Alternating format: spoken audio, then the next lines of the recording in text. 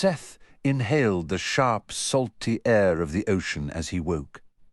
For a second he was confused, then remembered spotting the large freighter in the dark, a vessel travelling from New Zealand to Australia. It was a massive container ship, its deck stacked with towering metal boxes. He and Raxtus had tucked themselves near the stern, hidden behind a row of containers 7 high, shielded by another stack that rose even taller. The slender dragon rested beside him, eyes shut, his body coiled, the dawn light glinting on his pale silvery scales. Calvin was asleep near the dragon's tail, a hat covering his face, wrapped in a thin blanket. The sea was rough, making the ship sway noticeably. Seth stretched his wings out and then folded them back. One of Raxtus's eyes opened. "Is it morning already? We didn't get much sleep last night," Seth said. "We'd have gotten even less if we hadn't found this ride," Calvin mumbled, pulling the hat from his face. "I enjoyed travelling while unconscious," Raxtus remarked. "It's slower than flying," Seth noted, "but better than treading water for days," Calvin added, sitting up. "I'm absolutely starving," back in Hamburg. "I packed some crackers and cheese into my satchel," Seth mentioned, digging through his bag. "A couple of kiwis as well, though I really could use a knife and a spoon right about now." "Try cutting the kiwi with the unforgiving blade," Calvin suggested with a smirk. "That ought to teach it a lesson." Seth turned to the dragon. "Are you getting hungry, Raxtus?" "I'm perfectly fine," Raxtus replied. "Dragons aren't like people. We don't need to eat 3 times a day. Once or twice a week is usually plenty, though we make those meals count. Right now my mind is on something far more pressing than food." "What is it?" Seth asked, handing Calvin a portion of cracker and a slice of cheese. "Father is calling a muster," Raxtus said, his voice low. "What does that mean exactly?" Seth pressed. "I feel it like a gathering pressure in my thoughts," Raxtus explained. "I noticed it last night and tried to dismiss it, but this morning the summons is clear and impossible to ignore." "Summoning you to where?" Calvin inquired. Raxtus shut his eyes briefly. "The Carpathian Mountains in the Czech Republic?" "I can see the exact spot in my mind." He opened his eyes again. "Father is calling every dragon to join him, preparing for the final attack. Only those he has personally assigned elsewhere are excused." "Does every dragon have to answer?" Seth wondered. "A few stubborn loners might try to resist," Raxtus admitted. "But every one of us will hear the call and feel its pull." "Doesn't Celebrant realize you're with us?" Calvin asked. "He's basically revealing his location to you." "The muster call is a general broadcast," Raxtus clarified. "It goes out to all of our kind. He'd rather gather a massive army than fret over the handful who might ignore it or turn against him. I could find him anyway," Seth pointed out. "The Wizen Stone will guide me straight to his crown." "So, are we going after Celebrant next?" Calvin questioned. "Or the Demon King? I'm not sure which will be tougher." Seth admitted, his gaze drifting to the ship's churning wake. The sea air carried a sharp, salty tang, a stark reminder of how far they were from solid ground. "We managed well at Titan Valley," Calvin noted. "But Titan Valley was already in ruins," Seth countered. "The giants were still staggering from the dragon assault." "Father will be protected by his entire force," Raxtus stated. "Same goes for Orogoro," Seth added. "Most of the demons are locked away with him." "Is there a way to draw Celebrant out alone?" Calvin asked. "There has to be some method to separate him from the others." "Would he even agree to meet with you, Raxtus?" Seth proposed. "If you sent him a message?" Raxtus began to laugh, a dry, humorless sound. "Not likely. He's far too preoccupied to waste time on me. All his focus is on the victory he's dreamed of for centuries." He laughed again, harder this time, almost bitterly. "But there is one scenario where I could get near him." "How?" "I could challenge him to single combat," Raxtus said plainly. "For the crown? Could you actually win?" Seth asked, incredulous. Raxtus laughed even more, a sharp, almost frantic edge to it. Seth exchanged a glance with Calvin, who offered a slight, confused shrug. Was the dragon losing his mind? Collecting himself, Raxtus cleared his throat. Absolutely not. Father would crush me in a fight, but I wouldn't need to defeat him. I'd just have to get close enough to snatch the crown right off his head. How would you manage that? Seth pressed. I'm quick, I'm tough, and I can become nearly invisible, Raxtus listed. It's a huge risk, but it's a chance. You could be killed, Seth said, his stomach tightening with unease. Either of us could have died back at Stratos, too, Raxtus reminded him. If any dragons catch me, they'll try to end me. If Father gets his claws on me, I'm finished. But if you want that crown before this war concludes, this is our shot. Do you really think he'll accept your challenge? Seth asked. He won't want to delay the inevitable, Raxtus said, a grim determination in his tone.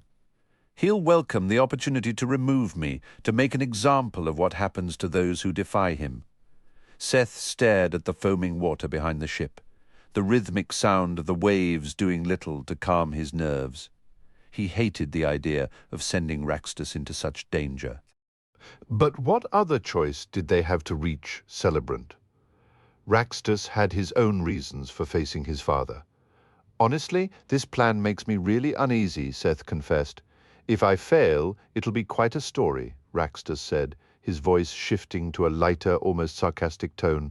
I'll join an exclusive little group of dragons who dared to challenge a king. If I succeed, well, I'll be infamous, probably the most notorious traitor to dragonkind since Arcadius became the first wizard. You know what? I'd rather be infamous than end up pathetic. Really? Seth asked, searching the dragon's expression. Really?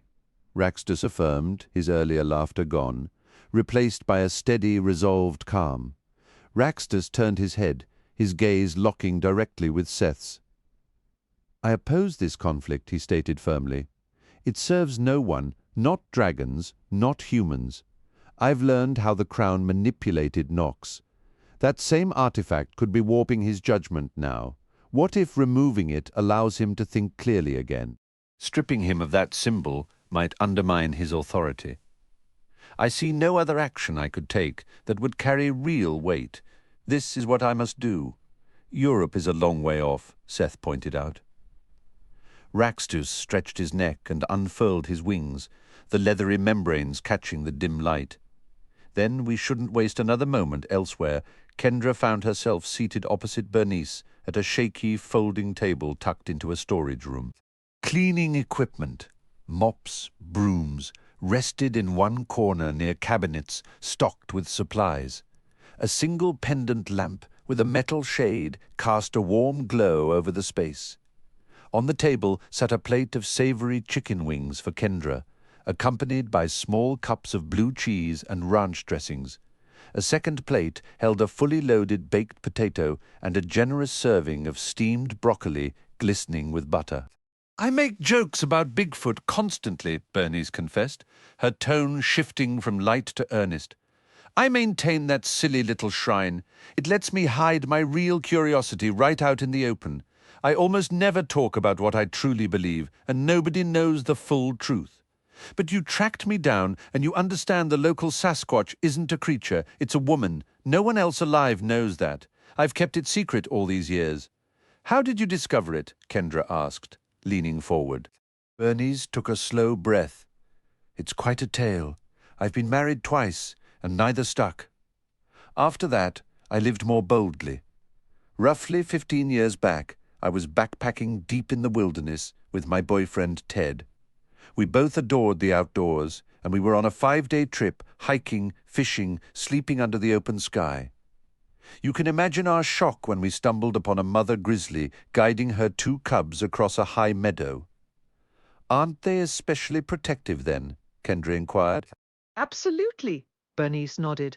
What did you do? I stood frozen. Ted let out a couple of shouts to make our presence known. After a heart-stopping moment, the bear gathered her cubs and moved off over a ridge. Once she was gone, we hurried the opposite way. We were just relieved she wanted nothing to do with us. We never anticipated seeing a grizzly, but we carried bear spray, so Ted got it ready just in case. We were moving quickly, maybe 200 yards along, when we heard this tremendous crashing behind us. We spun around, and there was that enormous mother grizzly charging at us like a runaway train, covering ground faster than any person could sprint. She was maybe 40 yards off when we first saw her coming. She secured the cubs, then came back for you, Kendra murmured. That's my guess. I'd always heard you should make yourself look bigger, so I threw my arms up and yelled while Ted struggled with the spray canister. That bear did not care one bit. She closed the distance in seconds. Ted shouted for me to get down, so I dropped and curled into a ball, hands protecting my neck. He let loose a cloud of spray at the very last instant, and then she was on him. "Oh, no," Kendra breathed. Bernice gave a slight tremble. From my position, I glimpsed him trying to curl up.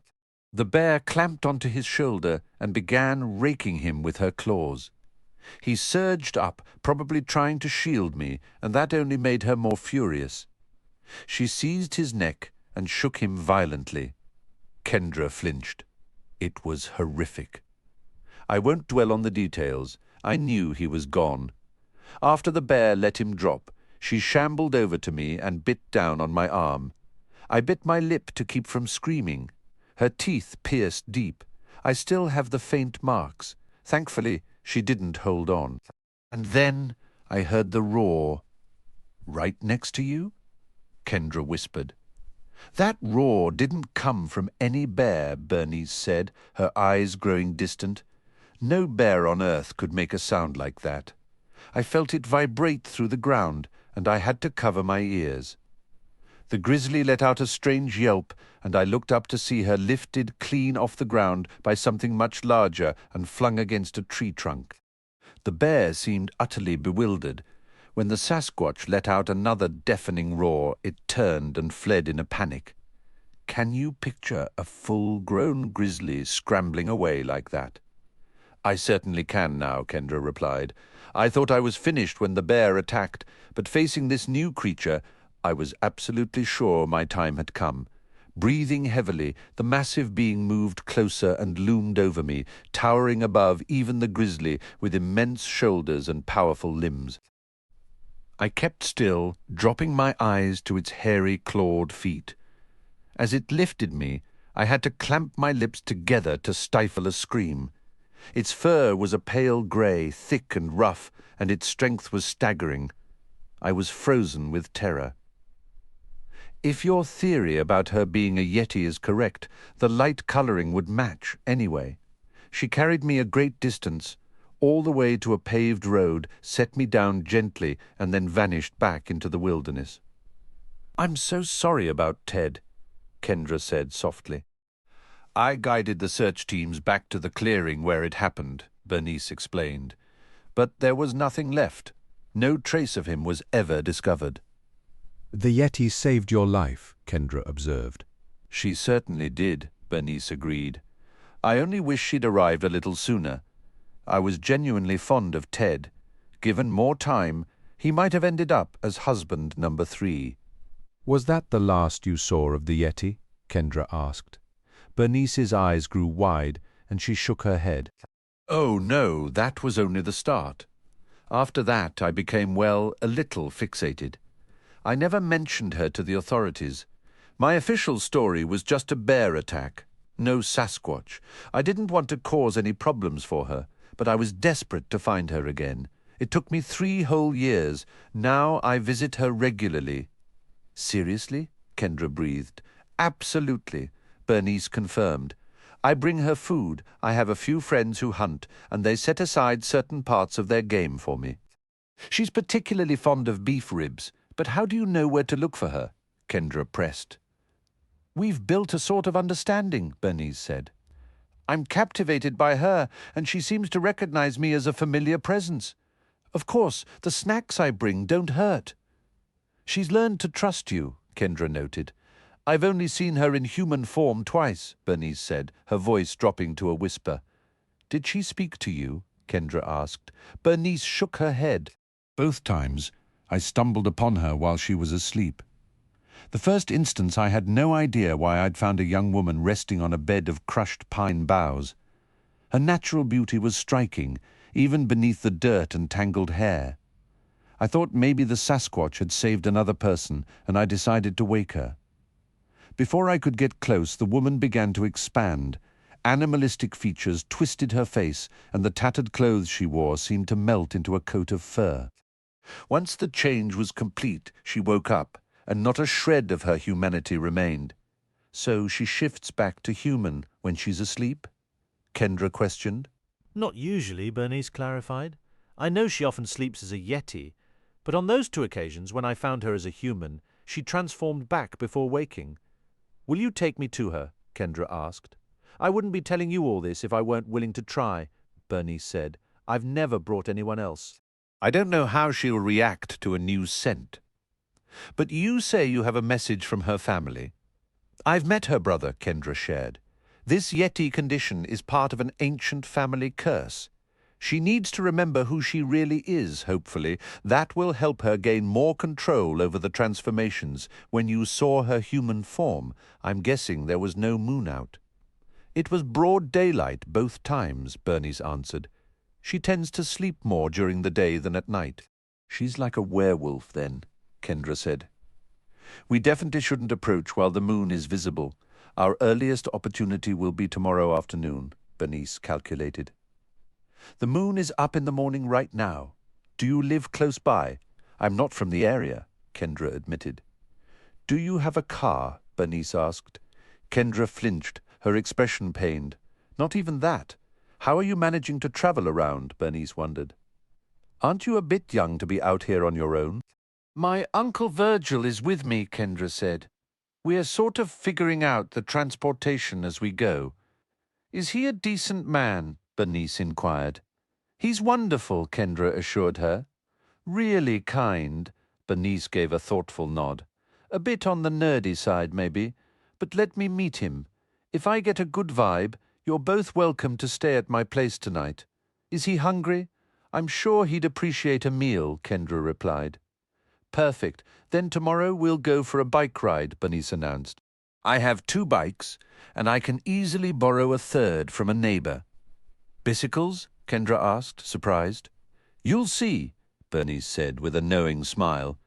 They drove along a winding road just past the Montana state line until they reached the east portal of the route of the Hiawatha. Bernice pulled her truck into the sprawling parking lot. Virgil jumped out and started unloading the bicycles from the back. High above, Noble and Glory circled in the sky. Kendra shielded her eyes from the afternoon sun, squinting up at the winged horses. Bernice glanced upward as well. Would you look at that? A pair of bald eagles. Kendra felt a private satisfaction, knowing how the flying steeds appeared to ordinary people. Do you see eagles around here often? Now and then, Bernice said. Virgil swung a leg over his bike, gave it a push to get rolling, and then hopped onto the seat, pedaling unsteadily before finding his balance. Seems like Virgil might need a little practice, Bernice observed with a chuckle. He never really had a bike before, Kendra explained. In truth, the satyr had practiced riding in the dark on Bernice's quiet street the previous night. Bernice lived in a modest home in a town called Kellogg, where Kendra had used the guest room and Virgil had stretched out on the couch. Handing Kendra a helmet, Bernice pointed out, "There's a headlamp on your handlebars and a backup light on your helmet." "Will I really need it?" Kendra asked. "This trail used to be a railroad line," Bernice explained. "The first tunnel is over a mile long. You'll be thankful for the light, and for that jacket I lent you. Probably best to put it on now." The afternoon was so pleasantly warm that Kendra couldn't imagine feeling cold, but she did as she was told. And even though she could see perfectly well in the dark, it seemed sensible to act like she needed the lamp. Bernice secured her own helmet, mounted her bike, and they set off.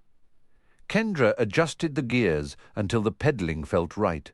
Then she and Bernice caught up to Virgil ahead. The gaping entrance of a tunnel awaited them. Bernice clicked on her headlamp, and Kendra followed suit, leading the way into the echoing blackness. The temperature dropped sharply as the entrance behind them shrank to a distant window of light. Water dripped steadily from the high ceiling and gurgled in deep drainage channels carved along the trail's edges. Kendra rode carefully, dodging puddles while trying not to slip on patches of mud. Before long, she could see neither the entrance nor the exit. The long, dark passage felt endless. She wondered where all the water was coming from as it seeped down the walls and trickled from overhead. Just how much mountain was piled above them right now? Her borrowed jacket did little to fend off the biting chill. As her fingers started to go numb, Kendra pedaled harder, working to generate some warmth. Eventually, the far end of the tunnel appeared, its sides straight and its top arched. They emerged into dazzling daylight. Both Virgil and Bernice had a muddy brown stripe up their backs from the wet trail. The tunnel's cold seemed to cling to them even under the warm sun. Kendra took off her jacket, switched off her light, and followed Bernice along the gently descending path. She slowed now and then to take in the stunning views of hills densely covered in evergreen forests. "This is incredible," Virgil called over to her. Kendra nodded, barely remembering to flick her light back on as they entered the next tunnel. Darkness enveloped them again, though this passage was shorter and not nearly as cold as the first. More tunnels followed, interspersed with breathtaking panoramas. They rode across towering trestle bridges, pedaling high above the surrounding treetops. They passed other bikers moving at a more relaxed pace, some with young children, and were occasionally overtaken by faster riders. Kendra kept one eye on the sky, where Noble and Glory were usually visible as distant specks. Her focus was on a scampering chipmunk when Bernice suddenly braked her bike. "We leave the path here," Bernice announced. Following her lead, Kendra and Virgil pushed their bikes up a steep incline, leaning them against a cluster of pines. "We walk from this point," Bernice explained. "It's about 2 hours, assuming the Sasquatch, or Yeti if you prefer, is where I last saw her move quietly.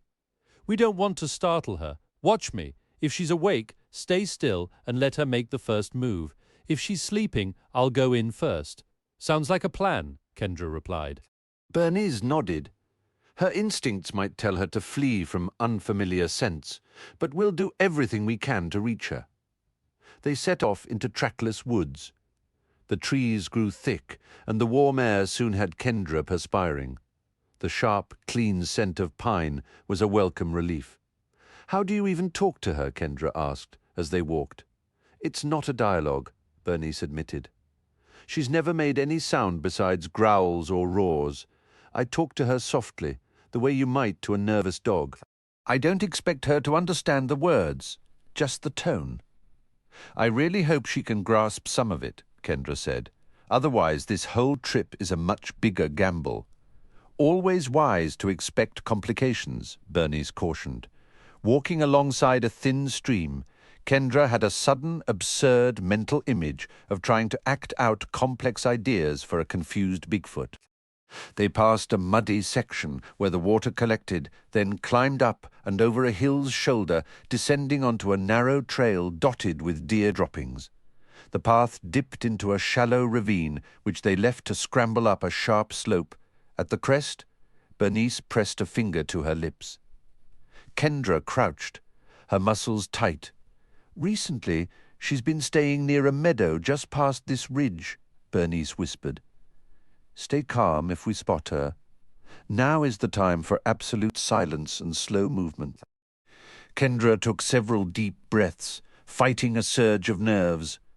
What if Magdalena's wild side was completely dominant? What if the presence of strangers triggered a violent rage? She forced the fears down. Thinking that way would only make her radiate anxiety. As she crept over the ridge, the Yeti came into view, much closer than she'd anticipated. The creature was lying on her side, her huge, furry back to them. Her massive ribcage rose and fell with each breath, the long, pale hairs on her coat shifting slightly. Kendra's stomach knotted.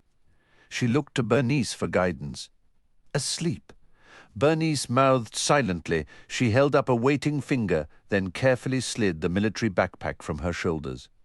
She pulled out several large, overstuffed plastic bags of raw meat. Just as she began to open one, the Yeti stirred. "It's just me, and I brought 2 friends," Bernice said, her voice a gentle murmur. The Yeti jolted, then sprang to her feet with shocking speed, crouching defensively before the 3 intruders. Kendra recoiled but forced herself to stand firm, trying to emanate stillness. The creature's hands and feet were enormous, tipped with dark claws. If she stood upright, Kendra guessed she'd be as tall as a street lamp. The Yeti jabbed a clawed finger toward Kendra and Virgil and let out a sharp, hostile roar. "They are friends," Bernice said, enunciating each word slowly and clearly. "They knew about you long before they knew me." The Yeti responded with a low growl and a dismissive huff. "We want to help you," Kendra ventured, her voice tentative. The Yeti snarled in reply, baring a mouthful of formidable teeth. "Your name," Kendra said, pushing forward. "Is Magdalena at the name?" The Yeti went completely still. Her aggressive posture softened. "That's right," Kendra continued, more confidently. "You are Magdalena. I was just with your brother, Merrick." "Do you remember Merrick?" The Yeti fixed Kendra with an intense, searching gaze. Then, cautiously, she shuffled a step closer, nostrils flaring as she sniffed the air. Kendra held perfectly still, glancing at Bernice, who met her eyes and gave a firm, encouraging nod. The Yeti moved closer, and Kendra extended her hand, palm open, as one might to a cautious animal. Instead of accepting the gesture, the creature grasped Kendra's shoulders with her powerful, large hands, leaning in to inhale the scent of her hair. After a moment, the Yeti settled back on her heels, nodding emphatically with quick, shallow breaths. "Do you smell him?" Kendra asked softly. "Can you catch Merrick's scent on me?" It felt like a lifetime since she had last seen him, back before everything changed with the fairy realm. The Yeti clapped her hands together once and nodded even more vigorously. "Merrick needs your help," Kendra continued, keeping her tone steady. "Your family needs you, Conrad. Nadia, Merrick, Gerwin. The dragons have started a war and they're gaining ground. The world needs the legendary dragon slayer, the one who earned the Yeti's fang. Magdalena, do you understand any of this?" The Yeti let out a rough chuff and stamped a foot. Then she shifted, sitting cross-legged with a straight back, her hands resting on her knees. Her breathing grew deeper, her eyes slowly closing.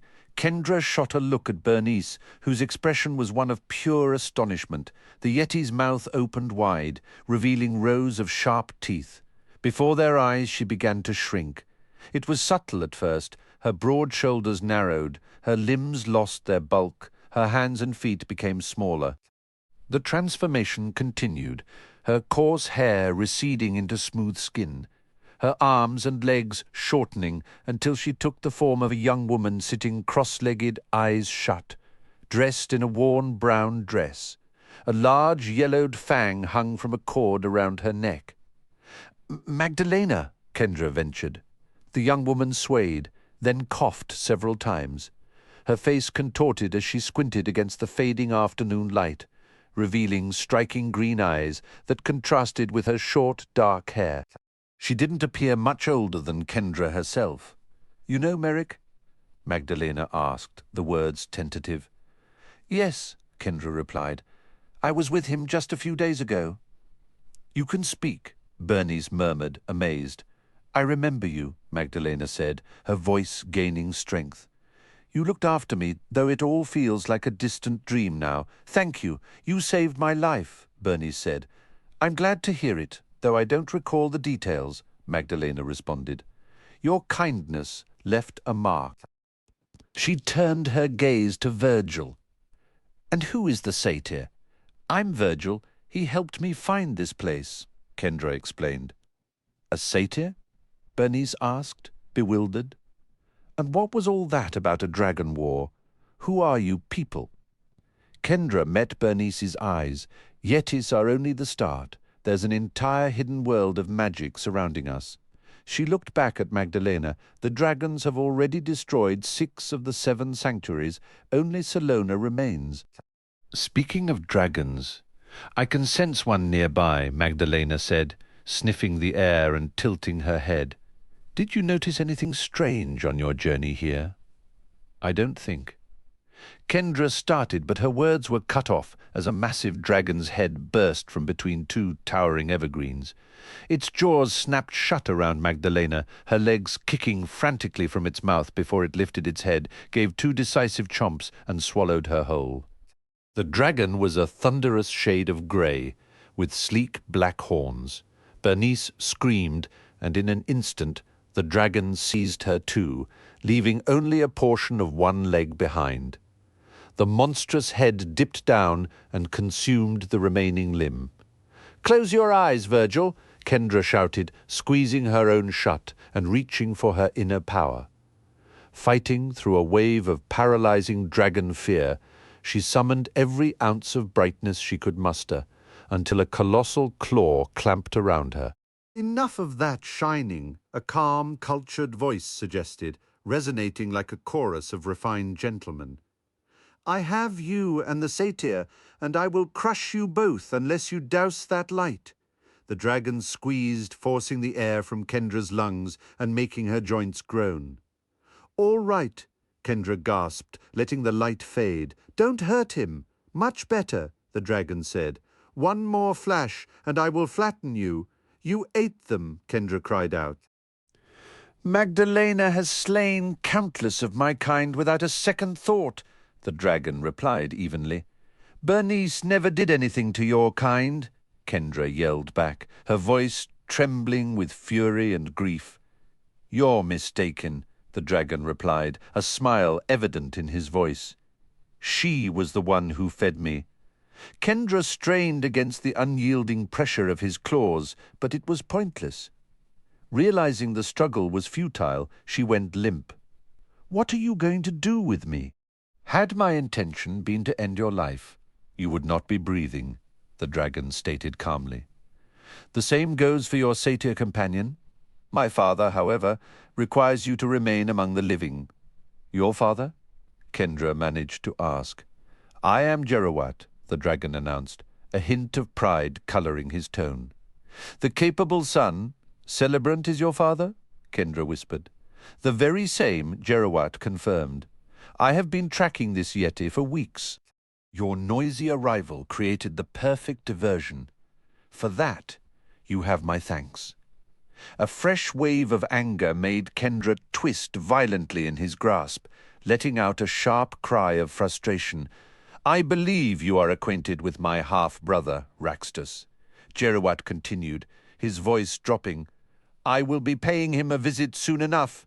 Then, just as suddenly as he had seized her, the dragon opened his claws. Kendra dropped to the ground as Jerowat whirled around and launched himself away, his powerful body snapping a couple of pine trees like twigs. In a blink, he had vanished into the forest, leaving only the sound of settling debris. Kendra looked over to see Virgil sitting a short distance away, the satyr's face pale with shock.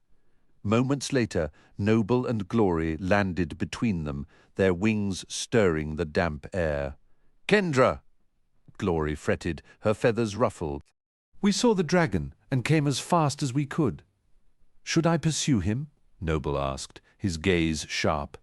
"No," Kendra said, her voice trembling as she fought to control her emotions, pushing back the hot sting of tears. "We've already suffered enough loss for one day." A steady drizzle fell outside the mountain cave, darkening the moss at its mouth and dripping from the surrounding foliage. Inside, Seth leaned against the rough stone wall, carefully sealing the inflamed gash on his leg with more surgical glue. From his dry vantage point, he watched the gloomy Slovakian afternoon, waiting for Raxtus to come back. After days of arduous flight and scavenging for supplies, they had finally reached this remote hideout that morning. As they neared their destination in the Czech Republic, Raxtus had insisted they take shelter in these mountains, while he sought out a dragon courier, someone brave or foolish enough to carry his formal challenge to King Celebrant. Approaching the dragon gathering unannounced, he warned, "Would be a death wish. Do you think he'll actually find one willing to help?" Calvin asked, breaking the long silence. "If not, we'll need a new strategy, and fast," Seth replied, his eyes still on the grey landscape. "But there should be plenty of dragons heading that way. One of them has to listen." Eventually the rain softened to a faint mist, clinging to every surface. The air at the cave entrance began to waver and distort, a shape forming within the haze until Raxtus materialized, his silver scales gleaming with rainwater. He gave a quick shake before stepping inside. "Any luck?" Seth asked immediately. "I found one," Raxtus said, a note of relief in his voice. "A younger dragon with bronze scales, not much bigger than I am. The first two I tried to speak with just wanted to fight, didn't even let me finish a sentence. I was beginning to think no dragon would ever grant me a moment's peace to talk." "What happened with the ones who attacked?" Calvin inquired. "I evaded them," Raxtus said, with a dismissive flick of his tail. "More of a nuisance than a real threat. So what's next?" Seth pressed. "Now we wait," Raxtus answered. "I arranged for a signal. A specific tree will be set ablaze tonight if my father accepts the terms of the challenge." "You really went through with it? You formally challenged Celebrant?" Seth asked, the sheer audacity of it hitting him anew. "Please, don't say it out loud," Raxtus muttered, looking away. "But yes, I did." "How did the messenger dragon react?" Calvin wondered. "Her name is Pisa," Raxtus said. "She laughed right in my face. Honestly, she seemed thrilled to deliver the message.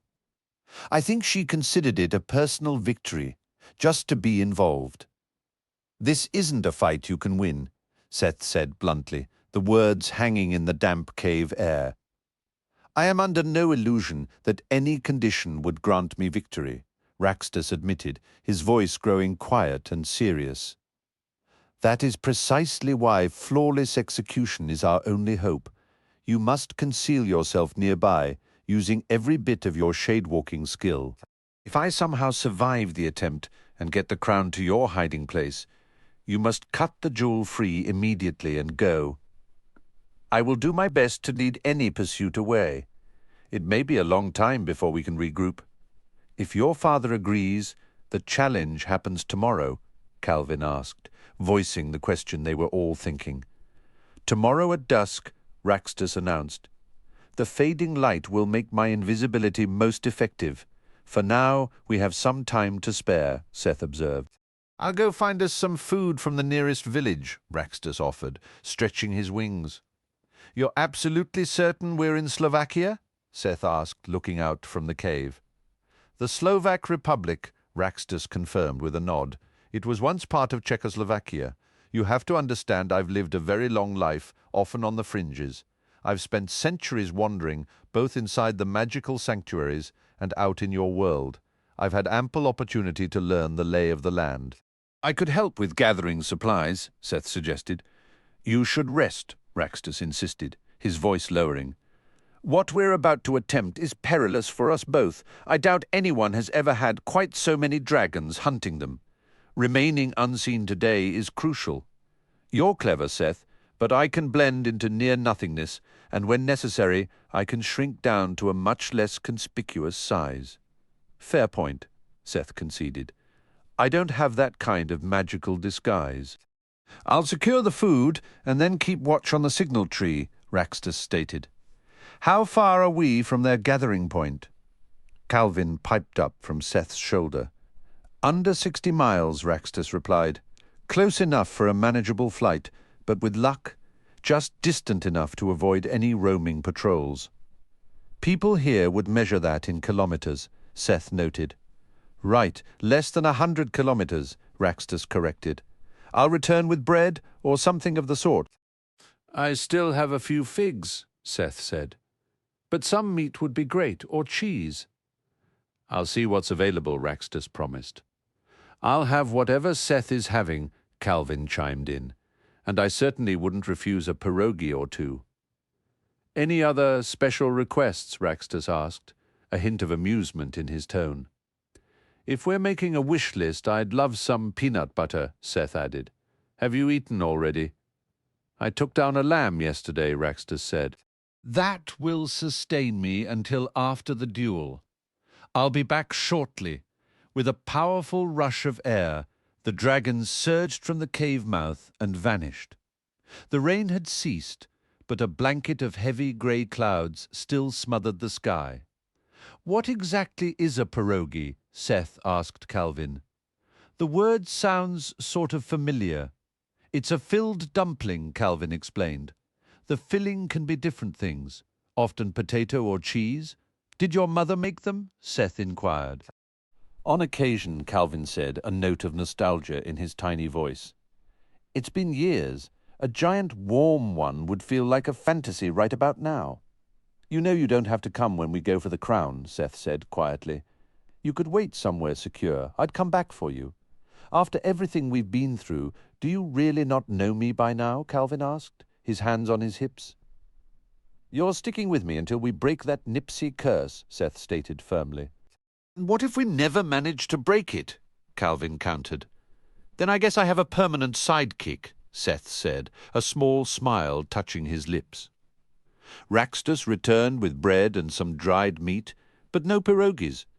There was no cheese or peanut butter either. The dragon departed once more, and when he came back that evening, he reported that the designated tree was now burning brightly, a clear signal that the duel was set for the following day. Once full darkness had settled, Raxtus insisted on leaving again to reconnoitre.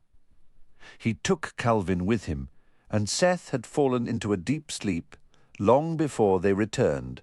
The next morning, Seth woke to find Raxtus slumbering at the cave entrance like an enormous, scaly watchdog. Calvin was already up, performing a series of vigorous little exercises. As Seth began to unwrap the bread for breakfast, Raxtus stirred, one great eye cracking open.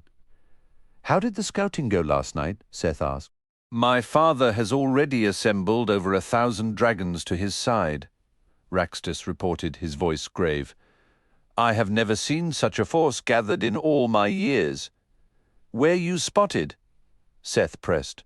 Really, Raxtus said, the sarcasm thick and unexpected. Allow me a little professional pride. When I'm by myself and intend to stay hidden, I'm practically a ghost. Hey, Calvin protested from a nearby rock, not entirely by yourself. You're small enough to be just as sneaky, Raxtus conceded. So what's the plan? We found a vantage point where you both can observe the duel, Raxtus explained. We'll be that close? Seth asked, surprised. You need to be able to see everything clearly, Raxtus stated, his tone shifting back to deadly seriousness. If I fall, you must escape immediately and formulate a new strategy. If I succeed in taking the crown, be ready with your sword. With the stone set in it, my father will like to be able to trace its location. Your task will be to cut it free. If you take the stone out slowly, we're both finished, Raxtus warned. Seth frowned. I'll be right there if I can see you. But what if they catch my scent? I packed your hiding spot with herbs, Raxtus explained. It'll smell pleasant to you and should cover your trail. Timing is everything. My arrival will distract them. You move in after I do. Calvin knows the way to your position. I'm concerned Father might sense something off about my challenge. You don't stay king of the dragons without expecting trickery at every corner. This all hinges on you staying completely hidden. Are there guards at their camp? Seth asked, tearing off a piece of bread. Lazy sentries at best, Raxtus replied. Shrouded Valley is shielded by magic that keeps mortals away. And honestly, who's going to mess with a whole horde of dragons? Last night, no patrols came near the spot I picked for you. Your lookout is farther back from the dueling ground than where the dragons will crowd to watch. The fight's at dusk? Seth checked. Right, Raxtus confirmed. My shade walking is strongest in total darkness, Seth noted. But dragons see the worst in twilight, Raxtus countered. Our vision is sharp in daylight, and we see fine at night, but those in-between hours give us the most trouble. It's our one real blind spot. Sounds like you've thought this through, Seth said. Our lives depend on it, Raxtus stated flatly. This is a long shot. Once I'm close enough to grab the crown, Father will have a clear chance to seize me. If that happens, you run. Don't look back. You're being really brave, Seth offered. Low risk, low reward, Raxtus said with a shrug. I'm already an outcast among dragonkind. I'd rather help my actual friends. And truthfully, if Father can be stopped, it'll be better for all dragons, even if they're too stubborn to see it yet. The day dragged for Seth. Raxtus insisted they remain inside the cave, out of view of any dragons heading to the gathering, and Seth reluctantly agreed. Now that he was rested from his long flight to Europe, the forced inactivity chafed at him, leaving him alone with his thoughts. Staring into the deep blackness of the unforgiving blade, he felt a strange tug, a reckless impulse, not unlike the urge to jump when standing at a cliff's edge. The blade seemed to whisper promises of nothingness, an end to thought, to existence, to all the pain and worry. What if he died trying to take the stone from Celebrant? So many of his problems would just vanish. He wouldn't have to face Kendra or his grandparents after unleashing the undead from the Blackwell. No one would have to awkwardly pretend to forgive him for all the damage he'd caused. He wouldn't have to figure out how to forgive himself. As the afternoon light faded, Raxtus prepared to leave, instructing Seth to wait a precise half-hour before following. Raxtus would take a winding path, so he'd arrive from a different direction than Seth's approach. Seth dug a stopwatch from his satchel to time his departure. Exactly. Do you know the way? Seth asked. Calvin, as the countdown ended. Raxtus went over the entire route with me, Calvin assured him. We'll keep low and use the tree cover all the way to the valley. Won't miss this cave, Seth muttered. I'd almost rather fight Celebrant myself than spend another day sitting here. Careful what you wish for, Calvin quipped. Seth connected with his power, ensuring he was shade walking before he flew out of the cave mouth. Calvin perched on his shoulder to murmur directions into his ear. It wasn't efficient flying. Ignoring the best air currents, Seth hugged the ground, dipping into ravines and skirting the bases of hills and mountains. For a long stretch, he glided just a few feet above a narrow river, soothed by the sound and smell of the rushing water. After leaving the river behind, he flew about a dozen feet above a winding trail. The sun had set while they followed the watercourse, and now the colors on the horizon were softening into gloom. We're getting close, Calvin whispered cautiously. The dueling ground is just past that hill up ahead. Our refuge lay on the opposite slope of the hill, just to the right of the peak. If flying beneath the canopy wasn't possible, we'd have to cover the remaining distance on foot. The hillside was thick with trees, but Seth trusted his astrid wings. He skimmed low, brushing the tops of shrubs, slipping under the heaviest boughs and navigating the maze of trunks. Through gaps in the branches overhead, he spotted several dragons circling high above, likely lookouts. Confident his shade walking was fully active, he sped up the incline. Just before reaching the hill's shoulder, Seth touched down without a sound and continued forward on foot. He moved with care, avoiding dry leaves and rustling foliage. Calvin whispered directions until they discovered a small, sheltered hollow on the hill's far side.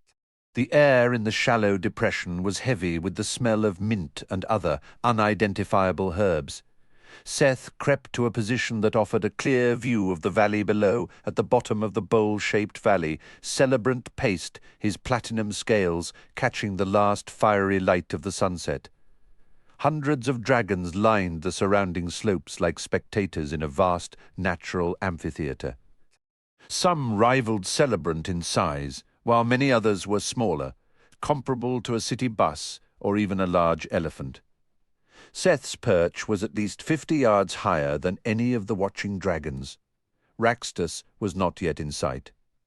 Seth waited, observing the restless crowd below, tails swishing, necks coiling, leathery wings fanning the air. A few scuffles broke out, dragons snapping at each other with bared teeth and claws. Finally, Celebrant's powerful voice echoed through the gathering dusk. "Come forward, Raxtus the Fatherless, and face your destiny." From a distant ridge, Raxtus glided down and landed in the valley facing Celebrant, looking like a child's toy next to the massive monarch. Seth had witnessed Celebrant defend his crown once before, but that opponent had been nearly his equal in size. Raxtus appeared heartbreakingly small and alone. "I challenge you for the crown," Raxtus declared, his voice thin and barely carrying. Celebrant's laugh was a deep, rolling sound. "As you wish. You are a criminal and a traitor." He glanced around at the assembled dragons. "I must admit, I am surprised you actually came and that you came alone. I thought it might be some theatrical trick. I am pleased you have volunteered for your execution and that I get to deliver the sentence." Magical orbs of light flared to life around the valley's base, flooding the arena with a harsh white glow. The scales of both dragons, large and small, glittered under the illumination. "Prepare to defend yourself if you can," Celebrant announced. "This contest begins now." Save the speeches, Raxtus retorted. With a thunderous roar, Celebrant surged forward. Raxtus darted sideways, just out of reach. Celebrant wheeled to cut him off, but the smaller dragon performed a series of acrobatic twists and turns to evade his father. Suddenly, fast as a viper, Celebrant's head shot forward, teeth snapping shut on empty air as Raxtus dipped and spun away. Then Raxtus vanished from sight. A heavy thud sounded behind Seth, slightly closer to the summit than his hiding spot with Calvin. Seth looked up to find himself staring into the eyes of a maroon dragon with forked horns. "Well, hello there," the dragon said in a calm, masculine voice. "Did you really believe you could approach Celebrant's gathering unnoticed? Did you imagine all dragons are blind, deaf, and devoid of scent? Tell me, are you merely a fan of dragon duels? Or perhaps a would-be saboteur?" "Just here to watch the fight," Seth said, his mind racing with how this dragon could ruin everything. "Then by all means enjoy the spectacle," the maroon dragon replied amiably. "I wouldn't want to miss it either." "This is ridiculous." Celebrant bellowed from the valley floor, turning in a slow circle before pausing to sniff the air. "You lived as a fool. Must you insist on dying like one too?" "You fight your way. I'll fight mine," a faint voice answered from nowhere. Celebrant lunged toward the sound, jaws clashing shut on emptiness. And then, in that instant before he pulled his head back, his crown lifted from his horned brow, shrinking as it flew away from him into the night. Raxtus soared toward the far side of the valley, leaving Seth concealed on the opposite slope. Seth's mind raced. How many dragons had truly seen the crown vanish? Could the ensuing chaos provide enough cover from the maroon beast now addressing him? "Thief!" Celebrant's roar shook the air. "Raxtus, you spineless worm! I will see your remains scattered!" A jet of fire erupted from the Dragon King's jaws, painting the sky. The maroon dragon's head swung close to Seth's hiding place. Its tone remained deceptively even, yet carried a razor-sharp warning. "Maybe the boy with wings on this hillside understands this treachery. Tell me, where is my crown?" "Find Raxtus." Celebrant's command echoed off the stone. "This duel is finished. That coward never intended to fight. He's stealing the crown." At his words, the swarm of dragons encircling the valley took to the air, darkening the sky like a storm of agitated bats. Seth's hand hesitated between Vasilis and the unforgiving blade. Vasilis promised raw power and courage, but its brilliant glow would act like a beacon. "Speak now if you value your life," the maroon dragon hissed. "You're completely trapped," Calvin's voice shouted unexpectedly from behind the creature, having slipped away unseen. The dragon twisted toward the noise, momentarily baring its neck. Seizing the opening, Seth drove the unforgiving blade deep into the scaled hide behind its skull. The dragon stiffened, trembled violently twice, then went slack. "You've won," it whispered, its voice fraying. "The top of my head, please?" "What are you talking about?" Seth demanded. "Remove the blade, and I'll bare my skull," the dragon strained to say, each word a labor. "I give you my word." Seth yanked the blade free. The maroon dragon lowered its head to the ground, presenting the crown of its skull. After several forceful cuts and a final, decisive thrust, Seth was certain the creature was dead. Almost instantly, an invisible weight dropped beside him, flattening a section of brush. Celebrant's crown landed at Seth's feet, clearly sized for Raxtus. Two swift strikes from his dark blade pried the gem loose from its setting. "I'm right here," Calvin cried, scrambling up Seth's leg. Seth seized the stone and launched into the air. Snatching the broken crown in his jaws, Raxtus darted away in a different direction. Seth plucked Calvin from his pant leg and tucked him into a pocket, pouring all his energy into shade walking. Seth flew fast and low, skimming the treetops instead of dodging between them.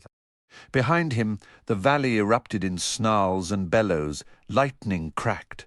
Fireballs bloomed amidst a tangle of wings and talons. Keeping low to the land, Seth focused solely on speed. Glancing back, he saw a chaotic knot of dragons, many crashing into each other, snapping and tearing.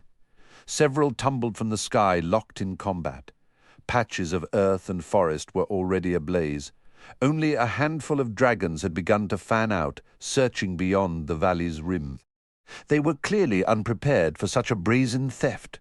Seth pushed harder, widening the gap between himself and any possible chase. The dragons were hunting one of their own. They had no idea he had ever been there, and their search perimeter was expanding far slower than he was flying. Soon the sky behind him was empty. Meanwhile, astride Glory, Kendra gazed up at a snow-dusted peak. Astonished, they had already reached the Andes. Their goal must be near. She and Virgil had flown straight from summer in the north to winter in the south.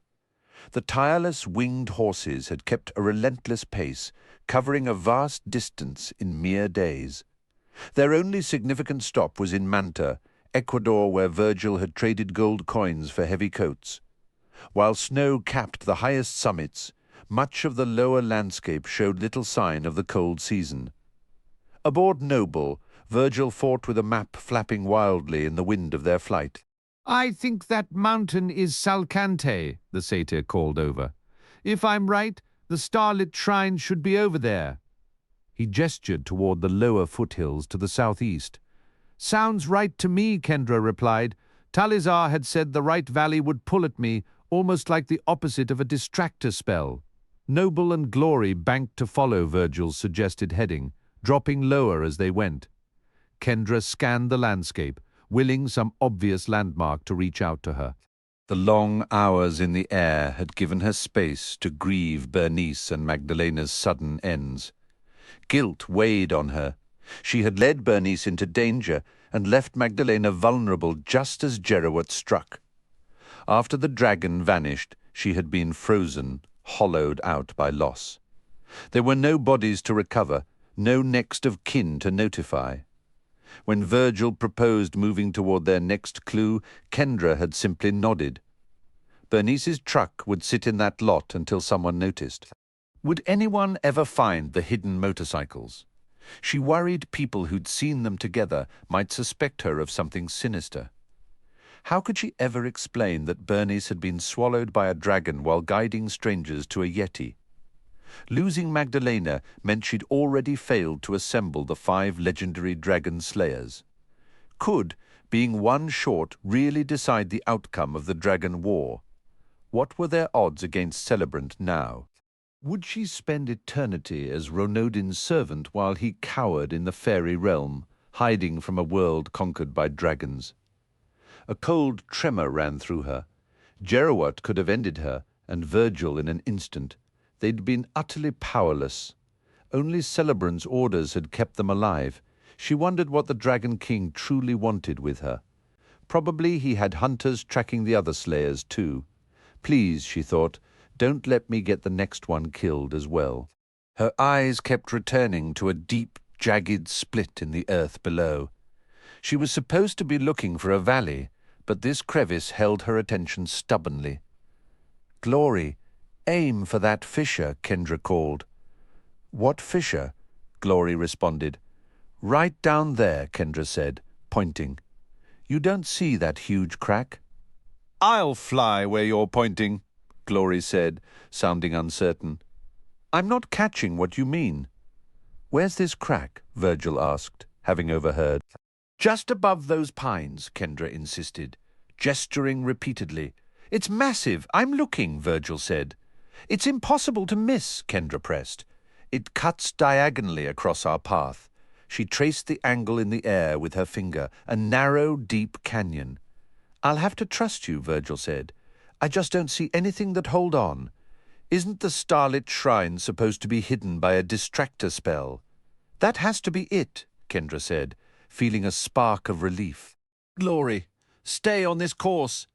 They were nearly at the fisher's mouth when Glory suddenly exclaimed, There it is! Where did this come from? How did I miss that? Noble added, sounding astonished. Fascinating, Virgil murmured. We must have passed the spell's boundary, Kendra concluded. Gliding downward, Glory slipped into the gap, diving into deepening shadow. The ravine walls gradually widened, allowing the winged horses to spiral down. The chasm floor came into view, lit by silver lanterns on tall poles. Kendra made out 4 large wooden cabins, 2 at opposite ends of the ravine floor, and 2 closer to the center. The end cabins were built over pools of water, one steaming and bubbling, the other calm and still. A handful of fairies scattered from the tall grass where the horses landed, darting into flowering bushes. Overhead, the sky was dark enough that stars glittered visibly. This is strange, Kendra whispered. Virgil followed her gaze upward. The starlit shrine. This chasm is so deep you can see stars in the afternoon. I'd guess direct sunlight only reaches here for a short time each day. A correct observation, approved a rough, scratchy voice. Startled, Kendra spun to see a tall, gaunt demon emerging from the cabin over the steaming pool. Leaning on a cane, he hobbled slowly toward them. His brown tunic draped loosely over his thin, wiry frame. His limbs appeared delicate, almost brittle, and his pale, featureless face was deeply lined. His feet moved with a slow, flapping motion like a swimmer's fins. Batusa? Kendra ventured. The demon offered a twisted smile. You have located the starlit shrine? Visitors are rare in these deep places. You are the girl called Kendra? This is my companion, Virgil, Kendra replied, gesturing, and our horses. Your steeds may feed here, Batosa said, his gaze lingering on the animals. My fairies maintain this improbable greenery. The satyr is free to amuse himself. Come. Kendra looked to Virgil, who gave a subtle nod. I'll find some amusement, he whispered. She slid from her saddle and approached Batusa, who stood well over 8 feet tall. He guided her toward the cottage perched above the misty water. A wooden ramp crossed part of the thermal pool, leading to a small front porch. Hot springs? Kendra asked. This is my winter residence, Batusa explained. The warmest of my 4 homes inside. The space felt snug and rustic, if a bit close. 4 portraits dominated the walls, each depicting a demon. One was unmistakably Batusa. The others shared his peculiar features, though one appeared youthful, another in robust middle age, and the third notably portly. Is that your family? Kendra inquired. They are all me, my dear, Batusa said. I change with the seasons. Kendra studied the paintings again. You grow young in the spring and plump with the autumn harvest, he confirmed. I dwindle in the winter, a predictable cycle. In this season, my hunger for meat becomes unbearable. I don't suppose either of your mounts is available for purchase. No, Kendra said, a chill running through her. He rubbed his slender, long-fingered hands together. I would offer a fortune. They're my friends, Kendra insisted firmly. We need them for travel.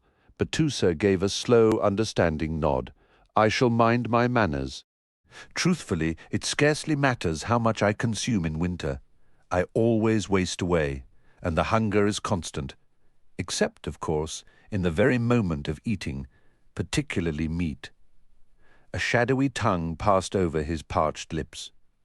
Who lives in the other houses? Kendra asked, shifting the subject. Batusa offered a slight bow. I do as the seasons turn. My summer home rests over frigid waters, making it my chilliest dwelling, and so on. Now, tell me why you have come. I'm searching for the legendary dragon slayers, Kendra stated. You have taken on the burden of slaying Celebrant, Batusa observed. That's the intention, Kendra said. Everything unraveled when I tried to awaken Magdalena. You found her? Batusa asked, leaning in. Yes. What transpired? We were ambushed by a dragon named Jerowat, Kendra explained. Celebrant's son, Batusa said, his interest visibly sharpening. A formidable creature. He consumed Magdalena and our guide, Kendra said quietly. They must have been exquisitely flavorful, Batusa replied, flexing his fingers, the knuckles standing out like knots. I would consider Jerowat among the most lethal predators alive, speaking individually. We attempted to recruit him once, but cooperation is not in his nature. He is dragonhood, pure and unadulterated. What does that mean? Kendra pressed. He operates alone, Batusa clarified. He answers to no one but his father. Celebrant employs him as an assassin, a problem solver. Jerowat tackles the most difficult tasks, which leads me to wonder, how is it you are still breathing? He released us? Did he indeed? Batusa mused. He had directives from his father then. He made no attempt to capture you. He held me in his claws, Kendra recalled. That must have been agonizingly tempting for him, Batusa said with a hint of sympathy. Human flesh is considered a rare delicacy. It seems Celebrant has other designs for me, Kendra offered. Batusa nodded with vigorous enthusiasm. Doesn't that pique your curiosity? Why would the schemes of a known enemy involve neither your death nor your captivity? It strikes me as unusually charitable. I suppose it doesn't add up, Kendra conceded. How long after you discovered Magdalena did Jerowat strike? Batusa probed, almost at once. And what does that suggest to you? Wait, Kendra said, the realization dawning. He was tracking us. Or your location was somehow revealed, Batusa said. Could he still be following you now? I can't think of any other reason he'd let you go, Batusa remarked. Kendra shifted uncomfortably. How do I shake him off my trail? Have you been given any presents recently? Batusa inquired. Maybe from a dragon? Kendra gave a quick head shake. Let me think. I've got my outfit, my bow, my bag of winds. I've had those for ages. Hold on. No, tell me I'm not that naive. What is it? Batusa pressed. Renaudin gave me a necklace for Virgil, so he'd look human to regular people. Virgil wears it. But why would Renaudin set me up? He freed me so I could make problems for the dragons. Batusa gave a casual shrug. Renaudin is notorious for playing both sides. The dragons helped get him into the fairy realm. May I take a look at that necklace? Kendra walked to the cottage door, pulled it open and called, Virgil, come here, please. The satyr hurried over, his face etched with worry. It's not an emergency, Kendra assured him. At least, not right this second. The satyr clomped up the porch steps and came inside. What a fine fellow, Batusa said. You know, in all my years, I've never sampled satyr. Just try a goat, Virgil suggested. You'll get the general idea. I'm not particularly fond of goat, Betusa replied, making a face. But in desperate times, I suppose anything will do. He needs to see your necklace, Kendra explained. Virgil removed it and passed it over. Betusa rolled the pendant between his thin fingers. He held the small mask hanging from the cord up to one eye, then gave it a quick lick. This does more than hide the satyr, Betusa announced. The pendant also has a tracking charm on it. Ronodin. Kendra groaned, a wave of anger and embarrassment washing over her. She remembered the sly smile he'd given her when he handed it over, a detail she'd foolishly dismissed as charm. How did I buy into this? I know he's not trustworthy. He tricked you the same way he deceives everyone who works with him, Betusa said. He's clever and he's resourceful, but loyal? Never. I could have stopped this, Kendra said, her voice flat. Bernice and Magdalena are dead because I took that necklace from him. Bernice and Magdalena were killed because we're fighting a war against the dragons, Virgil stated firmly. They died because of Ronodin's actions. You were just a tool he used. What else have I overlooked? Kendra asked, struggling to keep panic from her voice. Are the demons using me too, without a doubt, Betusa confirmed. To kill Celebrant? Okay. And what else? Kendra demanded. Betusa spread his hands wide. Whatever you'll allow right now, taking down Celebrant would be a huge victory. What should I do with the pendant? Kendra asked. Use it as bait, of course, Betusa said. Send it heading the wrong way. That might work, Kendra conceded. We'd need someone to take it. I have a few vultures I use as couriers in a crisis, Betusa offered. I could send one of them to Venezuela with the pendant. That should do the trick. What's the price? Kendra asked. We demons want you to beat Celebrant, Betusa said. I helped you find out the pendant is tracking you, and I'll gladly send Jeruat on a wild goose chase. Thanks, Kendra said. As much as I'd enjoy eating your horses, I know you need a way to travel, Betusa added. How else can I help? Do you know where we can find other legendary dragon slayers? Kendra asked. I can point you to one of them, Betusa said. I've made a long study of Gerwin. He's the youngest, isn't he? Kendra verified. The youngest of the 5 ancient dragon slayers.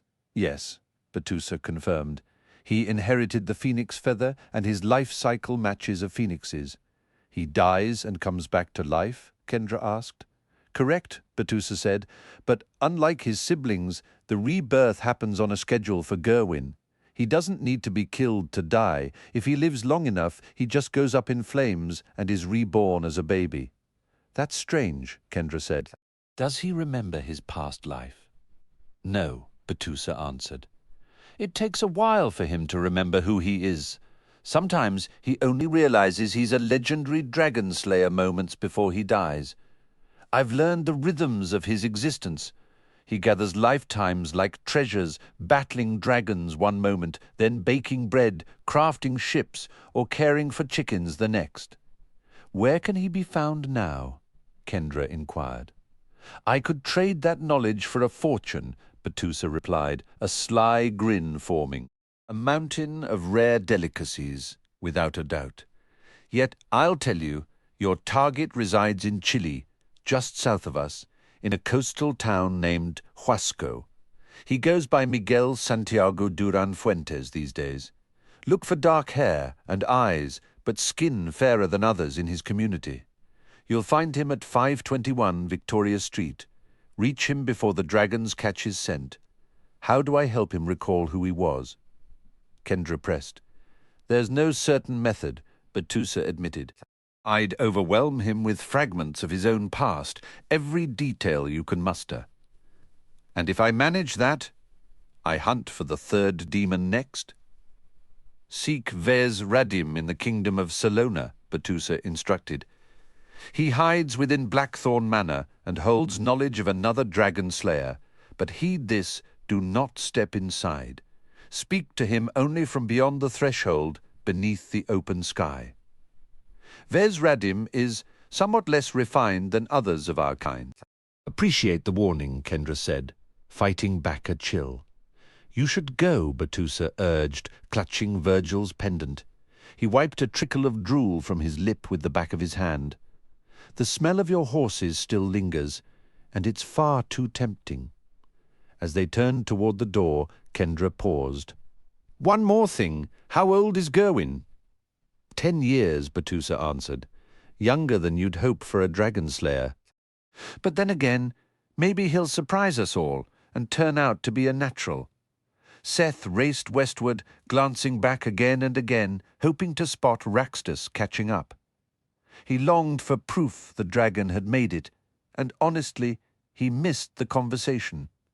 Over Germany, he climbed higher, chasing favorable winds, even if it meant becoming more visible. By the time he crossed the English Channel, the hope of seeing Raxtus had faded.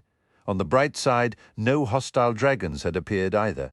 I think we actually pulled it off, Calvin remarked. Hard to believe, Seth admitted. There were so many of them, and they were furious. Anger doesn't always make you clever, Calvin mused. I was sure we were finished when that red dragon appeared. You're the one who distracted him, Seth said. You landed the blow, Calvin countered. That's the tough part. The unforgiving blade certainly doesn't mess around. Sometimes I worry it works a little too well, Seth murmured. Where do we go from here? I've been turning it over in my head, Seth confessed. The Wizen Stone could lead us to the Shoreless Isle and the entrance to the new demon prison. But getting inside, that's the real challenge. Reaching the Demon King might be the hardest step in this whole mess, let alone walking away alive. Don't forget, you're not completely alone, Calvin reminded him. True, but my list of allies is short. And if we only count those who might know how to break into a demon prison, it gets even shorter. What about Dragonwatch? Seth sighed. How many of them actually trust me? They remember me as Ronodin's helper, the one who triggered Wormroost's fall and kicked off this dragon war. Would any of them hand me the keys to the demon prison? Fair points, Calvin conceded. The whole purpose of Dragonwatch is to keep that prison sealed, Seth continued. They won't help a known traitor with a cursed sword collect ethergem fragments for himself. Besides, they'll be busy fighting off Celebrant and his army of 1 billion dragons. So where does that leave us? Calvin asked. I've burned too many bridges, Seth said, frustration edging his voice. I've racked my brain, and only one person comes to mind who has the resources and might actually hear me out. The Sphinx. Wasn't he aligned with Ronodin? He'll work with anyone if there's something in it for him, Seth explained, and he spent centuries studying how to break into the demon prison. Sure, he's dangerous, but at this point, safe options are pretty much off the table. Do you even know where to find him? Not a clue, Seth admitted, the wind whipping past them as they flew on into the unknown. I haven't laid eyes on him since we left the Phantom Isle.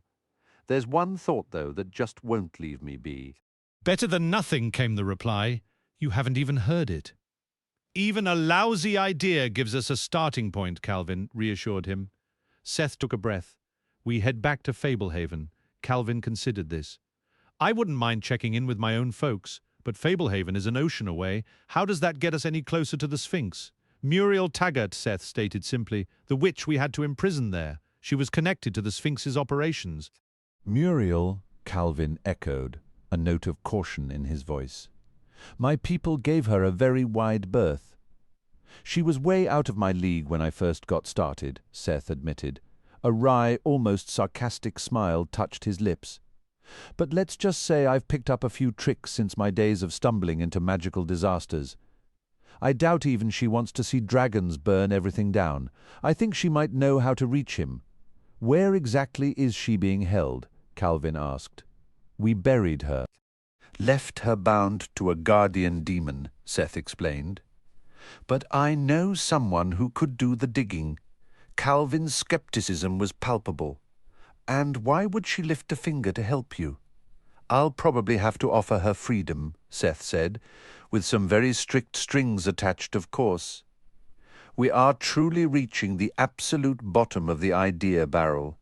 Calvin sighed, running a hand over his face. You're sure there's no other path to the Sphinx? Sometimes the bottom is all you've got to stand on, Seth countered, his tone shifting from weary to resolute. Let's find a spot to rest here in Ireland.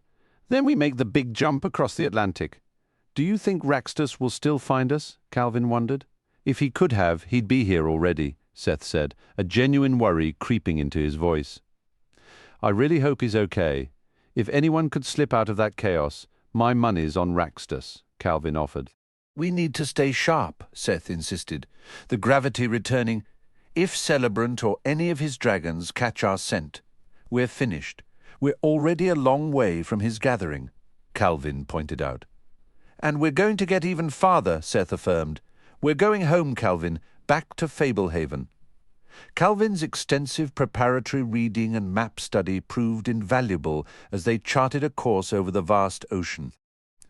They debated a northern route via Iceland, but Seth ultimately chose the direct, daunting flight to Newfoundland. Finding cooperative winds was a struggle, but he discovered that by maintaining a steady, moderate pace, his wings seemed to draw on an endless reserve of strength, carrying them forward with relentless progress. The endless expanse of water, with no land in sight for hours, was a profound test of nerve. The sight of land, specifically the town of St. Anthony nestled in a Newfoundland bay, brought a wave of immense relief. He camped on the town's fringe, devoured his last scraps of food and slept curled within the shelter of his own wings. The night was unseasonably warm, and he took flight the next morning with renewed energy. He travelled south before crossing another stretch of sea to a landmass Calvin identified as Nova Scotia. From that point on, they kept the coastline in view. The air grew steadily hotter and thicker as they neared Connecticut. By the time Seth finally soared over Fablehaven's outer wall, his throat was parched, and all he could dream of was a blast of cold air. It was strange to see the familiar house from above, a landscape of weathered shingles and steep gable roofs. His grandparents were likely inside, maybe even his parents. The thought brought a sudden, sharp sting to his eyes. Home was right there, and he couldn't go to it. Not now. Perhaps not ever. Troubles seemed to follow in his wake. His last visit had left his cousin Newell with a permanent injury after a day with the satyrs. Then he'd been forced to confront Nox over a devastatingly evil artifact, one Seth himself had inadvertently brought into their midst. He had a job to finish. It meant dealing with dangerous individuals and facing grave risks. With luck, he could repair some of the damage he'd caused. Survival came first. Everything else would have to wait. He flew over the familiar yard and the massive barn, feeling a pang of nostalgia for the swimming pool. He glided past the treetops, catching a glimpse of the grassy tennis court where Newell and Doran used to play. Finally, he descended, landing softly in the clearing beside the pond that held the Fairy Queen's shrine. The handful of satyrs gathered in the clearing watched Seth with wary eyes, their attention fixed on his shimmering gilded wings. Seth made his way to a gazebo connected to the wooden boardwalk that circled the pond and settled onto a bench. "Hugo," he shouted, "I need you." Despite the thick, muggy air, the gazebo offered a welcome patch of shade. A naiad surfaced briefly from the pond, only to vanish beneath the water the moment Seth glanced her way. "Hugo," one of the satyrs mimicked in a whining tone, then burst into laughter. "Hugo, will he actually come?" Calvin asked. "He always does," Seth replied. His gaze drifted to the small island at the pond's center, now, technically, a shrine dedicated to Ronodine. With Kendra held captive in his realm, Seth knew he had to find a way to reach her. But he could only face one overwhelming challenge at a time. "We could search for him from the air," Calvin suggested. "Waiting is likely quicker," Seth said. "I don't want to risk moving away from him. Plus, I'd rather not advertise my presence here. How's the leg holding up?" Calvin inquired. The pain hasn't eased since I cut it, Seth admitted. It's constant. I think I'm just getting better at tuning it out. Maybe one day I'll be like those folks who live by the railroad and stop noticing the trains. They waited. Seth found it curious that no fairies were visible. Were they protesting? Had Renaudin commanded them to stay away? This area near the shrine had always teemed with fairy activity. The sound of heavy, rhythmic footfalls drew Seth's attention. He turned to see the sturdy golem striding across the clearing, his powerful form a fusion of packed earth and stone, dotted with patches of moss and grass. Seth, Hugo boomed, his voice like a cheerful rock slide. The sight of the loyal golem lifted Seth's spirits instantly. He sprang up and stepped out of the gazebo to meet him. "Hugo, it's good to see you. You alive," the golem rumbled. "Hugo, glad. You stay now." "Only for a short time," Seth said. "I'm in the middle of something big, and I need your help." Hugo helped Seth. "Do you remember where the forgotten chapel once stood?" Seth asked. "Yes," Hugo answered, his tone grave. "I have to speak with Muriel the witch," Seth explained. "Can you dig down to her?" Hugo paused. "Which bad?"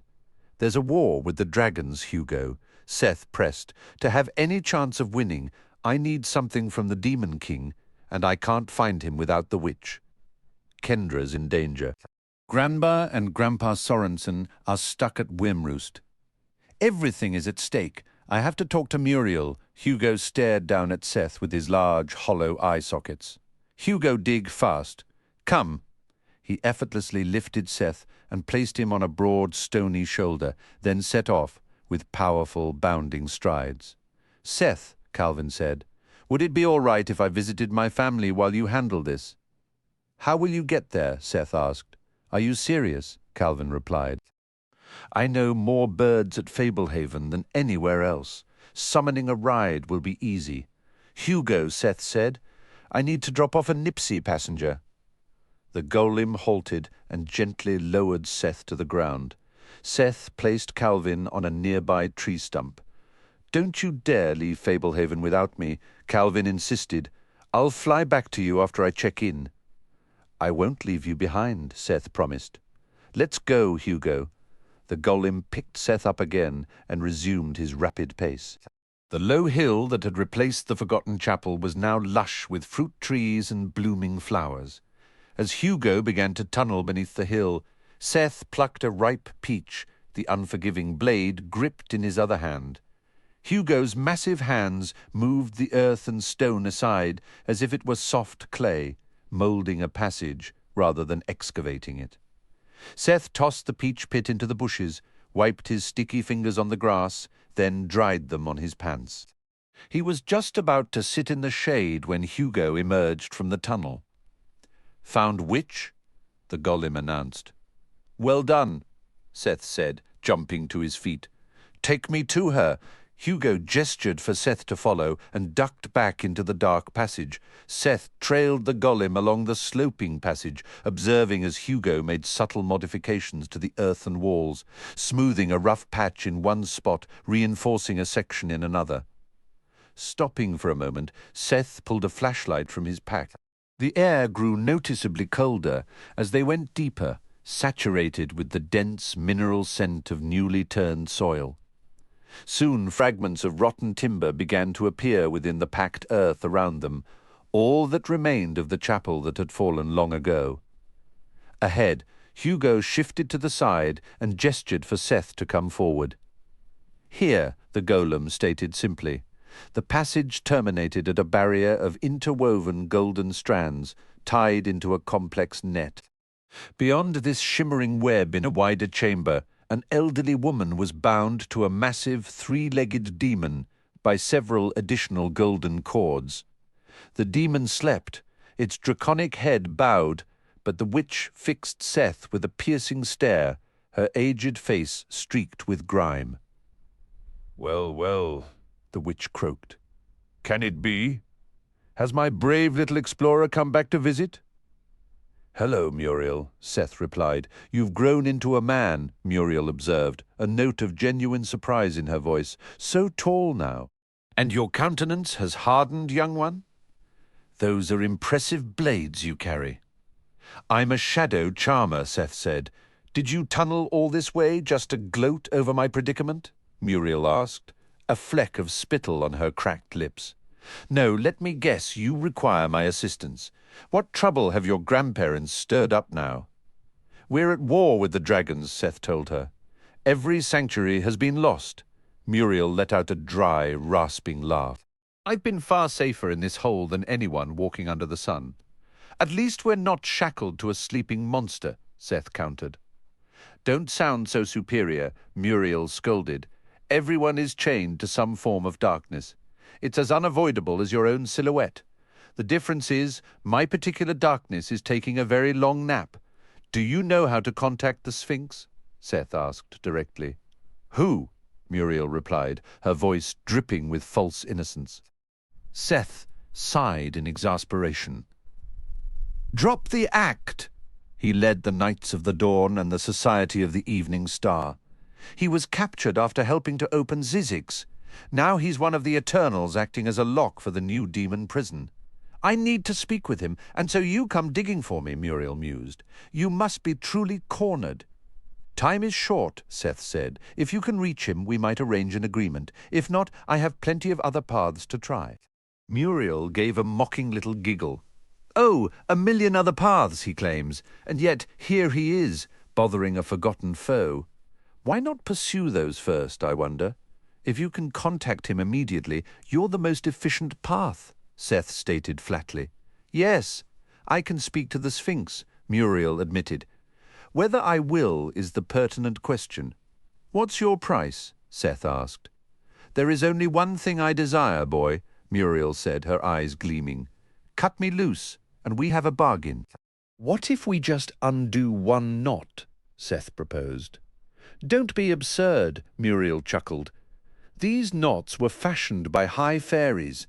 They will not simply unravel. You must cut me free, or there is no deal. Suit yourself, Seth said, turning on his heel. Hugo, can you seal this tunnel back up?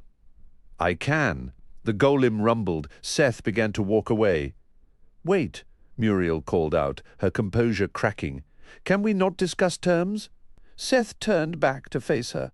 I need to retrieve something from the new demon prison. If I release you, will you contact the Sphinx and help me obtain it? I will, Muriel said quickly. And will you leave Fablehaven forever and never return? Seth pressed. Agreed, she hissed. And will you reside wherever the Sphinx determines you should? Seth added. That is too many conditions, Muriel protested. Enjoy your companion, Seth said, turning again to leave. Come back, Muriel shouted, desperation finally evident. I agree. Seth returned to the golden net. I have no time for games. Do you swear to all of it? All of it, Muriel vowed. I swear. This only works if I can free you without waking the big one, Seth said, glancing up at Bahumat's dormant form. It's simple, Muriel instructed, her voice dropping to a conspiratorial whisper. Use your void blade to cut 2 horizontal and 2 vertical strands of this mesh. Then come through and sever the cords binding me to the demon. Do it correctly, and Bahumat will stay both asleep and imprisoned. And you will cause me no harm, Seth stated, making it a final condition. Not a question, forever. Quite the list of conditions, Muriel remarked with a sigh. You've certainly become thorough. I need everything to be perfectly understood, Seth stated firmly. Should you release me, I vow to cause no injury to you, your sister, or anyone at Fablehaven. I will immediately reach out to the Sphinx for you, help you obtain an object from the new demon prison, leave Fablehaven for good, and settle wherever the Sphinx advises. If you add no further terms, I pledge all of this by my own power. Is that sufficient? As Seth brought the unforgiving blade down on the first golden strand, a deep, resonant chime echoed through the cavern, and the cut end darkened to a tarnished copper. The next 3 strands reacted identically. After slicing 2 vertical and 2 horizontal cords, a gap opened in the shimmering web. Seth stepped through, the reek of decay hitting him as he neared Muriel. 5 thick ropes bound her to the slumbering demon. Each one sang out with that same bell-like tone and dulled as his blade severed it. When the final cord parted, the demon shifted, its breath huffing like a bellows. Seth froze, sword raised, not daring to breathe. Muriel didn't move a muscle either. Once the demon settled back into its deep sleep, Muriel took slow, careful steps away from Bahumat. Her grin was a grimace of swollen gums and gaps. "A fair deal indeed. You've cut my sentence short, Seth Sorensen, and now you've earned my help." Seth, not wanting to exchange more words, simply pointed his sword toward the opening in the mesh. Muriel slipped out, and Seth followed. "Can you seal this tunnel behind us?" Seth asked the golem.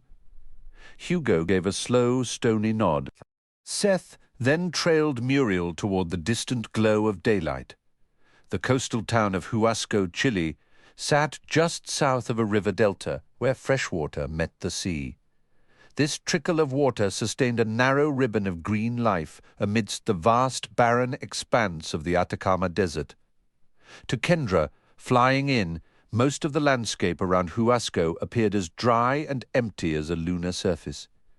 She and Virgil touched down on a grey sand beach north of the settlement.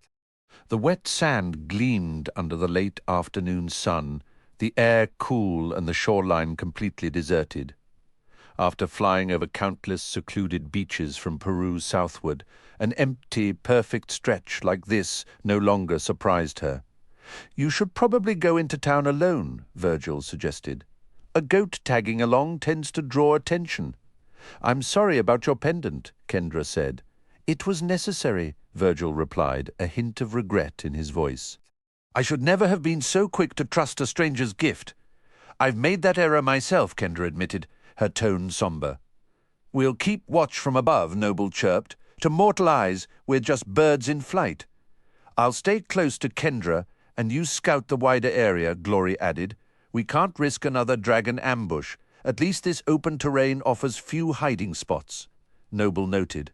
"I'll remain with Noble," Virgil decided. "Kendra, I won't be far if you need me." "I really wish my Spanish was better," Kendra fretted. "I only learnt a little in school." "Let's hear some," Virgil encouraged. "Juan tiene el pelo rubio," Kendra recited. "Which means, John has blonde hair," she translated, rolling her eyes. "My accent is awful, and I know about 10 useful words. I'm fluent in a handful of fairy tongues, but only one human language. It's ironic, really." "Can this Gerwin see magical beings?" Glory asked. "A flying horse might make your story more believable." "Possibly," Kendra said. "I don't know if his sight is purely mortal or not. I wish I had some milk to offer him, just to be certain." "You'll find a way to get through to him," Virgil said with confidence. "I believe in you." "How do I look?" Kendra asked, brushing sand from her pants. "Presentable," Virgil assured her. "Remarkably clean, considering our travels. Your clothes aren't fancy, but they're not rags either." "Not exactly first-date material," Kendra muttered under her breath. "But maybe it's the right look for the job. Wish me luck. We're right here with you," Virgil said. Kendra turned and began walking up the beach toward the small town. The grey sand gave way to a rocky shore, leading to a white, cylindrical lighthouse crowned with a rounded top, an old rusting anchor displayed prominently out front. Feeling hesitant to engage anyone with her basic grasp of the language, Kendra kept to the wide coastal path until it met a busy crossroad. A street sign for Craig offered a small point of familiarity. The stop sign was nearly identical to those back home, save for the single word pair staring back at her. She drifted toward a stark white church, its prominent cross making the structure resemble the bow of a great ship. From this spot she took in the view, scattered palm trees, simple homes, and the endless blue of the Pacific. Spotting a friendly-looking woman nearby, Kendra gathered her courage. "Hola," she began. "No hablo mucho español. Yo tampoco," the woman answered with a smile. Hablo Castellano? Uncertain of the response, but pressing on, Kendra asked, Donde está Calle Victoria? The woman considered, then launched into a stream of directions accompanied by gestures pointing inland. Kendra nodded along, catching only fragments, and offered a grateful gracias before moving on. She decided to navigate by asking for help along the way, heading in the general inland direction she'd been given. The neighborhood unfolded with single-story homes topped by corrugated metal roofs. Some walls were painted in vibrant blues and yellows, while others remained the dull gray of bare cinder block. Tiny gated yards held a few resilient shrubs, but grass was conspicuously absent. Street names were hand-painted on corner walls, a Pratt, La Torre on white arrows against black backgrounds. The farther she walked from the ocean breeze, the more modest the dwellings became. Locals pointed her onward as she asked. She passed small tiendas attached to homes, their windows displaying bread, sodas, and frozen treats. After crossing some abandoned train tracks, a man confirmed Victoria was close and pointed out the exact turn. Whenever a wave of isolation hit her, Kendra would glance upward. There, circling patiently, was Virgil astride Noble. She mused whether anyone else would find it odd that this particular bird of prey seemed to be keeping a steady orbit around the obvious foreigner. No matter how often she scanned the clouds, there was never a trace of glory. By her estimate, the sun was about an hour from setting when she finally found the sign for Victoria Street. The road was short, just a few blocks, with house numbers in the 500s. Her destination was a neat lime green house with a couple of spindly palms inside its small gated yard. She pushed through the gate and knocked. A young boy in a striped shirt and blue shorts answered, peering up at her with open curiosity. "Miguel?" Kendra asked. The boy's reply included the word hermano, which she remembered meant brother. "Donde está Miguel?" She tried again, softening her tone. The answer was a jumble, but she thought she caught football, pointing to herself. She said, "Yo hablo Miguel, por favor." The boy said something else unintelligible, but stepped outside and motioned for her to follow. Relieved, Kendra fell in step beside him, assuming this was Miguel's younger sibling, perhaps 8 or 9. He led her up a couple of streets to a vacant lot where a group of boys were deeply involved in a soccer game with a worn, dusty ball. Stacked stones served as goalposts. One of the youngest players, no more than 12, was clearly the star, weaving through taller opponents, with impressive control, using clever feints to create openings. Kendra watched him draw defenders near the goal before slipping a perfect pass to a teammate for an easy score. "Miguel?" Kendra called out as the celebration died down. The game halted, and all eyes turned to her, especially those of the talented younger boy. "Miguel Santiago Duran Fuentes?" she ventured. A few of the boys whistled and teased. Looking thoroughly embarrassed, Miguel jogged over, shooting a pointed look at his brother. "¿Quién es ella, Miguel?" asked his brother quietly. "No sé," his brother shrugged. "No hablo mucho español?" Kendra admitted once more, feeling the familiar linguistic wall rise between them. "I speak a little English," Miguel offered. "That's a relief," Kendra replied, glancing at his younger brother. "Does he speak it too?" The boy looked to Miguel for guidance. "I'm the only one in my family who knows English," Miguel explained, as the soccer game continued without him. "How did you learn?" Kendra inquired. "Movies, music," he said with a shrug. "It just clicks for me. I don't get many chances to actually talk, though. Listening is simpler." "Your English is way better than my Spanish," Kendra admitted. "So, how do you know who I am?" Miguel asked. "That's a bit of a long story," she said. His little brother chimed in with a question in Spanish. Miguel answered and shooed him away, and the boy wandered off. "He wanted to know what we're talking about. What did you tell him?" "I said you wanted my autograph. Then I told him to head home. So what's this long story? How much do you know about your own history? Kendra asked. I know I'm adopted, Miguel stated plainly. That's why I have these hazel eyes, I guess. Kendra paused, choosing her words carefully. Have you ever seen anything out of the ordinary? Something not quite normal? Like a ghost, along those lines?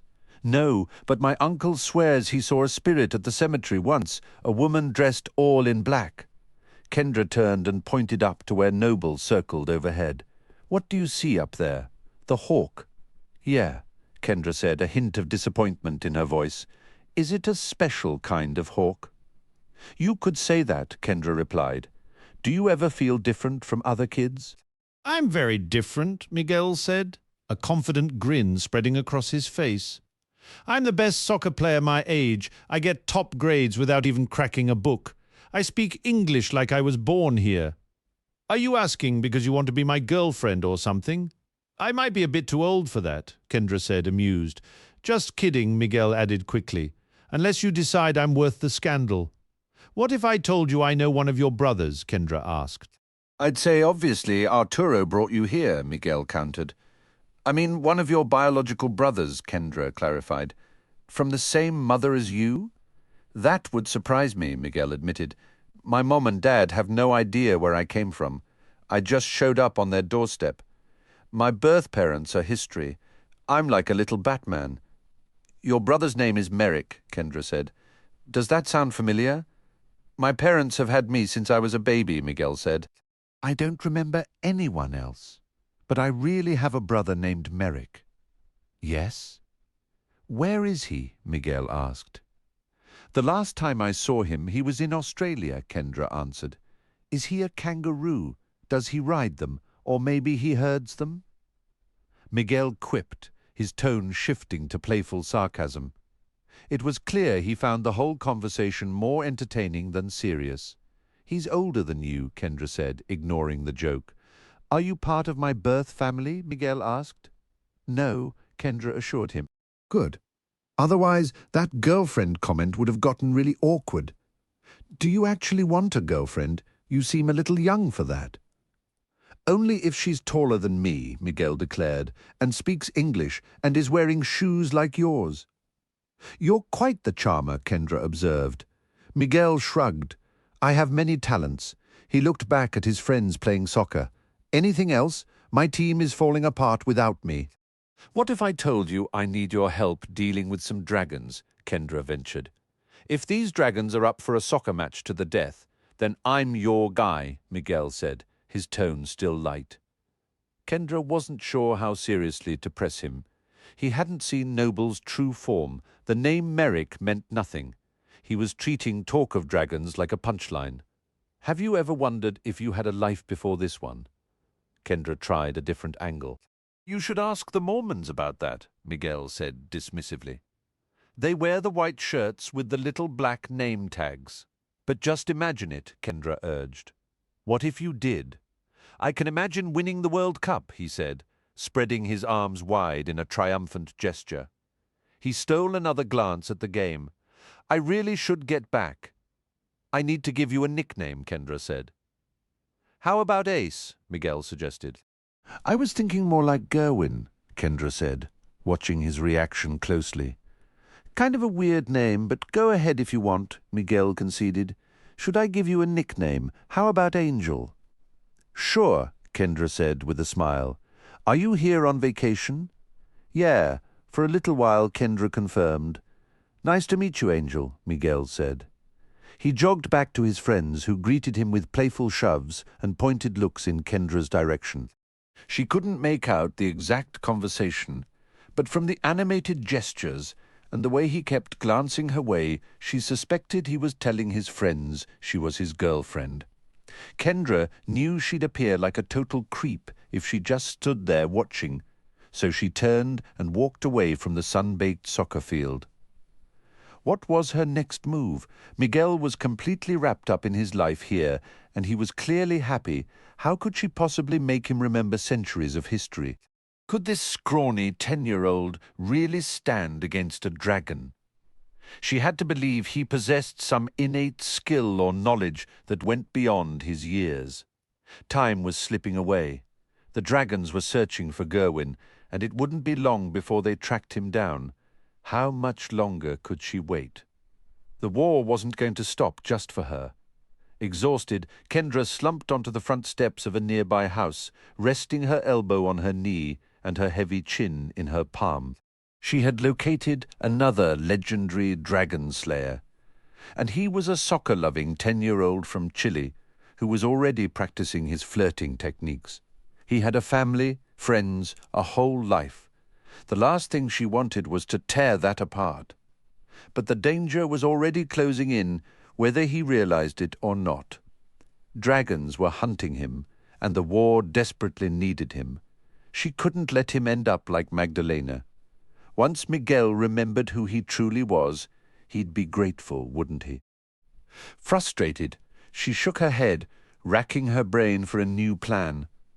Meanwhile, Muriel knelt at the mouth of the tunnel, her palms brushing gently over the blades of grass. She bent lower, inhaling the scent of a tiny wildflower without disturbing it. Leaning back, she squinted against the sunlight, a faint, twisted smile on her lips as she took a deep, savoring breath. At the bottom of the hill, Hugo was patting the last of the dirt back over the tunnel entrance. Seth stood nearby, the unforgiving blade held loosely at his side. "So when are you going to call the Sphinx?" he asked.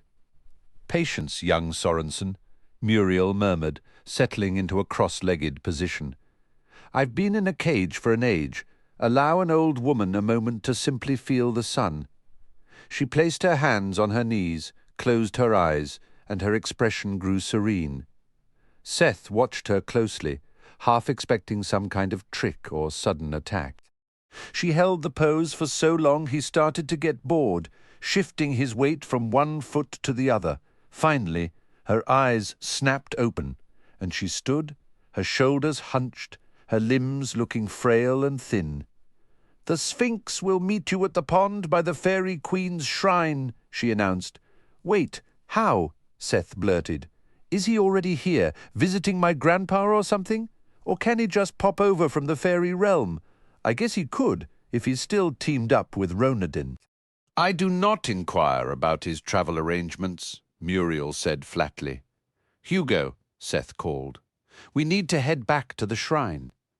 The golem trudged over, wrapped his large hands around Seth's torso, and hoisted him onto one broad shoulder. "Bring the witch too," Seth instructed. Hugo lifted Muriel onto his other shoulder and then set off at a steady, loping run. "Careful," Muriel complained. "These old bones don't appreciate being jostled." Hugo didn't slow, but his stride became noticeably smoother. "So what was it like being chained to a demon?" Seth asked as they moved. "The conversation was utterly dreadful," Muriel replied. "Bahumat is pure fury. He spent what felt like a year roaring and testing his bonds, trying to unsettle me. I paid him no mind. Eventually, the demon gave up and sank into a kind of hibernation. His nasty presence was still there, even in his sleep. In the end, I followed his lead and went dormant myself. The path I walk requires enduring significant discomfort." "You were asleep?" Seth asked. "Not so deeply that I missed the sound of a golem digging up my prison," she said. "Did you have weird dreams?" "I don't have nightmares," Muriel stated, her tone suddenly sharp and sly. "I give them to other people." Seth couldn't help a short laugh. "Not bad. You should write that in a greeting card." When Hugo pushed through the hedge into the clearing surrounding the pond, Seth spotted the Sphinx waiting for them inside the tallest gazebo. Hugo stopped a few yards from the boardwalk, lowering Seth to the ground and then setting Muriel down beside him. The Sphinx stepped out of the gazebo to meet them. His hair was cropped short, almost to the skin, and he had on a simple white shirt, untucked over a pair of khaki pants. A pair of dark shades concealed his eyes, yet his relaxed posture and the easy smile he offered felt like an open invitation to his secluded home. Muriel, the Sphinx, greeted. "I hope you're not insulted that hearing from you was my last expectation." "That makes us even," Muriel replied, "since this troublesome boy here was the absolute last person I imagined would come to my aid." She studied the Sphinx closely. "You've changed. I am an eternal now," the Sphinx stated. It was part of the arrangement following the disaster at the demon prison. "Hello, Seth. I hear your memories have returned to you." "It hasn't been a vacation," Seth said flatly. "Ronodin managed to mislead you for a while," the Sphinx noted. "You had a hand in that," Seth countered. "Ronodin remains one of the most perilous figures on the board," the Sphinx said. "It's often wise to keep such individuals within sight." "You helped bring down Wormroast," Seth accused. "The dragons deserved their chance," the Sphinx answered calmly. "They endured centuries, locked away and weakened, but after Zizix fell, their confidence returned. That conflict was inevitable. My only choice was where to place myself when it arrived." "Do you still plan to aid them?" Seth pressed. "Shall we discuss this inside?" the Sphinx suggested, stepping back into the shade of the gazebo. Seth looked up at Hugo. "I'll be talking with them. If anything seems off, I might need you." "Hugo will watch," the golem rumbled. "You should have been the one to rescue me," Muriel grumbled at the Sphinx as she followed him into the white-painted structure. "The situation never permitted it," the Sphinx said. He motioned for her to take a seat on a bench. Once she was settled, he sat as well, while Seth remained standing. "Seth, since this is your meeting, how may I assist you? The Singing Sisters gave me a job," Seth announced. Muriel inhaled sharply. "You met the sisters?" "They're a headache," Seth muttered. "I can't seem to stop owing them." "Show some respect when you speak of them," Muriel scolded. "The Singing Sisters hold significant prestige among magical practitioners," the Sphinx explained. "Among everyone?" Muriel corrected firmly. "They maintain the balance." "Anyway, they told me to collect all the fragments of the ether gem," Seth said. "Fascinating," the Sphinx said, letting the word hang in the air. "A monumental undertaking." "Will you accept the challenge?" Muriel asked. "I only need one final piece," Seth revealed. At this, the Sphinx straightened his posture. "The headstone from the Demon King's crown," he deduced. "That is why you sought me out." "I need to get into the new Zizix," Seth confirmed. The Sphinx gestured toward Seth's equipment. "Those are remarkable blades, and those wings are no small feat. You have influential backers." "The Singing Sisters claimed we can't win the Dragon War unless I complete this," Seth said. "Then it is most likely true," the Sphinx conceded. "Some speculate the sisters might be the Fates themselves, or perhaps the Fates were patterned after them." "The sisters are the foremost masters of our craft," Muriel said with reverence. "They reside at its peak. What do they intend to do with the ether gem pieces?" Seth asked. "Their motives are their own," the Sphinx replied. "If they did not share them with you, guessing is a futile exercise." "Could they fix the ether gem and use its power?" Seth wondered. "Doubtful," the Sphinx said. "The ether gem was shattered by Raglamar. You carry a fragment of that legendary blade, now remade into a dagger. What Raglamar destroys is beyond repair. Furthermore, the ether gem originated from the source, and the sisters do not command that order of power. Their designs are always multifaceted," Muriel added. "Uncovering one layer of their purpose only reveals 10 more hidden beneath." "But is this a worthy quest?" Seth asked, turning back to the Sphinx. "You're asking me?" The Sphinx sounded genuinely entertained. "I know you don't want anyone else to destroy the world," Seth said. "You are correct on that point," the Sphinx admitted. "And I'm guessing you don't want a dragon-dominated apocalypse either," Seth pushed. "Neither do the Singing Sisters," the Sphinx said. Patton Burgess understood that much. The sisters value equilibrium, so when you're the one at a disadvantage, they often become a steadfast ally. Seth studied the figure before him. "How did you manage to get here today?" he asked. "That is an excellent question," the Sphinx replied, removing his sunglasses and smoothing a hand over his head. "What's your theory? Are you still in league with Ronadin?" Seth pressed. The Sphinx offered a thin smile, his gaze drifting toward the distant shrine. "I see your train of thought. I had no part in Ronadin's recent grab for power. We've collaborated before, but my allegiance isn't to him. Frankly, invading the fairy realm was a foolish, avaricious mistake. I don't comprehend his strategy for holding that territory indefinitely." "He has, Kendra," Seth stated flatly. "My condolences," the Sphinx said, his tone shifting. "Ronodin is a man who cherishes his resentments, and he holds a particularly strange fascination for your sister." "He's on my list," Seth affirmed, "but the ether gem is the priority. Muriel has already pledged to help me secure Orogoro's stone. You neglected to specify we were after the central jewel from the Crown of Wrath," Muriel interjected, irritation clear in her voice. "And you neglected to inquire," Seth countered. Muriel started to speak, then seemed to think better of it. "You found me at a very low point," she conceded finally. Seth's eyes locked onto the Sphinx's. "Will you help me break into the new demon prison?" The Sphinx gave a slow, amused shake of his head. "That puts me in a rather difficult position, given my recent promotion to one of the new Eternals." Muriel let out a sharp laugh. "You have to die to open the lock, myself and several others," the Sphinx confirmed. "Is the prison completely sealed?" Seth asked. "It is not," the Sphinx answered. "The necessary artifacts, for instance, haven't all been reconcealed, but the prison is partially active, and my life is already woven into its workings." "You broke into Ziggs when it was sealed," Seth challenged. "You can find a way in. There must be vulnerabilities." The Sphinx held his stare. "I am aware of one significant weakness.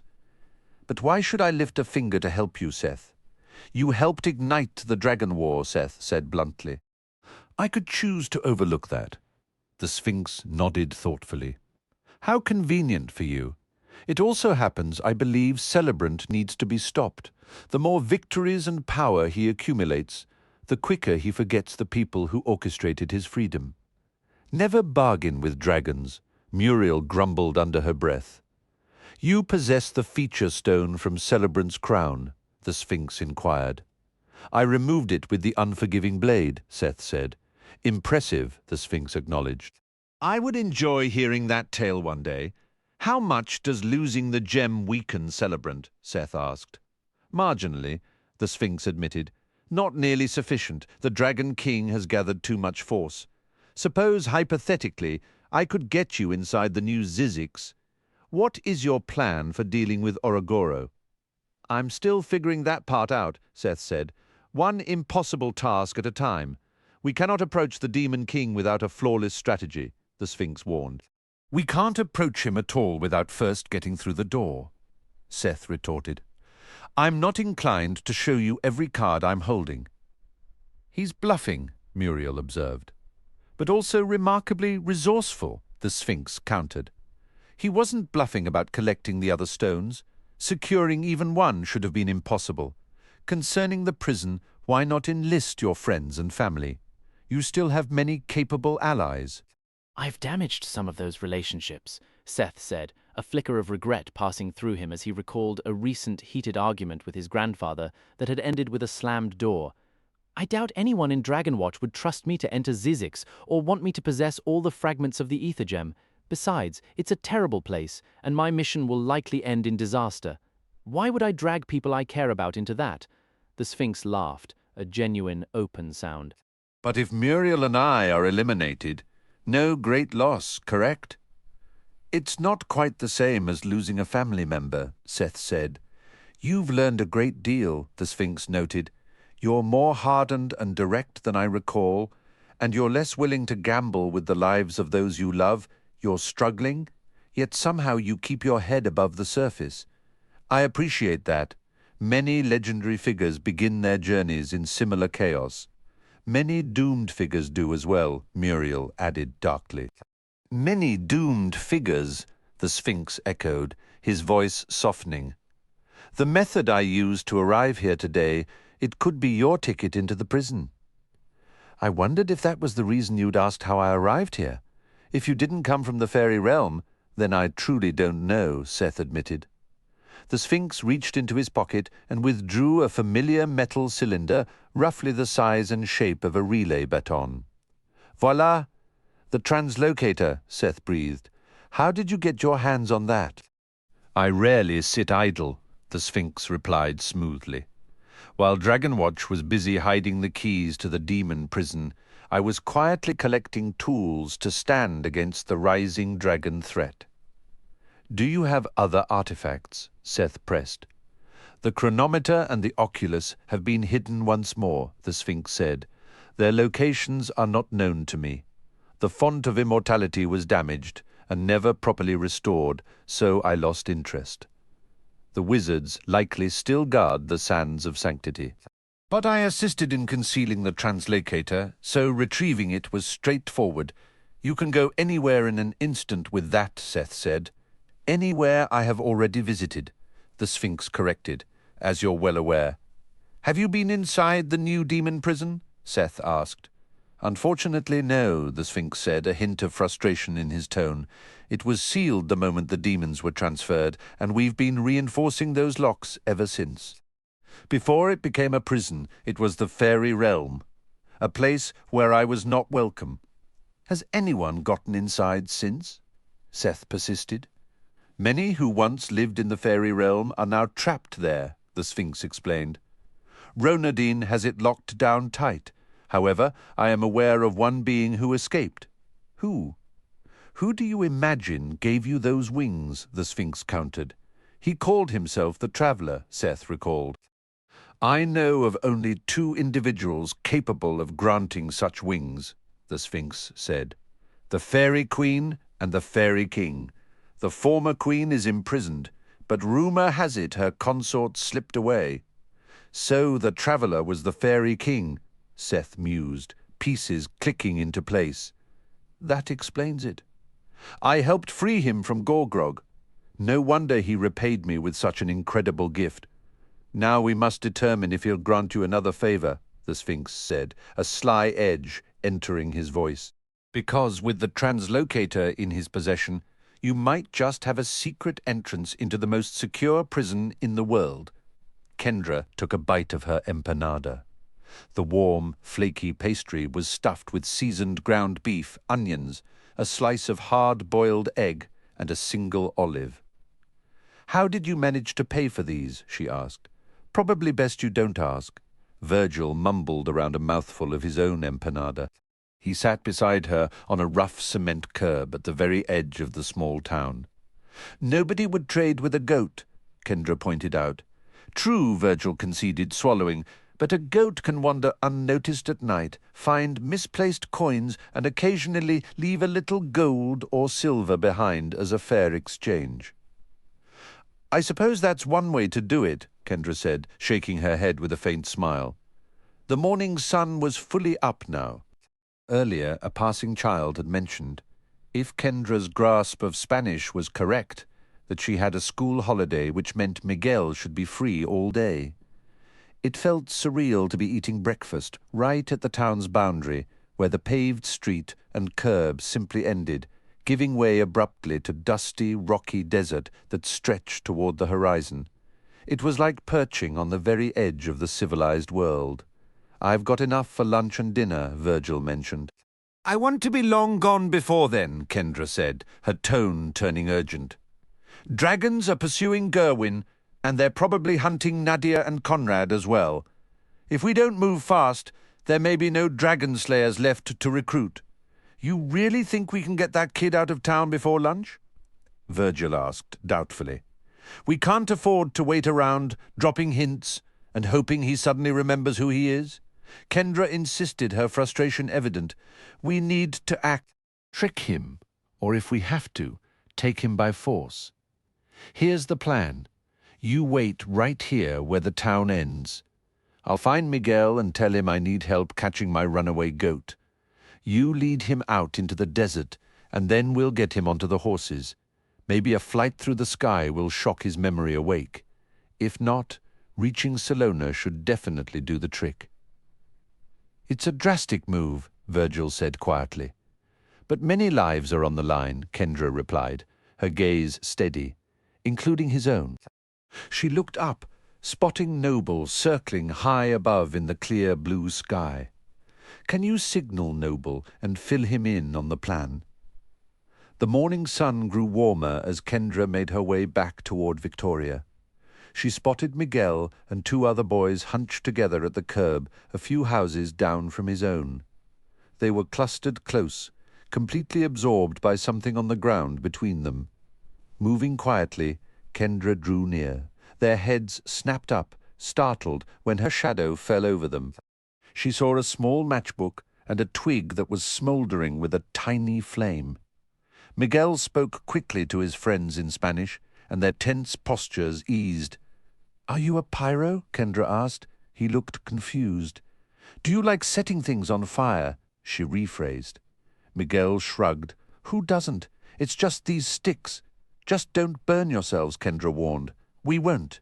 Miguel assured her, "See all the dirt? Nothing else can catch." "Want to earn some money?" Kendra offered. Miguel's interest was immediate. "How much?" She showed him a few of the coins from Virgil. His eyebrows went up. "Is this legal?" "My goat got loose," Kendra explained. "I need help getting him back." "You own a goat?" Miguel asked, surprised. "Goats are great," Kendra said, "but this one took off." "What's his name? Virgil? Can my friends help too?" Miguel pressed. "Will you pay all of us?" "Honestly, it's a one-person job," Kendra said. A rough voice spoke from behind her. "What are you doing?" Kendra turned to see a man standing there. He wore scuffed brown boots and a blue shirt tucked into worn black jeans. His skin was fairer than most locals, with sharp, narrow features and dark stubble shadowing his jaw. He squinted down at the boys, his expression stern. "They're just playing," Kendra said in Spanish. The man smiled, but it didn't reach his eyes. "You're not from here," he observed in accented English. Miguel and his friends hurriedly blew out the twig, and one boy stomped on it. "I'm from America," Kendra said. "This is also America," the man replied flatly. "North America," Kendra clarified. "The U.S. and you're teaching children to start fires," he asked. With the twig out, Miguel stood up. His voice dropped to a whisper meant only for Kendra. "This guy is dangerous." Kendra glanced at Miguel. "Do you know him?" "No," Miguel said, a hand pressed to his chest. "But something feels really off about him." The man gave a short, humorless laugh. "I catch you doing something you shouldn't, and suddenly I'm the villain." "They won't make any more fires," Kendra said. "You need to take the matches," the man insisted, his tone shifting to a false paternal concern. "Leave a boy with matches, and next thing you know, the whole neighborhood is ashes." Kendra held out her hand to Miguel. "Can I have the matches?" Go! Miguel hissed urgently to his friends, and the 2 other boys scattered. He kept his eyes locked on the man, poised, like he expected a strike. "Come to my house, Kendra. This creep is probably a murderer or something." "That's quite an assumption," the man said, feigning mild offense. "Just give her the matches." Miguel slapped the partly used matchbook into Kendra's palm. "Satisfied? No hard feelings," the man said, his smile returning, slick and unconvincing. "Tell you what, let me buy you both a soda." "We have soda at my house," Miguel said, beginning to back away. "Come on, Kendra." Kendra retreated with him. The man followed, matching their pace step for step. "Don't run off. I could use the English practice." "He's definitely bad news," Miguel muttered. "I'm good news," the man countered, his voice taking on a bizarre, cheerful pitch. "I'm actually a talent scout for Colo Colo, always looking for young players." "Yeah, sure," Miguel shot back, the sarcasm thick. "And I'm a famous movie star." Kendra noticed Miguel refused to turn his back on the man, even as he kept moving. They were now just one house from Miguel's doorstep. The man's pretense finally slipped. "I know your parents aren't home," he said, his voice dropping all pretense of friendliness. Miguel froze. "Let's all go inside," the man continued. "You can get me that soda." "Who are you?" Kendra demanded. I'm his uncle, the man said, the lie smooth and practiced. "We joke around like this all the time. Enough, Miguel, you're frightening her." "I don't know him," Miguel cried, turning to bolt. The man lunged forward, his hand closing like a vice around Miguel's upper arm, halting him. "No more games, you're coming with your uncle." Miguel tried to wrench free, but the man's grip was unyielding. let him go, Kendra shouted. "This is family business." The man snarled, already turning and dragging Miguel with him. "He's not my family." Miguel's voice was a panicked scream. "He's a bad man. Help! Can't you figure it out?" The man gave Miguel a rough shake before hauling the struggling boy over his shoulder and moving away at a quick pace. Kendra sprinted to close the distance. "Let him go, or I'll." As Kendra came near, the man kicked backward, the heel of his boot catching her in the ribs.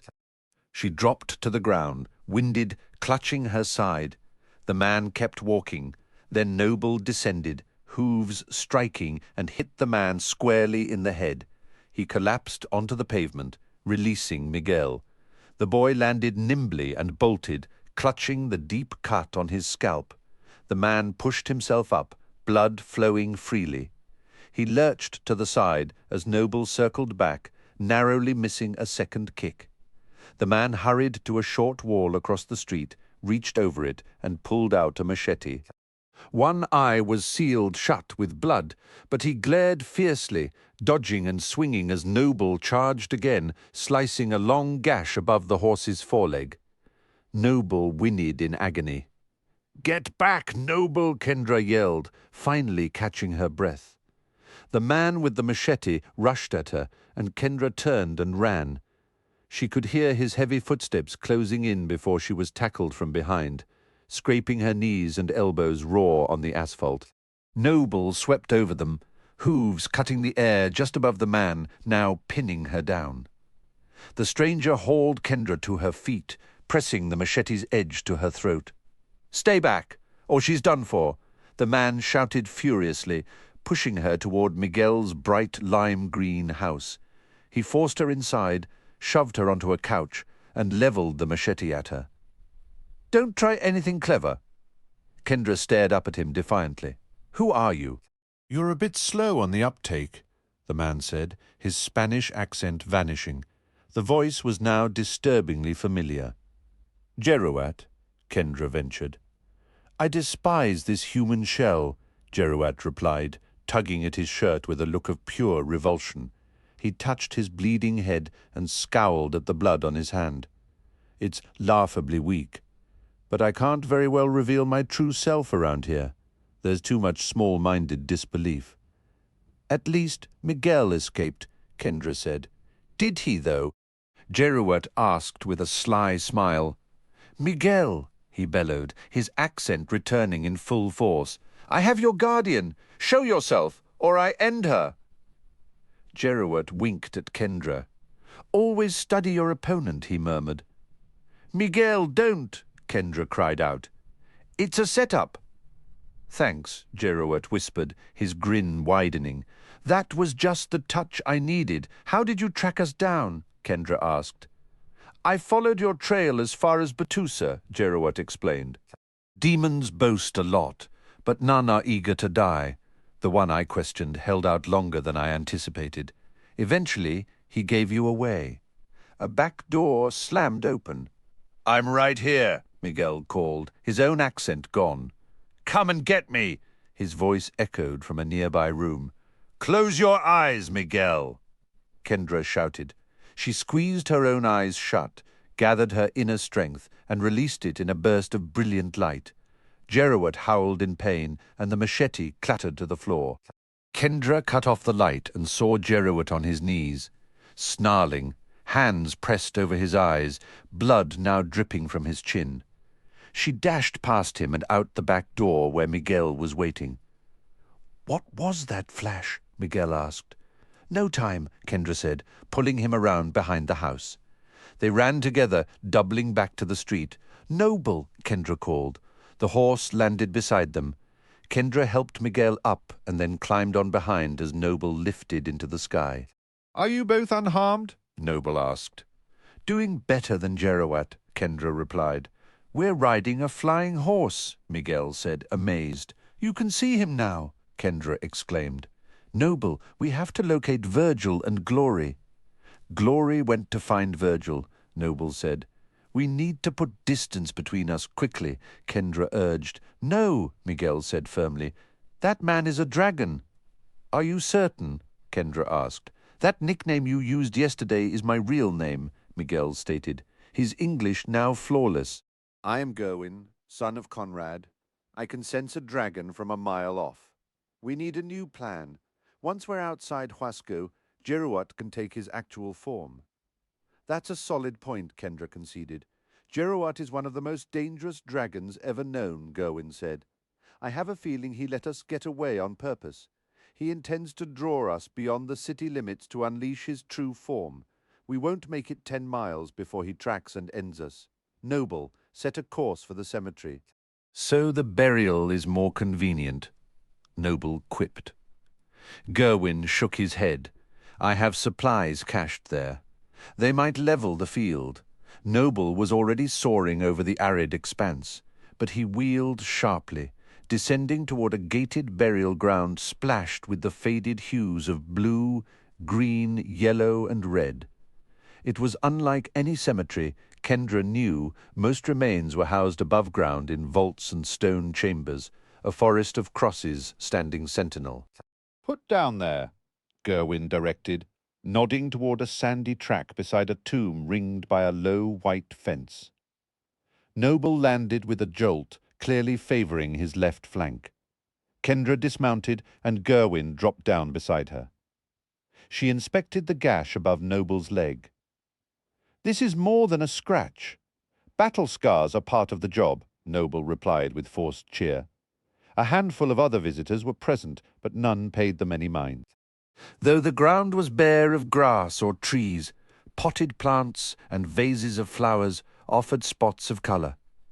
Miguel hurried to a mausoleum that reminded Kendra of a somber storage unit, 4 crypts tall and 3 wide. She followed as he knelt at its back and produced a key. "What's the plan?" Kendra whispered.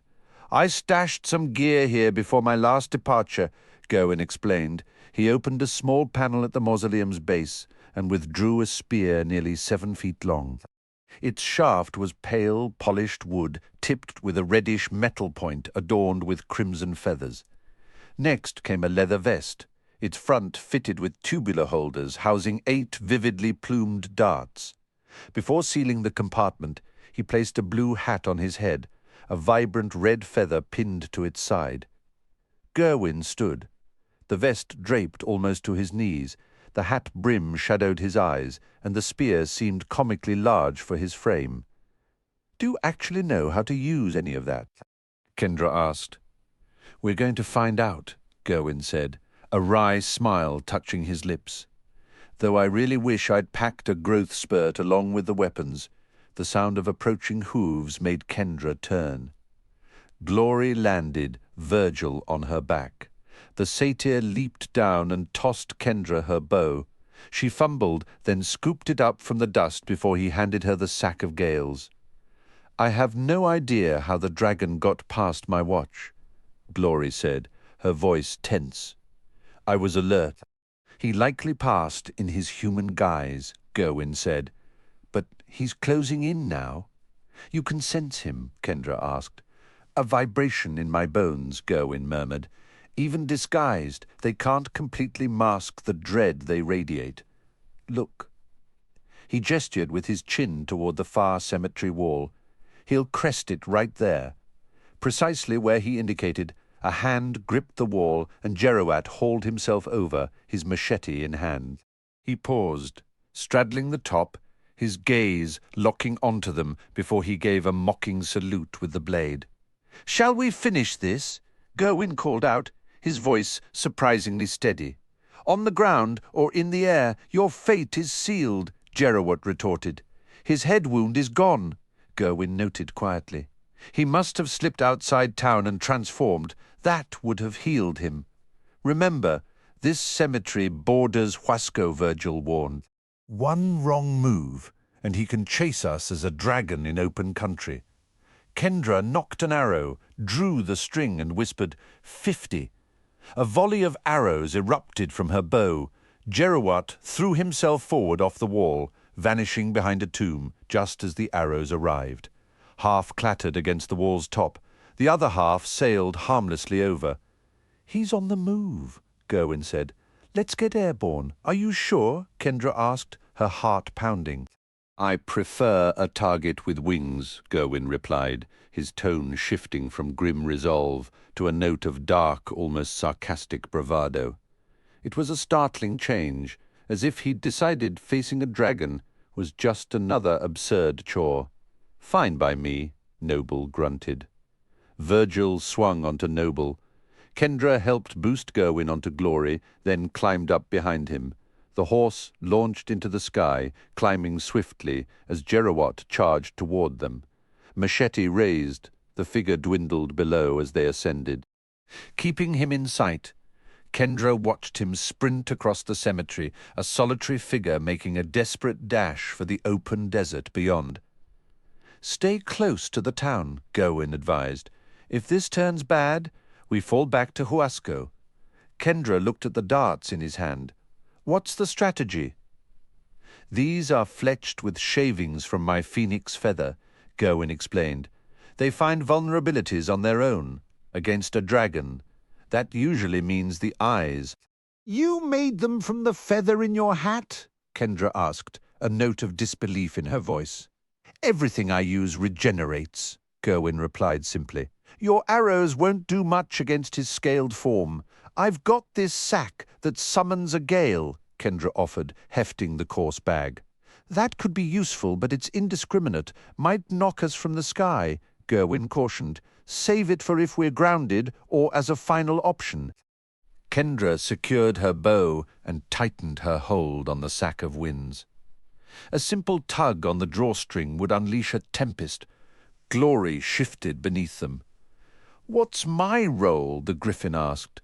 "Avoid his breath attacks," Gerwin instructed. "Try to keep us above him if possible. Get ready. Here he comes." The dark grey dragon surged upward from the town's outskirts, its baleful gaze fixed on them. A crushing wave of draconic fear washed over Kendra, threatening to lock her muscles. She clenched her knees against Glory's sides, forcing herself to breathe through the dread. "He's thinking purely as a dragon now," Gerwin observed, spinning his spear lightly. "What does that mean?" Kendra managed to ask, her voice strained. "He's furious," Gerwin said. "We've made this difficult. We've injured him. And right now, to his eyes, we look like easy targets. These horses are just flying snacks. 10 minutes ago, I was just Miguel, a kid who could only beat him in a soccer match. But now," he plucked 2 darts from his vest. "Now I'm a professional, and I don't lose one-on-one." He launched 1 dart, then a second. They ignited with a crimson glow, streaking toward the dragon like guided fireworks. Jerowat banked sharply, but the darts corrected their paths, slamming into his eyes with blistering flashes. The dragon's maw gaped, spewing flames as he thrashed his head. "He's forgotten who's hunting whom," Gerwin remarked, throwing a 3rd dart. "Take us lower, brave friend." Glory curved into a dive, aiming back toward the disoriented beast. Gerwin gripped his spear with both hands, aiming the tip downward. The 3rd dart struck Jerowat's snout, lightly piercing a nostril. A roar of pure rage echoed across the sky. "Dive now," Gerwin urged, "as if we're jousting the crown of his skull." Glory tipped forward, and they plummeted. Kendra held on tightly, fingers tangled in the griffin's mane. Gerwin adjusted to a one-handed grip. The dragon's head rushed up to meet them. With a sharp exhale, Gerwin drove the spear downward. The weapon pierced the top of Jerowat's skull and erupted beneath his jaw. The dragon blurred past as the hard earth zoomed toward them.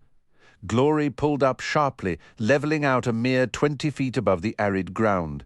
Wings still outstretched, neck gone slack. Jerowat spiraled into a steep final descent. He struck the sun-baked soil in a crumpled heap, carving a shallow furrow through the dust. "One down, plenty more to go," Gerwin said cheerfully. "I'm going to need that spear back, though." "Here we are," the Sphinx said, rising from the bench where he had been reclining inside a gazebo. "How long have you been waiting there?" Seth, Muriel, and the Sphinx had passed the night in separate gazebos encircling the pond. The previous evening, the Sphinx had described an old method he once used to summon Astrids during his tenure leading the Knights of the Dawn. Before retiring, he had played a melody on a small flute. Now, in the morning light, an Astrid perched on the roof of the Sphinx's gazebo, gazing down at him with placid eyes. "It actually worked," Seth said, stepping from his own shelter and crossing the wooden boardwalk to join the Sphinx. He gave a wave to Hugo, and the golem returned the gesture. Hugo had slipped away overnight to attend to some tasks, but by morning the steadfast creature was back at his post, watching and waiting. "What is wanted?" The Astrid's mellow voice resonated directly in Seth's mind. "You can hear it?" the Sphinx inquired. "Yes," Seth replied. "A privilege I no longer possess," the Sphinx said quietly. "At least my call was answered." Seth watched the Astrid, its luminous eyes fixed upon them. The Sphinx gave a subtle gesture. "Go ahead, speak to it." "I need to speak with the Fairy King," Seth stated clearly. The Astrid's voice echoed in his mind. "Why do you stand beside the Sphinx?" "He is assisting me with a vital task," Seth replied. A moment passed before the Astrid responded. "His Majesty is currently accompanied by another of my kind. He wishes to know how he may be of service." "The Fairy King is with an Astrid," Seth reported to the others. "We can communicate with him directly. Do not share specifics through these messengers," the Sphinx whispered, barely moving his lips. "I possess the translocator. Simply ask for his location. Where is the king right now?" Seth asked the creature. "We have the means to reach him and would prefer a more private discussion." The Astrid tilted its head, feathers shimmering. "His Majesty resides at Wyrmroost, within the dwelling of Thronis." "Wyrmroost," Seth repeated. "He's with Thronis." At the giant's home, the Sphinx clarified, and Seth nodded. "I know the place," the Sphinx mused. "I could transport us there, but it may be wiser for me to retrieve the king and bring him here." He produced a sleek platinum cylinder, rotating it until the embedded gems clicked into alignment, and then he was simply gone. "The Sphinx has gone to fetch him," Seth told the waiting Astrid. The creature remained perfectly still. "Do you think the Sphinx desires a private audience with the Fairy King?" Muriel ventured, her voice low. "What if this is a betrayal? Have you considered that possibility?" The Astrid fluffed its plumage, a silent show of agitation. Almost instantly, the air shimmered and the Sphinx reappeared, accompanied by a figure in a hooded cloak. Seth immediately recognized him as both the traveller and the deposed Fairy King. "Hello, Seth," the traveller said, his gaze briefly touching Muriel. "You're keeping unusual companions these days." "I've been given an unusual mission," Seth replied. "You were the one who gave me these wings." "I didn't have my memories then, but I should have guessed you were the Fairy King." "I was the Fairy King. Once," the traveller corrected, his tone weary. "Ronodin tore the crown from my consort and later claimed my title for himself. Now I am simply the traveller. No other name matters. Tell me about this mission of yours." Seth outlined the task given to him by the Singing Sisters to secure the ether gem and summarized his progress so far. "How did you evade the iron golems guarding the ether's hard?" the traveller inquired. "The ones with the vulture heads. Seth clarified. I flew away. The traveller nodded slowly. Then they hunt you still, my people had a hand in that enchantment. Those golems will never cease their pursuit while you hold the shard. They will traverse oceans, scale mountains, cross deserts, always following the most direct path to you. Are they quick? Seth asked. Not particularly, the traveller admitted, but they are tireless and utterly determined. Be cautious if you linger in any single place for too long. I will, Seth promised. If I understand correctly, you now lack only the stone from the Demon King's crown, the traveller observed. Which is precisely why Seth came to me, the Sphinx interjected, holding up the translocator. That device can access any location the wielder has previously visited. The traveller confirmed. Precisely, the Sphinx replied. You require entry to the new demon prison. The traveller said thoughtfully, I inhabited that space when it was still the fairy realm. Therefore, I could grant you access. The Singing Sisters told me this is essential to winning the Dragon War, Seth added. The traveller walked to the gazebo's edge, resting his hands on the railing and staring out across the pond. Please, leave me alone with Seth. He did not turn as the Sphinx and Muriel withdrew.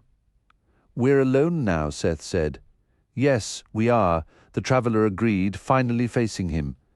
How does it feel having your memories restored? It hurts, Seth admitted. What part hurts? The traveller asked. I've always made more than my share of mistakes, Seth confessed. But after I lost my memories, I made some catastrophic ones. By the time I understood Runadin was my enemy, I'd already freed the undead at Blackwell Keep and ignited the Dragon War. I betrayed everything I was ever trying to protect. Nothing aches quite like regret, the traveller said with a heavy sigh. He turned from the water to look directly at Seth. Now I don't even know if I can trust myself, Seth murmured. I understand that feeling perfectly, the traveller replied. A narcoblix manipulated me while I slept, allowing Ronadin to breach the fairy realm, the traveller confessed. Seth's eyes widened. You were controlled by a narcoblix? She found me at my most vulnerable, still bound to Gorgrog, the traveller explained, a weary edge to his voice. I believe it was Nissa herself, the very first of her kind. Have you managed to shake her influence? Seth pressed. Not yet, the traveller admitted.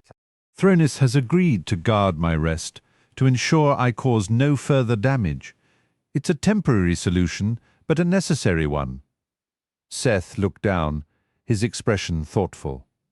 I keep forgetting you spent all those years chained to that demon. The suffering you must understand. It's beyond anything I can picture. Pain is woven into the fabric of this mortal world, the traveller replied, his gaze distant. Entropy rules here. Everything trends toward decay.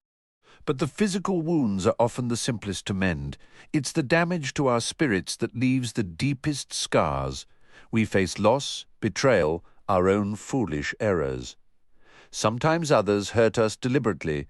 Other times, we are the architects of our own misery.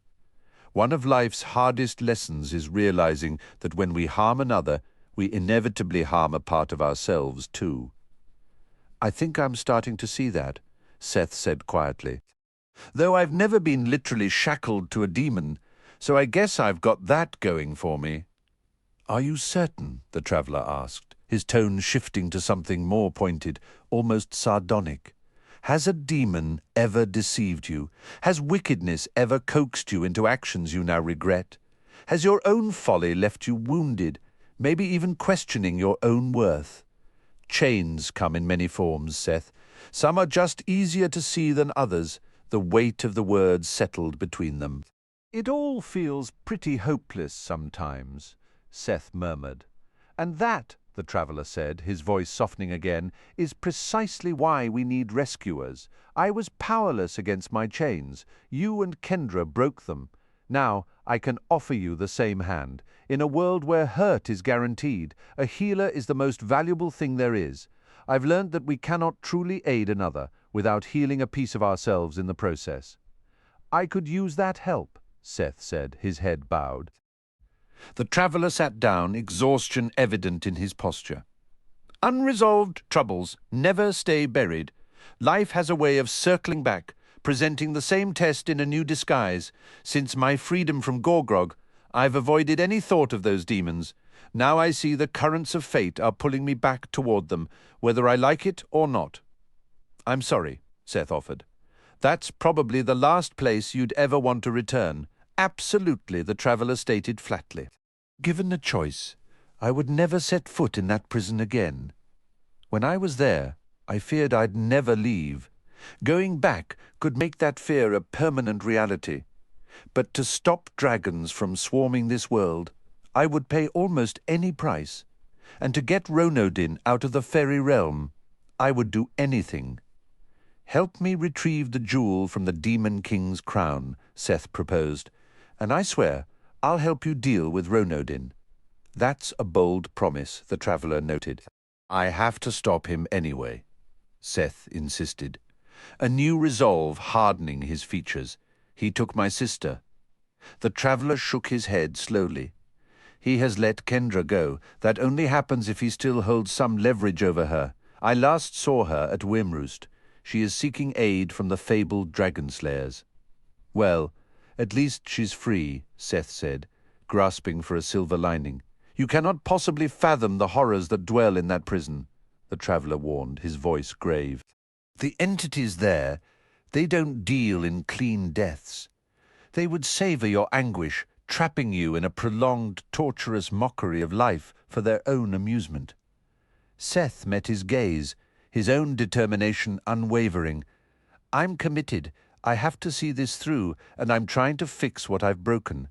This isn't the first time I've risked everything. If you're resolved, then we will attempt it, the traveller said.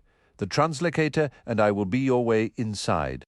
I assume the Sphinx will insist on joining. What of the witch? Muriel gave her word to assist, Seth answered. How much trust do you place in the Sphinx? The traveller inquired. None, Seth said bluntly. He looks out for himself. His only goal is to come out ahead, no matter who else falls. Seth felt a grim certainty settle over him. I believe he would choose a comfortable world over a nightmare any day. Sounds reasonable to me, the traveller replied, his tone measured. And the witch? She's a witch, Seth stated flatly. I don't trust her either, but she gave her word to help if I freed her, and I have a feeling she'll keep it. I would rather bring rogues into the demon prison than the innocent, the traveller mused. Yet, placing faith in a rogue is its own kind of foolishness.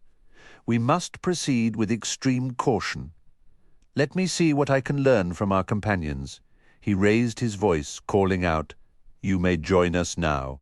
Muriel scurried over, her excitement palpable. The Sphinx followed at a more deliberate pace, one hand tucked casually in his pocket. I have decided to assist Seth in reaching the demon prison, the traveller announced. I am curious, how would either of you propose to obtain the jewel from Orogoro's crown? I wouldn't dare make the attempt, Muriel whispered, shrinking back. It would require the right kind of bargain, the Sphinx offered smoothly. Agreed, said the traveller. Would either of you care to accompany us? If Seth requires it, Muriel said, her voice gaining a sliver of resolve. I am bound by my oath. You may come as a protector, the traveller decided. We intend to parley with the Demon King. You are experienced in dealing with their kind. You will communicate our intentions and ensure no other demons interfere. As you command, Muriel affirmed. Swear it, the traveller demanded. You have my solemn word, she replied. To locate Orogoro, I should summon a guide once we arrive. Probably wise, the traveller conceded. He then turned. What about you, Sphinx? The Sphinx held up the translocator, the artifact gleaming faintly. This is one of the world's most precious relics. The responsibility for it is mine. I cannot simply lend it out. Then you will join us yourself? The traveller pressed.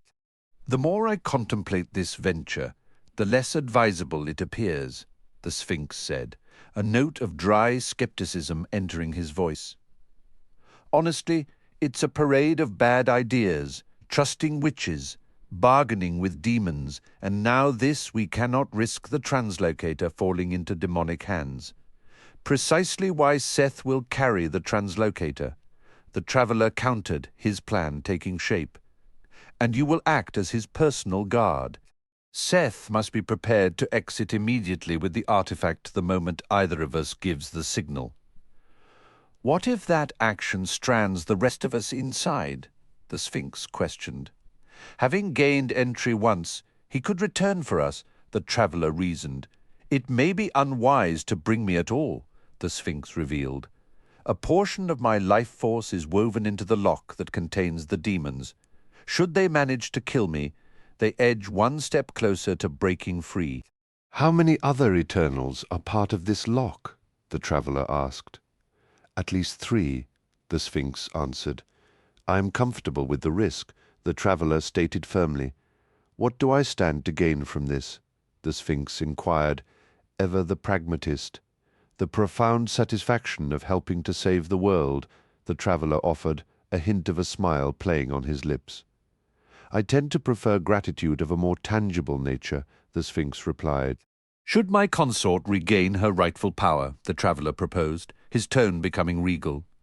We shall absolve you of any responsibility for the opening of Zizix. The people of the fairy realm still grieve for their lost homeland. That is a considerable offer, the Sphinx said, executing a shallow bow. I never anticipated encountering your majesty, let alone embarking on a mission at your side. Do you have a strategy for negotiating with the Demon King? I believe I do. The traveller's lips twisted into a faint, grim frown. It can't possibly go worse than our last encounter. Elsewhere, Virgil tossed another log onto the campfire, sending a shower of sparks spiraling into the dark. Kendra turned her face away from the billowing smoke. They had made camp in a secluded level clearing in northern Colombia, a place utterly devoid of any human trace. The sun had vanished below the horizon roughly an hour before. In the fire's flickering light, Glory carefully tended to the cut above Noble's foreleg, her gentle licks promoting healing. Their flight north from Chile had included several stops.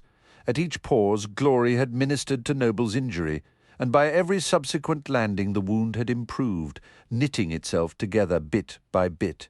Now it was nearly fully scabbed over, save for a small damp spot at its very centre. Kendra broke the quiet. Is it strange, being in a 10-year-old's body after so long as an adult? Gerwin, seated on an overturned log near the flames, was carefully trimming a vibrant red feather to fletch a new dart. A little, he admitted, not looking up from his work. But not as strange as you might think. Eternals experience continuity in different ways. Perhaps because of my bond to the phoenix feather, my existence moves in cycles. He paused, a distant look in his eyes, as he remembered a long-ago sunrise, viewed from a mountain peak in the Rockies. A moment of pure clarity that now felt both recent and ancient.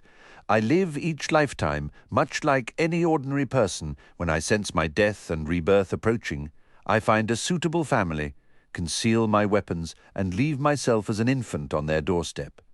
I've been a 10-year-old more times than I can count. Virgil wanted to know how long I typically live if nothing interrupts the cycle. About 60 or 70 years, I explained. As my body ages and weakens, it naturally begins to yearn for renewal. Kendra asked if I simply shrink into a baby. I've never witnessed the transformation myself because my consciousness fades as it starts. I told her. From what I understand, my old body is consumed by flames, leaving only my infant form behind.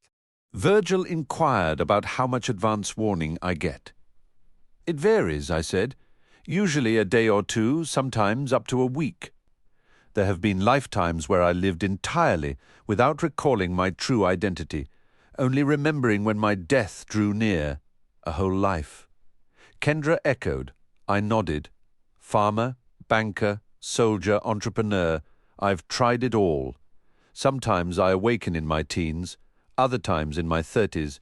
On rare occasions, it's right before the end. What if you're killed? Virgil pressed. That disrupts the natural timing of my cycles, I admitted. But I am always reborn eventually. My most disorienting experience was leaving myself on a doorstep in Italy, only to regain my memories over 40 years later as a 15-year-old in France. Kendra wondered what happened in between. It's hard to say, I replied. Since I never came to my senses, I must have died unnaturally, possibly more than once. I might have gone off to war without my identity and fallen on some distant battlefield. I paused, imagining a coyote snatching a baby from the wilderness. If I'm reborn in the wild, my chances are slim. I could cycle through many brief lives before one finally survives. A helpless infant needs care and protection. Kendra pointed out that the other legendary dragon slayers don't revert to infancy. They are reborn in their own unique ways, I said. My cycle is different from theirs. Virgil asked what brought me to Chile. I enjoy exploring the world, I shared. It's been ages since the last dragon war.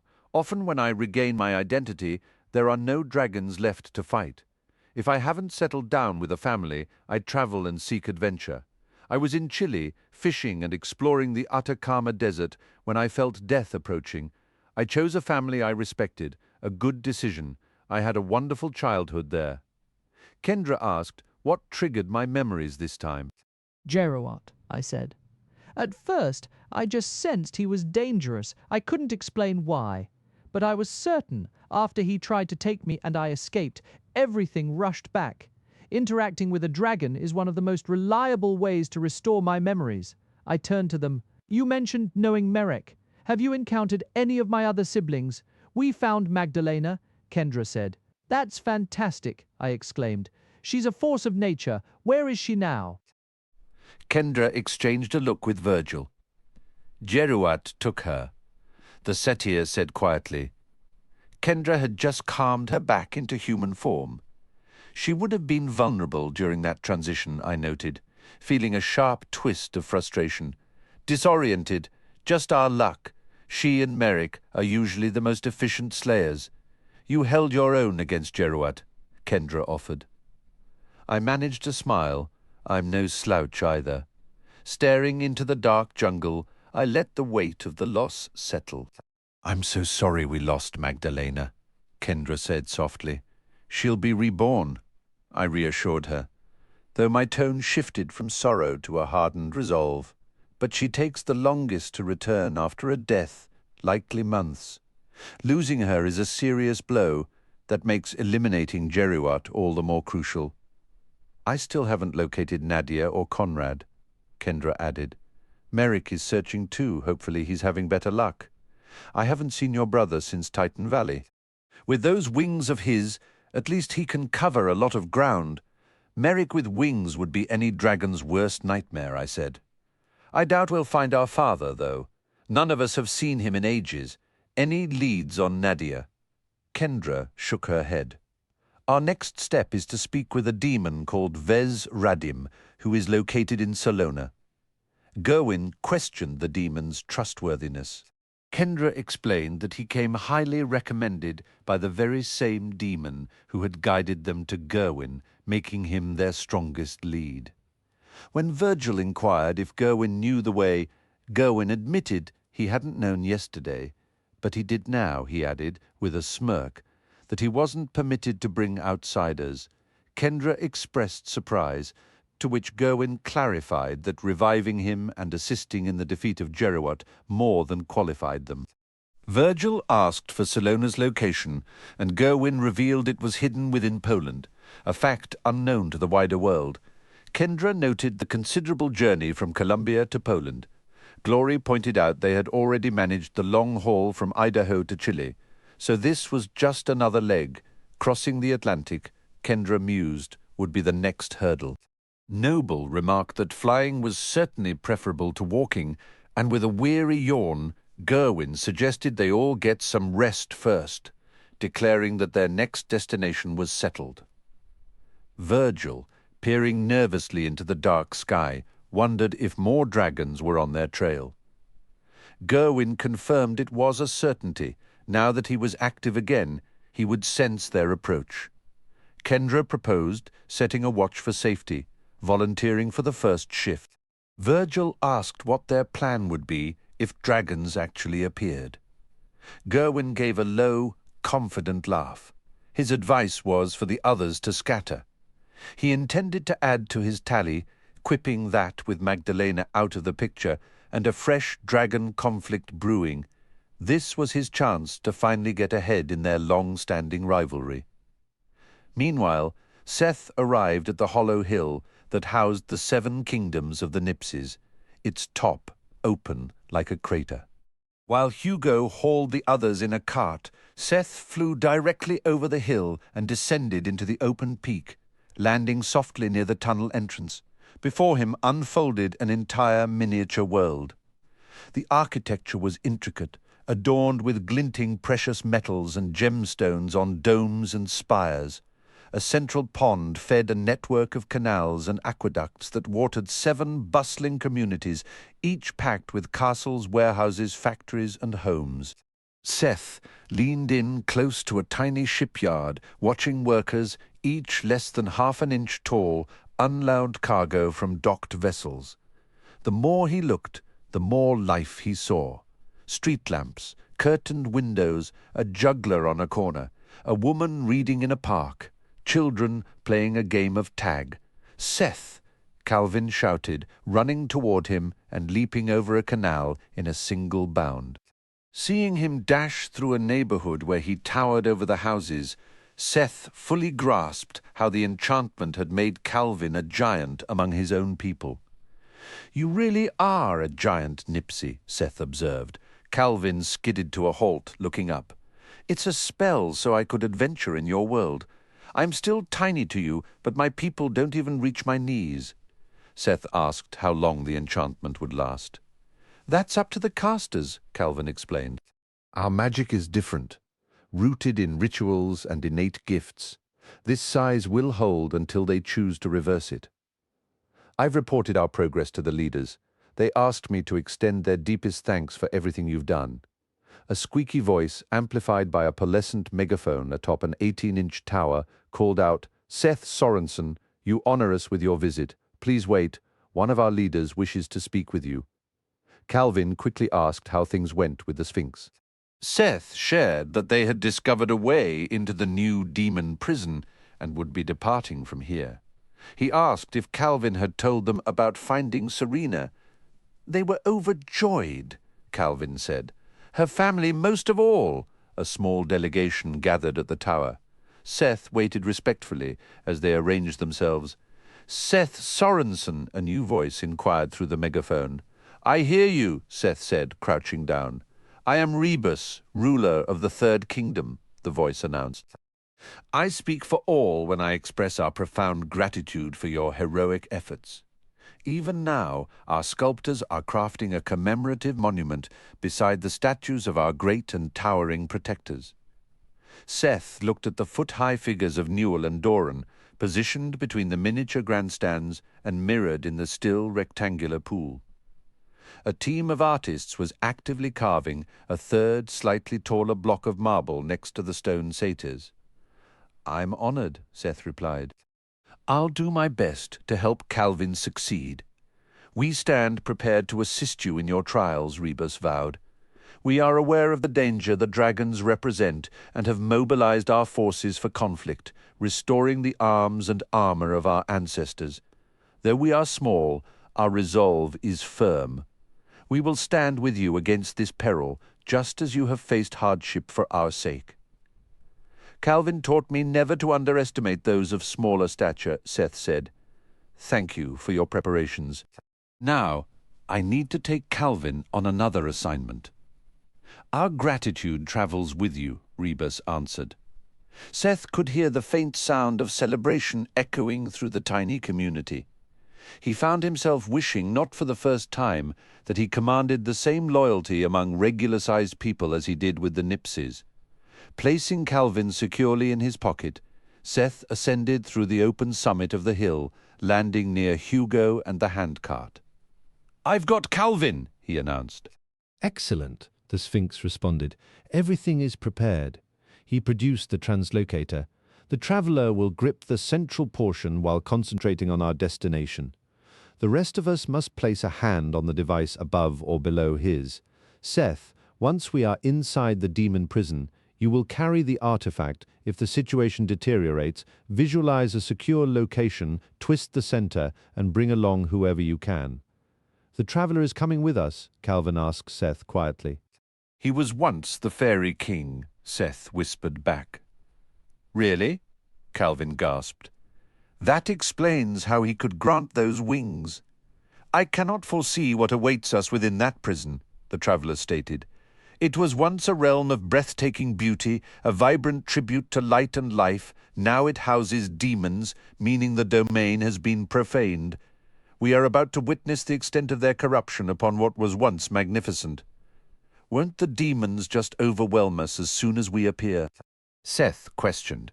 We must declare our intent to negotiate with their sovereign, the traveler explained. How? Seth pressed.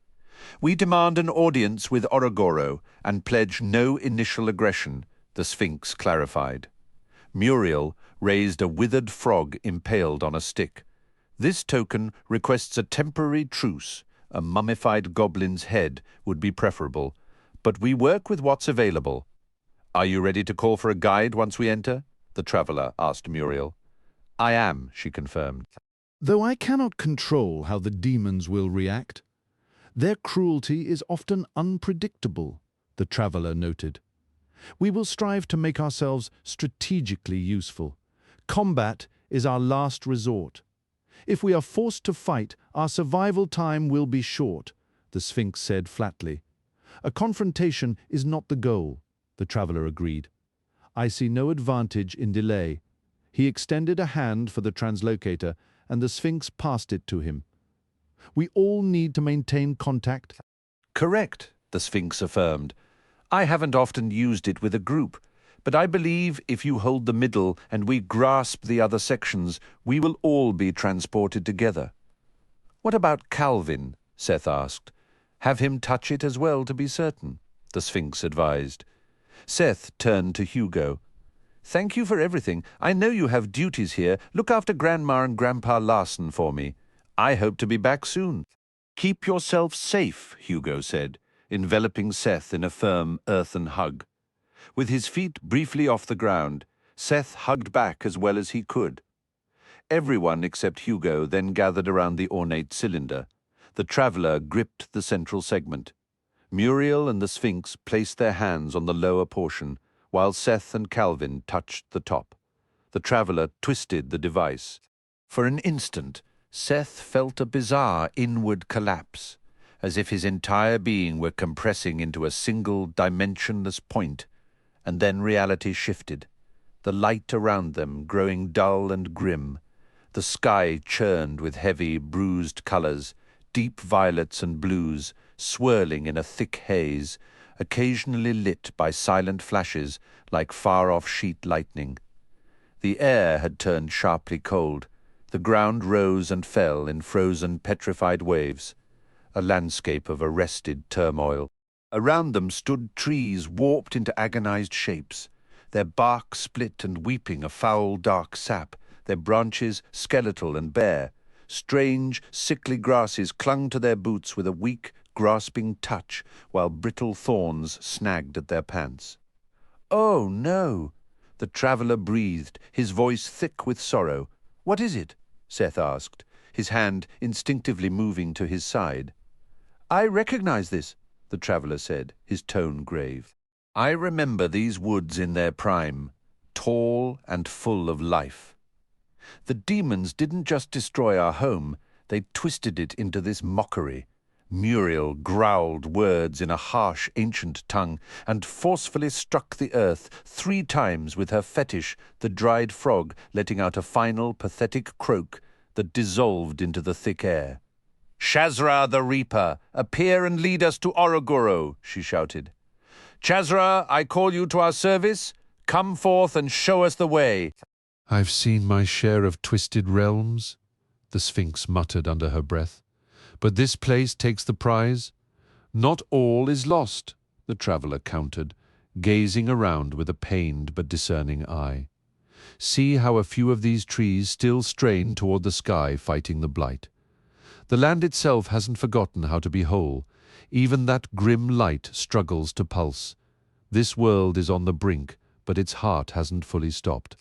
He pressed a hand to his own chest, his expression one of profound, weary respect. It's sobering from a cluster of malformed trunks. A hunched thing shambled into view. It walked awkwardly on two legs, a crown of jagged bone spurs erupting from its bent spine. A rough burlap sack covered its head, and it clutched the air with two sets of arms, one pair thick and adult, the other spindly and childlike. It let out a wet, chattering squeal. "Begone!" Muriel snapped, brandishing her stick. "Our dealings are with powers far beyond your station. Scatter and tell the others to keep their distance." The misshapen creature skittered away into the gloom. Seth caught the gleam of two large emerald-green eyes watching from a pool of shadow, and then the heavy thud of massive footsteps approaching from one side, punctuated by jagged, mocking laughter from another. "Inhabitants of this prison," the traveller called out, his voice somehow expanding to fill the stillness. "We come to speak with the Demon King Orogoro. He may lay claim to any worth we possess." The green eyes vanished. The footsteps halted, the laughter cut off abruptly. "Now what?" Seth whispered. "We wait for our escort," Muriel replied, her voice a dry rasp. Seth peered up at the featureless violet heavens, finding no trace of sun or stars. "Is it day or night here?" he murmured. "It's neither," the Sphinx answered quietly. "We're in a bubble of reality that plays by its own very different rules." The traveller raised a finger for silence. They stood in a heavy, smothering quiet, broken only by faint, unidentifiable cries that seemed to come from miles away. Funny, Seth thought, how the most terrifying places were often the quietest. The anticipation was worse than any monster. "He approaches," Muriel hissed finally. "Hail, Chazra!" she screeched, waving her grotesque totem overhead. "Take us to your master!" A bizarre centaur-like being emerged from the murk.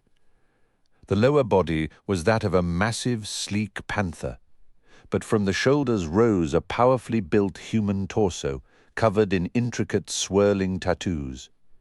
In his hands he carried a scythe that seemed woven from darkness itself, and both of his eyes were tightly stitched shut. "Who dares seek the audience of my king?" Chazra demanded, his voice a low, threatening rumble. "I was once known as the Fairy King, though now I journey as the traveller," came the reply. "With me are the Sphinx, the witch Muriel, a young man of considerable shadow talent named Seth, and a small companion called Calvin. We wish to speak with Orogoro. The boy carries the blade that ended Gorgrog," Chazra accused, levelling the tip of his shadowy scythe. "The shadow charmer has earned every tool at his disposal," the traveller stated calmly. "We are here to talk, not to battle." Chazra gave a single, slow nod.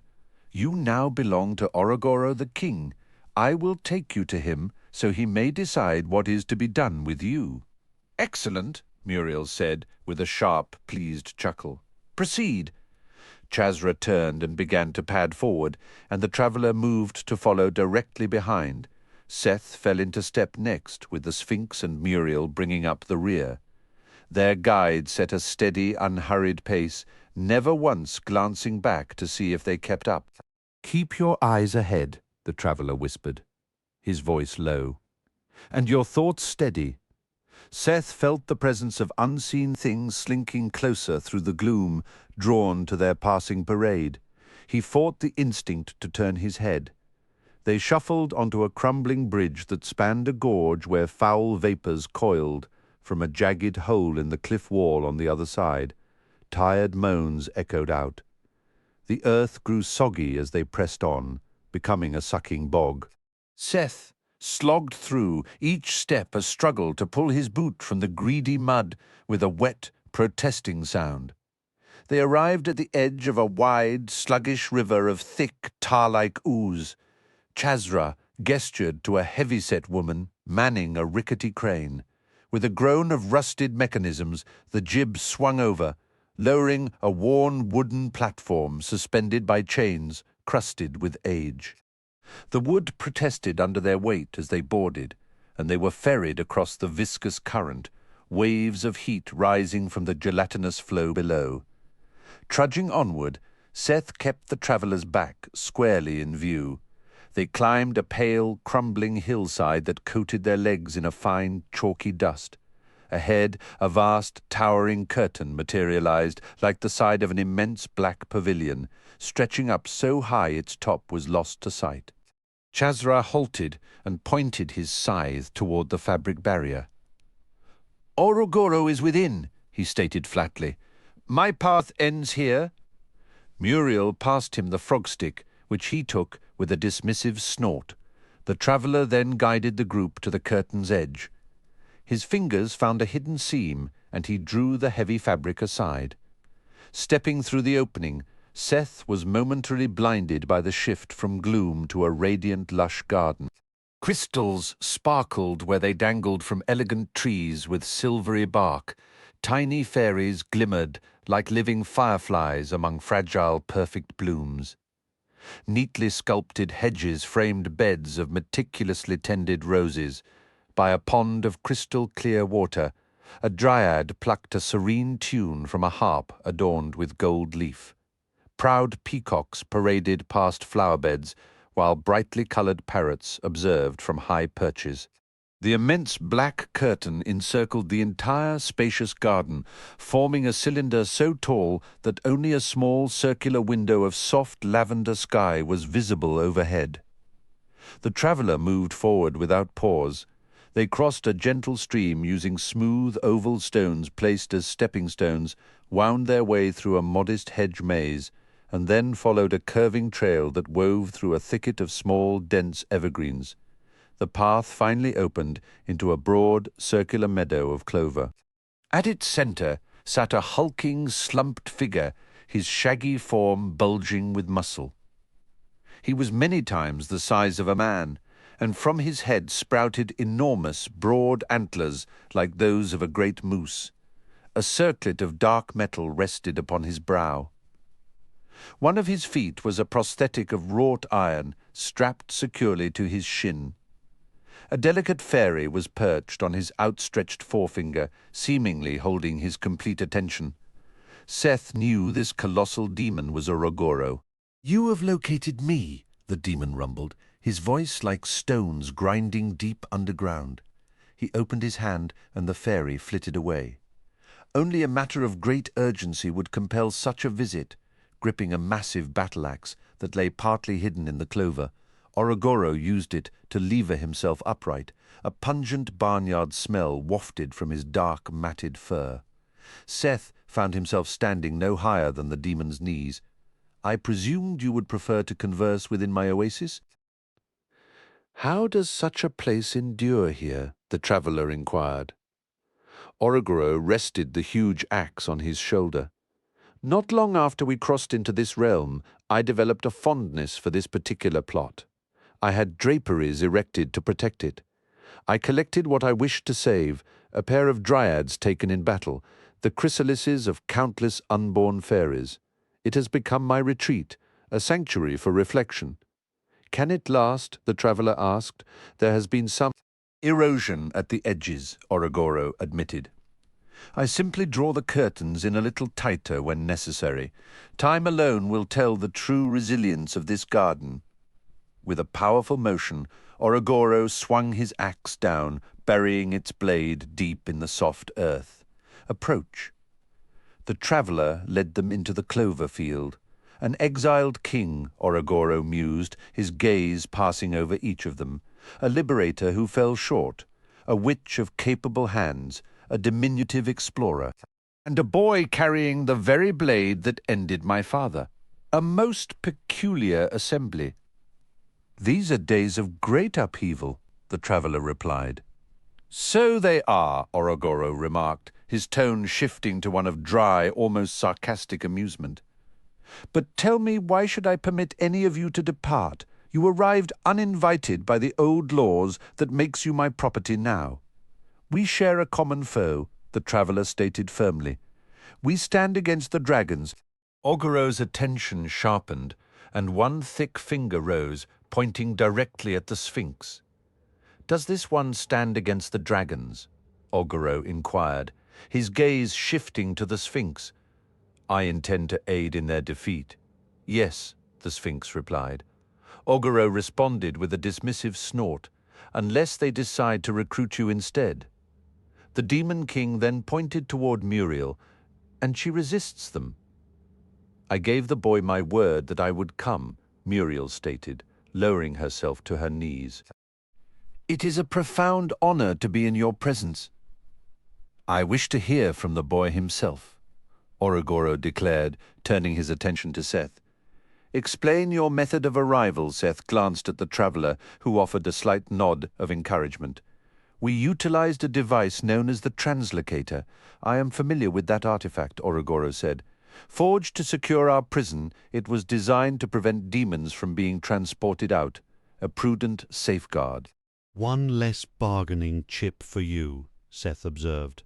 "Precisely," Orogoro confirmed. "Now state your purpose." "I require the jewel from your crown," Seth stated plainly. Orogoro fell silent for a moment, then looked to the traveller. "Is this a joke?" "He is entirely serious," the traveller affirmed. "As are we all. You expect me to simply hand over the jewel from my crown?" Orogoro demanded, his voice rising. "To the 5 of you here in my own stronghold?"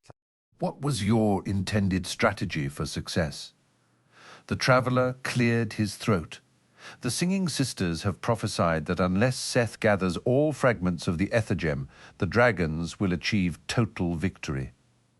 Orogoro widened his stance, bowing his head and closing his eyes in contemplation. The chamber fell into a heavy silence. After a long moment, he lifted his head. "I comprehend. The boy has secured the other fragments," the traveller added. "Only the stone you possess remains." Orogoro cracked the knuckles of one hand thoughtfully. "This dilemma is of your own making. The day the dragons were unleashed to thwart our freedom, their masters lost control. It was only a matter of time before the worms broke their chains. Do you desire to see the dragons reign supreme?" the traveller pressed. Orogoro's eyes flashed with fury. "If not for Celebrant, my father would have conquered the world, and you would still be a decoration on his person." "Yet here I stand," the traveller replied calmly. Orogoro gestured toward Seth. "That sword may have ended my father, but it was Celebrant who created the opportunity for the strike."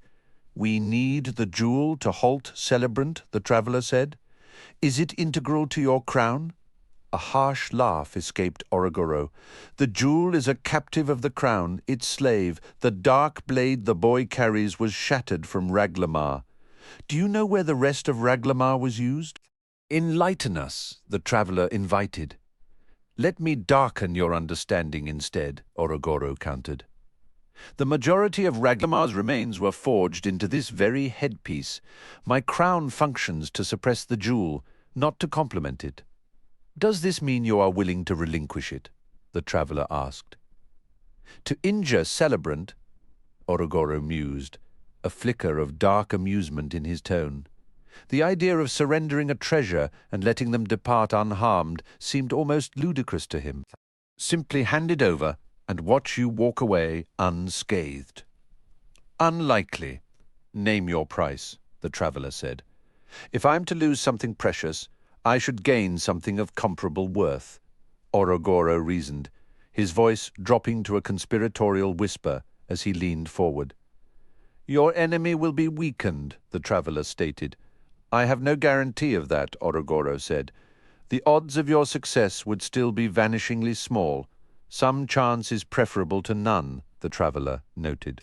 "Then I require something of immense value," Orogoro insisted. The traveller gave a slow nod.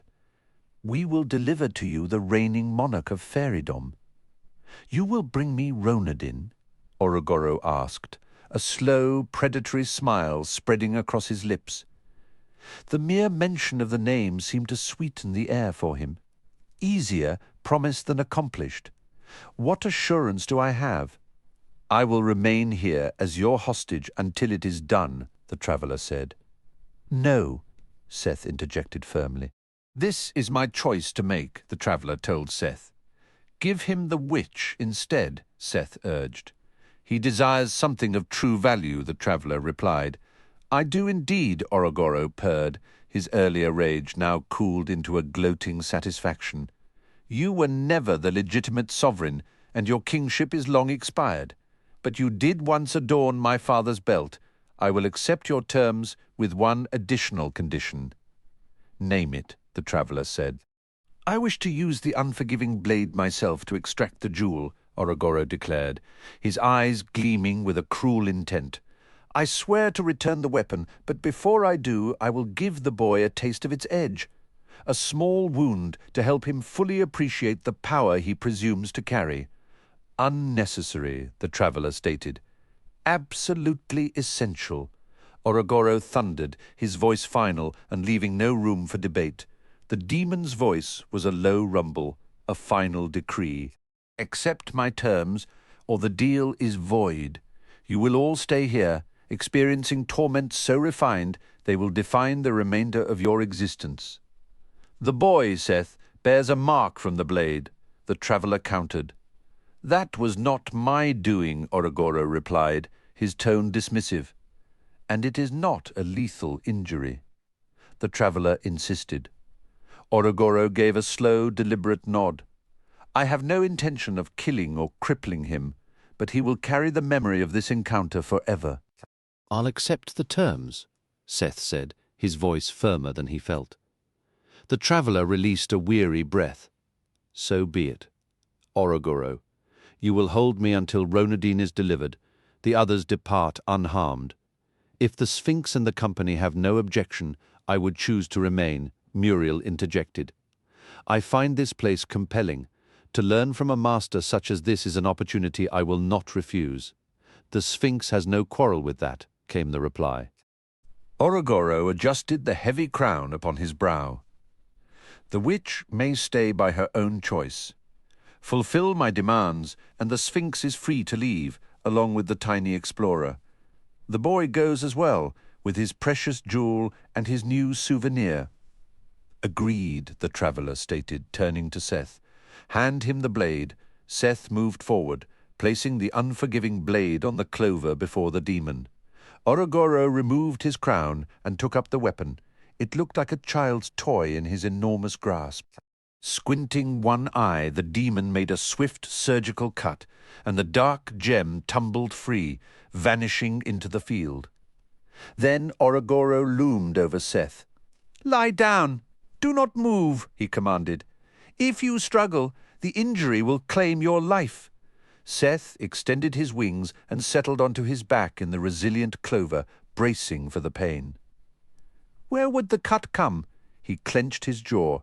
He had felt this blade before. He had survived worse. If this act could help thwart the dragons, he would bear it. The blade's tip pressed into his abdomen, pushing inward. This was not a slice. It was a puncture. Not deep, perhaps an inch, but profoundly different from the gash on his leg. The unforgiving blade was inside him. An infinite cold was now within his body. Seth froze to his very essence, certain he could not move even if he wished. The blade's darkness poured into his veins, and he felt himself being pulled into the metal in return, his vitality drained toward an everlasting void. In that moment, Seth saw the wretched road to becoming undead. He would reach its end soon, transformed into a wraith or a spectre. No longer living, yet incapable of true death, his future was one of endless cold awareness, devoid of warmth, rest, peace, or hope. An eternity of desolation stretched before him, a vivid and agonizing premonition as real as any memory. And then Orogoro withdrew the blade. Seth stared up at the demon, bewildered. Was he still in the clover field? Did life simply continue around him? What had he just witnessed during those seconds? Visions. Terrible, permanent visions. He had seen himself trapped in a state where death was a mercy denied. "End me," Seth whispered, a raw plea. "That was not part of our bargain," Orogoro said, placing the blade beside Seth. "Wield this tool with great care." Seth touched his stomach. His fingers came back stained with blood. "It's still inside me," he murmured, feeling a cold echo in his bones. "And it always will be," Orogoro affirmed. "Now stand. Do not worry, boy. You will not die." Meanwhile, Kendra knelt beside Gerwin on a grassy rise, looking past a broken wooden fence toward a far-off intersection. Virgil was at her side, and their horses were quenching their thirst at a muddy pool behind a bramble thicket. "Is that Salona?" Kendra asked. "Not exactly," Gerwin replied in a hushed tone. "That is the threshold. The way in—" "Are there guards?" Kendra whispered. "Only those who know the secret can find the path," Gerwin explained. "Centuries ago our realm was part of the ordinary world, but as our people evolved into the fair folk, mortals began to instinctively shun our lands, repelled by the magic in the air. It was my father who led the effort to hide Salona entirely. He was far more whimsical and light-hearted than you might imagine for a king and a hero, always playing pranks, even on his own advisers. But he was utterly serious about keeping Salona veiled." "Why go to such lengths?" Kendra asked. "My father often said," Gerwin answered, "that Salona safeguards too many vital secrets. Some truths are best left undisturbed. He never went into too much detail, but I am aware that the sovereign skull, the legendary skull of Abraxas, is kept at Fairview. Even if that were the only secret our kingdom concealed, it would be more than enough. The dragons would sacrifice anything to obliterate that skull and reclaim their power to assault human settlements. So the skull amplifies the effect of human disbelief." Virgil inquired.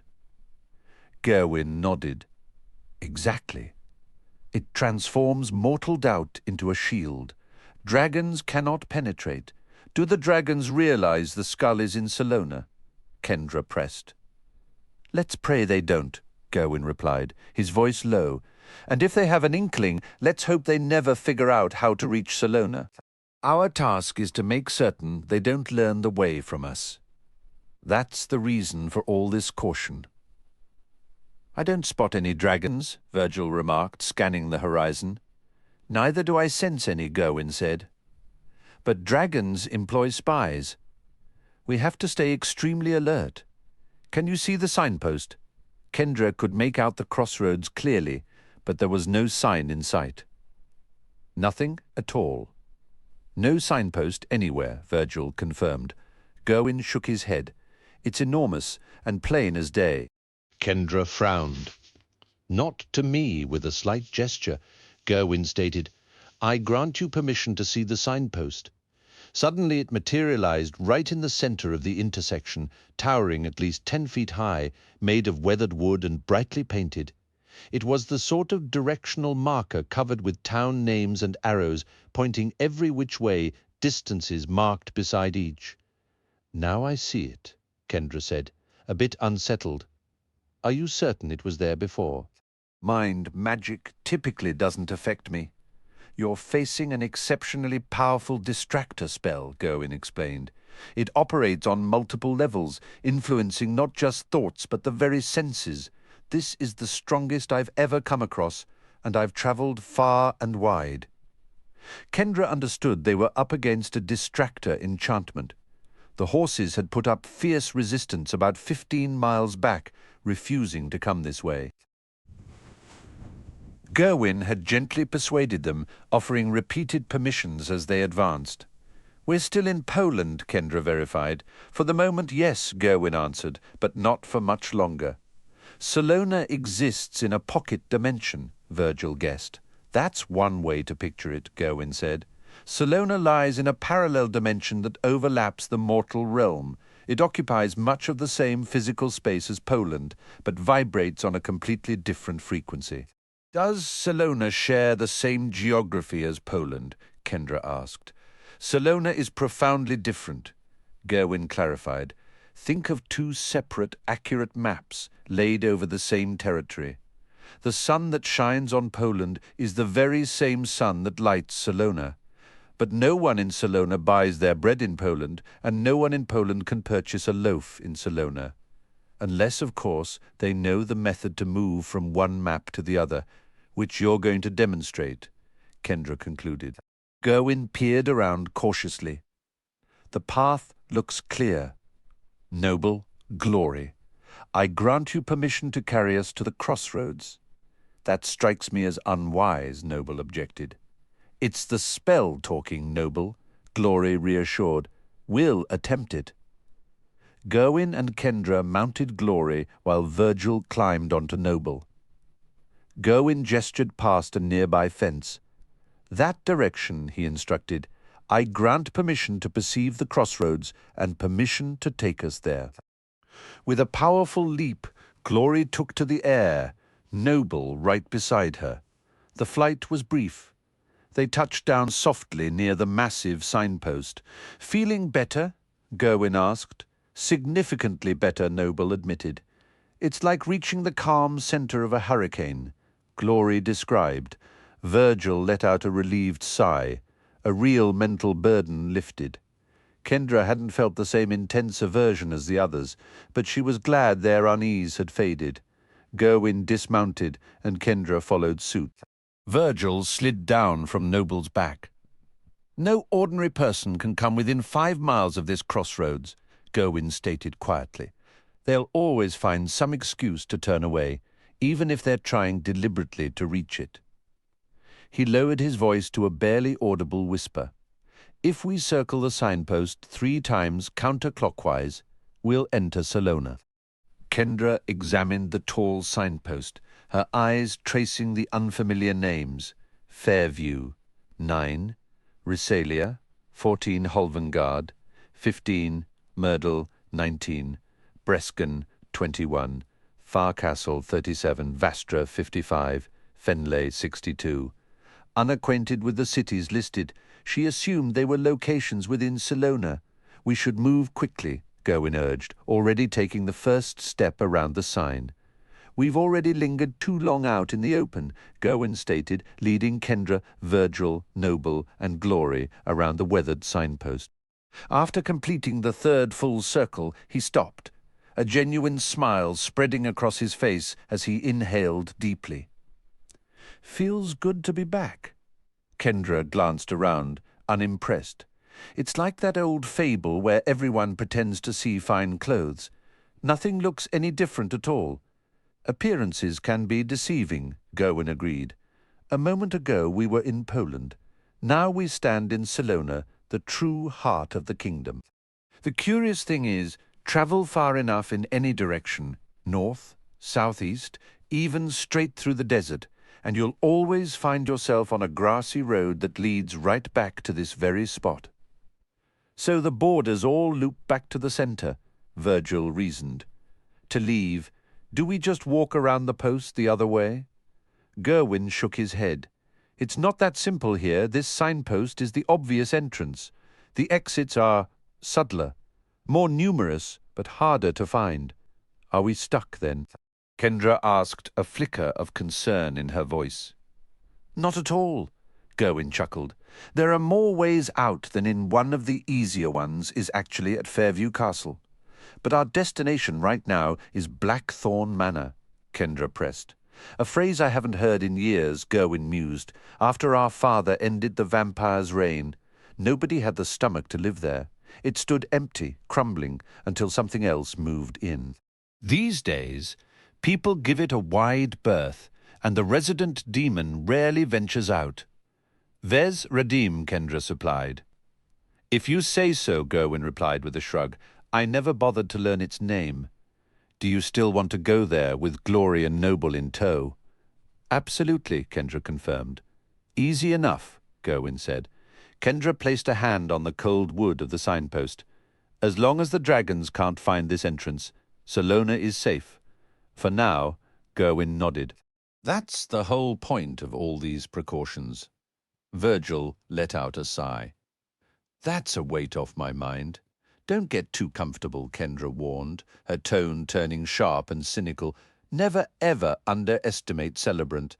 That dragon has a nasty habit of getting exactly what he's after, and he probably finds our little hide-and-seek game utterly pathetic. Gerwin swung himself up onto Glory's back. It'll buy us time. If we can rally the rest of my brothers and sisters, we might be able to strike at Celebrant before he ever sniffs out Salona. Now that's a plan I can support, Virgil said, mounting noble. Kendra climbed up behind Gerwin. Which way? Glory asked. Gerwin pointed decisively. East. With a powerful running start, Glory launched into the sky. The wind whipped against Kendra's face as they climbed, offering a breathtaking, sweeping view of the tranquil landscape below. It unfolded like a perfect painting, a quilt of corn and wheat fields, the lazy rotation of distant windmill sails in the soft breeze, and scattered herds grazing in vast green pastures. It looks like something from a travel magazine, Kendra remarked. Salona is beautiful, Gerwin affirmed, his voice filled with resolve. That's exactly why we fight for it. Glory, see that lake ahead? Take us across it? Beyond the shimmering water, they soared over a wide river, crossed by a sturdy wooden bridge that led to a lively town on the opposite bank. The air was crisp and clear, allowing Kendra to see for miles. Snow-dusted mountains rose to the north, and as they passed over a dense forest, she spotted the sad skeletal remains of an abandoned settlement, little more than stone foundations and lonely chimneys. Look for the next river, Gerwin instructed. The manor is just there. The Gothic structure commanded the small, wooded island at the river's bend. Shrouded in ivy and creeping vines, the mournful building featured a central tower and a roof cluttered with gables and turrets. A three-arched stone bridge connected it to the shore. Glory and Noble touched down together on the bridge, stopping a short distance from the iron gate leading into the manor's overgrown courtyard. Kendra slid down from Glory's back, her feet landing softly on the stone. Batusa was very clear I shouldn't set foot inside. We need to speak to Vez Radim from out here. Should we at least go into the courtyard? Virgil asked, squinting at the sun-drenched space beyond the gate. It seems well lit. Putting his full weight into it, Gerwin dragged the creaking gate open. It isn't even locked. I've read the accounts of this place, Kendra said quietly. This is where your father defeated the vampire. Where he found the coffin and the stake, to be precise, Gerwin corrected gently. Right, Kendra nodded. The real fight, Gerwin added, his voice dropping, happened on the inside. My father faced many obstacles just to reach this place. Most people believed a vampire still stalked these lands. I have a feeling that if he had ever confronted that creature, he would have ended it. He was a man of contradictions. He hated fighting, yet he was the most skilled warrior I've ever seen. Kendra slung her bow over her shoulder. Have you visited before? She inquired. I've seen the estate from a distance, Gerwin replied, but I've never stepped inside these walls. Kendra studied him for a moment, noting his lean frame. Does it feel strange? Just last week, your biggest worries were probably homework and your soccer league. Homework was never a major concern, Gerwin said, grinning. This isn't my first time remembering a past life while stuck in a kid's body. Once we handle the dragon situation, I plan to go back to the Duran estate and let them know I didn't vanish for good.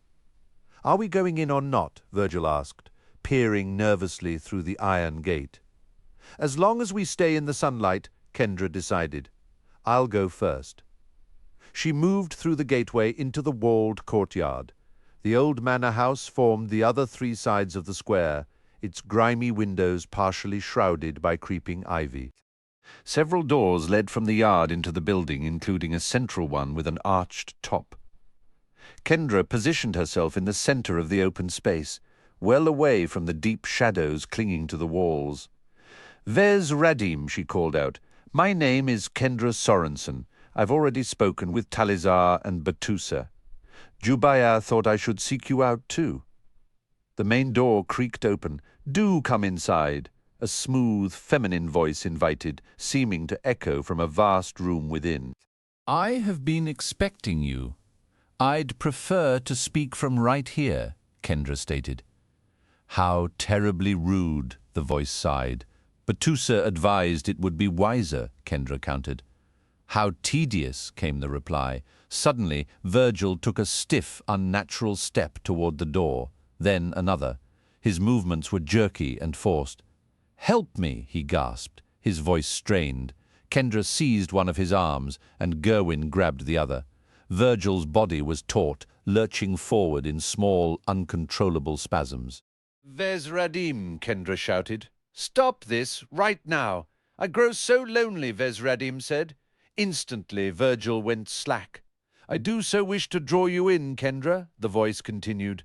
"I prefer my conversations to be intimate and private. If you want privacy, my friends can withdraw," Kendra offered.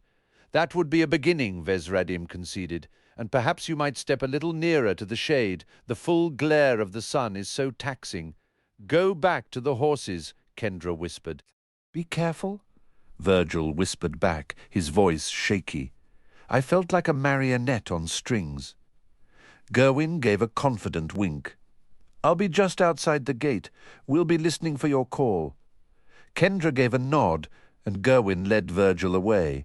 She then moved cautiously toward the stone steps that led up to the sunken doorway, making sure to remain fully in the light. Just inside the dark entryway, she could barely make out a form, insubstantial and perhaps semi-transparent. "Can you see me?" Kendra asked. "Oh, perfectly," Vez Radim replied. "You look vibrantly, almost offensively alive. Tell me, what is the sensation of sunlight on your skin?"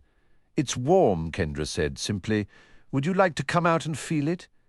"You cannot possibly understand how much I would," Vez Radim said, a hint of wistful bitterness colouring her tone. "But it is not a feasible option. Are you a vampire?" Kendra asked directly.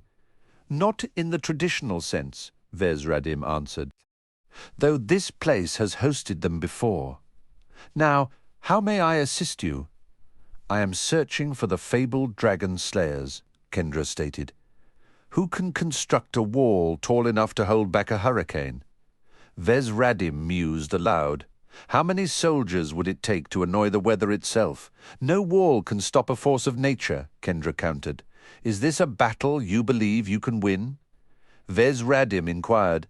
"An army of dragons is not a natural phenomenon," Kendra argued. "And Celebrant is no simple storm. We have to try." "Like all of my kind, I would delight in Celebrant's destruction," Vez Radim said. "Won't you join me inside? Share a meal. I promise to be perfectly charming." "This is as far as I'm coming," Kendra said firmly. "Time is short." "Many demons share your view," Vez Radim noted. "But what if Nadia has no desire to be located?" "Then I'll have to persuade her," Kendra said. "I have devoted considerable study to this very topic." Vez Radim revealed.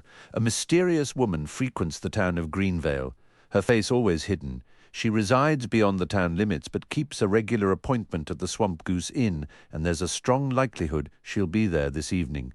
Kendra wondered if it could be Nadia.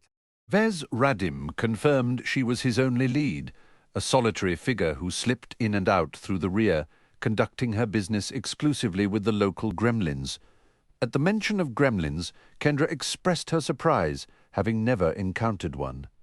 Vez Radim explained the long, bitter history between Greenvale's people and the gremlins, a conflict so severe it nearly forced the town's abandonment.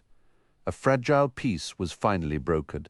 The treaty stipulated that every single-story home must provide either a crawlspace below or an attic above for gremlin habitation, while multi-story buildings were required to leave a gap between each floor.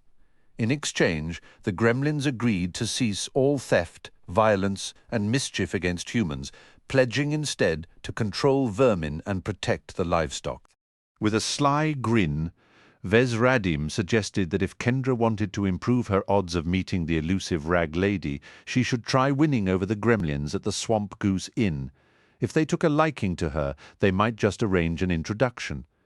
When Kendra pressed for more, asking about the vanished Conrad, Vesradim could only offer that many, including Conrad's own children, had searched without success. As Kendra thanked him and began to retreat, his parting words were a reminder the best thanks would be to slay Celebrant. Meanwhile, a profound chill was seeping through Seth, radiating from the grievous wound in his abdomen and leaching the warmth from his limbs. The irreversible slide into undeath had begun, sealing his doom. "Seth!" The Sphinx's voice cut through the haze, insisting he hold the translocator. The world swam into focus. Orogoro towering against a bizarre backdrop of dark drapes, the traveller observing from the side, and the Sphinx's face peering down at him. With exasperating calm, the Sphinx explained he would manage the central segment of the device to secure their escape, instructing Seth to grip the unforgiving blade in one hand and the base of the translocator with the other. Seth groaned inwardly. Wasn't dying a big enough ordeal without everyone pestering him? All he wanted was to pull the blankets over his head and fade away. The Sphinx, undeterred, pressed the sword's hilt into his palm, then forcibly placed his other hand on the cool surface of the translocator. The moment the support was withdrawn, Seth's hand slid off, limply. "You must focus," the Sphinx urged. "The pain is irrelevant. Cling to that device if you want to leave this place." "Your purpose here is unfinished, Seth," the traveller stated, his voice cutting through the fog with startling clarity. "Believe me, you will find no peace in this surrender. The strength to continue is within you. People are counting on us." Seth, Calvin added his voice to the chorus. "Get us home," forced to comply. The Sphinx repositioned Seth's hand. This time, Seth managed a weak squeeze, and the world dissolved. He found himself lying on the sun-bleached planks of a gazebo, the Sphinx crouched beside him. They were back at the Fairy Queen's shrine on the grounds of Fablehaven. The humid summer air was a shocking contrast to the frigid dread of the demon prison. "You did it," the Sphinx said, a note of triumph in his voice. "I can hardly believe we escaped with a jewel from the Demon King's own crown. Let me see the injury." Peeling away the blood-soaked fabric from Seth's stomach, the Sphinx assessed the damage. Seth asked how it looked. "The wound itself isn't large," came the reply, "but the bleeding refuses to stop." "I have medical sealant in my bag," Seth muttered, his teeth beginning to chatter. "The kind that seals wounds shut." But what was the point? If he was turning into a wraith, a little more blood loss seemed trivial. "You're shaking," the Sphinx noted, digging through the satchel. "I'm freezing," Seth managed to say. "I can still feel the blade inside me, like a hollow, aching cold." "The blade isn't in you anymore," the Sphinx corrected gently, holding it up. "It's right here in your hand. I see it in my hand," Seth replied through chattering teeth, a grim irony colouring his words. "And I still feel it buried in my gut. Pulling it out changed absolutely nothing. Somehow the blade remained within him." The Sphinx applied a substance to his stomach with a gentle touch. "The blade is removed. This adhesive is remarkable. It's containing the blood. Your injury could be lasting. The pain might persist, but the harm is no longer spreading. It feels as if the wound is tugging me away from existence," Seth murmured. "Am I becoming one of the undead? You have begun moving in that direction," the Sphinx replied. "But you are not progressing further. The light inside me is dimming," Seth said. "Do you feel the phantom blade digging deeper into your core?" The Sphinx inquired. "Is it enlarging the cut?" "No." "The summons to join the undead is similar," the Sphinx explained.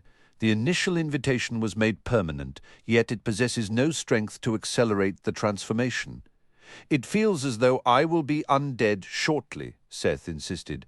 But you will not, without sustaining further injury, the Sphinx assured him, a note of weary expertise in his voice. I understand this process more intimately than almost anyone. Is it day? Seth asked. Yes, the Sphinx said. It appears shadowed, Seth observed, like dusk, the deep final hour of dusk. I regret your wound, the Sphinx said, not unkindly, but a mission awaits completion. Can you stand? Seth understood his duty. Deliver the stones to the singing sisters, or perish in the attempt. A sudden, sharp memory pierced his fog. Did we retrieve the Demon King's jewel? I possess it, the Sphinx confirmed. Place it in my satchel, Seth said, attempting to rise before collapsing back with a gasp. The world tilted. You are in poor condition. The Sphinx noted, his voice clinical. You are trembling and perspiring heavily. My thoughts are clouded. Seth admitted, the words thick. My mind is a haze. I see death approaching. Not a peaceful one. You are utterly spent, the Sphinx stated. The trials have been severe. I have never visited the Singing Sisters.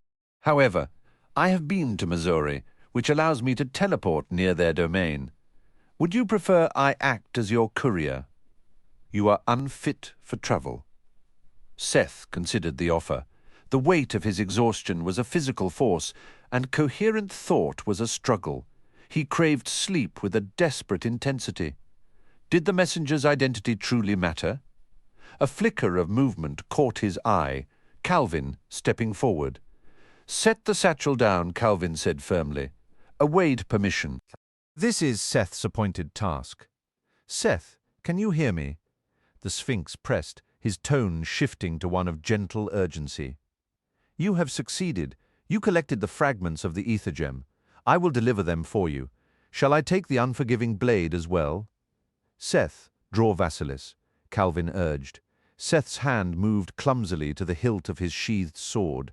The metal was warm against his palm, almost pulsing with a latent energy. As he slid the blade free, a surge of heat and vitality flooded through him, sharpening his senses. The dim world seemed to brighten. With a pained grunt, he pushed himself up, rolled to his knees, and then swayed to his feet. The Sphinx now held the satchel in one hand and the translocator in the other. Seth could still perceive the unforgiving blade's cold presence within him, but its seductive pull toward oblivion had receded to a distant whisper. Vasilis had never glowed a deeper, more ominous crimson. What is your purpose with my satchel? Seth demanded. The Sphinx offered an uneasy smile. I am assisting you in concluding your quest. Do you truly wish to wield a sword in each hand? It leaves little room for anything else. Would it not be simpler if I carried the unforgiving blade for you? Why do you desire it? Seth asked, raising the dark weapon. To lighten your load, the Sphinx said, his eyes watchful, and to safeguard the ether gem fragments. Set the satchel down, Seth ordered, his voice gaining strength. Seth, you have endured a trauma, the Sphinx countered, his tone now patronizing. You are not thinking rationally. I intend to finish what I began, Seth declared. I require the translocator. The Sphinx held the device by the base of its cylinder. Seth knew if the Sphinx gripped its center and twisted, he could vanish in an instant. The translocator remains with me, the Sphinx stated. I believed you wished to help, Seth said. His voice flat and devoid of warmth. In a single fluid motion, the Sphinx slung the satchel over his shoulder and reached for the translocator with his now free hand. Seth reacted instantly, lashing out with a wing to strike the device. It flew from the Sphinx's grasp with a sharp ping of metal on metal. Holding Vasilis before him, Seth advanced toward where the translocator had fallen, forcing the Sphinx to retreat from the gazebo onto the weathered boards of the boardwalk. That wasn't very neighborly, the Sphinx remarked, flexing his fingers with a wince. Seth didn't lower his guard. And swiping my bag was, you're after the translocator? The Sphinx shot a look toward the murky pond. I could toss this whole satchel in there. You'd never recover those gem fragments. The water sprites in that pond answer to Runadine, you know. Seth leveled the unforgiving blade. Then I'll introduce you to eternity, he stated coldly. Let's not be hasty, the Sphinx replied, a tremor betraying his calm facade. You wanted to live forever, Seth said, taking a step forward. This blade can grant you a companion for all those endless years, a pain that never rests. You'll get an education in undeath you never signed up for. Placing the satchel on the weathered boards, the Sphinx shuffled backward, palms open. I was only trying to assist. I don't know how this all got so tangled. Keeping his gaze locked on the retreating figure, Seth edged forward. He knelt, carefully set the blade aside, slung the satchel's strap over his shoulder, retrieved the weapon, and rose. He then moved back to the gazebo where the translocator cylinder lay, not far from a stark splash of crimson against the white paint. To operate the device, he'd have to sheath Vasilis. He shot a final warning glance. Back up, Seth commanded. Get lost. Wouldn't mind an ally at a time like this, the Sphinx mused. He's got me. Calvin's tiny voice piped up from Seth's pocket. I won't repeat myself, Seth said, his tone leaving no room for debate. The Sphinx withdrew to a neighboring gazebo down the boardwalk, his curious stare never wavering. Seth sheathed the sword. The immediate effect was a draining of light and warmth from the world. His legs nearly gave out, and a frigid, profound despair, radiating from the perfect darkness lodged in his side, threatened to overwhelm him. He heard running footsteps. The Sphinx was charging back. Drawing Vasilis again would only restart their standoff. Fighting through a thickening mental haze, Seth fumbled for the translocator. As the Sphinx's pounding steps grew nearer, Seth clumsily gripped the cylinder's base, with the same hand holding the unforgiving blade, twisted its middle section, and fixed his mind on a specific cavern in Missouri. The world dissolved and reformed. He was kneeling on cold stone beside an underground pool, the translocator clattering from his grasp. The cavern was vast, the darkness held at bay only by a few guttering torches. An intruder, a shrill voice accused. A violation! Another cried, Hold on, it's the lad. A third voice cut in, sharper. Such a rude entrance, the first voice complained. We cannot have underlings popping in unannounced. The second grumbled. Use your eyes. The third voice snapped. The child is gravely wounded. The unforgiving blade slipped from Seth's fingers as he slumped forward onto his hands and knees. Dizziness and exhaustion made the voices sound distant, echoey. Where was this? Why was everything so shadowy? His already dulled sight was worsening. How complete would the darkness be when he finally turned wraith? He heard the slap of bare feet on stone encircling him, accompanied by guttural snorts and shuffles. Stay your hand, do not finish him, the first voice ordered. We should inquire about his progress on the task, the second voice proposed. He bears a wound from the unforgiving blade. The third voice revealed in a conspiratorial whisper. The voice was correct. He had been stabbed. And the Sphinx had tried to claim the blade.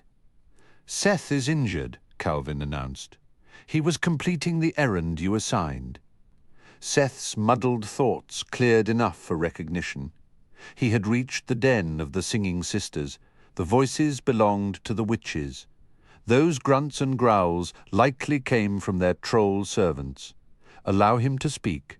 The first voice said, Can you hear us, boy? Seth identified the speaker as Wilner. The child is exhausted. The second voice, Burner, whispered. He requires rest, Orna stated. Seth's trembling hand found the hilt of Vasilis. No, Orna said firmly. Do not draw it, not in your condition. It will sap what little strength you have left, and you will need it. I have them, Seth rasped, the effort immense. The fragments of the ether gem? Burner asked, her voice suddenly intent. Seth's words came out in a low, broken mumble. All of them. Orna gave a knowing nod. I warned you. His voice dropped to a whisper. In the satchel. Berna leaned closer, her tone skeptical. He's not making sense. There's no way the boy could have gathered every piece. Trust your instincts, Wilner urged quietly. I can sense the fragments nearby. I never thought we'd see him return. I said he might pull it off. Orna reminded them. Berna's voice softened. Just rest now, boy. We'll keep watch. I'm here too, Calvin added. I made it back. My hand wasn't on the translocator, but I suppose being small has its perks. I must have counted as carried luggage. You can sleep. Seth collapsed onto the cool stone floor, his cheek pressing against his folded arms. Sleep was a necessity, though a dangerous one. He might slip away for good. Part of him wondered if that would truly be so terrible. He's regaining consciousness, Orna observed. Finally, Wilner muttered, impatient. He completed the task, but the price was steep, Berna said. He's earned a moment of peace, Orna agreed. He needs it. Wilner, however, sounded a note of caution. His journey isn't finished. Seth could still feel the unforgiving blade lodged in his abdomen. It hadn't sunk deeper, just those same couple of inches, but a bitter cold pulsed from the injury, a cold so sharp he longed for numbness. The blade felt like a parasite, a hollow point siphoning away his vitality. Seth knew his time was running out. Soon he'd be among the lifeless. Yet the witches were speaking to him. I can hear you, he managed. Excellent, Orna exclaimed, her voice brightening. We are grateful you retrieved the ether gem fragments. Can you fix this wound? Seth asked. Berna's reply was gentle but firm. I'm afraid that lies beyond our power. Then, can you help me endure it? Seth pressed. We can attempt to, Wilner said. We've prepared a mixture. Squinting, Seth made out the faint outlines of the witches standing in a ring, their wrists linked. Has it gotten darker in here, he wondered aloud. On the contrary, it is quite bright, Orna replied. The void has left its mark on you. I think it's permanent, Seth said grimly. Wilner's response was almost dismissive. Every mortal carries some stain of shadow. Yours, admittedly, is particularly severe. A bowl of steaming liquid was placed before him. As he shifted, Seth realized a light blanket had been draped over his shoulders. Our thanks, Gromlet, Orna said to the small, retreating troll. Breathe in the scent first, Berna advised. Seth inhaled the warm, fragrant steam rising from the broth. Still shaking off the fog of exhaustion, the aroma sharpened his senses. He lifted the bowl and took a cautious sip. The liquid was searing hot, but as he drank, the heat created a strange, welcome counterpoint to the icy chill spreading from his wound. My thoughts feel sharper, he noted. If you intend to continue, you must learn to look past the injuries dealt by the unforgiving blade, Wilner instructed. Continue where? Seth asked. Forward, Orna stated simply. Your debt to us is settled, Berna confirmed. We have 3 offerings for you. I'm becoming a wraith, Seth protested. That transformation is halted for the moment, Wilner said. Do not surrender to hopelessness.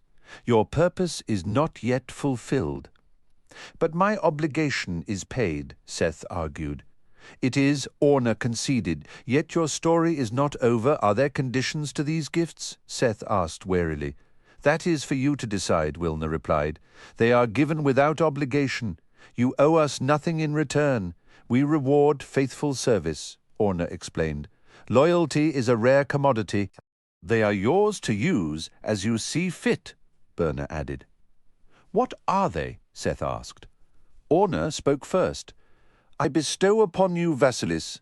The sword of light and darkness is yours to wield for as long as you choose to carry it. Thank you, Seth said, stunned by the magnitude of the gift. Berna continued. I give to you the fragments of the ether gem. Their fate is now in your hands. You sent me to hunt them just to hand them back, Seth asked, bewildered. Yes, Berna confirmed. I freely transfer them to your keeping. Is Wilner giving me which prize? Seth guessed. Wilner's tone was firm. The wraith remains with us. Which prize was your forfeit? My gift will be knowledge. All right, Seth said, forcing himself to concentrate. Long ago, Wilner began, growlers used the wizen stone to seal the source. When you shattered the stone, you weakened that seal, enabling us to perceive the source's whereabouts. Where is it? Seth asked urgently. This knowledge must be protected with great care, Wilner cautioned. If the wrong individual discovered the location of the source, the entire balance would be thrown into peril, Orna stated gravely. I understand, Seth replied. Wilner shook her head. No, you don't. But you are making an effort. The source is concealed in the desert beyond Salona. Calvin interjected. Pardon me. Since you're aware of growlers and the Wizenstone, can you tell us how to undo the Nipsey curse? The witch's laughter echoed sharply. That curse is bound to the destiny of the Ethegem, Berna explained. Is it your desire to break it? With everything I am, Calvin affirmed. And do you wish to see Celebrant defeated? Orna inquired. That's the reason I completed your tasks, Seth said, a wave of dizziness reminding him of his wound. Then you must carry the fragments of the Ethegem to the source, Wilner declared. Seth fought to concentrate, pushing aside the cold dread of his condition. Will that restore the gem? Orna gave a dry chuckle. No, but delivering those pieces is your only possible path to challenging Celebrant. The same action is required to shatter the Nipsey curse, Berna added. My head is spinning, Seth admitted, leaning against the rough cavern wall. Getting these jewels to you was a miracle. I was running on fumes. Maybe I could handle more if I weren't bleeding internally. You are the only one who can do this, Wilner insisted. Anyone with an intact abdomen would be a fantastic alternative, Seth retorted. Plenty of people are fighting dragons. Choose one of them. We have searched, Orna said softly. You alone might reach the necessary place in time, and your small companion is the ideal guide. Seth felt a heavy resignation. He couldn't allow Dragonwatch to fall, not while he still breathed, not if it meant giving Kendra a fighting chance. How am I supposed to find this place? Journey to Salona and seek a child of pure heart, Berna instructed. As you slept, we enchanted the Aethershard in the hands of true innocence. The shard will guide its bearer to the source.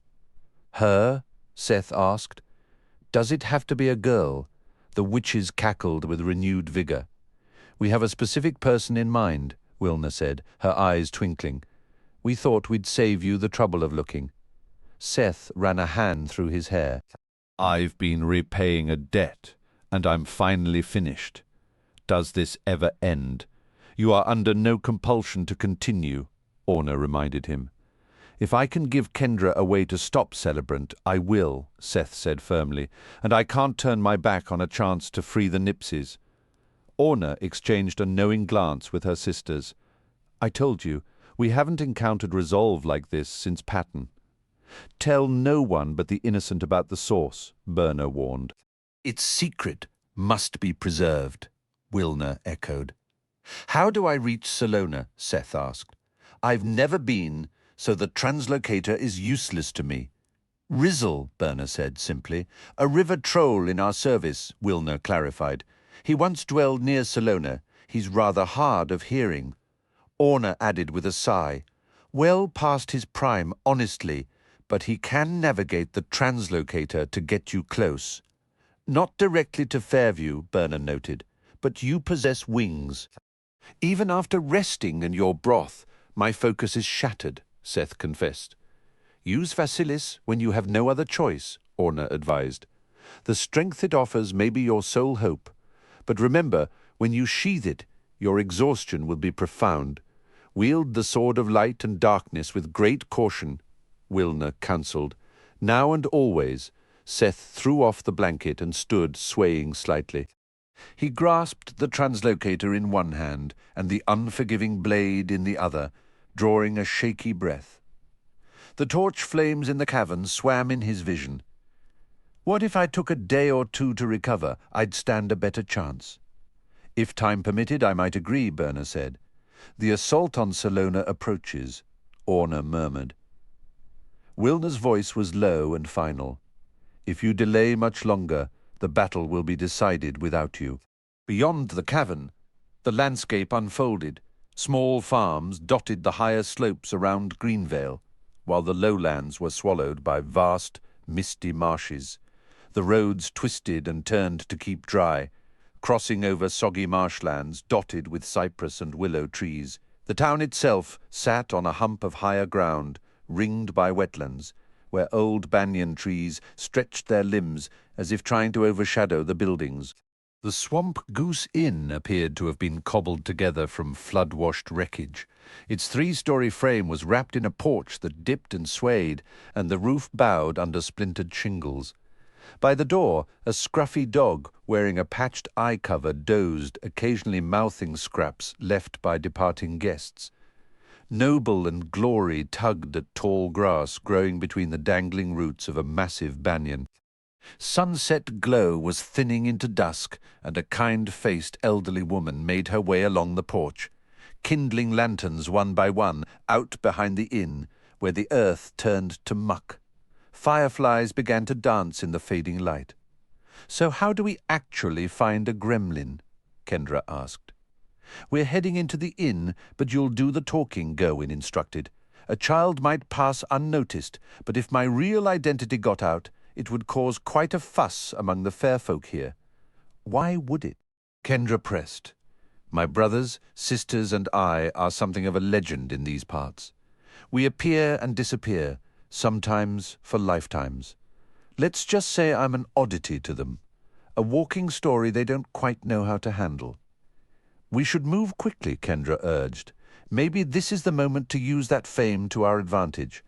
Believe me, being recognized would only tie us up," Gerwin countered. "Would my being there help or hurt?" Virgil wondered aloud. "Satyrs here have a reputation for mischief," Gerwin explained. "You're not like them, but it could take a while for anyone here to see the difference." Virgil let out a long breath. "We're rarely welcomed with open arms anywhere. Is it any surprise we prefer the forest? I'll stay back with Noble and Glory." "Plenty of grass here," Noble mumbled, his mouth full. "I only graze in an emergency," Virgil said. "I catch the scent of fruit trees nearby," Glory mentioned. Virgil sniffed the air. "Some ripe peaches would hit the spot." "Let's go, Kendra," Gerwin said, moving toward the inn. "What exactly is a swamp goose?" she asked as they walked. "You'd have to ask somebody who lives here," Gerwin replied. "What should I know about gremlins?" Kendra questioned. "Nasty little beings," Gerwin said. "You know how brownies fix and build things? Gremlins are the reverse here in Greenvale. Because of the old agreements, people and gremlins mostly stay out of each other's way." "So I need a reason to look for them," Kendra concluded. "Tell the innkeeper you want to alert the gremlins about something you've lost," Gerwin suggested. "Claim I lost something," Kendra clarified. "Exactly," Gerwin said with a casual wave of his hand. "A precious book. A family heirloom. Gremlins will locate missing items for a price." They reached the sagging steps up to the porch. The scruffy dog raised its head and let out a soft whimper. Gerwin stooped and gave the dog a quick, vigorous scratch behind the ears as they passed. Kendra pushed the door open, and they stepped inside the Swamp Goose Inn. The interior was far cozier than the outside suggested. Wood surfaces shone with care, and patrons in simple hand-woven clothes sat at tables and along a polished bar. Every face was strikingly handsome or beautiful, confirming for Kendra that she was once again surrounded by fair folk. She walked up to a solidly built man standing at the bar's end, his clean white apron marking him as someone in charge. "Evening, young miss," he said with a polite dip of his head. "You're not from Greenvale." "It's only my second visit," Kendra said. "Is there a way I could speak with your gremlins?" "Looking for help with something?" he asked. "My grandmother lost her favorite ring while staying here," Kendra invented. "I'd like to hire them to find it." The man's face wrinkled in thought as he shook his head. "No rings in the lost and found right now. What's your grandmother's name?" "Ruth Sorensen? Can't say I recall her. She was just traveling through." Kendra said. The man gestured with a cloth toward a staircase. You'll find a gremlin hatch at the top of those stairs. Thank you, Kendra said.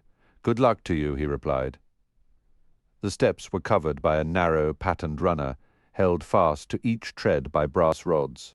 Kendra and Gerwin rushed up the stairs, and Kendra quickly spotted a small hatch set into the floor just before the hallway started. You should probably knock first, Gerwin advised. How do you even bargain with gremlins, Kendra wondered. Leave that to me, Gerwin replied. Kendra tapped on the hatch. Give it a full minute before you knock again, Gerwin cautioned. Gremlins will jump at any chance to get cranky. Roughly half a minute later, the hatch flung open. Kendra jerked back from the small being, glaring up at her, much like she would if she stumbled upon a rat in a dark alley. The gremlin stood a little more than a foot tall, shaped like a tiny person, but with feline eyes and long whiskers. Patches of coarse black hair sprouted from his head, and his skin was a mottled, warty green resembling a toad's. "What's all this racket at our door?" the gremlin snarled. "We're here to see the rag lady," Gerwin stated. "What rag lady?" the gremlin shot back. "Never heard of her." Gerwin eyed him with doubt. "How can you speak for every gremlin down there?" "The same way I can tell you're wasting my breath," the gremlin grumbled, puffing out his cheeks. "It's plain as day. But I've got a prank planned for her," Gerwin said, sounding genuinely disappointed. That caught the gremlin's attention. "Pranks can be worthwhile. Not against the rag lady, though. We're fond of her." "You mean you would be fond of her if you actually knew her?" Gerwin corrected. "Precisely," the gremlin agreed. "If we knew her, which we don't, we'd probably be fond of her. Well, fond might be too strong. It's tough to truly like you heavy-footed big folk. But if we did know her, we might have an understanding with her." "The rag lady would appreciate my prank," Gerwin insisted. "I'm her brother. You are not her brother," the gremlin shrieked, shooing Gerwin away. "You're too young. You're just another clumsy big clumper." "I'm her youngest brother," Gerwin said firmly. "I give you my word." "And who's this other clumper?" the gremlin asked, squinting at Kendra. "Did she just come along to foul the air? I'm here to help with the prank," Kendra said. The gremlin pressed a hand over his eyes. "I do love a good prank." He peered up at them through his fingers. "It's against our rules for gremlins to trick big clompers, however. Big clompers can trick other big clompers. Especially when it's family," Gerwin added. "Where's your leader?" The gremlin's mouth fell open. "The chief? You want to speak to the chief, as if the chief doesn't have 1,000 more pressing matters to attend to. More pressing than pulling a fast one on the rag lady," Gerwin countered. "Think about it. If she learns you turn me away, she might cancel your arrangement. But if you let me surprise her, she'll make it worth your while." The gremlin scratched at one of the sparse tufts on his mostly bald head. "A reward for a prank you big folk are confusing?" "Go get your chief," Gerwin said. "You won't want to miss this." I overheard the commotion. A new voice cut in. "I'll handle this, Scruntle." "Chief," Scruntle cried, "all yours." Scruntle vanished into the hatch, and another gremlin took his place. He looked similar, but wore a pocket watch like a necklace and had greyer tufts of hair. "How can you promise the rag lady will compensate us for this prank?" the chief asked. "If she doesn't, I'll match the deal she made with you and double her offer," Gerwin said. The chief waved him off. "Go find a tall tree and dangle from it." "Hey, no call for insults," Gerwin said. "You're just a child," the chief retorted. "You don't have the means." Gerwin dropped his voice to a whisper. "Do you have any idea who the rag lady truly is?" The chief mirrored his hushed tone mockingly. "No. That's part of our agreement. Now go build a little boat and float away. You're passing up a golden chance," Gerwin warned. "Go stitch a flag with your face on it and wave it somewhere else," the gremlin said. "What will it take to convince you?" Gerwin pressed. I can't endanger the arrangement we have with her, the gremlin stated. If the rag lady doesn't pay up for this trick, you become my bound servant for a decade, and the girl for 5 years. Fine, Gerwin said. I'll take those terms, because the rag lady is my sister, and I know her well. Spit on it to seal the deal? The chief gremlin asked, staring up at Gerwin with one eye squeezed shut. Deal, Gerwin agreed, spitting into his palm. Keep both eyes wide open. No sneaking out of this with just a wink. The chief mirrored the gesture, spitting into his own hand before they shook on it. Deal, the chief confirmed. You wait right here. He shut the hatch, leaving Gerwin to turn to Kendra. Simple enough. Indentured servants? Kendra questioned. The stakes don't matter, Gerwin stated with confidence. But what if the rag lady isn't your sister? Kendra pressed. What if our information was wrong? Gerwin's expression darkened. That would be very bad. Or what if she is your sister, but has no memory of who she is? Kendra added. Gerwin sucked uncomfortably on his lower lip. That could be problematic. He scratched his cheek, studying Kendra thoughtfully. Have you ever made a flag with your face on it and flown it somewhere? No, Kendra replied. Gerwin folded his arms. Well, there might be a situation coming up where we get plenty of practice. They waited in a sparse room, furnished with a single chair and 2 stools, courtesy of Scruntle. In one corner, 5 casks, 3 sacks, and 2 boxes were neatly stacked for the rag lady's collection. When Kendra wondered how one woman could transport so much, Scruntle explained, she always arrived with a donkey and a small cart. He left a lantern on the chair before departing. Kendra paced restlessly while Gerwin sat perched on a stool. I'm worried she won't be your sister, Kendra admitted. Then we'd need to do some quick talking, Gerwin said. It's not so different from facing a dragon. You charge in with courage and figure it out as you go. Why would she hide like this? Kendra asked. Did your sister ever live like a recluse before? Nadia was hesitant to embrace her role as a dragon slayer, Gerwin explained. She nearly refused to join the family business. She wanted to carve her own path. Maybe she's concealing her face to avoid being recognized, Kendra suggested. Or perhaps she's ashamed of her appearance, Gerwin offered. Kendra scoffed.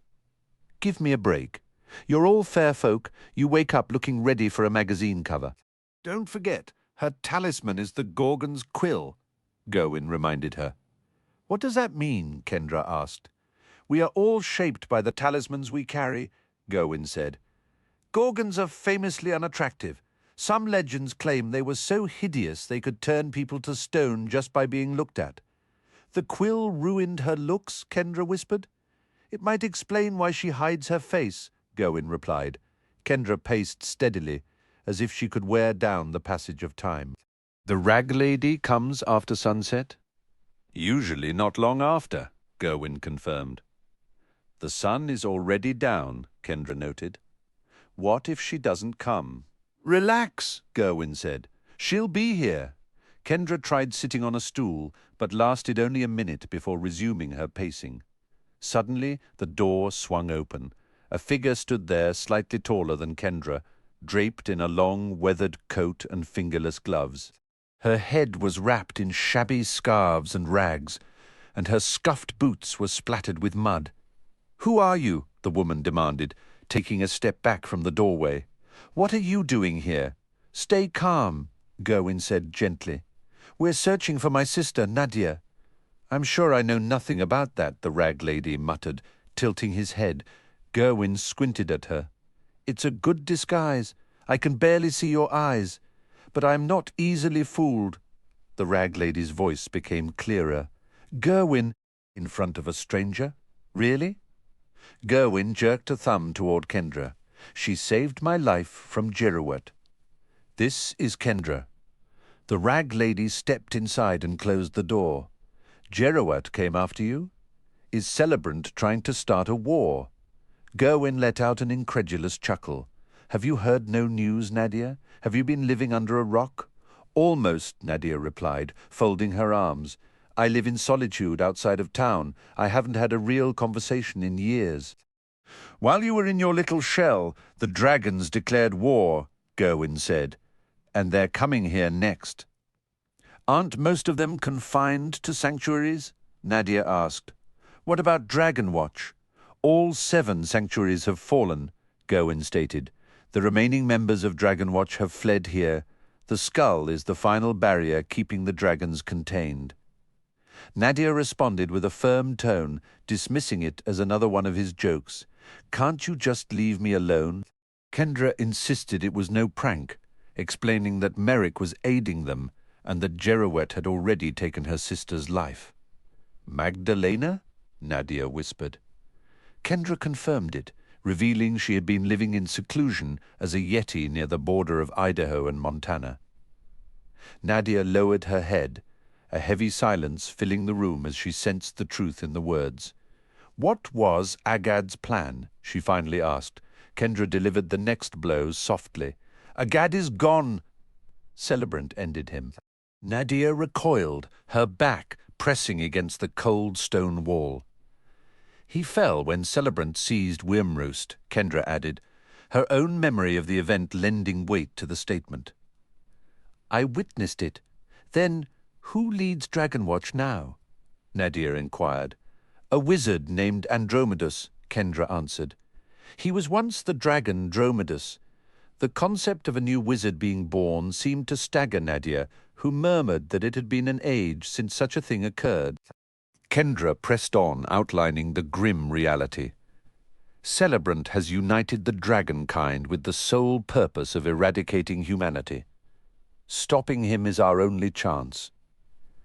With a weary sigh, Nadia moved the lantern from the chair to the floor and sank into the seat. Do the dragons know the path to Salona?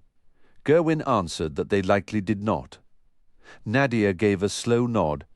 If every sanctuary has fallen, they will discover it eventually. What of our artifacts? The harp, the gauntlets, the shield. Kendra's news about the harp was met with a horrified no from Nadia. It was destroyed, Kendra explained. The strings were severed by the unforgiving blade during the assault on Titan Valley. My brother did it to claim the Wizen Stone. Nadia's next question was about the stone itself. He destroyed that, too, with the same blade, Kendra said. A faint, ironic smile touched Nadia's hidden lips.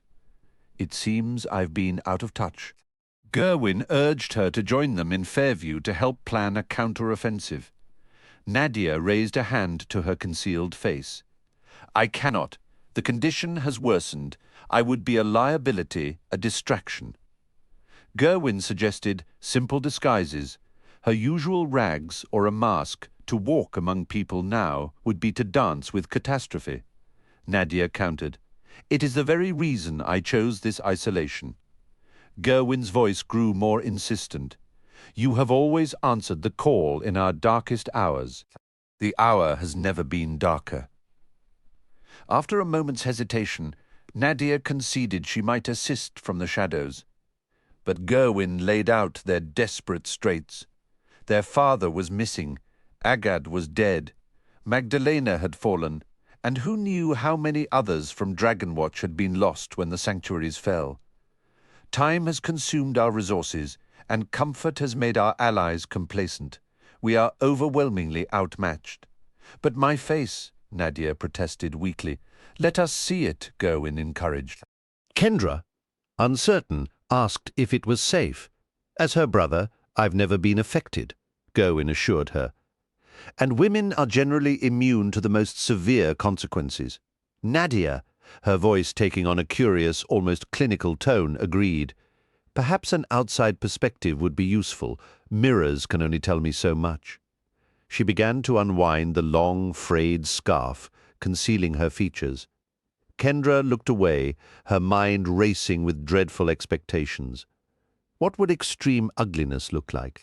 A face ravaged by the magical price paid for using the quill to protect the world. She steeled herself as the last of the fabric fell away. The sight drew an involuntary, sharp intake of breath from Kendra. Nadia was not disfigured. She was transcendent. Kendra had been mesmerized by the ethereal beauty of the fair folk, captivated by the grace of beings like Lizelle and the fairy queen herself. But Nadia existed on another plane entirely.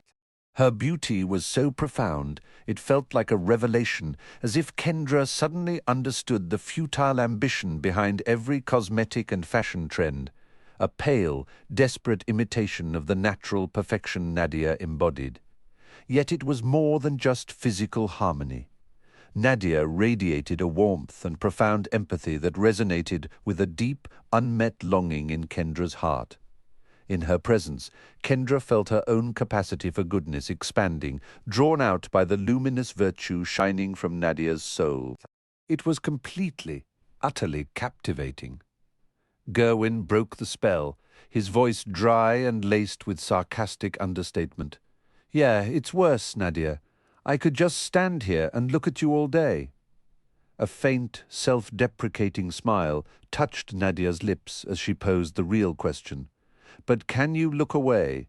The notion struck Kendra as absurd. Who could possibly turn from such a radiant, comforting presence? Everything else felt drab and empty compared to the splendor before her. "I'm attempting it," Gerwin muttered. "Just do it," Nadia encouraged. With a frustrated groan, Gerwin wrenched himself around his back, now to his sister, breathing heavily. "And you, Kendra?" Nadia inquired, her voice unnaturally sweet. Kendra swayed on her feet, locking eyes with Nadia amplified, her breathtaking effect tenfold. Overwhelmed, Kendra found herself dropping to her knees in reverence. Then Nadia turned away and started rebinding the cloth around her face. Kendra blinked, disoriented, glancing around the room as if rousing from a deep sleep. Why was she on the floor? She pushed herself up. She remembered Nadia's beauty, yet oddly she couldn't summon the specific image of her features anymore. "You certainly have a stronger effect," Gerwin remarked. "I was afraid of that," Nadia replied. Kendra spun and glared at Gerwin. "You told me the quill was making her hideous." "Quite the opposite issue," Gerwin said with a faint smirk. "You must be careful what you believe with this trickster," Nadia added, facing them once more, her features now obscured behind the grimy wraps. "Aren't Gorgons supposed to be ugly?" Kendra asked. "They are, but every Gorgon began as a siren," Nadia explained. "It's like how all imps were once fairies. Sirens led sailors to their doom," Kendra recalled. "And Gorgons leave men turned to stone with their horror," Gerwin finished. "Nadia can produce a comparable reaction just with her appearance." "It's less about the appearance itself," Nadia corrected. "The quill is transforming me into a living, breathing love charm. Seeing my face activates the enchantment." "I wasn't in love with you," Kendra stated. "It doesn't require romantic love," Nadia said. Kendra nodded, understanding dawning. It felt like watching a perfect sunset or hearing your favorite song. Or like reuniting with a dear friend you haven't seen in years. "All that and then some," Gerwin affirmed. "You feel this profound awe, and somehow better about yourself, too. She floods you with pure, positive emotion." "It's amazing," Kendra whispered. "And a serious problem," Nadia countered. Kendra noticed her voice, while still nice, had lost that magical melodic quality. "Men have started wars for her," Gerwin said darkly. "Killed for her, died for her. Good men have turned to crime. Wicked men have tried to reform." "Let's not dwell on the past," Nadia cut in, a sharpness entering her tone for the first time. "I never asked for any of that drama. I'd give anything to be ordinary again." "She doesn't invite it," Gerwin defended. "It's not her fault. It's hardly theirs either. They fall under the influence and lose all sense." "I have no desire to bewitch anyone," Nadia insisted, her voice firm now, shedding its earlier ethereal softness for something more grounded and weary. "If I knew how to break this magic, I would in a heartbeat. Once the enchantment fully takes root, it's permanent," Gerwin noted. "That usually only happens to the most desperately infatuated admirers." "Any more of this conversation and I will march straight into the forest and keep walking," Nadia declared, a hint of dry sarcasm finally breaking through her solemn mood. "We have more pressing matters to discuss," So, you'll assist us? Gerwin asked. You know me well enough to already know the answer, Nadia replied. What I will need is a very effective mask. Meanwhile, in his lavish bedroom at the estate, Knox stood before a tall mirror, straightening his posture and fiddling with his cape. The princely clothing helped him fit in with the nobility of Fairview, though he privately thought it made him look a bit like a fancy theatre actor, and the tight hose did his legs no favours. He pinched the fabric of his sleeve, wondering if the glittering threads were real gold or just clever dye. There was a quick knock before Tess bounded into the room. "You're awake early," she observed. "The group picked the hour," Knox said. "Are you meeting those women from yesterday?" Tess asked. "Not women," Knox corrected. "Girls. Compared to you, they're definitely women," Tess retorted. "I'll be in 9th grade next year," Knox explained, running a hand down his embroidered shirt to smooth it. "Back home, those girls would be juniors or seniors in high school. It's not weird. Sometimes famous athletes date people a couple grades ahead." Tess gave an exaggerated eye roll. Back home, those girls would be starring in films or on magazine covers. You'll never cross paths with them. Knox flung his cape over his shoulder, admiring the dramatic drape. "What's the verdict? You look like you're headed to a masquerade," Tess remarked. "Here, this isn't a costume," Knox replied. He straightened the medal fastened to his tunic, a platinum sunburst suspended from a rich blue ribbon, a personal token from King Russo, Silona's reigning monarch. Moving from his private quarters into the common area he shared with Tess, Warren, and Vanessa, he appreciated the sharp echo of his boots on the stone flooring. He stepped into a corridor lined with decorative tiles and a vaulted ceiling, then descended a spiraling staircase into a cool, shaded courtyard.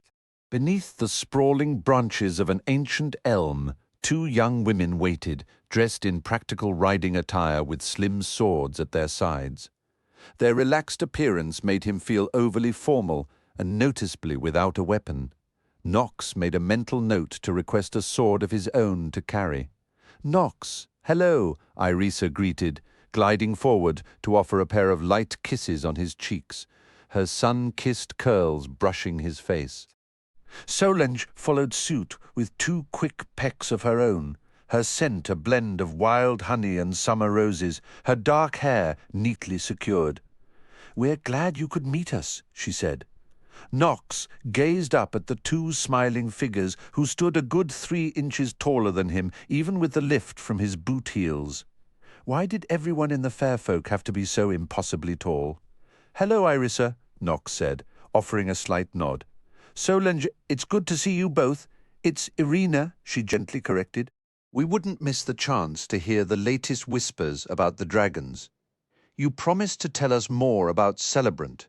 Solange pressed, her dark eyes alight with curiosity. Knox wished they would move to a nearby bench so he wouldn't have to crane his neck, but they stayed standing, so he did as well. "You know, I can't discuss what happens in the private sessions," Knox said. "Naturally," Irina agreed. "Confidences shared behind closed doors must remain confidential." "Unless you feel like making an exception," Solange murmured with a playful smile. "You have your own stories to share," Irina pointed out. "You witnessed the collapse of Wormroost, Crescent Lagoon, and Titan Valley." "Actually, I saved Crescent Lagoon," Knox clarified. "It fell apart after I'd already left." These women were strikingly beautiful, even by the generous standards of his home state of Texas. He felt a flush of pride under their focused attention. They weren't royalty, but their fathers were high-ranking dukes. What was the proper term for a duke's daughter again? "What's it like to stand before a dragon?" Irina asked. "They're brutal and immensely powerful," Knox said. "I've watched them tear through sky giants. Be thankful you've grown up in a protected kingdom." "That protection might not last," Solange said. "I've heard Celebrant is rallying dragons close to our borders." "Rumors are everywhere," Knox replied. "Careful not to say too much. Our forces have begun combat drills," Irina shared. I've never seen the army prepare for a full mobilization. We believe the dragons don't know how to reach Salona, Nox said. But we're preparing for every possibility. So many Dragon Watch members have gathered here, Solange observed, along with vital refugees from the lost sanctuaries, not to mention fair folk returning from abroad. Most arrive through the hidden passages Andromedos designs. Salona is one of the last safe havens, Nox affirmed. Our land has rarely welcomed outsiders, Solange noted. Won't concentrating everyone here just attract the dragons? The people coming here can help defend Salona, Nox countered. You'll need every ally you can find to stand against them. He chose not to mention the sovereign's skull, which remained a closely guarded secret. We've protected ourselves for a long time, Irina stated. From what? Nox asked.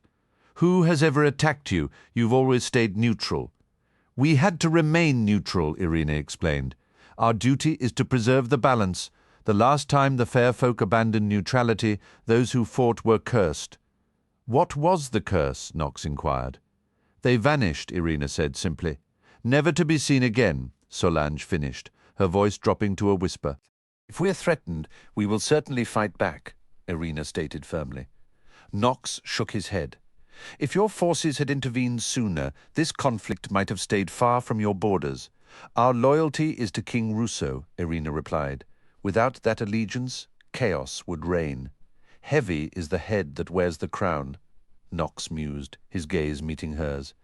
I remember the burden from my own time, ruling the giants. Deciding what was truly best for my people was never simple. I still find it hard to picture you as one of the legendary 5 monarchs, Irina admitted, with a slight smile. We didn't exactly have regular reunions, Nox said with a dry chuckle. The Underkings certainly never sought my counsel.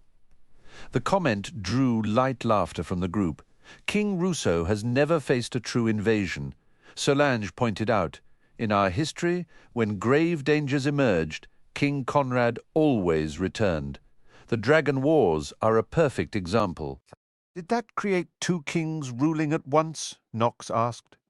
Conrad holds the title of King Emeritus, Solange explained. Whenever he is present, all other rulers of the fair folk defer to his authority. Our people have seen many kingdoms rise and fall over the centuries, Irina added, a note of nostalgia in her voice. At our peak, there were 12. How many remain today? Nox inquired. Only 2 proper kingdoms and a handful of scattered settlements, Irina said. Salona is the primary one, our heartland.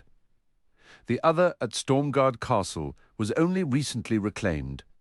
King Hollerix retook it after being freed from the Wizenstone's curse. He did dispatch some soldiers to help reinforce our defences, Solange noted.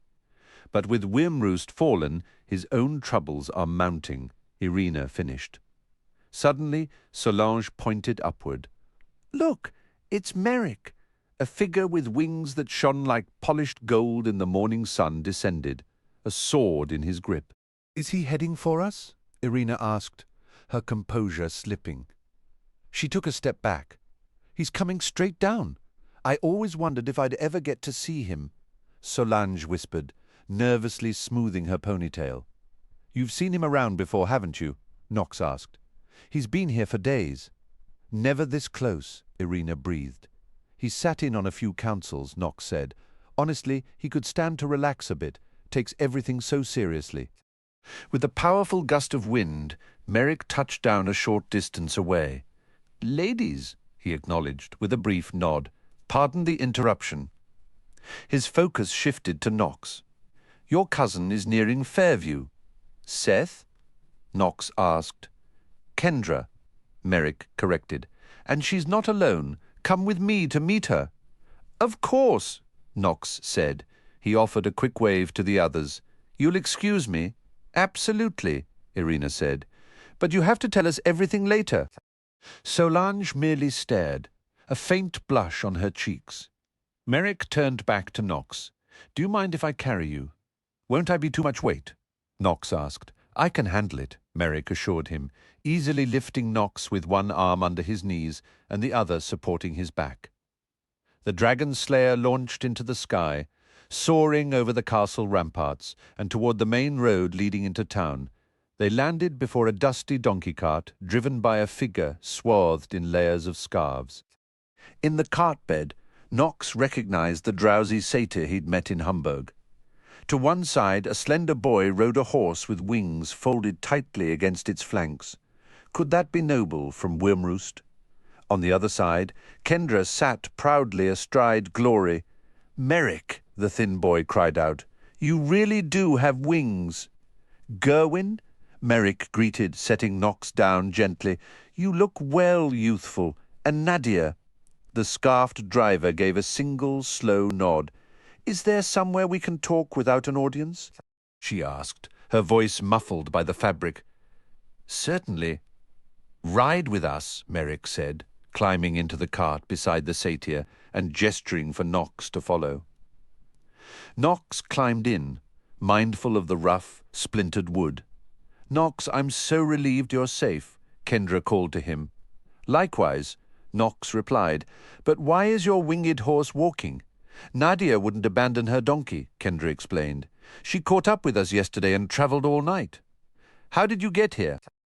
Nadia gave the reins a flick, and the donkey plodded forward. The other horses matched its pace. "Tanu, Seth, and a few others located me," Knox said. "I met them after they arrived," Merrick added. "Is Seth here now?" Kendra asked, hope flickering in her eyes. "He and Raxtus left on their own task," Knox said. "I'm just glad Raxtus managed to find him." A comfortable silence settled over the group. Knox leaned back against the cart's side, next to the satyr whose eyes were already drifting closed. The quiet was a stark contrast to the tension at the castle, and for a moment the weight of kingdoms and crowns felt very far away. It was funny, he thought, how the world could tilt from dire strategy to simple reunion in the span of a single flight. As the castle gates drew near, Merrick soared forward to arrange their entrance. Kendra sank onto a plush sofa, thankful to finally rest her weary legs. The others settled into the comfortable chamber. Virgil had mentioned needing a short nap before diving back into discussions, so Merrick had directed him to a bedroom just across the hallway. "It's almost unbelievable that three of us are reunited," Merrick remarked, his gaze sweeping the room. "After I separated from Kendra, I found no trace of any of you. How did you manage it, Kendra?" "I gathered information from the demons concerning each of your siblings," Kendra explained. Merrick's expression grew troubled. "What became of Magdalena?" Kendra's shoulders slumped, words failing her. "Magdalena was slain by Jerowat," Gerwin stated flatly. Merrick's face fell. "How?" Kendra filled in the grim details, the deceitful gift from Ronodin, the fierce clash with Jerowat, with Gerwin adding brief remarks. Nadia listened in silence. "It's astonishing you managed to retrieve both Nadia and Gerwin," Merrick said. "And where have you been keeping yourself, brother?" Gerwin inquired. "Following any lead I could uncover," Merrick replied. "Every sage I spoke with believed father was either deceased or in Salona, so I've been combing through Salona ever since. Is it possible Conrad lost his memories?" Kendra wondered. "His cycle of rebirth never involved forgetting," Gerwin answered. "He's been absent far too long," Nadia said, her voice edged with frustration. "He always arrived before catastrophe hit. We never had to seek him out. He gathered us, yet he hasn't appeared during these recent crises."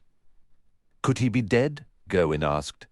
"He must be either dead or unable to act," Nadia concluded. "We're truly on our own now." "What other means do we have to fight the dragons?" Kendra questioned. "We have a few wizards capable of overpowering them," Merrick said. "The slayers we trained for the dragon wars, like Banderbrooks and Bronwyn, are gone. Most dragon slayers from the fallen preserves are either missing or unwilling to join. The somber knight is here wounded and recovering, and the 3 cyclopes that merge into Mombatu have allied with us. Gerwin, you're not at your full capacity due to your age. Even at this reduced strength, I'm more valuable than entire armies, Gerwin retorted.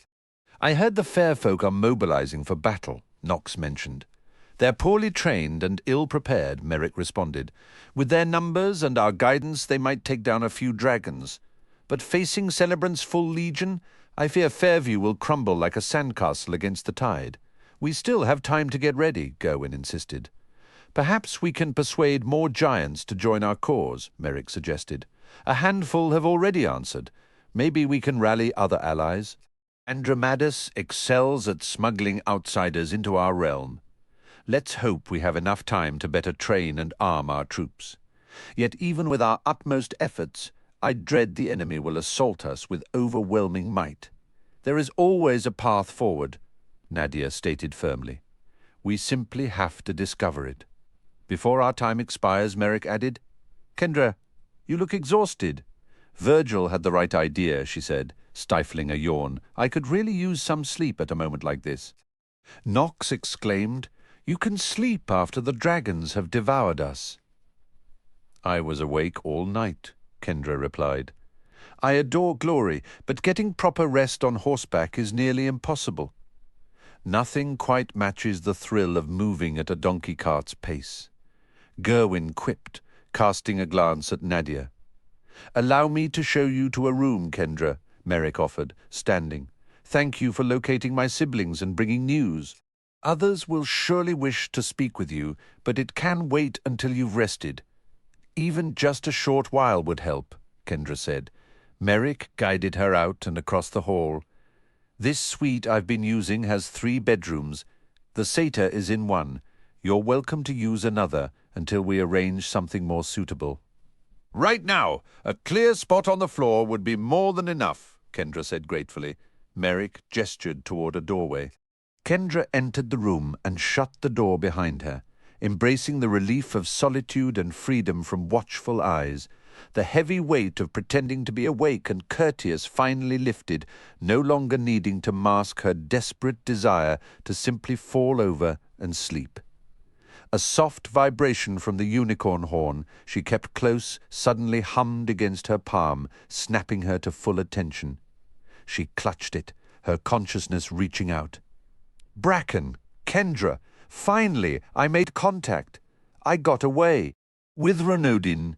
Lizelle was the one who freed me. It cost 3 Astrids their lives. We're just beyond the fairy realm now and heading your way. I'm in Salona, at Fairview Castle. We just learned that. I managed to get a message to Andromedus. He always has an Astrid on standby. He's going to help us find a way into Salona. That's incredible news. Is Renaudin still in charge over there? For the moment. He'll have to wait until after we deal with the dragon threat. I honestly don't see a solution here. Everything in Salona is completely chaotic. I'll help you sort it out, Bracken promised. I should go. See you soon. Okay, Kendra sent back. Be careful. The connection faded, the horn becoming just a cool, inert object in her hands. Kendra was almost dizzy with relief. All her exhaustion vanished in an instant. Bracken was safe, and he was coming to her. That meant crucial reinforcements, though she knew it might be a while before he arrived. She decided she should try to clear her thoughts and get some rest while she had the chance. Crossing to the bed, she was startled to see a sealed envelope resting on the quilt, her name written on it in an unfamiliar, looping script. Who could have left this? Nobody had known she would be here today. Puzzled, she tore it open and unfolded the letter inside. Her eyes went first to the signature at the bottom, Virgil. She flipped back to the top and began to read. Dear Kendra, I hope this reaches you before circumstances make it pointless. Merrick had a hunch you might come here to rest after your gathering. Humbuggle's games have been my obsession since I was a kid. For years my research into them was met with nothing but mockery. What self-respecting satyr could ever be taken seriously as an academic? Most wrote off my work as the ramblings of an obsessive fanboy. Then Dante came along and actually saw the value in my predictions. For the first time in my life, I felt respected, and let's be honest, regularly paid for my efforts. But I wanted to do more. I had developed entire theories on how to master the games, with no real way to prove them. No contestant would ever trust a satyr for strategic advice, and personally competing was never my style. Then Seth showed up at my door, and just like that, I entered the most rewarding chapter of my existence.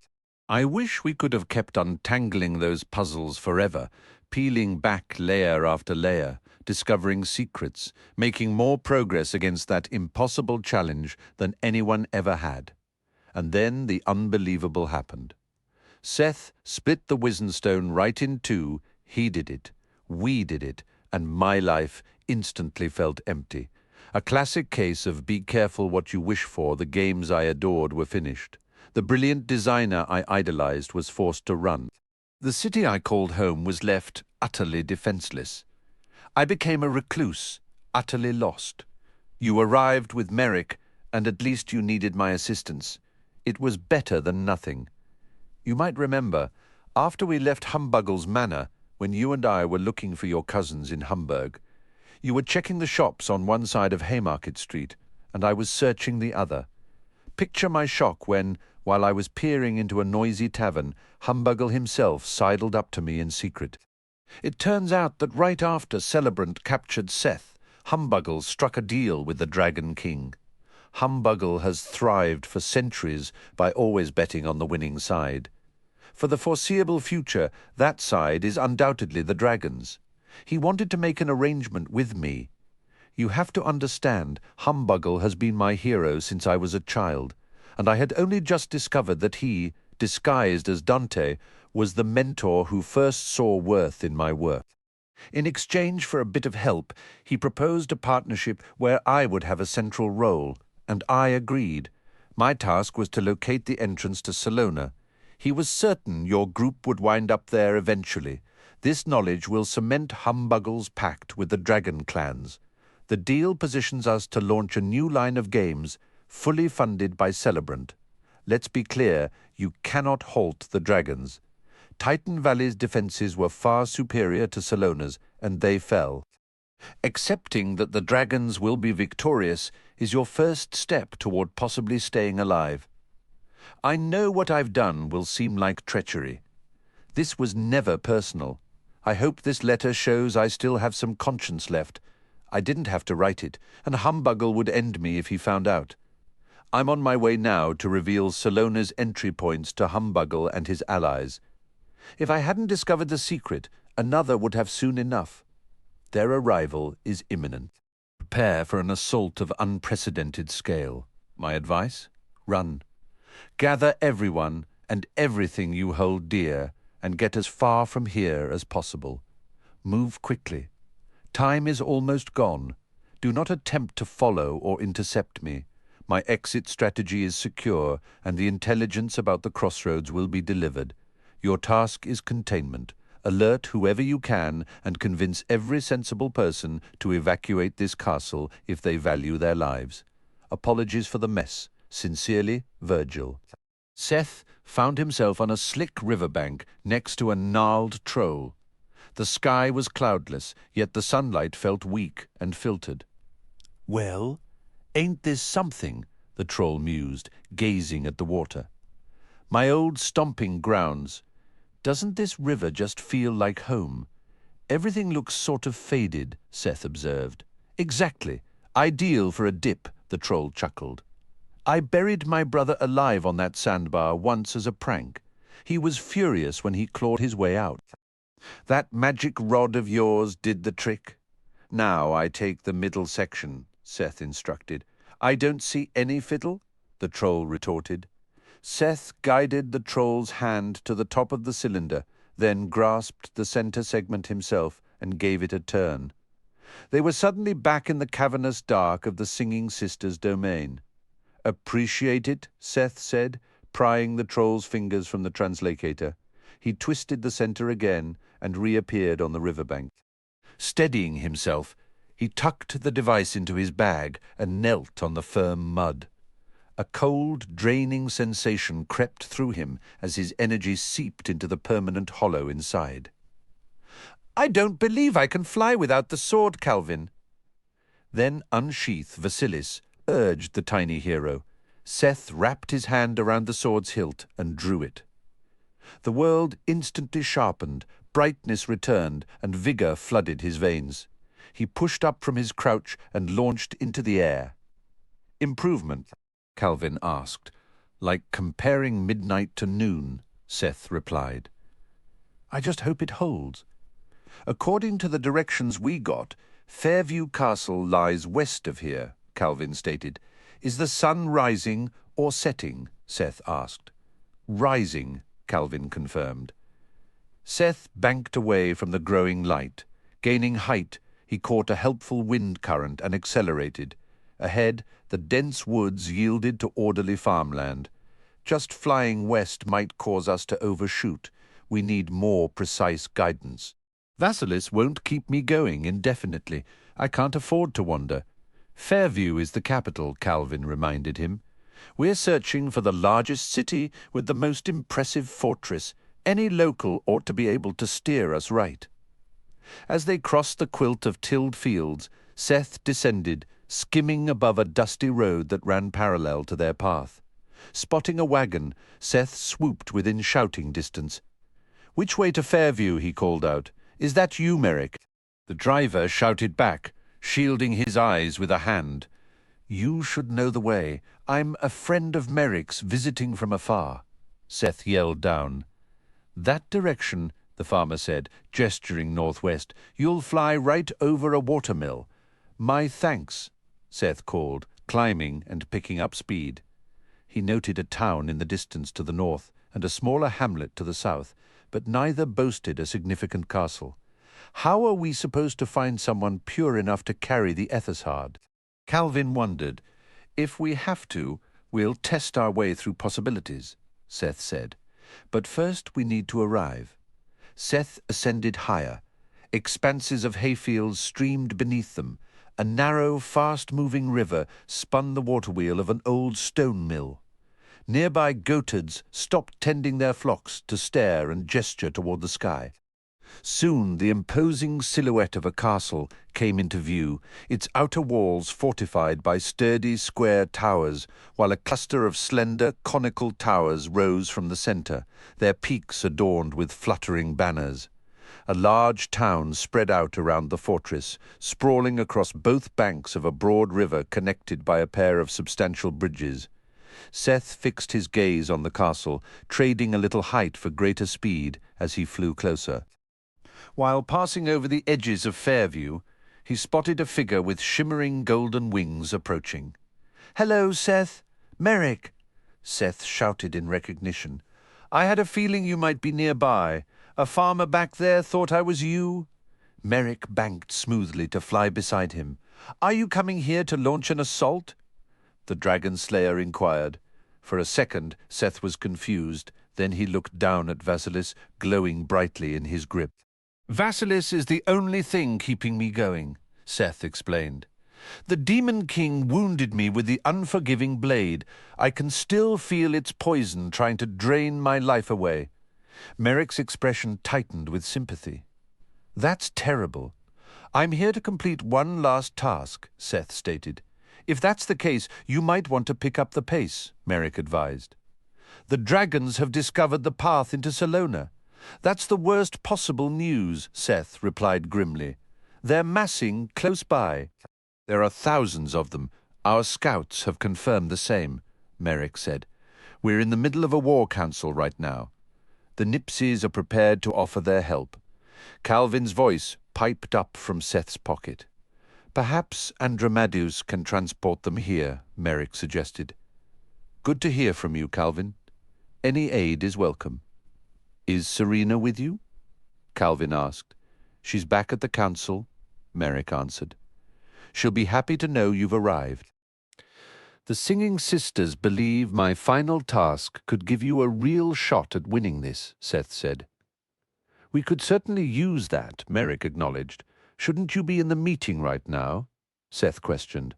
"I was," Merrick replied. "Our lookouts are on highest alert. The dragon attack could come any minute. They signaled me as soon as you were spotted. Your sister is here with us." "Kendra is here?" Seth asked, surprised. "She arrived early this morning," Merrick confirmed. She brought 2 of my siblings along, Gerwin and Nadia. Where are we heading? Seth asked as they angled toward the castle. That balcony there with the sentries, Merrick said, pointing. The War Council is just inside. They touched down on the balcony, and a guard opened an ornate filigreed door, giving Seth's unsheathed swords a cautious look. Merrick guided Seth into a large chamber where numerous tables were arranged in a way that all attendees faced one another. Seth recognized many faces. Trask, a knight of the dawn he admired, was deep in conversation with a dwarf who had a long white beard. Lomo and Lochland, fair folk from Wimroost, offered a friendly wave. Lord Dalgarel was bent over a scroll, scribbling notes. Warren and Vanessa shared a long table with Tanu, who was busily combining ingredients for potions. A contingent of wizards in richly embroidered robes mingled with many fair folk dressed in elegant attire and official uniforms. But the instant Seth's eyes landed on Kendra, the rest of the room faded away. She was seated next to their cousin Knox and a younger boy. "Everyone, this is Seth Sorensen," Merrick announced to the assembly. "Please excuse his drawn swords. The dark blade cannot be sheathed, and the other is currently his only source of strength." "That's Vasilis," cried one of the fair folk, and a fragment of Raglamar, a female wizard, observed with reverence. "For such legendary blades to appear among us now is a most promising sign," commented another attendee. Seth registered the remarks without really focusing on them. He felt utterly drained, his eyes aching with fatigue. The sustaining energy from Vasilis was beginning to fade. His heart was racing, pounding too fast in his chest. "Seth," Kendra said, standing up quickly, "I've been so anxious about you." He rushed to her table, carefully placed the unforgiving blade down, and then fumbled in his satchel with his free hand. "I apologize for the interruption," Seth addressed the room. "I am here on a mission from the Singing Sisters that might help you fight the dragons." He withdrew the Etheshard, holding the sliver of crystal delicately between his thumb and forefinger. "What is that?" Kendra inquired. Seth handed her the fragment. "Hold it out, it should glow when you aim it the right way." She let the shard rest on her open palm. "For you, it ought to work like a compass." Kendra pivoted slowly. "Try a full circle," Seth urged. With her arm extended, she turned completely around, but the shard remained dark. "Now up and down," he suggested. Kendra raised and lowered the piece. "Like this. It's supposed to function for someone truly innocent," Seth said, his gaze shifting from the Etheshard to her face. The Kendra I remember was without any deceit. She met his eyes directly. "I've had to make difficult choices since you left. I charged into the Underrealm by myself. I swore an oath to end Celebrant. I'm not the same person you last saw at Stormguard Castle." "I understand," Seth replied, nodding slowly. "I left you to face too many crises alone. I'm sorry for that." He turned toward Merrick. "We need someone else to try?" "Someone more innocent, you mean?" Kendra asked. Tess, Knox suggested. "The Cloak of Innocence worked for her before." "Until I attacked the Revenants," Kendra muttered under her breath. "That compromised the Cloak's magic. But that was your call," Knox pointed out. "I'd wager Tess is still pure." "Is Tess nearby?" Seth asked. "Most likely up a tree in the courtyard," Knox said. "We can go get her." "Seth can hardly stand," Calvin interjected. "Only Vasilis is keeping him conscious. Bring her here instead." One of the fair folk cleared his throat pointedly. "We have a defense strategy to discuss." "My apologies," Seth said. "Kendra, Knox, can we step into the hall?" Kendra moved toward the door. Seth gathered the unforgiving blade and followed Knox out. In the hallway, Seth felt his pulse hammering in his throat and hands, the rhythm quickening. The guards posted outside respectfully gave them space. Warren joined them as well. "I'll go find Tess and bring her back," Knox offered. "You seem to be in a real bind," Warren observed. "Just trying to complete this task," Seth replied. What exactly is your task? Kendra pressed. Part of my orders are to keep it confidential, Seth explained. Kendra placed a hand on his arm. You don't look well at all? Remember when I used the unforgiving blade on Velrog? Seth asked, the words coming out in a rush. How that was supposed to be the end? He braced himself against the wall. Well, the Demon King took that same blade and drove it into my stomach. But you're holding it now, Kendra said. He gave it back, Seth clarified. Yet it feels like the blade is still inside me, draining my life, pulling me toward becoming one of the undead.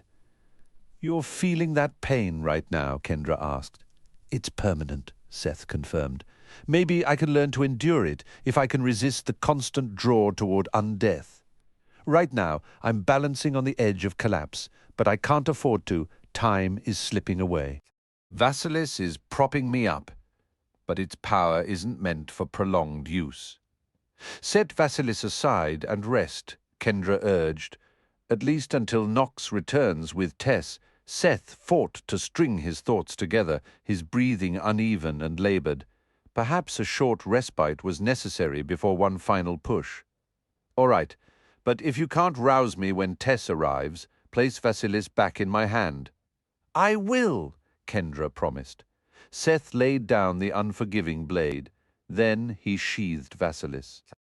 The instant the blade was covered, gravity seemed to triple its weight, and the hallway plunged into near-total darkness.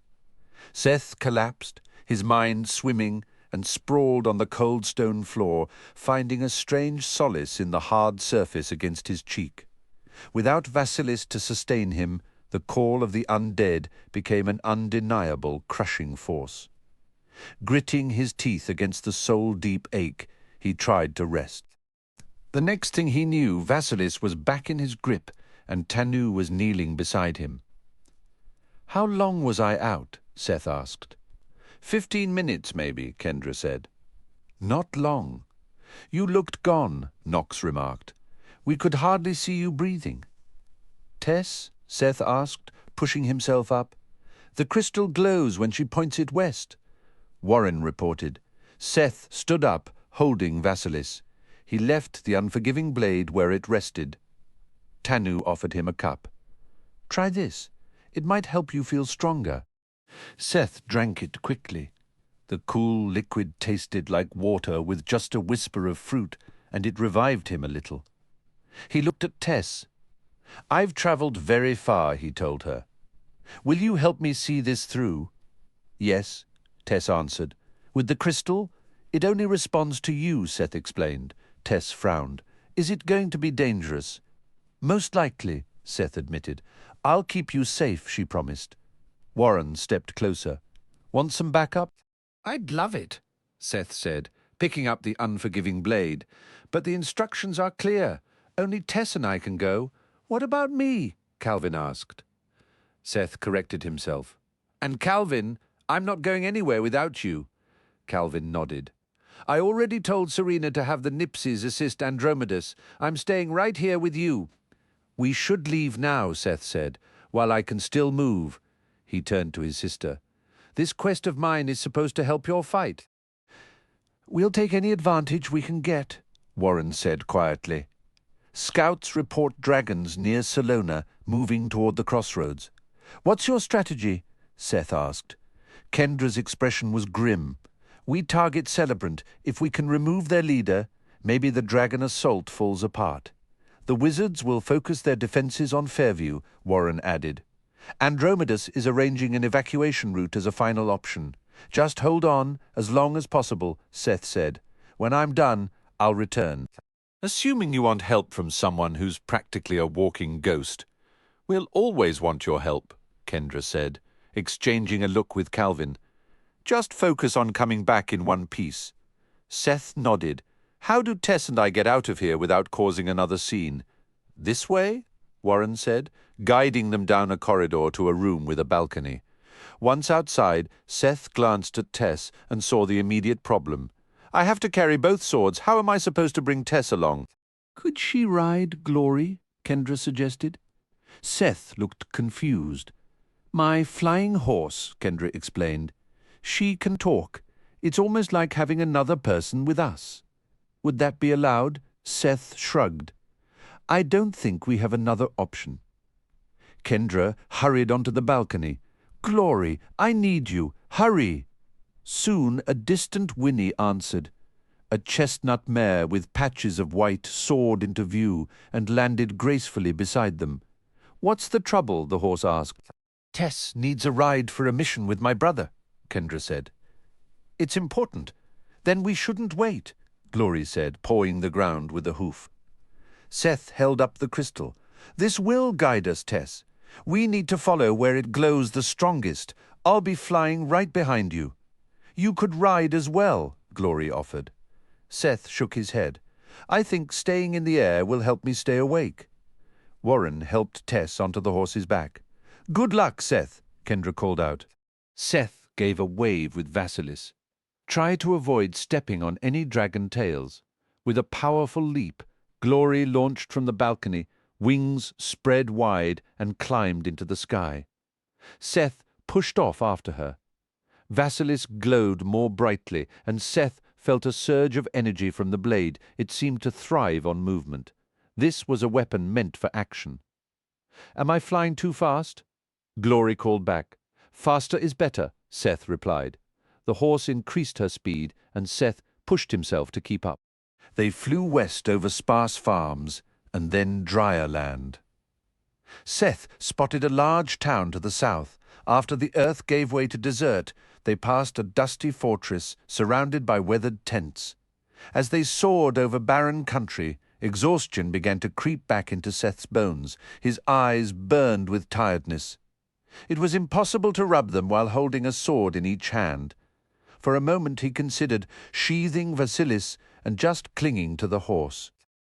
But then how would he manage the unforgiving blade?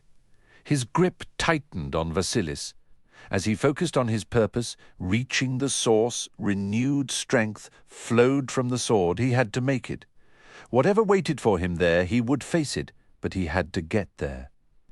Dry ravines cut across the parched wasteland, weaving between carved buttes and flat-topped mesas. Some of the whimsical stone shapes might have attracted sightseers if they weren't so impossibly far from anywhere. Seth flew over a sandstone labyrinth and a small, simmering green pool. He realized they were losing altitude, as if preparing to land, though the desert ahead looked utterly featureless, nothing that could possibly hide something called the source. Did Glory need to stop? Seth felt his pulse quicken, a dull throb settled behind his eyes, and now they were about to set down in the absolute middle of nowhere for no reason he could see. Maybe Tess just really had to go? Glory's hooves touched down on sun-baked earth, and she trotted to a stop. Seth landed beside the horse. "What's wrong?" he asked. "We're here," Tess announced, holding up the ether shard, which was shining like a tiny star. Seth followed her gaze and saw a huge white dome, easily large enough to hold several tennis courts. His mouth fell open. "Where did that come from? I saw it appear just now, too." Glory said, her voice uneasy. "It must have been hidden by a distraction spell." "Figures," Seth muttered. "Let me check for a door." Seth flew a full loop around the smooth, seamless structure and found no doors, no windows, not even a vent. He landed next to Glory again. "No visible way in," he reported, hefting the unforgiving blade. "But this thing cuts through everything. Should we just make our own door?" "I will go no farther," Glory stated, shifting her weight. "My spirit is uneasy about stepping onto this ground. You two proceed." Tess slid from the saddle and dropped to the dirt. They stood about 30 feet from the nearest curve of the dome. "No point waiting," Seth said, marching forward. He tapped the dome's surface with the hilt of Vasilis to confirm it was solid, then swung the black blade. It sliced through the pale material as if it were soft clay. A few more cuts, and a heavy section of the dome fell inward with a thud, creating a jagged opening. Seth glanced back at the crystal, now blazing in Tess's grip. "This place is the source," he said quietly. "It's the biggest secret there is." Tess nodded, her eyes wide with excitement. "Shall we go in?" She ducked and stepped through the opening, then waved for Seth to follow. Stepping inside the dome was like taking a gulp of pure energy. Seth had expected the air inside a sealed space to be stuffy and hot. Instead, it was the freshest, cleanest air he had ever breathed, which made perfect sense the moment he saw that the dome contained a thriving, vibrant garden. A sword in each hand, Seth watched Tess kneel to smell a delicate orchid. She rose, and for a silent moment they simply absorbed the explosion of green life around them. Then Tess lifted the ethos hard and turned slowly until it shone its brightest. This way, she directed, leading them onward. Oddly, the indoor garden seemed brighter to Seth than the harsh desert sun outside. Was his normal eyesight coming back? Shouldn't a solid dome block all light? As he scanned this enclosed paradise of fruit trees, ferns, melon vines, pumpkins, vegetables, bushes, and flowering creepers, he could spot no lamps, no sunbeams. How was everything so brilliantly lit? The garden existed in a sharper, richer clarity than the outside world, as if he'd been viewing life through a fogged lens and had just put on the perfect pair of glasses. He stopped to gaze at some unbelievably crimson flowers until Tess nudged him forward. The colours here were deeper, the shades more distinct and nuanced than any he could remember seeing. Glancing at the unforgiving blade, Seth noticed a faint, dark shimmer around its edges, a thin corona of shadow. He brought the blade closer to his face, then held it away. He'd never seen that gloomy halo before. "The crystal is pointing straight at that pond," Tess called from ahead, "or maybe it's something in it." Seth hurried to catch up. The body of water was more of a large pool than a lake, not much bigger than a basketball court. The water within was unnaturally clear and deceptively, startlingly deep. Seth stared into a seemingly bottomless shaft of crystal-clear water, illuminated by a steady, fading light that vanished into the depths. After all these years, it's a pair of youngsters who finally discover this place. A warm, masculine voice called from the opposite side of the pool. Seth glanced up, surprised to see a man with a neatly trimmed beard making his way around the water's edge toward them. He was barefoot, his beige trousers cuffed high and his shirt hung open, revealing a glimpse of a lightly furrowed chest. "Is this really the source?" Seth asked. "So the secret is finally revealed," the man replied with a faint smile. "Almost no one knows about it," Seth added. "Do you live here? I've been imprisoned here for hundreds of years," the man said, closing the distance between them. "A formidable enchantment erected a magical barrier around the source, and I was caught within it." He halted a few steps away. "Couldn't you dig your way out?" Seth questioned. The man shook his head. The entire zone was encased in an invisible energy wall. If you struck it, it would flare a bright crimson. Nothing I attempted above or below ground could breach it. I eventually stopped trying to escape. Then, not too long ago, something shifted. Without any warning, the energy wall simply vanished. Only the physical dome was left. "Seth was the one who sliced through that dome," Tess interjected. "I observed," the man acknowledged. "Why didn't the dome disappear with the rest of the barrier?" Seth pressed. "The dome was a later addition," the man clarified. "It was linked to other enchantments. The primary barrier was sustained by an artifact of immense power. Growlers used the Wizenstone to seal off the source," Seth stated. "I got a history lesson back in Hamburg." Ah, the man murmured, taking another step forward. "Yes, that would account for it. The largest fragment of the ether gem. If your information is correct, Growlers possessed it for quite some time before he moved against the source. Did something befall the Wizenstone?" "I split it in two," Seth said flatly. The man extended a hand for a firm shake. "Then you are the individual who made this sanctuary accessible once more." "Is he trustworthy?" Tess asked cautiously. "I intend no harm," the man assured them, raising both palms in a peaceful gesture. I may appear rough around the edges, but I was once an ally to many. My name is Conrad. I was a guardian of Salona in my time. Seth's eyes widened. Merrick's father? You know my son? Conrad asked, a sudden urgency in his voice. Is he safe? He is, Seth confirmed. I saw Merrick earlier today, but Celebrant and his dragon forces are assaulting Salona as we speak. Is that true? Conrad breathed. No dragon harbored greater ambition than Celebrant. Has his sanctuary fallen? All of them have fallen, Seth said grimly. Celebrant commands thousands of dragons now. Those are dire tidings, Conrad said, his expression darkening. The dragons have only just breached Salona's defences, Seth continued. They're seeking the skull of Abraxas. I can handle a dragon, Conrad stated, a flicker of his old defiance showing, but not a swarm, and no one could stand against 1,000. What has brought you to the source? The Singing Sisters informed me that coming here was the only way to give my friends a fighting chance against the dragons, Seth explained. You perform tasks for the sisters? Conrad inquired, his curiosity piqued. I've done a job or two for them, Seth admitted. It's not my usual line of work. My grandfather was the caretaker of a preserve named Fablehaven. My normal role is trying to protect places like that. I used to rely on my gut feelings completely, but lately my decisions have caused so much chaos that I'm starting to doubt my own judgment.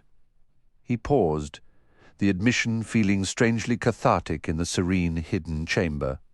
Seth is still rediscovering himself, Tess offered softly.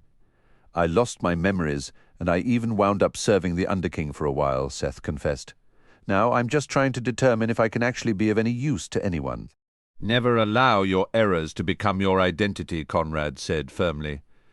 What did the Singing Sisters instruct you to achieve here? I brought the fragments of the ether gem, Seth replied. They didn't provide any further details. Conrad nodded thoughtfully. Every single piece. I gathered them all, Seth confirmed. Conrad's eyebrows lifted in clear astonishment. Then you have achieved what I would have deemed an impossibility. What am I supposed to do with them? Seth asked. We will explore the potential together, Conrad assured him. I'm Tess, Seth's cousin. Tess introduced herself, the crystal lit up when it was pointing in the correct direction. Seth explained that the Etheshard would only reveal the path for someone truly innocent. Conrad observed that innocence was a rare and precious thing, then noted Seth seemed to be in pain. Seth gestured to his abdomen with the tip of the unforgiving blade, describing how the Demon King had stabbed him with the dark weapon, a wound that also extended down his leg. Conrad identified it solemnly as the work of an offspring of Raglamar, a grievous injury. Indeed, Seth admitted he felt slightly better within the dome. Conrad agreed that was natural, for they stood at the very source. He urged Seth to look around, to breathe the air and bask in the light, which was inherently invigorating. When Seth asked where the actual source was, Conrad simply pointed to the pool. Seth confessed he had imagined something brighter, something he'd have to squint against. Conrad corrected him, stating that this was pure light, and true light doesn't blind. It reveals everything did seem sharper and more vivid. Seth agreed. Conrad pointed out that pure light casts no shadows. As Seth glanced around, he realized Conrad was right. He had no shadow in the surrounding garden. Not a single trunk, branch, or leaf cast one. It was part of what made the scene so intensely clear, a phenomenon he'd noticed without quite naming. It's strange, he murmured. Conrad gave a slight shake of his head. Even after all this time, I can't decide if the light passes through solids, or if it somehow emanates from every direction at once. I think the light is thick, like honey, Tess offered. It sort of flows around everything.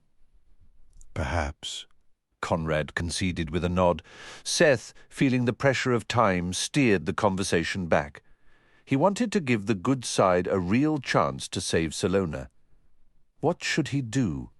Have you heard my story? Conrad inquired. Seth said Merrick had covered the basics. Conrad pressed, asking how much he knew of the final battle. Against the one called the Dragon? Seth asked. The warlord was an actual dragon wearing human form, Conrad confirmed. Seeing Seth's surprise, he nodded. That day of victory earned me the lasting hatred of several dragons and set me on the path to becoming a dragon slayer. I always yearned to be a storyteller more than a monster hunter. But I am forever grateful that victory also won me the heart of a princess. "Where is the princess?" Tess asked, her voice bright with excitement. "Princess Liliana, my wife, has left this world," Conrad said, a quiet weight in his words. "She took the best of me with her, I fear." Seth mentioned that Merrick had called him one of the Undying. "Left to my own devices, I would never perish," Conrad acknowledged. "Even if you struck me down with those swords, I would return." My wife, however, did not make the same choice. Liliana lived an extraordinarily long life, but when she died, it was final. "I'm sorry," Tess said softly. "My wife got what she chose," Conrad replied. "Liliana never desired immortality, at least not in this mortal realm. Living without her has taught me that I don't wish for forever either. Not here." "How did she die?" Seth asked. "The Dragon King Merazog killed her," Conrad stated, the old anger a cold ember in his tone. "Merazog understood that was the only way to truly wound me. I slew him for it, but the damage was permanent." "That's awful," Tess whispered. Conrad gave a slow nod of acknowledgement, rubbing his knees as if they ached with the memory. "I was entrusted with a sacred duty to keep parts of my story secret until someone else discovered the source. With you here, that time has come. I can share the full tale." "All right," Seth said. "Ready to listen." Conrad's gaze grew distant. "While I was tracking the phoenix, I stumbled upon this oasis. The phoenix was alive, nesting here, and I found someone else as well." "Who?" Tess asked. "The older fairy," Conrad said. "The original fairy queen, the renowned mother of all her kind. She had set her crown aside to serve as guardian of the source. You must understand, I was barely clinging to life when I found this place. Parched and starving, I crawled to the edge of that pond in sheer desperation. The older fairy appeared just as I reached for what I thought was water." "It isn't water," Tess questioned. "It is a substance called ether," Conrad explained. The older fairy made the consequences of drinking from the source very clear. One taste, and I would be among the Undying, Conrad admitted. Seth's eyes widened with understanding. "So that's why the dragon couldn't finish you in that duel."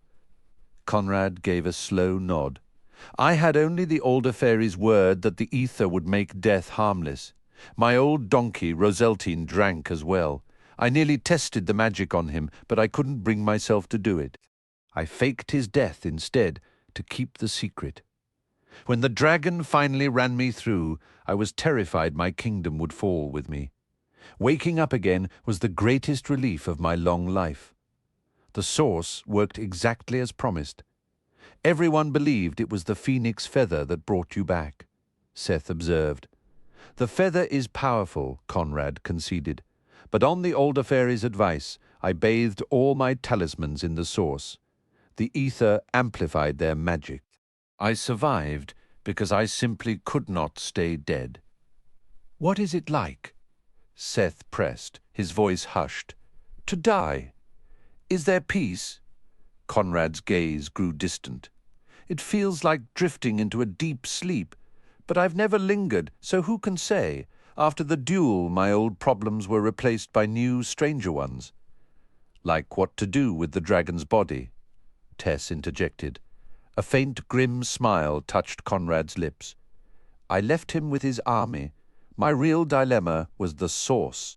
The thought of eternity without my family was a hollow victory, yet I had sworn an oath to the older fairy never to reveal its location. The balance of all magic depended on that secret." "Did you keep it?" Seth asked. I never spoke of the source itself, Conrad said. I told my wife and children I'd found a miraculous spring that could grant us very long lives. I said drinking from it would make us undying, while bathing in its waters could restore youth. My wife chose only to bathe. As each of my children came of age, they chose to drink. Tess leaned forward, skeptical. But if the spring was a secret, how did they get the water? Were they led there blindfolded? Conrad shook his head.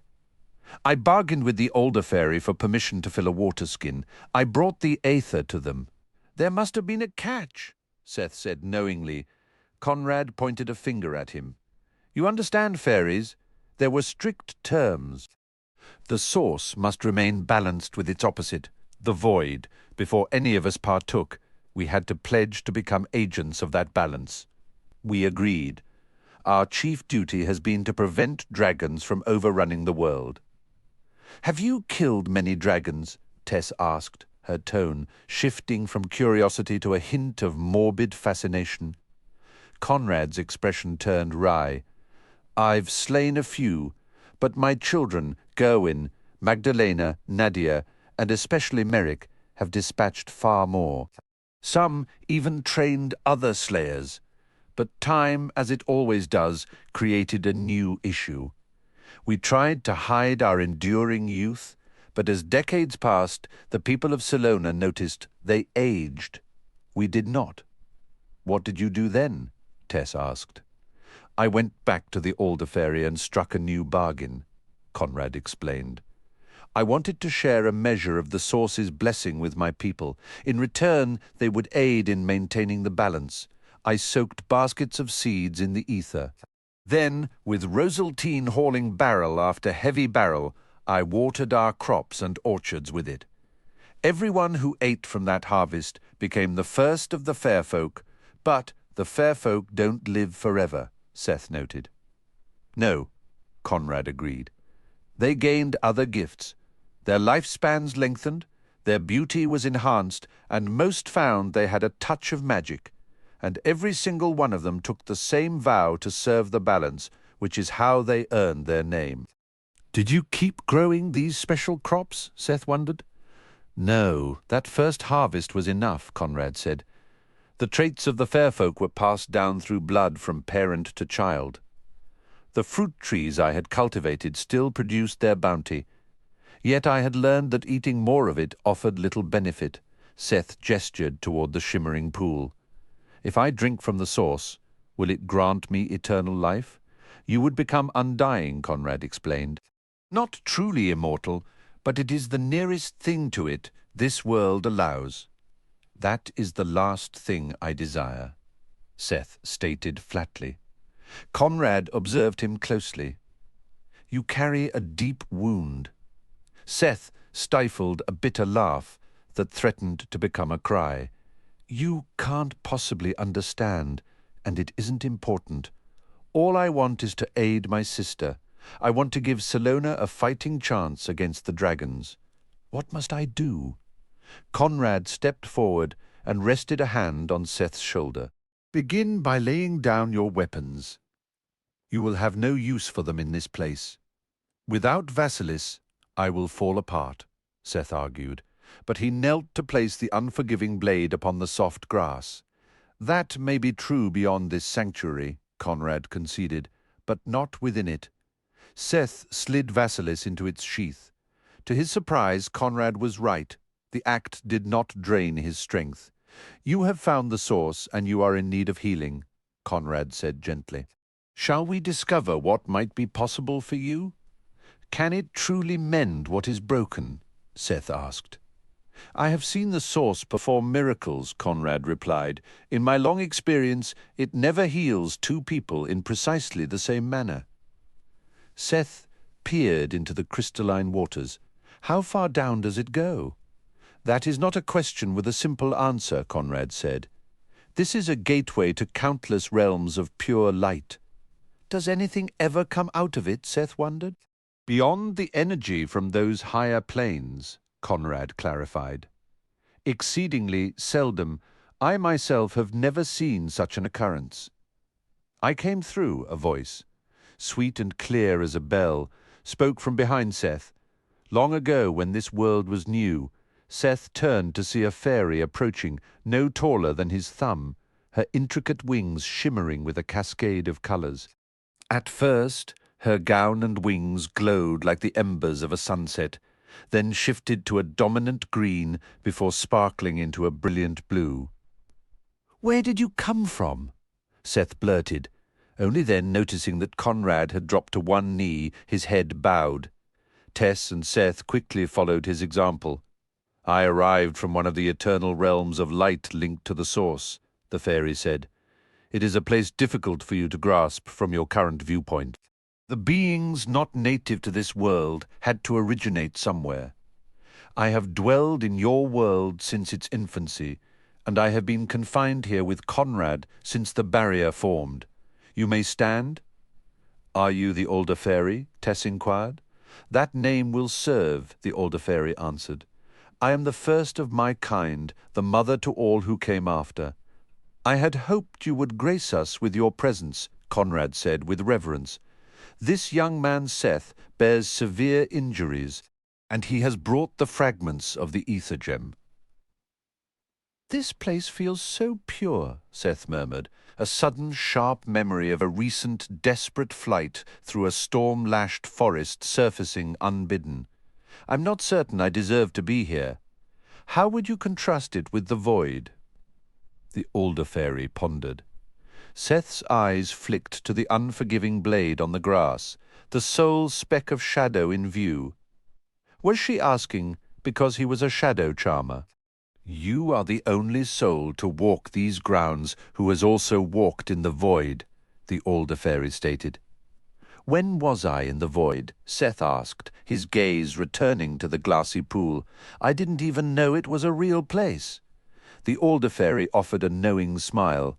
"For the source to exist in your world, a void must also exist. It is a place where darkness holds more weight, a location where shadow extinguishes light." Seth recalled the sensation of fighting through a thick, smothering blackness as he scrambled backward across a cold stone floor. "The Underking's lair!" Seth exclaimed. "On the Phantom Isle. Once you have known that kind of darkness, it is not easily forgotten," the older fairy said. "The Underking is the warden of the void." "The darkness there was like drowning," Seth said quietly. "The complete opposite of here, and now you stand in a place of light and truth," the older fairy said. Her tone shifted then from serene to lightly teasing. "Though I must say I am curious when our other rather clandestine guest intends to announce himself." "I guess that would be me," Calvin said, with an embarrassed squeak, cautiously poking his head out from the fold of Seth's pocket. "I meant no offence," Seth quickly clarified. The older fairy tilted her head, her luminous gaze shifting between them. "And what brings a giant among the Nipsies to our hidden grove?" Calvin stepped forward, his voice respectful but firm.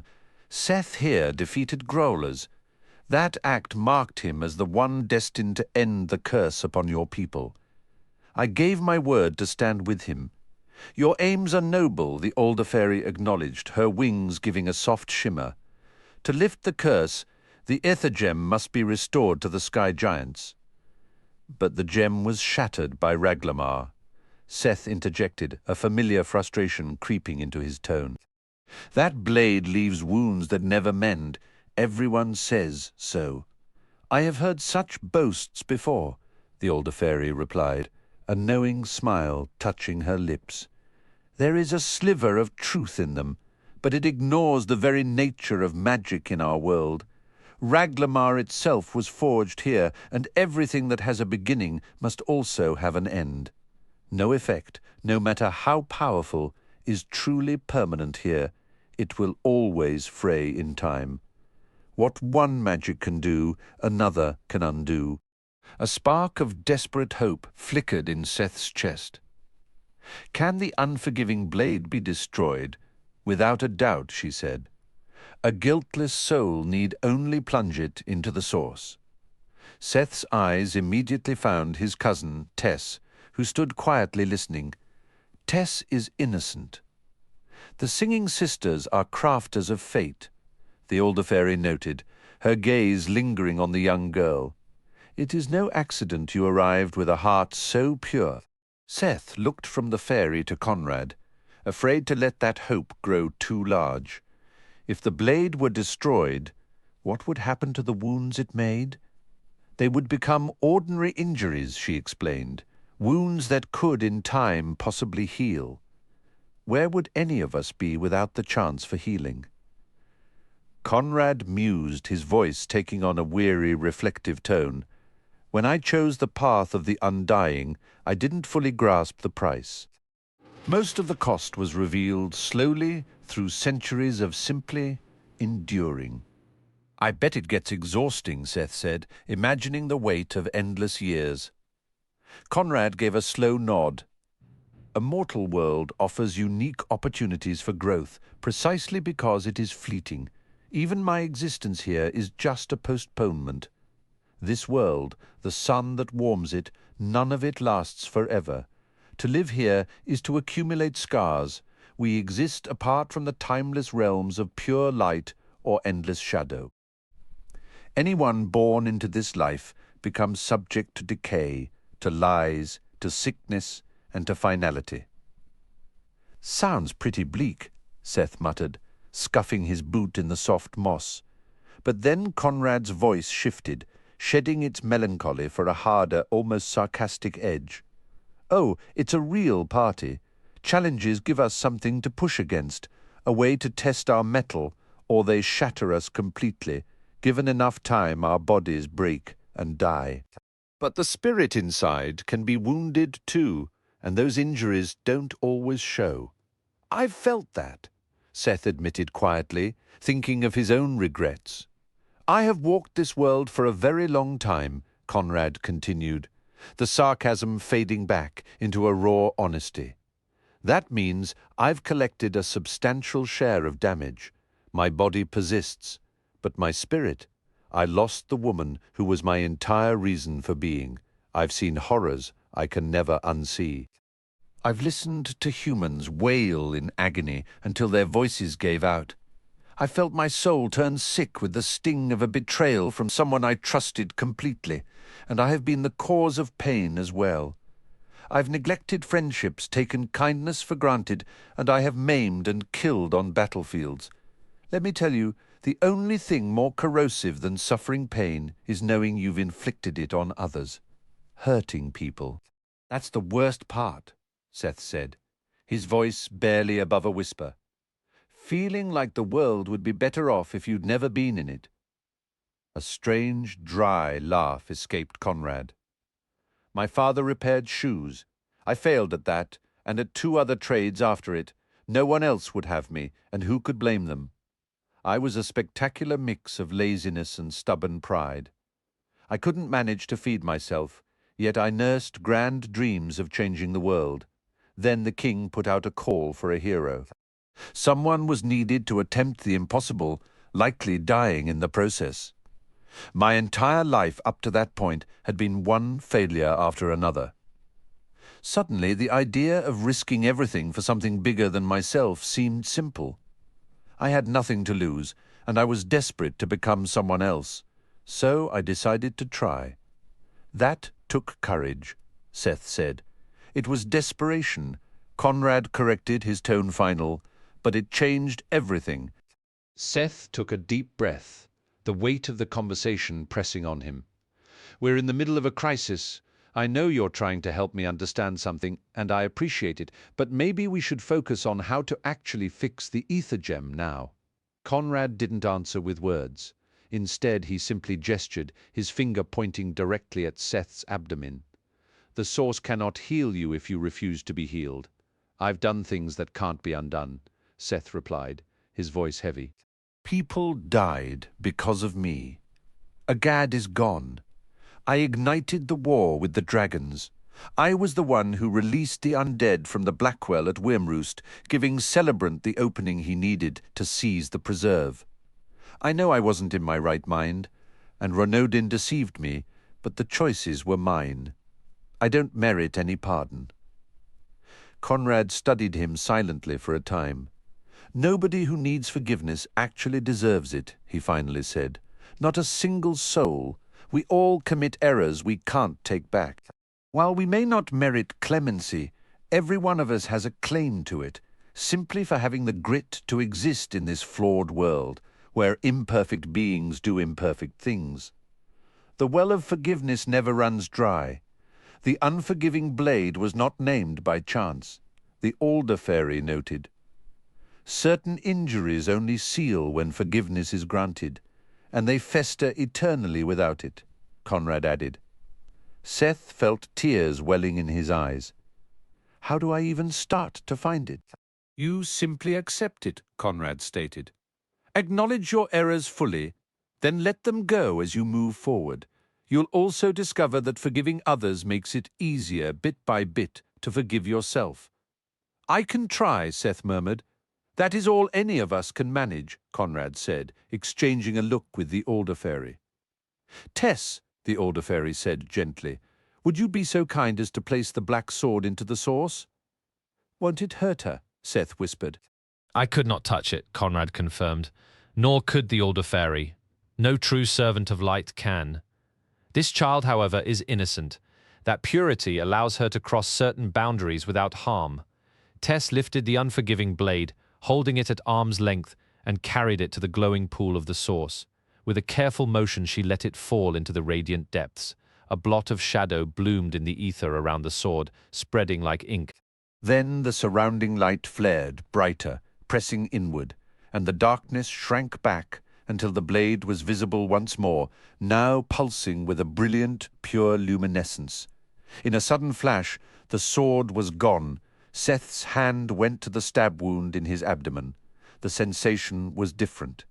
He no longer felt the phantom blade buried within him, and the dreadful draining of his life into that void had ceased.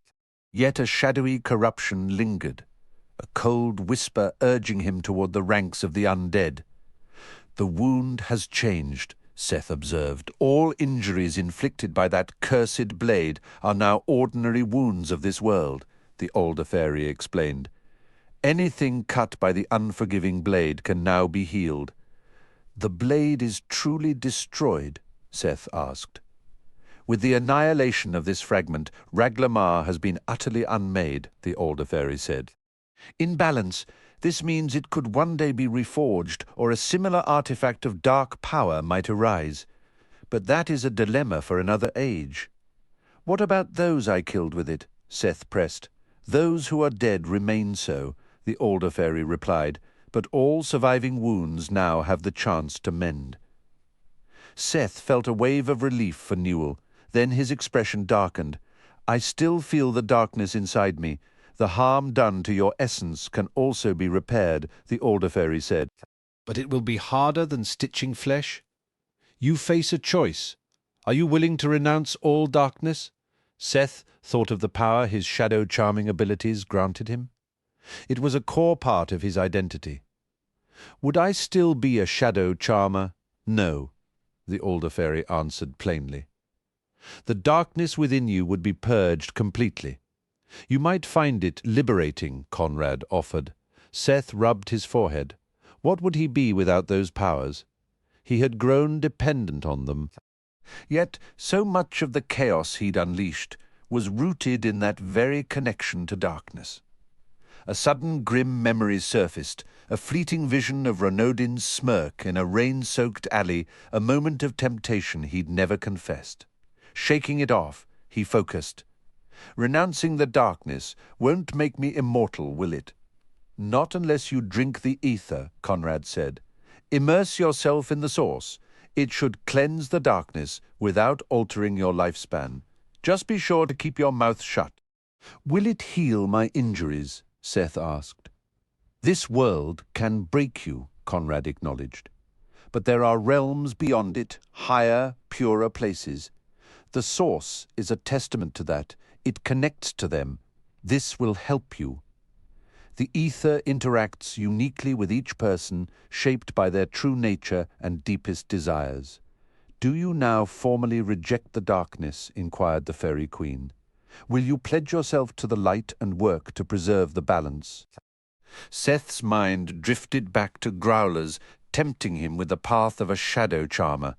He weighed the champions of shadow he had encountered, Ronodin, the Underking, the Demon King, against those who stood for the light, like Bracken, the Fairy King, and his own kin.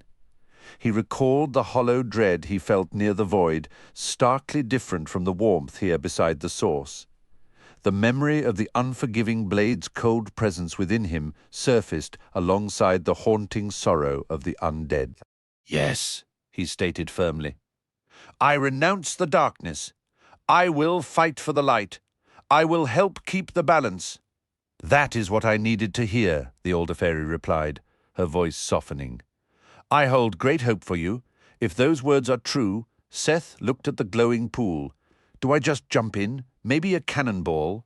"Hold tight to my hand," Conrad instructed. "I will pull you back. If you enter without a tether, you might be lost forever." The older fairy lifted her small hands, palms facing outward. "Enter the source with my blessing," she directed. Seth sat on the rim and lowered his feet into the liquid. A wave of warm, tingling energy rushed up his legs. Gripping Conrad's hand firmly, he pushed off the edge and sank fully into the aether. For a heartbeat, time seemed to stretch, and Seth was flooded with a sense of absolute, unshakable bliss. Every worry and fear melted away. He felt utterly forgiven and deeply cherished. Whether he lived or died, somehow everything would be all right. Conrad's hand followed him under, then firmly drew him back out. Seth scrambled a few feet from the source's edge, noticing with surprise that he was completely dry. A profound serenity clung to him. Tears welled in his eyes. "How do you feel?" Conrad asked. Seth let out a breathless laugh. "It's incredible. I feel amazing. This could be addictive. I never thought I'd feel like this again. I feel truly awake. Like I've been in a long, deep slumber and have finally opened my eyes. It's almost a kind of joy. It is done," the older fairy announced. "He has completed the full transition."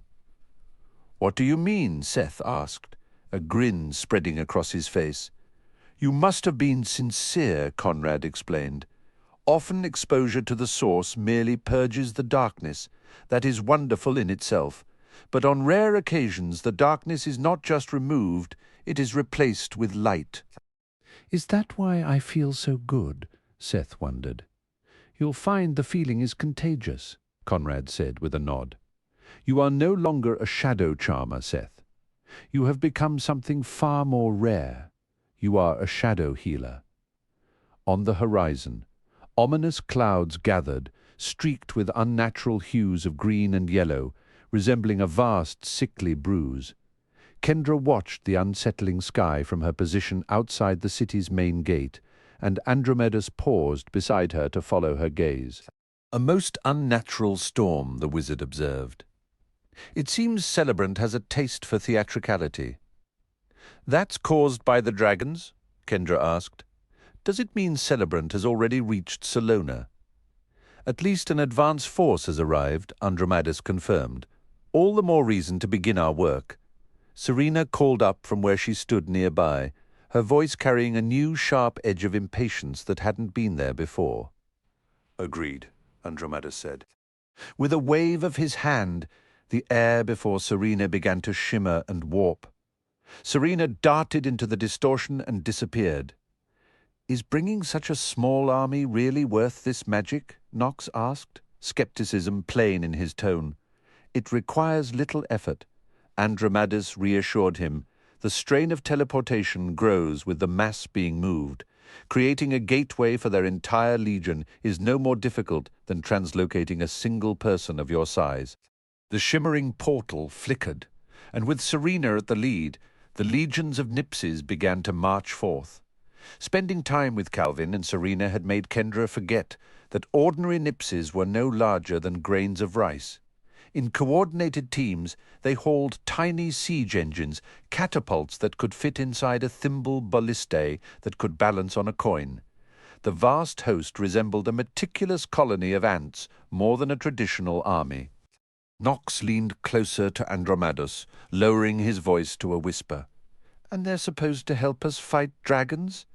Their entire society could be wiped out by a single famished raccoon," Kendra exclaimed, her voice thick with disbelief. Andromedus replied with a calm, measured tone. "We sent out pleas for help, but the response has been sparse. Most believe standing against Celebrant's full might is a lost cause. Some refused us aid, even knowing we guard the skull of Abraxas. Yet this miniature army volunteered without hesitation. Their size lets them operate beneath the dragon's notice. Maybe they'll find a way to make a difference. The Nipsies are just as ill-equipped to battle dragons as we are," Kendra argued, gesturing toward the modest city wall. "That barrier is what? 15 feet tall? How many dragons will that actually stop? Does our size give the enemy any pause, Nox? At least some of our people have dragon kills to their name," Nox countered. Andromedus added, "The Nipsies are standing with us. That's more than most of our larger allies are willing to do."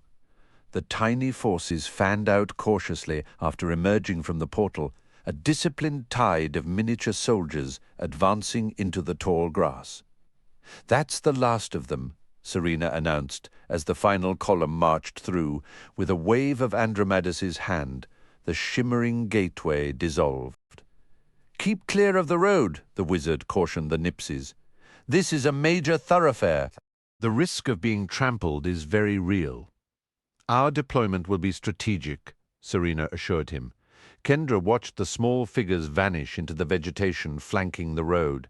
Lifting her eyes, she saw the 8 sky giants who had arrived earlier, a formidable line before the city wall, their broad shields and heavy armor gleaming dully. It was a depressing comparison. One of those giants would be more effective against dragons than the entire Nipsi civilization combined. There was a genuine possibility this coming fight could erase the Nipsies from existence. She found herself hoping, fiercely, that a contingent had remained safely behind at Fablehaven. "Here comes Merrick," Nox observed. Against the ominous backdrop of gathering storm clouds, Kendra caught the distant glint of golden wings. Merrick had been scouting the crossroads to see if the dragon advance had begun. His swift return was an ominous sign. "Any word from Bracken?" Kendra asked. "He'll be here shortly," Andromedus said. "I established 2 additional portals into Salona. Bracken has confirmed he reached the entrance closest to Fairview." "Why not just teleport him here like the Nipsies?" Nox asked. "I must conserve my energy for the siege ahead," Andromedus explained. Bracken escaped the fairy realm to a preserve in Ukraine, which left him and his sister a considerable distance from the portal near Krakow.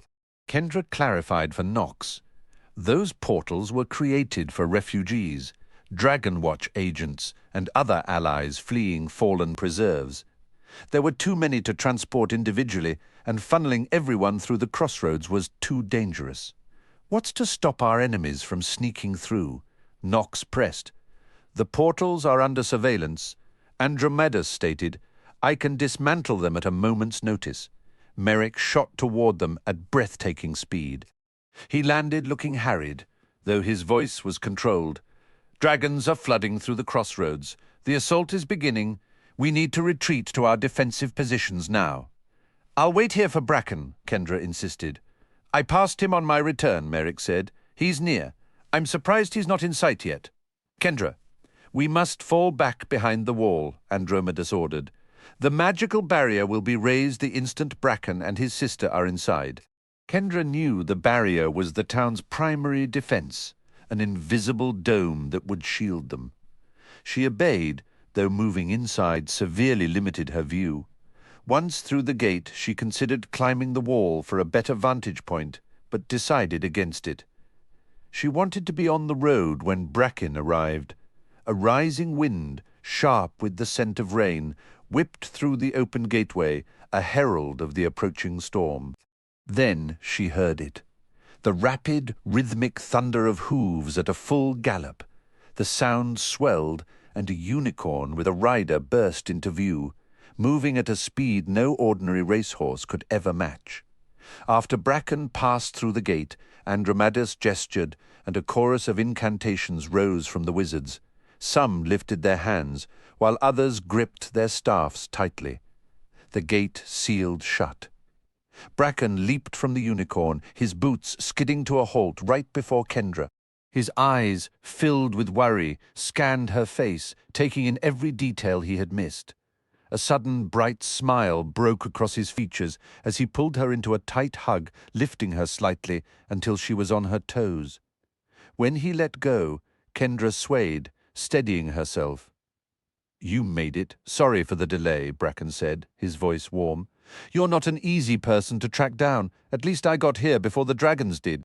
The unicorn he had ridden shimmered and shifted, resolving into the form of Lizelle, who stepped forward to embrace Kendra. "It's wonderful to see you safe. How did you break free?" Kendra asked. "Ronodin's grip is weakening," Bracken explained. "He keeps alienating the fairy folk," Lizelle added with a slight shake of her head, "and that crown is a burden for him. The harder he tries to wield its power, the more his shortcomings are exposed." "Ronodin is his own worst enemy," Bracken said, a note of grim satisfaction in his tone. "Now, about stopping an army of dragons, is there a strategy for Salona's defense?" "A caravan of fair folk headed north to an extensive network of caves," Kendra replied. "We'll leave a few stragglers in plain sight to lure the dragons. 6 other groups are dispersing to different fortified sites. We're hoping this splits their forces and draws them away from the city." "That might buy us a little time," Bracken conceded.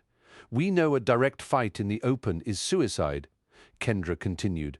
"We have squads of fair folk stationed under the strongest bridge in Fairview and inside the most solid buildings around town. We want Celebrant guessing where the skull is hidden. If the dragons are forced to come in close, it gives us a shot to fight back. Better than an open field, perhaps, but flimsy cover against dragons," Bracken said bluntly. "There will be heavy losses. It won't hold for long." "Where is the skull now?" Lizelle inquired. Kendra lowered her voice. "In the deepest cell of the castle dungeon, below passageways far too narrow for dragons. Hundreds of our finest fair folk soldiers are posted down there, where the dragons will have to assume human form.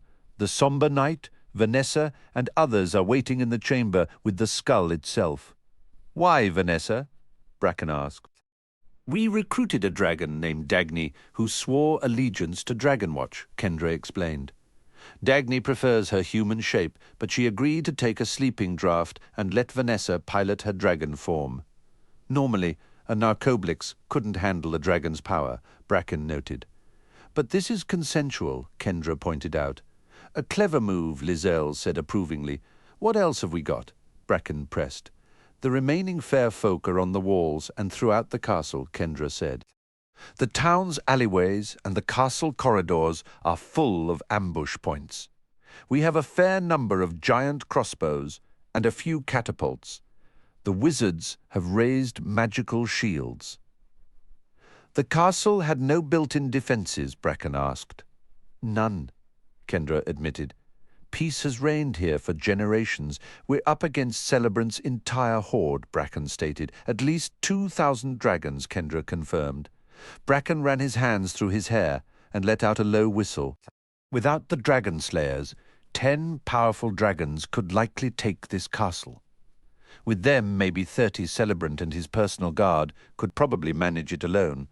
But 2,000, those magical barriers will shatter in minutes under that kind of assault, especially if they have to stretch over the whole town. Then we retreat to the castle," Kendra said firmly. "Its shields are separate.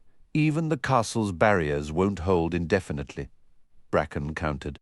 "What about engaging them in the dungeon tunnels?" Kendra suggested.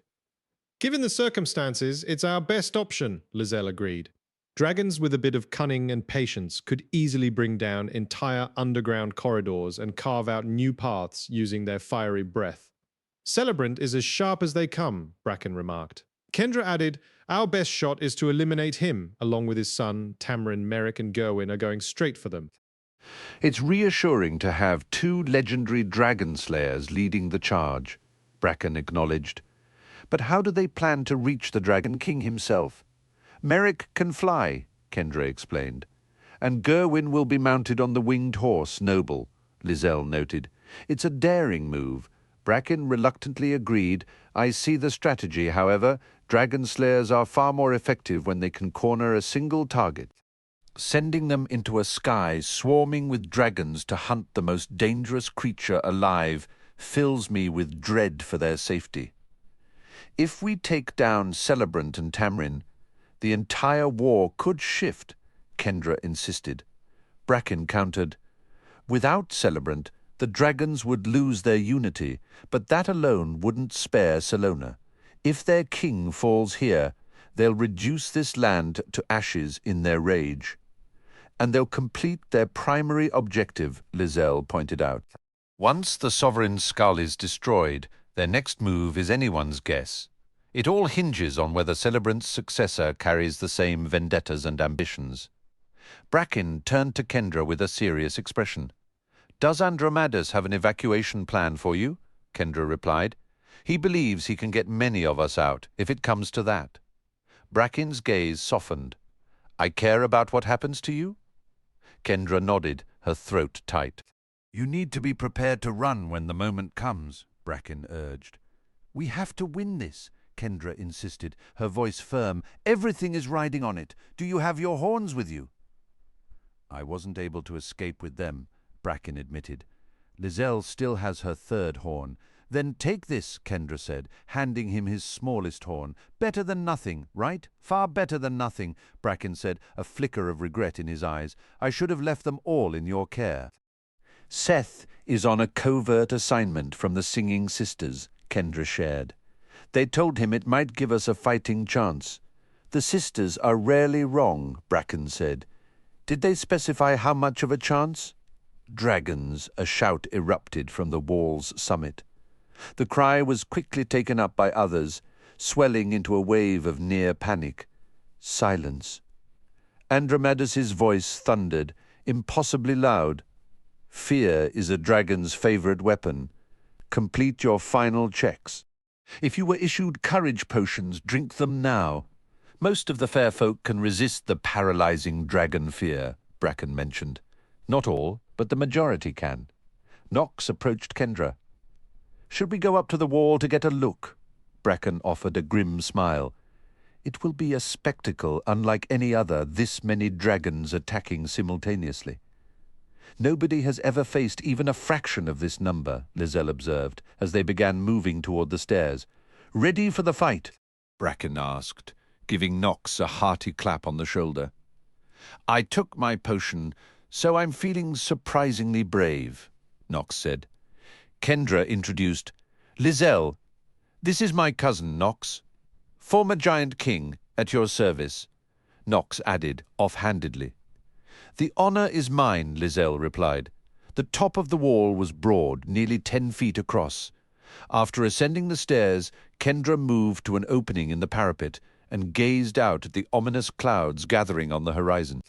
Strange flashes of lightning, mostly in eerie greens and blues, flickered within them. Kendra's breath caught. In front of the storm clouds, the sky was dense with dragons. Discussing thousands was one thing.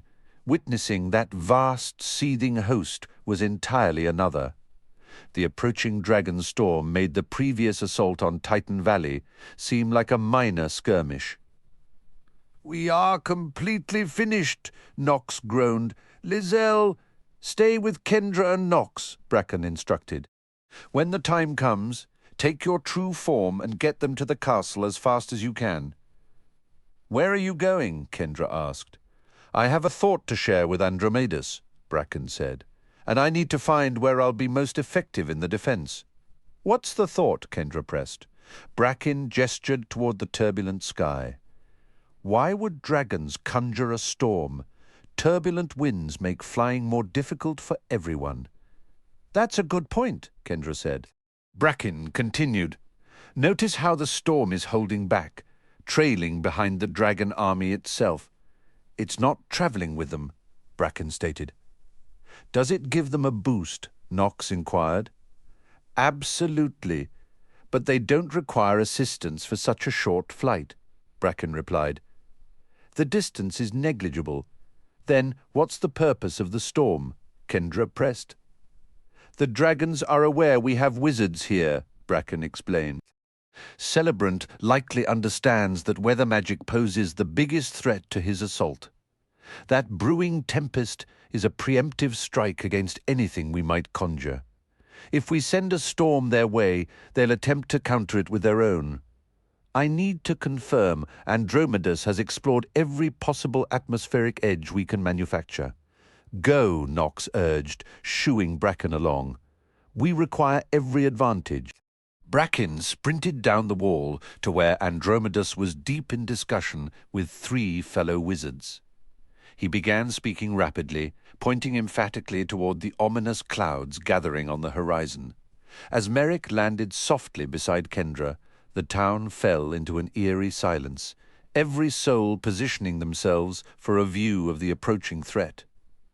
The magnitude of this assault is beyond anything in the records, Merrick observed quietly. Dragons aided us at Zizix, Kendra murmured, her eyes fixed on the darkening sky. There must be 1,000 times that number now, and this time they are not coming as friends. You're seriously planning to fly into that? Knox asked, turning to Merrick. It does not present itself as a wise course of action. Merrick admitted with a grimace. My sole hope is to survive long enough to reach Celebrant. Gerwin should arrive shortly with Noble, Kendra offered.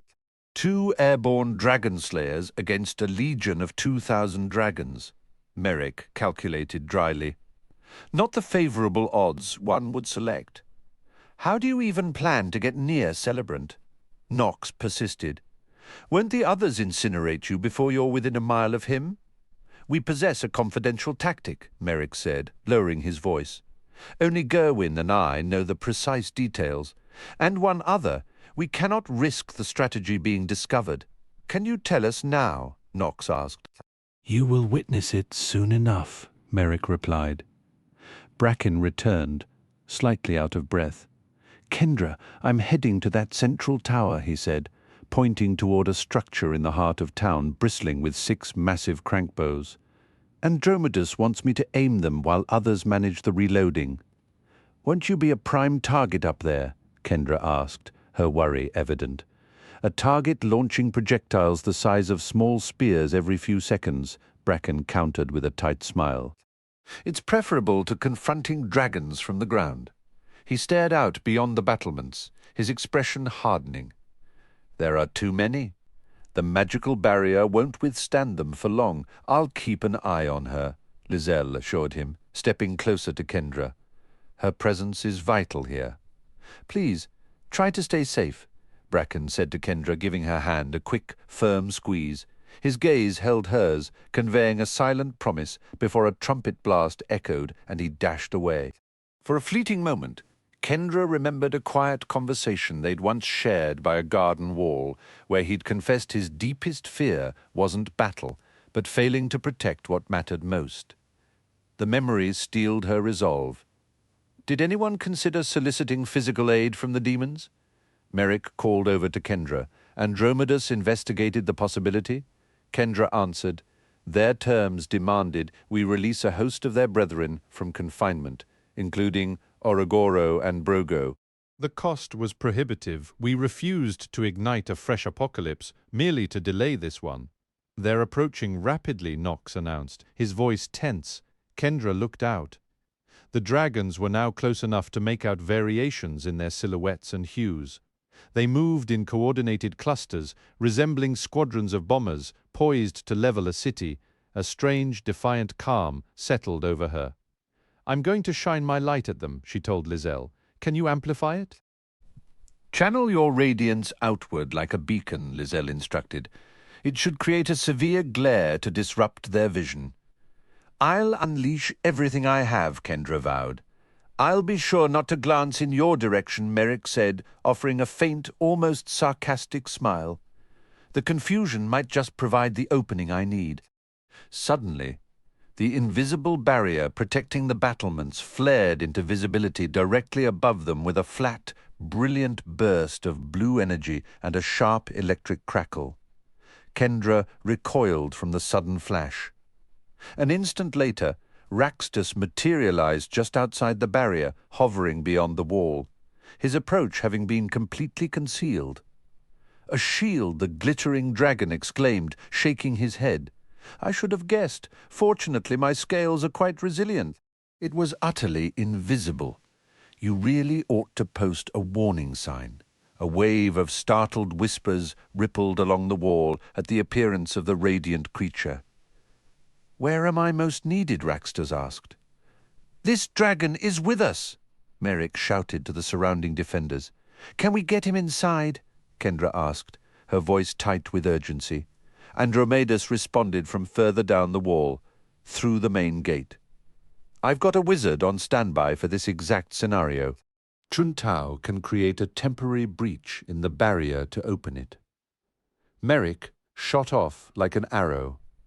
Moments later, the heavy gates groaned open and Raxtus swooped through the gap. The smaller dragon landed awkwardly on the parapet beside Kendra, causing the nearby defenders to scramble back to give him space. "How did you even make it here?" Kendra breathed out, relief washing over her. "Seth and I took Father's crown," Raxtus explained, his voice a low rumble. "His dragons gave chase, but I lost them. Seth was already miles ahead, so I circled back to the muster point instead. When I saw them slipping into Salona at the crossroads, I went invisible and passed right through their ranks. Outrunning them to Fairview was the easy part." "I'm just glad you're in one piece," Kendra said, placing a hand on his scaled foreleg. Merrick cut to the chase. "Are you actually willing to fight?" "Whatever I can do to help," Raxtus affirmed. "Gerwin and I are hunting your father," Merrick stated bluntly. "I can fly, but Gerwin was supposed to ride a flying horse." Raxtus let out a puff of smoke that might have been a laugh. "You want me to carry a dragon slayer into battle against my own father? Is it my birthday or something? Is that a yes?" Merrick pressed, ignoring the sarcasm. "I have unfinished business with Celebrant," Raxtus said, his tone turning grim. "It's a definite yes." "Excellent," Merrick said, turning to Kendra. "I don't want to sugarcoat this, but this is likely a one-way mission for Gerwin and me. Noble would have almost certainly been killed too. But this dragon," he gestured to Raxtus, "he's clever. He might just make it back." Nox interrupted, pointing a trembling finger. "Those dragons are almost on us. If this shield fails, we're all cooked." "The shield felt plenty strong when I came through," Raxtus offered. Andromedas arrived along the wall walk, with Gerwin riding Noble close behind. "It's nearly time," the wizard announced. "Change of plans?" Merrick declared. "Raxtus will carry Gerwin." "Wait!" Noble whinnied, stamping a hoof. "This was my big moment." Merrick pointed at the approaching swarm, a dark cloud of scales and wings. "Fly into that, and you will die. Sounds like a glorious way to go," Noble retorted, tossing his mane. Kendra stepped in. "You'll have more than enough opportunities for bravery today, Noble. Others might need your help, especially if we have to make a fast getaway." Gerwin slid from the saddle and approached Raxtus. "Your back looks pointy." "I'll carry you in my claws," Raxtus said. Andromeda studied the young dragon. "I never truly believed you would turn against your father. I never believed my father would value his own ambition over the future of all dragonkind," Raxtus replied, his voice steady. "He has to be stopped. Eliminating Celebrant will set all dragons on a better course," Andromedas said gravely. "I understand," Raxtus said. A fierce glint came into his eyes. "And he won't see me coming. I'm going to improve our odds," Andromedas said. "The moment we spot the Dragon King, I'll teleport you, Gerwin and Merrick, directly to him." Raxtus stared. "That could actually work. We're about to find out," the wizard replied. "I can provide a distraction," Kendra offered. Lizelle, who had been quietly observing, added, She can produce a light more blinding than any I've witnessed. Once we're in among them, cut the light, Merrick instructed Kendra. It'll leave them disoriented and let us move without being blinded ourselves. The lead dragons were now terrifyingly close. The group could make out individual horns and frills, whiskers and leathery wattles, scales in a nightmare rainbow of colors. Many flew with jaws wide, revealing rows of teeth like daggers. The swarm fanned out, curving around Fairview to assault from every angle. Smaller squadrons peeled away, pursuing the decoy forces Andromedus had scattered across the countryside. "There," Raxtus said, his gaze fixed high and to the right near the formation's peak, several rows back. "Father is flying near Tamrin." "I see him," Andromedus confirmed. "Kendra, are you ready?" Lizelle placed a steadying hand on Kendra's shoulder. Kendra reached inward, found the familiar well of power, and with Lizelle's strength bolstering her own, she raised her hand. A searing cone of pure, blazing light erupted from her palm, cutting through the gloom and painting the scaled bellies of the dragons in stark, brilliant relief. Kendra swung her arm in a wide arc, the brilliant light from her hand cutting through the gloom and scattering the approaching dragon horde into chaos. She held the beam steady, deliberately illuminating the patch of sky where Celebrant flew, forcing the Dragon King to shield his eyes. "That's sufficient." Andromedas advised quietly as Kendra lowered her hand. The light winked out, leaving the once orderly dragon formations in complete disarray. A quick glance behind her confirmed Raxtus, Gerwin and Merrick had vanished from the wall. Following Lizelle's intense stare upward, Kendra spotted a massive orange dragon disintegrating into ash near the golden flash of Merrick's wings. Raxtus was nowhere to be seen, but fiery projectiles were already streaking toward Celebrant. The Dragon King tucked his head, his impervious scales deflecting the assault, while loyal dragons threw themselves into the projectile's path. One, struck in the wing, plummeted from the sky. "His armor is too strong," Andromedus whispered, a note of grim frustration in his voice. They must aim for the eyes. Seizing the moment while Celebrant's head was down, Merrick dove toward him. A second volley of flaming darts took flight. Just before impact, a silver dragon of immense size, Tamrin Lizelle identified with a hiss, intercepted the dragon slayer. Tamrin unleashed a torrent of fire, but Merrick closed the distance, and Celebrant's sun dissolved into nothingness. Celebrant, now repositioned, ignored the fresh barrage of darts rocketing toward his head. Instead, he exhaled a blinding column of pure white energy that consumed Merrick entirely. An instant later, the flaming darts found their mark, exploding against the side of Celebrant's head. With one eye grievously wounded, the Dragon King's roar of fury momentarily drowned out the cacophony of battle. Kendra's heart lurched as Raxtus flickered into visibility, trapped in the jaws of a gigantic black dragon that was spiraling uncontrollably toward the earth. They crashed together in a terrible impact, and Kendra lost sight of Gerwin completely. "Obliterate them," Celebrant bellowed, his rage propelling him toward the city wall. His jaws gaped wide, and a concentrated beam of white energy hammered against the invisible shield, making the entire fortification tremble. Kendra raised her hand, instinctively reaching for her power, but Lizelle firmly pulled her back from the edge. "We fall back now," Lizelle commanded, her voice leaving no room for argument. The trio bounded down the staircase. Lizelle hit the cobblestones first, and in a shimmer of light transformed into a graceful, powerful unicorn. Kendra scrambled onto her back, Nox right behind her, and then they were moving. The unicorn accelerated to a breathtaking speed with such fluid grace that Kendra felt no fear, only the wind whipping past her face.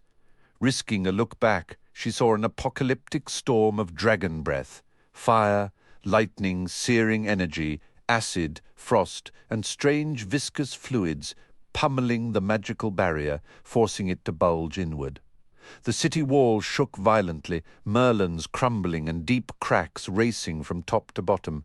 Dragons began physically hurling themselves against the faltering shield. Then, with a sound like the sky itself tearing apart, the barrier shattered. The fair folk defenders scattered in panic, many screaming as they fell, engulfed in dragonfire. Kendra wrenched her gaze forward, clinging to Lizelle, as a dark tide of dragons poured into Fairview from every direction. "Did you notice your wings?" Tess asked, her voice pulling Seth from his thoughts. "What about them?" he replied. "They've turned white," she said. Seth craned his neck to look. The metallic wings still framed his shoulders, but they now shone with a soft, platinum gleam. "Huh? You're right. You look happy," Tess observed. A genuine smile touched Seth's lips, feeling strangely foreign yet wonderful. "I can't remember the last time smiling felt this easy, this natural. It's weird. I feel incredibly good, which is honestly pretty irresponsible considering an army of dragons is probably hitting Salona right now." "Let's focus on what we can do," Conrad said, his tone practical. "Let's see what we have with the ether gem pieces." Seth dug into his satchel, laying the fragments out carefully. Dragon King's jewel, Giant Queen's gem, half of the Wizen Stone, Demon King's jewel, the other half of the Wizen Stone. He glanced at Tess. She has the final piece. Tess held up the Ethosard, its inner light pulsing softly. "That is everything," the Alder Fairy confirmed. Growlers had the chance to destroy it utterly. Instead, he chose to use the fragments to keep their power in play. "So can it be fixed?" Seth asked, hope and apprehension warring in his voice. "We'll know before long," Conrad replied. "I never did explain why I was at the source when the sealing spell took effect." "What brought you there?" Tess inquired. "I was carrying a message to the Alder Fairy," Conrad said. "A warning from the Singing Sisters. They were active even then?" Seth asked. "The Sisters have existed longer than nearly anyone," Conrad explained. "Those who guard the natural order tend to cross their path eventually." "What did the message say?" Tess pressed. "That which was shattered by treachery may only be restored through sacrifice." The Alder Fairy answered softly. "I pondered those words for ages, but their meaning only became clear when you arrived bearing the fragments of the ether gem," Conrad admitted. "Now I understand my part in this." "You are not obligated, Conrad," the Alder Fairy reminded him. "I am aware," he responded, "yet the moment feels right." His gaze shifted to Seth. "The Singing Sisters always plan far ahead. They're the reason you were imprisoned here," Seth realized. "So I would be here to meet you," Conrad confirmed, "among countless other reasons, I imagine." "What sacrifice were they referring to?" Tess asked. "The one offering I have avoided for thousands of years," Conrad said quietly. "My own existence." He looked to the Alder Fairy. "Will it suffice?" The Alder Fairy's wings shimmered. "To willingly depart after so many centuries when you could choose to remain. Yes, it will be more than enough." "Then it's decided," Conrad stated. "Hold on," Seth interrupted. "You're planning to die?" "The Source granted me years beyond nature," Conrad explained. "Too many of those years have passed without my beloved. It is time to discover if I can find her again." He offered a faint smile. "I intend to return the gift the Source gave me, and perhaps aid Salona one final time." "You have been my most steadfast guardian," the Alder Fairy said. "I will feel your absence. Perhaps our paths will cross again," Conrad said. "For now you have a new guardian to instruct." "True," the Alder Fairy acknowledged. "Seth, should you endure the coming struggle in Salona, as one who has sworn to uphold the balance, I ask that you come back to me." "I promise," Seth said. "Now, regarding the ether gem," the Alder Fairy continued. "What is required of me?" Conrad asked. "Collect the fragments," she instructed. "Hold your purpose firmly in your mind. With the pieces of the ether gem in your hands, step into the Source. I will manage everything else." Conrad cupped the glittering shards in his palms. Tess placed the final ether shard among them. "Seth, when you have a moment, Please tell my children I love them and that I will always be watching over them. Tess, it was an honor to meet you. Thank you for guiding Seth here. I'll remember you, Tess said. Tess, once the ether gem is whole, you must be the one to carry it for Seth. The older fairy directed. Your pure heart will protect you. The gem's power is too great for others to bear. I understand, Tess said. Simply retrieve it from the aether when I give the signal, the older fairy added. Tess gave a solemn nod. All right. Calvin, you recall where to take the aether gem? Conrad verified to the sky giants. The Nipsey affirmed, to shatter the curse. It is the most urgent task, Conrad emphasized. Before you go back to Salona. We can manage it swiftly, Seth said. I have a tool called the translocator, I observed. Conrad noted with a trace of amusement. I know the device. Remember, sky giants first, then Salona. Fight fiercely. Make things right. Understood, Seth said. How can I possibly repay you? Save Salona, Conrad answered simply. Conrad moved to the very edge of the source, rising lightly on the balls of his feet. He glanced at the older fairy. It was an honor to serve you. The centuries felt lengthy while I lived them. Now they seem but a moment. Any span of time feels brief when it concludes, the older fairy observed.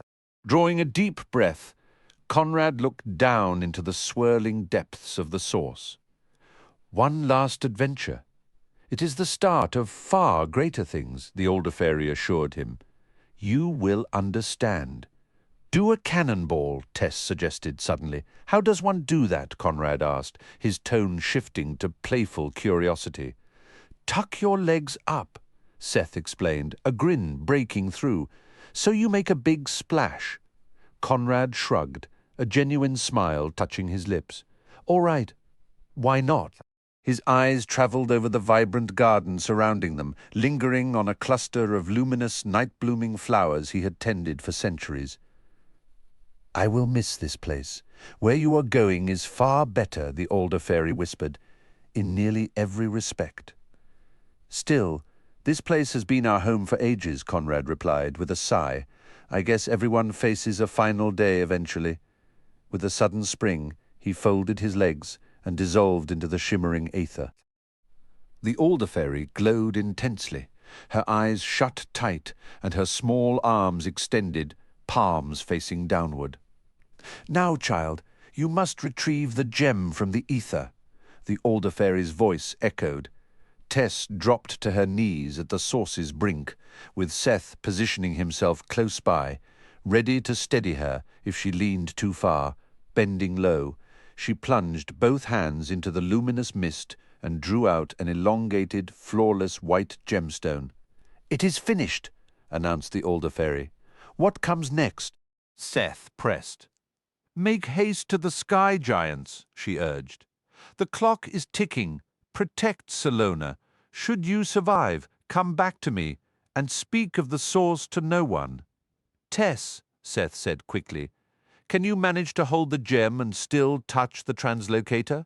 Clutching the ether gem against her side, Tess rested her other hand on the device's uppermost section.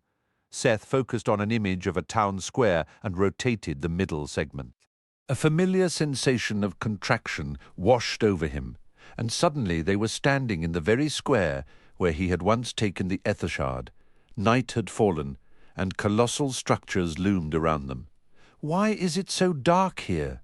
Tess whispered. We're on the opposite side of the planet, Seth explained, scanning their surroundings. The three cages, large, medium, and small, were still present, and the platform remained, but the cauldron was missing. Not a single guard was in sight. The square was utterly empty. So what do we do now? Tess asked. I've brought back the ether gem, Seth shouted with all his might, his voice pitifully small against the vast silence. No answer came. Grab the translocator once more, Seth directed. Tess obeyed. Seth gave the center another twist, and in a blink they found themselves in the belfry overlooking the square. You'll be safer up here, Seth told her, just in case there's any confusion. Leaving his cousin in the tower with the precious gem, Seth dove down toward the bell fastened to the largest cage, feeling an unfamiliar, powerful surge in his wings. He grasped the thick, coarse rope connected to the clapper and, swinging his weight from side to side, rang the bell. A single strike was enough to trigger the enchanted alarm, which erupted in a deafening blare. Seth ascended higher, watching as bewildered giants stumbled into the square. One giant, clad in long underwear, hurried to the bell and gave it a gentle tap, silencing the noise. "I'm up here," Seth called out. About 6 giants squinted up at him, their expressions a mix of sleepiness and irritation. "I've returned the ether gem to you," Seth declared. "The complete gem." "What are you babbling about?" grumbled the giant who had stopped the alarm. "I was the one who took the ether's hard," Seth explained. "I apologize for the chaos." I did it so I could bring back the entire ether gem. Who is authorized to take possession of it? Officially, Calvin whispered from the sidelines. Who can officially accept it?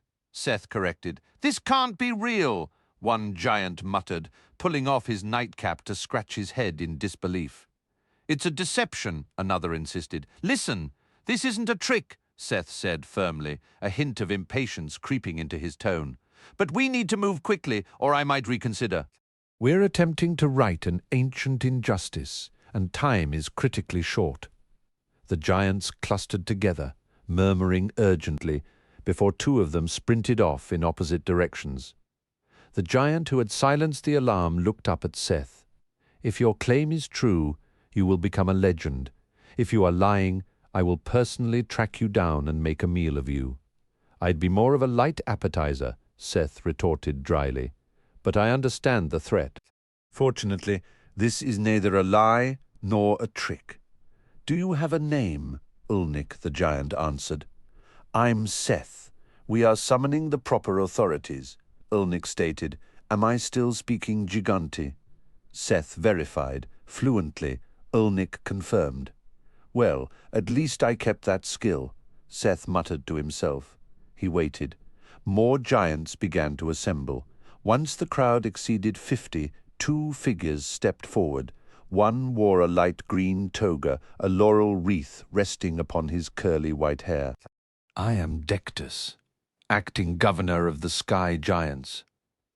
The other prominent figure was an older woman dressed in a flowing robe tied at the waist. And I am Madame Ladonna. You claim to have recovered the Aethergem? Dectus inquired, his voice thick with skepticism. Seth gave a firm nod. I have. This is extraordinarily difficult to accept, Dectus stated flatly. Madame Ladonna leaned forward, her expression severe. The Aethergem was shattered beyond repair, many seasons past. Well, I tracked down all the fragments, finished off what was left of Raglamar, and received some assistance in mending the gem, Seth explained, his tone matter of fact. But before I show it, there are a few conditions. My name is Seth Sorensen. I'm the one who took the Aethershard. I also removed the jewel from the giant queen's crown. I require a full pardon for those acts. Dectus studied him for a long moment. If you have truly brought the ether gem, you will be considered a friend to the giants for as long as the heavens endure, he declared solemnly. I didn't come by myself, Seth added. A Nipsey named Calvin aided me. A ripple of astonished whispers moved through the gathered giants at the mention of a Nipsey. He has something he wishes to say, Seth continued. Approach. Madame Ladonna commanded, her gaze sharp. You have our vow of safety until these extraordinary claims are verified. Should the Aethergem be in your possession, you are under our protection. Seth descended to land upon Madame Ladonna's broad shoulder, Calvin standing upon his open hand. Is this sufficient? Ah, I can perceive him, though only due to my exceptional vision, Madame Ladonna remarked dryly. Speak your piece, Calvin of the Nipsies. Calvin's voice, though small, was clear. I am here to offer an apology for my people. We were deceived into stealing the Aethergem long ago. Seth and I now return it as representatives of the Nipsies. Dectus gave a slow, considering nod. May we inspect this purported ether gem? One moment, Seth said. He flew up to the belfry where Tess waited, activated the translocator with a practiced twist, and in an instant they both stood on the ground before the giant leaders. We're down here now. We see you, Madame Ladonna acknowledged. Proceed. At Seth's murmured encouragement, Tess carefully placed the ether gem upon the stone pavement and stepped back. Madame Ladonna inhaled sharply. She bent low, her eyes sweeping over the gem before examining it intently through a magnifying lens. Stand clear, she ordered, waving the other giants back. A stunned silence fell. Incredible, they have actually done it. This is the ether gem, resurrected as if from oblivion. Summon the guards. Secure the perimeter. This artifact demands the utmost caution. Her voice trembled with awe. Do you understand the significance? Do you grasp what this portends? Stratos can be made whole again. The assembly of sky giants erupted into deafening, jubilant cheers. It was a ridiculous spectacle, all these towering figures weeping and shouting over a shiny rock, though, to be fair, it was a very magical shiny rock. Calvin has more to say, Seth announced, raising his arm so the Nipsie was visible. Madame Ladonna and Dectus quieted the crowd. Speak your mind, Dectus invited, his earlier sternness replaced by wonder. This miracle surpasses all my dreams. We Nipsies were cursed for our betrayal, Calvin called out. With the ether gem restored, will you forgive us without hesitation? Dectus proclaimed. The apology is accepted. The moment the words were spoken, Calvin began to grow. Startled, Seth let him go and stumbled backward. Calvin surged upward until Seth stood barely as high as his knee. There you are, madam, Ladonna observed, a hint of amusement in her tone. You've enlarged, Calvin, now reached nearly to her waist. Thank you, Calvin said, his new, deeper voice resonating. We regret departing so abruptly, but a pressing crisis demands our attention. He bent towards Seth. The translocator, he whispered urgently. Seth produced the device. What just happened to you? Calvin gave a massive shrug. My people made me a giant. We need to move. Tess, take the base, Seth instructed. Calvin, you have the top. Visualizing their destination, Seth twisted the central segment. Elsewhere, the frantic rhythm of hooves on cobblestone filled a narrow alley as Lizelle veered sharply, a torrent of dragon fire turning the street behind them into a roaring blaze. Above, Kendra glimpsed draconic shapes, weaving through the slender strip of visible sky. Are we going to get out of this? Knox yelled, his voice tight with fear. We will reach the castle, Lizelle asserted, her gallop impossibly smooth despite the speed, allowing Kendra to keep her bow steady with both hands. Knox clutched the sack of gales. It feels like we're just running in circles, Knox protested. We are avoiding dragons, the unicorn replied, her tone leaving no room for argument. Which is precisely how we intend to stay alive. Keep your weapons prepared. They exploded from the narrow alley onto a broad city street, the castle looming ahead as their target. Above them, dragons circled in chaotic layers, painting the sky with menace. The avenue was eerily empty, save for the smouldering wreckage of merchant carts and the charred remains of market stalls. The defending soldiers had clearly adapted, choosing to fight from concealed positions. Kendra pressed low against Lizelle's neck, calculating. At this relentless pace, the castle gates were maybe 20 seconds away. Then the world shook as a massive bronze dragon landed directly in their path, its scales gleaming dully in the smoky light. Lizelle instinctively swerved toward a side lane, only to whip her head away as two slender serpentine dragons swooped in, their jaws unhinged to spew a cloud of vivid emerald mist. Toxic breath, Lizelle hissed. Knox reacted instantly, summoning a fierce gust from his sack to shred the poisonous cloud and send the wiry dragons tumbling off course. With the path momentarily cleared, Lizelle gathered herself and charged straight at the bronze behemoth. The dragon's maw yawned open, and a blinding lance of lightning crackled out, missing Kendra by inches and detonating with an ear-splitting crash somewhere in their wake.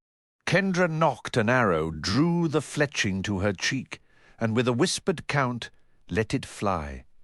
The dragon merely ducked her arrows, showering harmlessly off its armored plating. Then, from a rooftop nearby, a warrior woman of impossible size launched herself with a fierce yell, driving a long spear deep into the joint where the dragon's neck met its shoulder. The beast recoiled, hissing and snapping at its attacker, who deflected the strikes with a broad, heavy blade. It took Kendra a startled second to realize the giant was Serena. Had Tanu's potions worked this quickly? "Go, Kendra, to the castle!" Serena roared, holding her ground. "We'll hold them here." From the rooftop Serena had vacated, soldiers in strange foreign armor emerged. Teams of 2 carried massive, cumbersome crossbows, while a third soldier manned the firing mechanism. With heavy thunks, javelin-sized bolts shot forth, punching through the bronze dragon's hide. Shrieking in pain, the wounded creature beat its wings and lurched into the air, Serena's spear still embedded in its flesh as more heavily armored foot soldiers flooded the street below, brandishing pikes and longbows. "Ride hard," one of them shouted. "I think those are the Nipsies," Kendra said, awe cutting through her fear. "They're fighting at our size, and Serena's a giant." Nox breathed, equally astonished. "Provide cover." Lizelle commanded, her muscles coiling as she surged forward at a full sprint. The gate is right there. On the high castle balcony he had left that morning, Seth reappeared, joined by Tess, who leaned anxiously over the stone rail, and Calvin, who now stood absurdly wonderfully tall. They gazed out, speechless, at the vista of devastation. The sky was a writhing tapestry of dragons, wingtip to wingtip, unleashing fire and lightning upon the city. Thick, black smoke poured from countless rooftops. Small, desperate bands of fair folk soldiers made stands, but the majority were in a frantic retreat toward the castle's relative safety. A grotesque 3-headed dragon was gleefully devouring a cluster of defenders on the distant city wall. A pale, icy dragon breathed a freezing blast across a terrace, leaving archers frozen in macabre statues.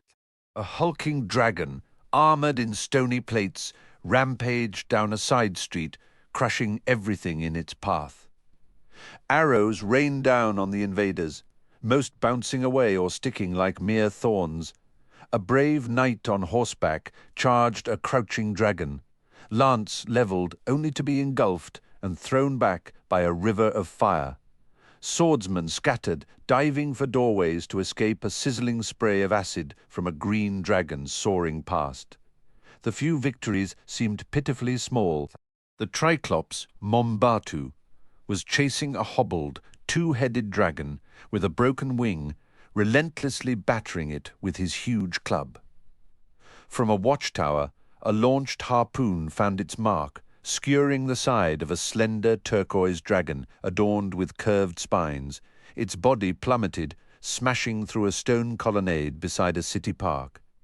Then a streak of white, a graceful unicorn, raced down the main thoroughfare toward the castle. On its back, Kendra fired volley after volley from her bow, while Nox wielded the sack of winds, blasting aside any dragon that dared give chase.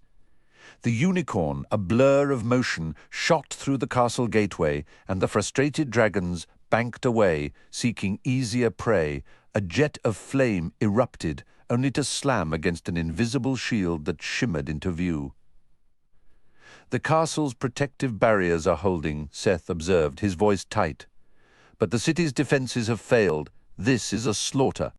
"What's our move?" "Fairview is being consumed," Tess whispered, her eyes wide with the reflection of the flames. Seth squared his shoulders. "If today's my last day, I'm not going out hiding." He drew his sword, Vasilis, its blade igniting with a pure white light that flooded him with a fierce resolve. His target was clear. The Dragon King must be stopped. Calvin, shielding his gaze with one hand, spoke softly. Look past the wall, out on the plain. Through the thick smoke and the chaotic dance of dragons, a massive force was engaged in battle beyond the city's limits. Dragons assaulting those distant ranks were tumbling from the sky. Where did that army come from? Seth asked, bewildered. I thought the fair folk were all defending from within the walls. You're not wrong, Calvin said, a slow smile spreading. I'd recognize my kin anywhere. Those are the Nipsies. It was the ancient curse that shrank us. All those little people grew, Tess gasped.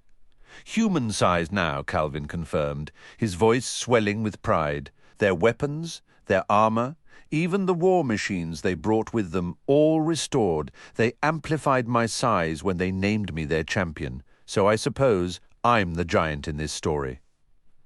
With that, he swung his long form over the balcony railing and dropped down to join the fray in the courtyard below.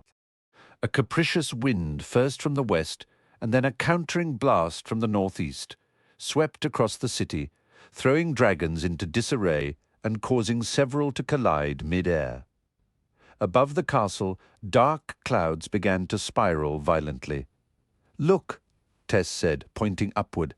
Our giant is at work, clutching the spire of a nearby tower. Thronis held a dark orb high, chanting into the gale. His robes whipped around him like a battle standard as he read the patterns in the storm. Stay the course! The booming command of Celebrant, the Dragon King, cut through the din. Press the assault, all reserves, eliminate that new force. Time I got involved, Seth muttered. The white fire of Vasilis seemed to pull him upward as he leapt from the balcony, wings beating against the turbulent air. Tess, get inside, he called back. As he climbed, Seth found a strange calm within the storm. These winds were nothing compared to the tempests he'd weathered before. When the next gust hit, he folded his wings tight and shot forward, while the larger dragons floundered, their vast wingspan working against them. A grim smile touched his lips. A smaller blue dragon veered toward him, jaws snapping. A slight twist and a flash of his sword removed the top of its skull. He felt focused, each movement precise. Vasilis thrummed in his hand, its light intensifying as he drew nearer to Celebrant, who circled high above, directing the battle. During a sustained gust, a serpentine dragon with a leonine head spiraled toward him. Seth swerved, avoiding the snapping maw and a forest of claws, and severed the last 10 feet of its whipping tail. The crippled creature fell, spiraling helplessly to earth. He climbed higher, Vasilis now blazing like a star. Dragons spewed fire and lightning, but his wings adjusted instinctively, carrying him clear of each blast. Those that came too close paid dearly. A deep gash across a neck, a wing sheared cleanly away. In his ascent, he dispatched 4 more with decisive strikes to head or spine. Below, the scene was transforming. The enlarged Nipsies, now a formidable army, used ballistae and catapults to launch volleys of spiked metal that knocked dragons from the sky. Once grounded, the creatures were swarmed by lancers and pikemen, whose weapons found the gaps in their armoured scales, though many soldiers fell to flame and talon. As more dragons diverted to confront this unexpected threat, their losses mounted swiftly. The tide, it seemed, was beginning to turn fresh. Troops from the Nipsi forces surged through the city gates, bolstering the exhausted defenders. Throughout the streets, dragons scrambled for cover, caught off guard by volleys of arrows that pierced their armor and blades that sliced through their thick hides. Spotting Seth's approach, Celebrant paused in midair, his form momentarily suspended in indecision. Then, with one eye sealed shut and his lustrous scales marred by dark smudges, the Dragon King charged directly toward him. Seth propelled himself forward with equal speed, the sword Vasilis humming eagerly in his grip. "You have chosen your final day," Celebrant bellowed. "I was thinking the same about you," Seth shot back. As Celebrant's jaws gaped wide, Seth veered sharply, evading a blistering torrent of white energy. The two began to circle one another in a deadly aerial dance. "I have a battle to command," Celebrant declared. "Then let's not waste any more time," Seth called out. "That blade has already been tried against me without success," Celebrant warned. "Vasilis is feeling particularly inspired today," Seth replied. "Conrad wanted you to know he's thinking of you. I'm just standing in. You've ended the lives of decent people who only ever tried to protect your own kind." Celebrant unleashed another searing blast. Seth dodged it cleanly, but the energy sheared through a distant dragon, nearly severing it in two. With a furious roar, Celebrant banked hard and shot like an arrow toward Seth. Gripping Vasilis before him, Seth raced headlong to meet the charge.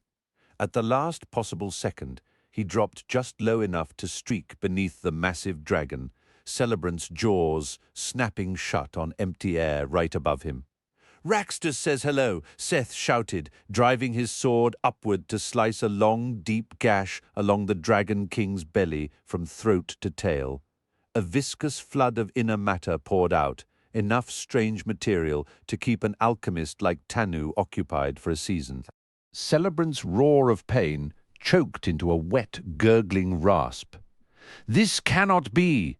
The Dragon King gasped as he tumbled from the sky. "It cannot be!"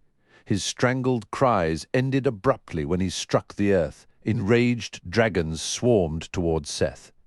Flames shot at him from all sides, forcing him to wrap his wings tightly around himself like a cocoon. He dropped hundreds of feet in a tight spiral before snapping his wings open to pull out of the dive. Around him, lightning cracked within the brooding clouds, and the wind whipped into a frenzy. While the dragons fought to stay aloft in the tempest, Seth moved among them with lethal precision, Vasilis cutting through their toughest scales as if they were morning fog. On the ground, dragons were landing to escape the gale, only to be overwhelmed by squads of Nipsi soldiers led by the towering forms of Calvin and Serena. Nadia had entered the battle, her face now uncovered. Wherever she moved, fighters rallied with renewed spirit and dragons froze in place, paralyzed by her commanding gaze. "Hear me, former brothers and sisters of Dragonkind," the magically amplified voice of Andromedas thundered over the chaos. "Celebrant has fallen, and most of his guard with him. Tamrin now joins Jerawat in death. This reckless war is lost. The storm will only grow more fierce, for none of your weather workers can rival Thronis. Celebrant led you into a trap. Soon we will hold such an advantage that we could wipe your kind from existence." The wind screamed around them. More dragons pressed themselves to the ground, refusing to brave the violent sky, while those still airborne fought desperately for control. "Halt your attack, and you will be spared," Andromedas continued. "Your king is dead. We will discuss terms of surrender with those of you who remain in command. Dragons were never meant to march in armies or plot in castles. That foolishness belongs to humans. Dragons hunt, dragons hoard. Dragons live by their own strength. Lay yourselves upon the ground and rest your heads. Let this be your sign of peace. You will not be harmed if you yield. Those who wish to roam the wilds may do so, provided they swear the necessary oaths. Others may return to the protected sanctuaries. You do not have to die today. This war was Celebrant's mistake, not yours. Survive. Preserve our kind. Live to raise your next generation. This is your final opportunity." A jagged bolt of lightning split the heavens, followed instantly by a booming peal of thunder. Seth hovered, suddenly realizing he was the only one left flying in the empty, storm-racked sky. From his vantage point, Seth gazed down upon a cityscape transformed. Dozens of dragons were pressed low across Fairview, and the fields beyond, their massive forms flattened in a posture of profound submission, heads bowed to the earth. Those few still attempting to fly were being violently plucked from the air, tumbling and spinning helplessly. Below, the disciplined ranks of the Nipsey army efficiently surrounded and subdued any grounded dragons foolish enough to resist. The churning winds grew so wild and unpredictable that even Seth's expert control of his wings felt insufficient. He retrieved the translocator, gave its central mechanism a firm twist, and in an instant found himself back on the familiar stone of the arrival balcony. The vista before him was one of grim aftermath. Fairview smouldered under a blanket of smoke. The streets were littered with the still forms of uniformed soldiers and the immense fallen bodies of dragons. Seeing no sign of Tess, Seth descended toward the castle's main gate. As he slid Vasilis back into its sheath, the intense, hyper-focused state that had sustained him evaporated, replaced by a deep weariness that made his shoulders sag. He paused to let a somber procession pass, fair folk bearing injured fighters on makeshift stretchers through the gate. A short distance down the main avenue, a team of soldiers labored to shift heavy rubble, desperately trying to reach people trapped under a collapsed building. Near the outer castle wall, he spotted Trask in deep conversation with a hunched dragon, scribbling notes as they spoke. Seth moved into the crowded courtyard, now a makeshift medical station where healers performed frantic triage. His desire to find Kendra was thwarted by the sheer press of bodies and the urgent flow of helpers. Forced to retreat, he stumbled back into the streets beyond the gate, coughing and rubbing his stinging eyes against the persistent smoke. He registered a strange calm, though the clouds overhead were an ominous charcoal. The punishing wind had finally stilled. Then a familiar voice cut through the haze. Turning, he saw Knox and Doran sprinting toward him. "Seth, you actually did it!" Doran whooped, his face alight with excitement. "That was incredible to watch. We were sure you were finished," Knox added, his tone a mix of awe and relief. "And then you went and sliced Celebrant wide open like a birthday present." "I had a lot of help from Vasilis," Seth replied, his voice quiet. "The sword showed me the way. So, what's the final tally?" Doran asked eagerly. "How many did you take down?" "Enough," Seth said, the word feeling hollow. "It had to be 30, Knox insisted, already calculating, maybe even more. "I honestly lost count," Seth admitted. There wasn't exactly a moment to pause and take notes. "You lost count?" Knox cried, as if this were a personal failing. "You have to keep track of things like that. I definitely saw 30. I probably missed a few, though. We could ask around, get a proper number from the witnesses." Seth managed a thin smile. He knew Knox was just being Knox, trying to quantify a victory. But the memory of the sky battle didn't feel like a triumph to be tallied. It felt like a grim, bloody chore that had left a cold weight in his stomach. "Have either of you seen Kendra? We were just looking for her," Doran said. "I saw her ride into the castle earlier," Seth said. "On the unicorn, right? I was with her then, but she went back out," Knox explained. "During the battle, Seth's fatigue vanished, replaced by a spike of alarm, and you just let her go. Lizelle and I were watching your duel with Celebrant," Knox said defensively. "After it was over, we turned around and she was just gone. Lizelle reached out to her mentally. Apparently, Kendra saw Warren being hunted by a wounded dragon and took off to help him." A sharp panic began to tighten Seth's chest. "That's all you know?" "Lizelle raced ahead to find her," Knox said. "Doran and I tried to follow but lost the trail. Should we go look together?" "Won't be necessary," Doran interjected, pointing. "Look." Seth followed his gaze and saw 3 figures approaching the castle, Lizelle, Bracken, and between them, Kendra. Bracken had a supportive arm around her shoulders, and though she was favouring one foot, she was unmistakably alive and walking. The coiled tension inside Seth finally released. He ran to meet them. "Are you okay?" he asked, his eyes scanning his sister for injuries. "I think I'd twisted my ankle," Kendra said, with a wince, plus the standard collection of cuts and bruises. She was busy dazzling a dragon who didn't take kindly to it, Lizelle supplied dryly. It had Warren in its sights. "I was trying to stay under cover," Kendra added. "Right up until the dragon decided to remove the cover."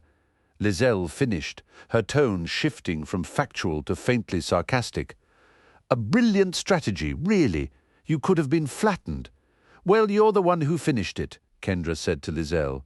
"Now you're officially a dragon slayer." "Only because you had it thoroughly distracted," Lizelle countered. "You were both exceptionally brave," Bracken said, his voice gentle but firm, "and exceptionally reckless." "But Warren is safe," Kendra said, her tone softening from defensive to relieved. "And I'm very glad you are too," Bracken replied, his concern giving way to a look of profound gratitude. "The dragons couldn't finish me, so Kendra took a shot at stopping my heart instead," Seth remarked with a tired grin. "I'm just glad you're okay," Kendra replied, her voice thick with relief. "I was starting to panic. Panic over your brother," she teased gently. "That's a new sensation for you, isn't it? Did you catch Seth's move out there?" Knox interjected, his eyes wide. "That was incredible." Kendra nodded, a genuine smile breaking through. "My stomach was in knots when you rushed at Celebrant. You made it seem effortless. When things get crazy, these wings just take over," Seth explained with a shrug. He noticed Kendra studying him. "You seem lighter," she observed. "Is it winning? I haven't seen you look this way in ages." "I'd hug you, but—" She trailed off, eyeing him. Seth finally glanced down, realizing he was drenched in sticky, dark dragon blood. "Yeah, I'm a bit of a mess right now. What about the injury you had?" Kendra pressed, her concern returning. "I found what I was looking for," Seth said. "I'm healed. We also took care of the unforgiving blade. Newell should start recovering now." "Seriously?" Doran exclaimed, hopping from one hoof to the other. "I have to go tell him immediately." "Is that all right?" "Go ahead, Seth," urged the excited satyr. "Who healed you?" Kendra asked, once Doran had bounded away. "I made a promise not to talk about some details," Seth replied evasively. Kendra gestured toward the bustling, tiny figures in the distance. "The Nipsies are back to their normal size. You must have broken that curse. Calvin was so stressed over." "We did," Seth confirmed. "You look well," Kendra said, softening her tone. "Beneath all that gore, I mean." "I feel well," Seth answered, his voice steady and clear. "I'm not a shadow charmer anymore. I'd been grappling with that darkness for so long, I never fully grasped the weight it carried. Now, it's like a heavy cloak has been lifted off my shoulders." A wry smile touched his lips. "Turns out, not having a constant internal struggle with sinister whispers is quite refreshing. Who knew?" "You returned just in time," Bracken said, joining them. "We were moments from being overrun before that Nipsey army emerged." "Bracken! I hated seeing you up on that tower, a perfect target," Kendra admitted. "I stood with courageous people," Bracken said. "We struck a number of dragons." He turned and gave Seth a light, comradely punch on the arm. "Nothing like this one, though. You'd better be careful, Seth. The bards will be composing ballads about you soon enough." Seth shook his head dismissively. "I'd prefer my story stay untold. Let's just say we're square. I helped ignite this conflict, and I'm thankful I could play a part in ending it." "You and the Nipsies," Bracken added. "They fought with unbelievable ferocity. Once they appeared, I finally realized who they were." "What do you mean?" Seth asked. "They are the lost kingdoms of the fair folk," Bracken explained. "At least remnants of them. I recognize their armor and their specialized weapons against dragons. So the Nipsies are ancient," Seth mused. Perhaps these are their descendants, Bracken said. I would love to learn the full history. You must be completely drained, Kendra said to her brother. I was, Seth admitted. Now I'm just buzzing with adrenaline. He absently patted the front pocket of his jeans. Then his expression faltered. I keep looking for Calvin, forgetting he's not riding along anymore. You're going to need much bigger pockets, Knox joked, pacing before them. Maybe you can take a turn being the one in his. Bracken gazed out over the scarred cityscape. Many fair folk perish today. What's left of Fairview is shattered. He turned back to Seth and Kendra. But it could have been far worse. We are fortunate to be breathing. Those dragons could have been unleashed upon the world. You two tipped the scales. And you with your storm plan, Kendra said. Andromadas didn't have weather workers powerful enough to conjure one in time, Bracken clarified. Especially with the dragons employing their own atmospheric magic. But after we talked about the possibility, Andromadas recalled Thronis, who can summon a tempest quicker than anyone. They'd spent time together at Wyrmroost years ago. Still, it's a wonder Andromadas persuaded him to come, and that he gathered the energy to transport him here. The group was walking slowly back toward the castle. At the main gate, Lizelle parted ways with a quiet word. Seth, Kendra and Bracken found a spot to sit, leaning their backs against the sun-warmed stone of the outer wall. Knox continued his restless pacing nearby. Did that whole battle make anyone else starving? Knox asked abruptly. Not yet, Seth said, wrinkling his nose. Might be the scent of all this dragon blood, killing my appetite. I'm absolutely famished, Knox declared. I could go for a huge plate of scrambled eggs, or you know what sounds even better? A thick, cold milkshake right about now. I wouldn't say no to a milkshake, Kendra agreed, closing her eyes for a moment as if she could already taste it. Seth scanned the desolate courtyard. Seems like every decent burger joint got burned to the ground. Knox kicked at a charred timber. I get it's all medieval tech here, but they have cows, don't they? That means milk. Where there's milk, there's got to be ice cream somewhere. Chocolate has to come from beans, right? And even if all else fails, they must have chickens for eggs. Brushing flakes of dried blood from his sleeve, Seth turned to Kendra, his expression somber. I really am sorry for all the chaos I stirred up. For a long time I was convinced there was no fixing what I'd broken. Kendra squeezed his hand, her relief palpable. I know you are. I'm just incredibly glad you found a path through it. They sat in quiet companionship until Andromadas approached, ambling alongside Calvin and Serena, who had returned to a normal human stature. Raxtus walked with them, his wings tucked close. Kendra jumped up and rushed to the dragon. You're alive, barely, Raxtus grumbled. They had to literally pry Harrigan's jaws apart to get me out. He had me locked in like a vice. And Gerwin, Kendra asked softly. Raxtus lowered his head. He got his spear through Harrigan's throat as we were falling.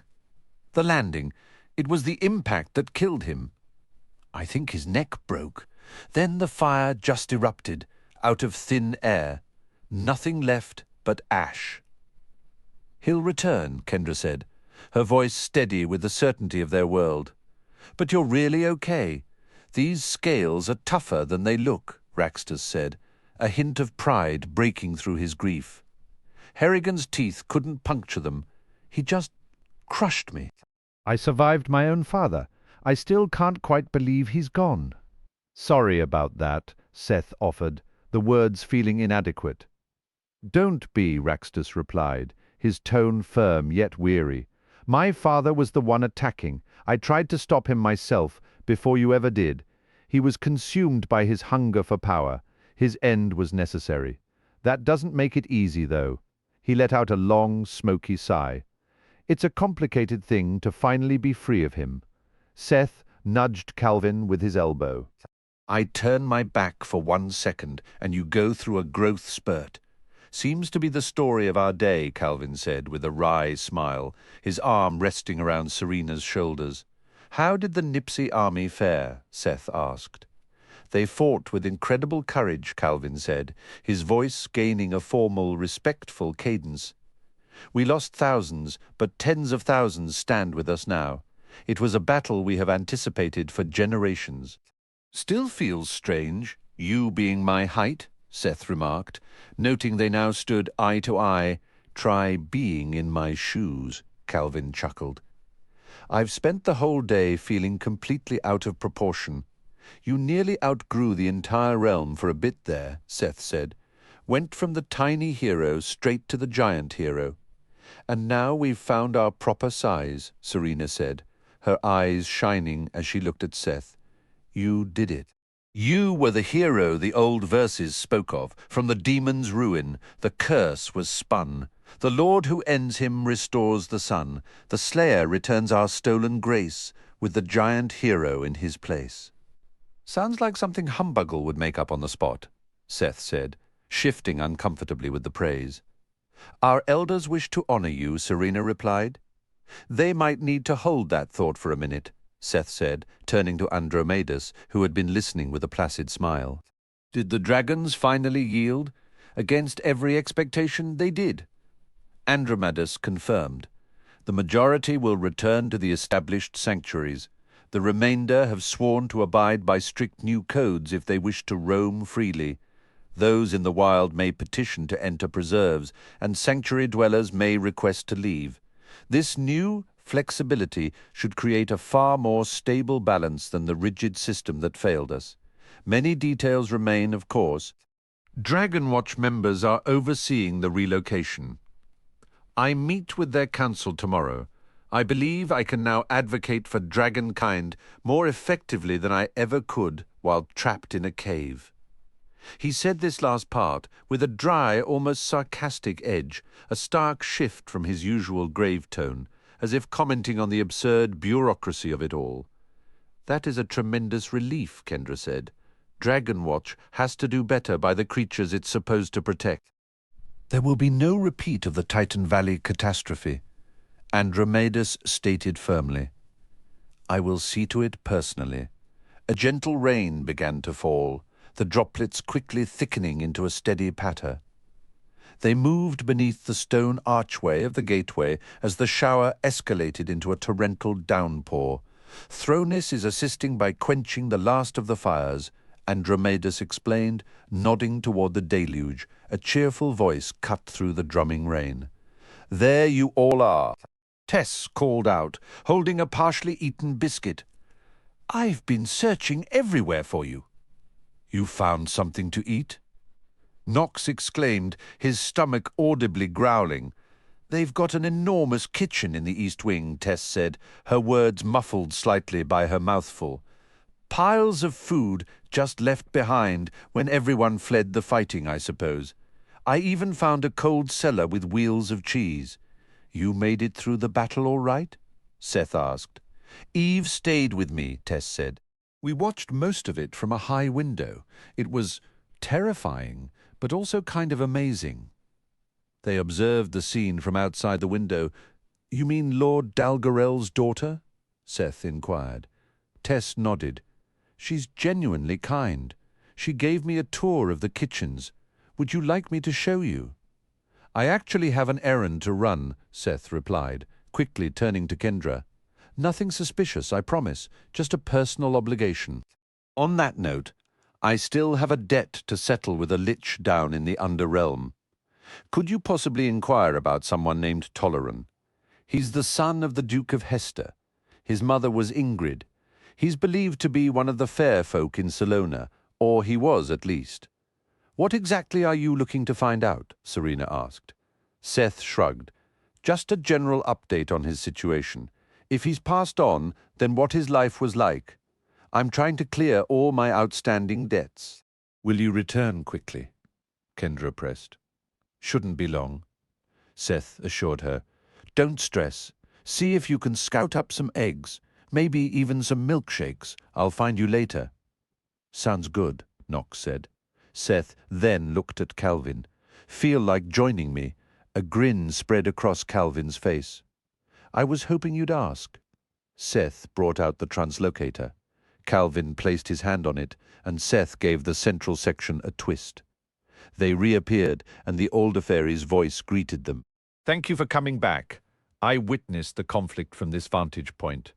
Now that the protections around the source are open, my vision extends much farther. The losses were severe. Seth and Calvin stood a short distance from the glowing source, looking up at the tiny fairy as her wings shimmered. Repairing the ether gem made all of this possible, Calvin stated. You aided us in shattering the Nipsey curse. That meant the world to me and my kind. To be precise, it was the curse of the fair folk, the older fairy corrected. Earlier generations brought it upon themselves when they fell under the influence of humbuggle and growlers. But weren't they already Nipsies when they took the ether gem? Seth questioned. There was no such race as Nipsies in that time, she explained. The complete history is known to few. The curse prevented those of us who remembered the Nipsies' true origins as fair folk from speaking of it. 10 kingdoms of the fair folk united to act against the giants. From 7 of those kingdoms, delegates volunteered to be magically reduced in size to steal the ether gem. This covert team was shrunk to about the length of a human finger, similar to Calvin's height when he rode in your pocket. After the demons destroyed the gem, those 7 diminished kingdoms were cursed to shrink further still, becoming the Nipsies. Their memories were wiped, leaving them only a vague prophecy for direction. What happened to the other 3 kingdoms that joined the fight against the giants? Calvin wanted to know. They received different punishments, the older fairy said, her tone lightening slightly, as if sharing a long-held secret now freed. Now that the curse is broken, I can tell you, the people of one kingdom were transformed into the aware trees of the sentient wood at Wyrmrost.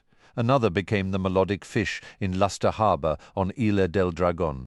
The final kingdom was turned into the wandering stones in Titan Valley.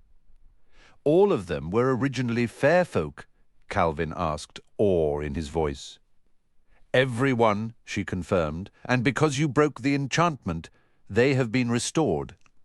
We've dreamed of this day for ages, Calvin said, a new strength in his words, replacing his earlier solemnity. Seth added, the former Nipsies were crucial against the dragons.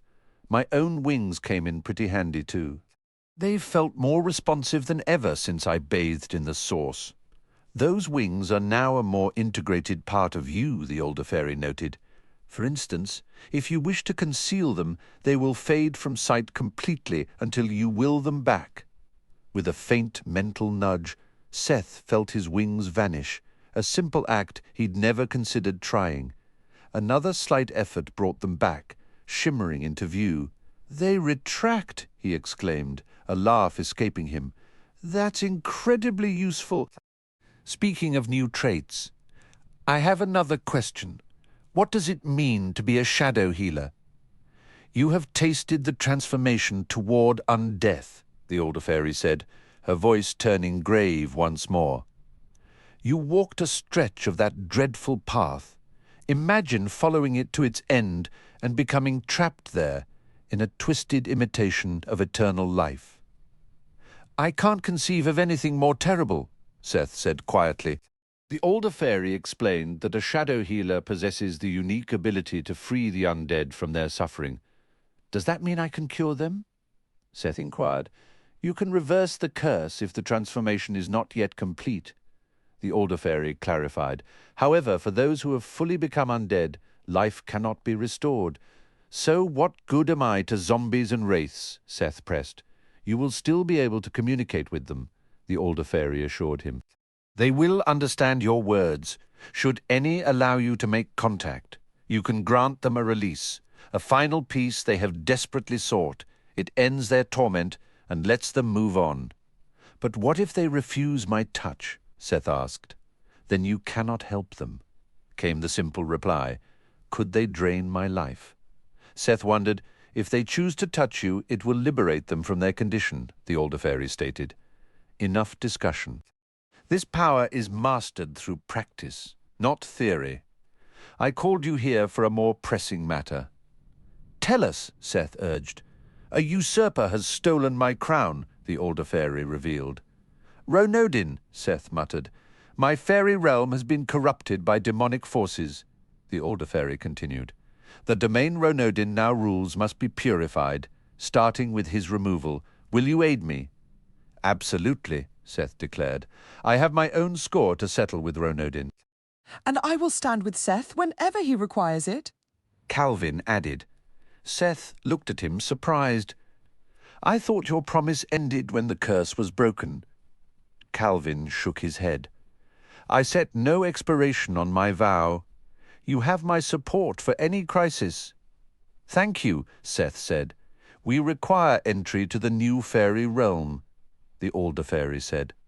I have never entered the former demon prison. If you have been there, you could transport us using the translocator. I've stepped inside, Seth admitted. But only just. Bracken knows that place inside and out. And he wants Ronodin gone as much as we do. You have my leave to bring Bracken here, the older fairy permitted. His sister Lizelle may come as well, and your own sister, the girl who once briefly held my crown, if they wish. All right, Seth agreed, pleased Kendra could be part of this. Should I go get them now? Please do, the older fairy said. I can stay here if it makes the journey easier, Calvin offered. Seth nodded. I'll return quickly. He activated the translocator. The world seemed to warp around him, and then he was standing before the castle's main gate once more. No familiar faces were in sight. Had they gone into the town, or were they inside the castle? A small, hunched figure peeled away from the gateway's shadows and shuffled toward Seth. You fight good, Hermo said. Hermo, Seth cried. You're here. Are you okay? Hermo, always okay, the hermit troll claimed. Hermo, hide and watch. Are you planning to settle around here? Seth asked. If not, I can take you anywhere you'd like. You too busy, Hermo insisted. You famous now, you slay big dragon. I'm never too busy for you, Seth said.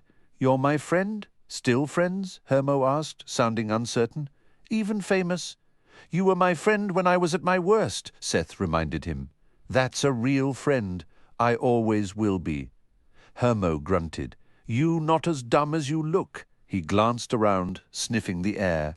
Me like this place, old. Many foolish people, many good hiding spots. You'll have to tell me where you hide, Seth said.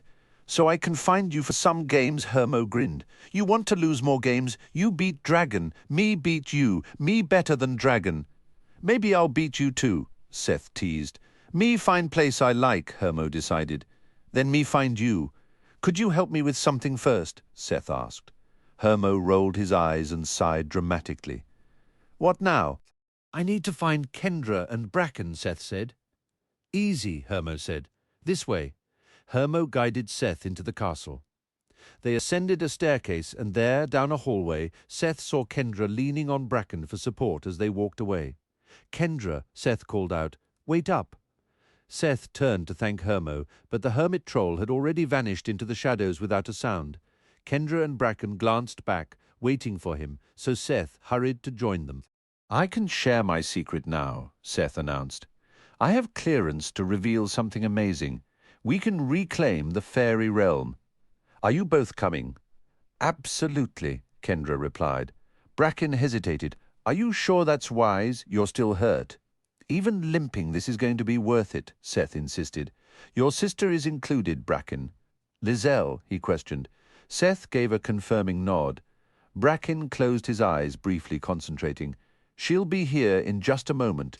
He reached out to her mentally, Kendra clarified. I figured, Seth said with a slight grin. I've been around long enough to know how things work. Where exactly are we headed? Kendra pressed. You'll find out soon, Seth answered, giving the translocator a playful shake. It's a quick trip. Lizelle appeared from around a bend in the path.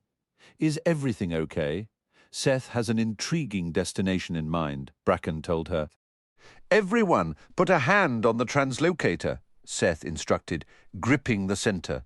When they all touched it, he activated the device. The world shifted around them, revealing a stunning enclosed garden.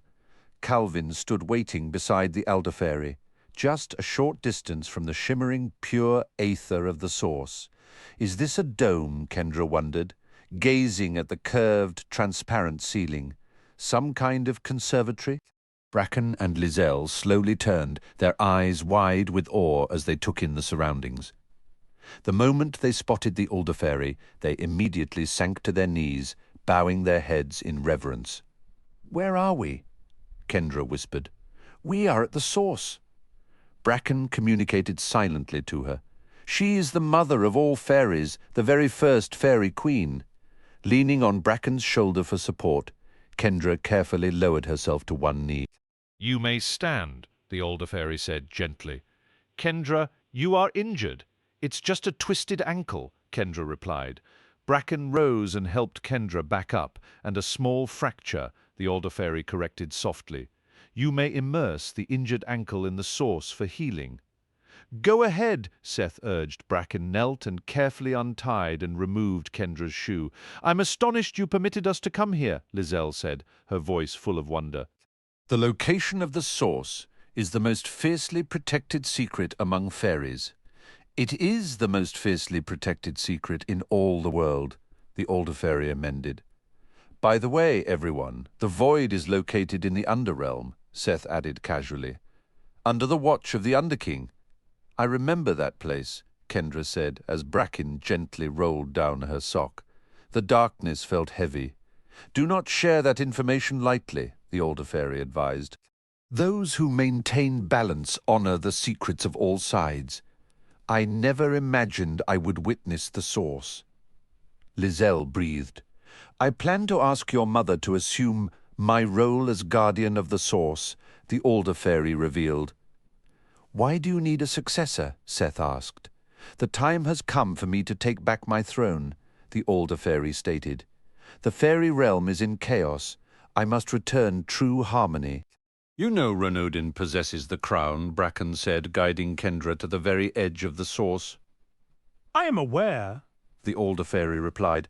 "The water is so perfectly clear," Kendra observed, peering into the ether. "It feels like I can see straight to the bottom forever." "Perhaps you can," the older fairy said.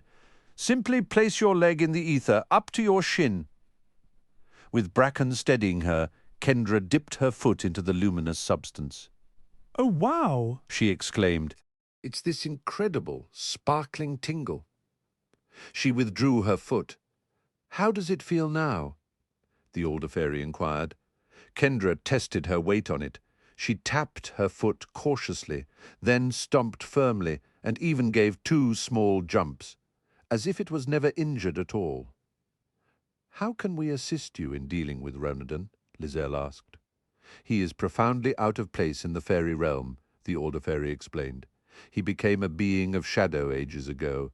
Ronodin has no rightful place in a realm of light. A true ruler should bear his crown. We will dare Ronodin to try wearing mine." "But isn't he wearing it already?" Kendra asked. "He has not worn it since the protective barrier around the source collapsed," the older fairy said. "The intensified light now connected to the crown would be unbearable for him." "Then how is he maintaining control over the fairy realm?" Bracken questioned. "Largely through deception and intimidation," the older fairy answered. "From what I perceive, his facade is beginning to crack." "I need Ronodin to stay alive," Seth stated firmly. "What are you talking about?" Kendra demanded. Seth explained that he had struck a bargain with the Demon King, offering Ronodin in exchange for Bracken's father. "Orogoro has our father?" Lizelle's voice trembled with rising panic. "Your father agreed to the terms," Seth clarified.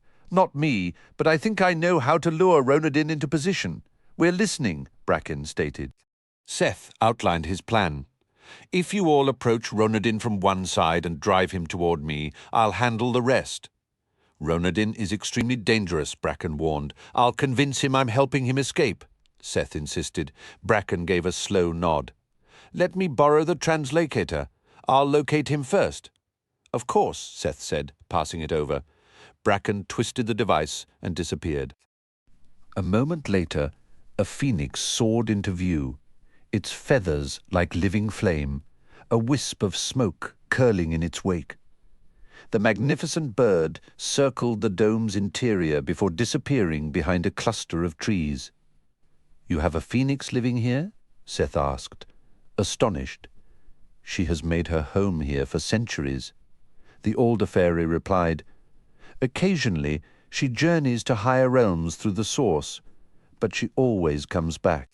"I'm amazed she hasn't accidentally set the whole forest ablaze," Kendra remarked. The older fairy smiled faintly. "She shows great reverence for the living wood. Her nest, you see, is fashioned entirely from stone." Kendra was just observing the odd, diffuse light and the complete absence of shadows, waving her hand experimentally, when Bracken materialized beside them. "I've found him," Bracken announced. "He's in the Great Hall, playing multiple games of chess simultaneously against a group of very disgruntled-looking fairies. I can place Seth first, then bring the rest of you." "I'll need the translocator back," Seth said. Bracken agreed. "I'll return it after I ferry the others." "Lizelle," the older fairy said gently, "would you guard the source in our absence?" She paused, then bowed her head. "It would be my honor. We shall not be long," the older fairy promised, nodding to Bracken. Bracken turned to Seth. "The Great Hall has a hidden escape route that leads to an adjoining lounge. That's where Ronodin will run." Bracken held out the translocator. Seth gripped the top. Bracken twisted the center, and they instantly found themselves in a cozy, book-lined room next to a much larger chamber. Bracken placed a finger to his lips, pointed toward the doorway to the Great Hall, then vanished with another twist. Seth stood perfectly still, listening. He could hear the faint sound of someone pacing nearby. Soon Bracken reappeared and extended the translocator. Seth touched it. Bracken activated it, and they teleported to a hallway where Kendra, Calvin, and the older fairies stood poised for action. Bracken handed the device to Seth. With a quick twist, Seth returned alone to the lounge. Within moments he heard Bracken's voice echo from the hall. "Hello, Ronodin. Back so soon?" Ronodin's reply was smooth, barely masking his surprise. "I brought some company," Bracken said. "Have you had the pleasure of meeting the older fairy?" Ronodin let out a theatrical, mocking gasp. "Oh, certainly. And I suppose next you'll pull Father Christmas out of your hat." Seth bit back a laugh.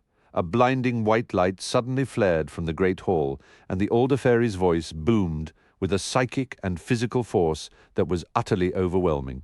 "Silence, defiler! Your pretended reign ends now."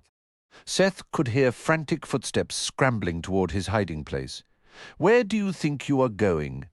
the older fairy thundered. Seth peeked out, made eye contact with a panicked Ronodin, and beckoned him urgently before ducking back into the lounge. He heard running, and then the dark unicorn burst through the doorway, the Fairy Queen's crown clutched in one hand. "I still owe you for last time," Seth said quickly, holding out his end of the translator. "You want out of here?" "It's now or never. You cannot escape me." The older fairy's voice shook the very walls. Ronodin dropped the crown and seized the offered device. Seth twisted the middle. They now stood in a sun-drenched field of clover at the heart of a beautiful, secluded garden, enclosed by a silken curtain. Orogoro glanced up from where he was sitting and slowly rose to his feet as he recognized his visitors. "Here is Ronodin," Seth announced. "What's going on here?" Ronodin demanded. "Just finishing our arrangement," Seth answered. "You destroyed my crown," Orogoro charged, his voice tight. "It crumbled to dust. You shouldn't have tried to kill me with that blade," Seth shot back, Vasilis gleaming in his hand. "Breaking the unforgiving blade meant Raglamar dissolved too, and took the piece of it that made my crown with it," Orogoro finished. Seth shrugged, the motion making his wings rustle. "I had a hole in my chest to fix. You made your choice." Orogoro let out a derisive snort, his eyes sharpening. "You're different now." "Survival tends to do that," Seth stated flatly. I held up my end. Ronodin is all yours. Ronodin made a sudden grab for the translocator, but Seth's wing swatted him back like a bothersome insect before Vasilis's point halted him. Try that again, and we'll have a problem. Traveller. Orogoro's voice rang out. You may leave. The former fairy king stepped from behind a flowering hedge. Seth felt a knot of tension loosen, seeing him whole and unhurt. The traveller offered Seth a grateful smile, but it vanished when his eyes found Ronodin. I tried very hard to spare you this particular fate, nephew, the traveller said, his tone heavy. You chose this path. I hope you're prepared for where it leads. Ronodin's laugh was brittle. You delivered me exactly where I needed to be. Orogoro and I go way back. Do we? Orogoro mused, a dangerous quiet in his voice. An acquaintance of an acquaintance, Ronodin corrected hastily, flicking a glance at Seth. Go on, run along with dear uncle. I have business to discuss. Understand your position, Orogoro stated, not a request. You are the prize I came to collect. Ronodin opened his mouth, seemed to think better of it, and then simply bolted into the surrounding gloom. Want a hand catching him? Seth asked, his wings giving an experimental stretch. A short, dry chuckle escaped Orogoro. I do enjoy the chase.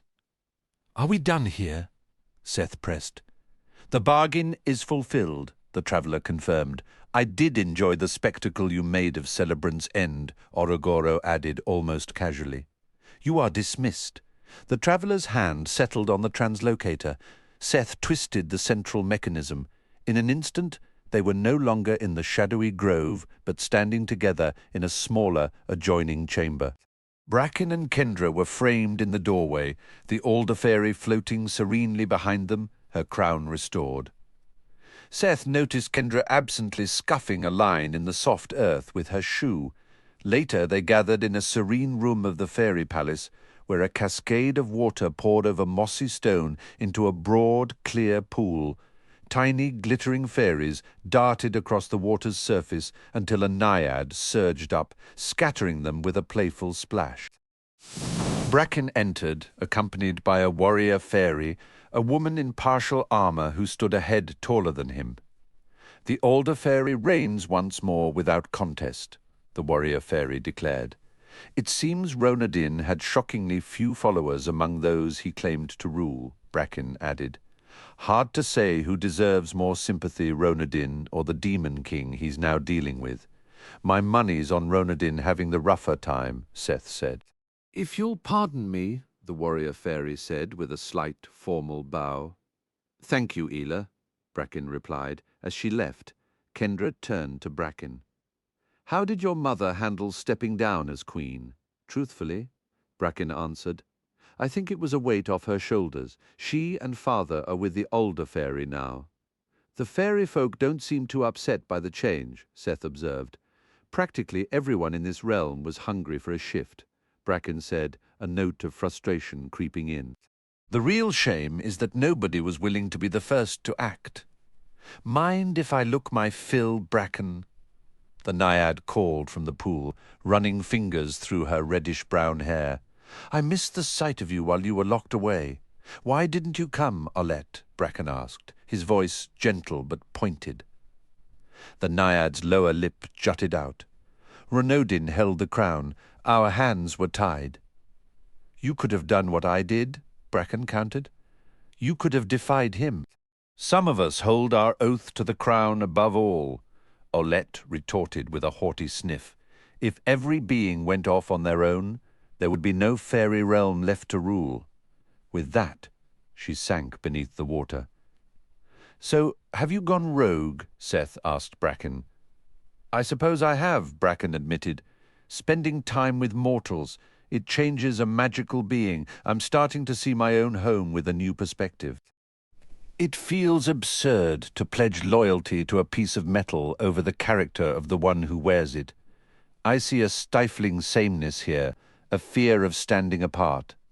Change is so slow it's nearly frozen. The kind of chances you and Kendra take, they're unheard of for most of the unicorns and fairies I was raised with. You take your share of chances, Kendra insisted. I understand now, Bracken replied. That realization began with the human examples I witnessed. It's also the reason the Naiads view me as a radical. Is that why they tease you? Kendra inquired. Moving on, Bracken stated firmly, changing the subject. Since we're discussing dangers, Kendra has a specially brewed bravery elixir prepared, Seth mentioned. We slipped away to visit Tanyu while you were speaking with the older fairy. Excellent, Bracken said. The three of us make an ideal team for this mission. Kendra supplies the illumination, Seth offers the restoration, and I'll be your support. Our grandparents have been imprisoned in Blackwell Keep for quite some time, Kendra noted, a hint of worry in her voice. It felt strange to think of them in that cold, distant place for so long. We might arrive and discover they've already broken free, Seth suggested optimistically. I truly hope that's the case, Kendra said, but we must remember they were completely surrounded by those things. Why hasn't Andromedus just magically transported them to safety? Seth questioned. The sanctuary where they took shelter is warded against magical intrusion, Kendra explained. Seth, Bracken interjected, his tone serious. Are you absolutely certain you don't want to practice shadow healing in a safer, more controlled setting first? I secured a vow from every entity in the Blackwell that they would not harm me, Seth reminded him. Plus, we have the translocator. If the undead become too overwhelming, we can instantly retreat. Smart planning, Bracken acknowledged. I am eager to see your abilities in action, Kendra said, then swallowed the contents of the courage potion. It tasted surprisingly of cinnamon and left a warm trail down her throat. And I wouldn't dream of not being there to help Grandma and Grandpa. Seth lifted the translator. Who does the twisting? I've travelled the corridor that leads to their hiding place, Kendra stated. Seth passed the device to Kendra. She grasped its center. Bracken took hold of the upper portion, and Seth gripped the base. With a firm turn from Kendra, absolute darkness swallowed them. A deep, unnatural cold made the very air feel fragile. Seth could feel a multitude of hostile essences crowding around them. He drew Vasilis from its scabbard.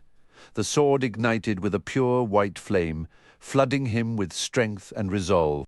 Lifting her hand, Kendra generated an even more intense brilliance, abruptly revealing the hallway of fitted stone in stark detail. The hazy outlines of two wraiths materialized about 20 yards ahead. From the opposite direction shambled a revenant, its sickly flesh marred by lesions, one foot dragging a manacle attached to a corroded chain. I have returned, Seth projected mentally. He could perceive that every undead being within the castle walls was already acutely aware of their presence. A discordant chorus of overlapping voices answered his announcement with desperate pleas, starving, parched, frozen, hollow. Aid us. Cease your noise, Seth thought with authority. I require one representative, all others remain silent and still. He focused on the solitary revenant down the passage. Who are you? Who am I? The revenant responded sluggishly, each word a laborious effort. What is your name? Seth pressed. Savaric, the revenant answered. How have matters progressed since your liberation from the Blackwell? Seth inquired. Hungry, Savaric replied. Isolated. Other voices broke in. Belrab. Belrab, address Belrab. Seth recalled that his original negotiation for the undead's release from the Blackwell had been with a lich named Belrab. Are you present, Belrab? You imposed severe restrictions on our mobility. Belrab's voice replied in his mind. What's going on? Kendra asked, her light unwavering. You can't hear any of it, Seth asked. I only detect certain kinds of mental communication, Kendra explained. I'm conversing with them, Seth said. I'll speak aloud as well as mentally so you can understand. Belrab, I need to speak with you directly. You possess immunity from harm, as we swore, Belrab acknowledged. Yet you have brought two very enticing individuals among us. They radiate life force. It will not end favorably for you if you assault them, Seth warned aloud. Our torment has only intensified, Belrab confessed. After epochs confined, we were granted a fleeting chance to consume the living. We tasted warmth. We fed, however, briefly. Now every rodent in this fortress is a desiccated shell. We require more. The small taste we had has honed our cravings to a razor's edge, with nothing left to satisfy them. A cacophony of other voices rose in grim agreement. Undeath is not life, Seth stated firmly. It is a snare. It halts all growth and forward motion. You are no longer among the living, yet you are also denied peace, denied any progression.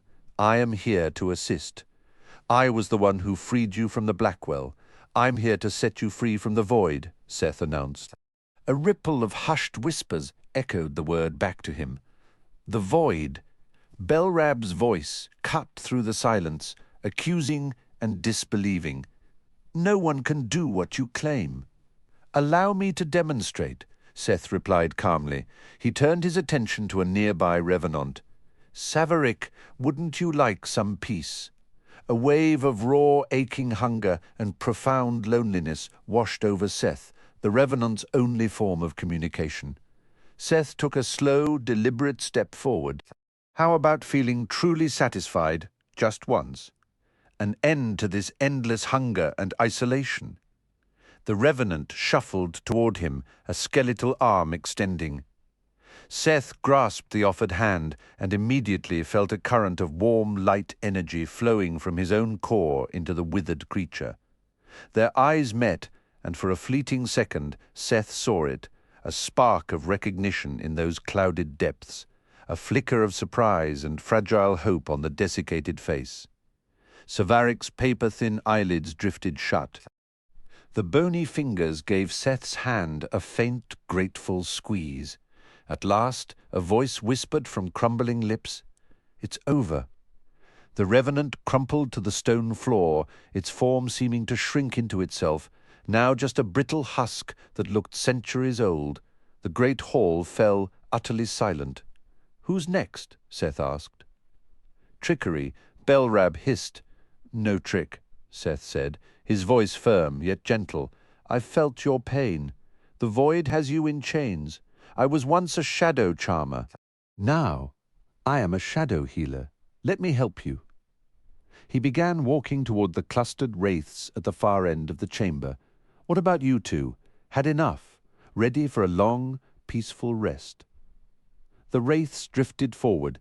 Seth reached out, touching one, then the other. No words passed between them, but Seth sensed an overwhelming wave of relief as their misty forms dissipated into nothingness. "He means to destroy us," Belrab cried out in panic. "No," Seth corrected, drawing Vasilis and giving the sword a swift, clean swish through the air. "This blade would destroy you. It would cut you down in your misery, offering no solace. I'm offering something far greater. I'm offering the completion you've been yearning for since the moment you became this. Rise up," Belrab commanded. "Do not go quietly. Rise and stop him."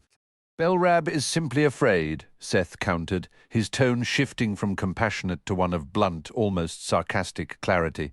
He was done pleading. "Listen closely. You have three choices. Come to me, and I will release you. Return to the Blackwell of your own will. Or fight me and perish for good. Those are your options. There is no fourth door, no secret passage. Pick one." A new figure glided into the dim light. He was bald, slightly stooped, and wore the dark cassock of a cleric.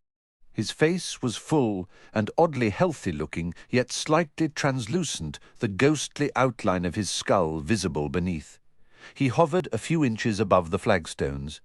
"Come, then," the Lich invited, his voice resonantly reasonable. "Show me this talent of yours. Lay me to rest if you dare, if you can." He stopped and spread his arms wide in a mocking invitation. Keeping Vasilis at the ready, Seth approached and placed a hand over where the Lich's heart would be. His knees nearly gave way as a massive surge of energy poured out of him. The lich closed his eyes, a slow, blissful smile spreading across his face as he licked his lips. Yes, this is real, this is bliss and deliverance. His eyes opened, meeting Seth's. Thank you. Then he vanished like dissipating smoke. Anyone else? Seth called out. Aaron vouches for him, a telepathic voice stated, deliverance. Another whispered with awe. Your offers appear genuine?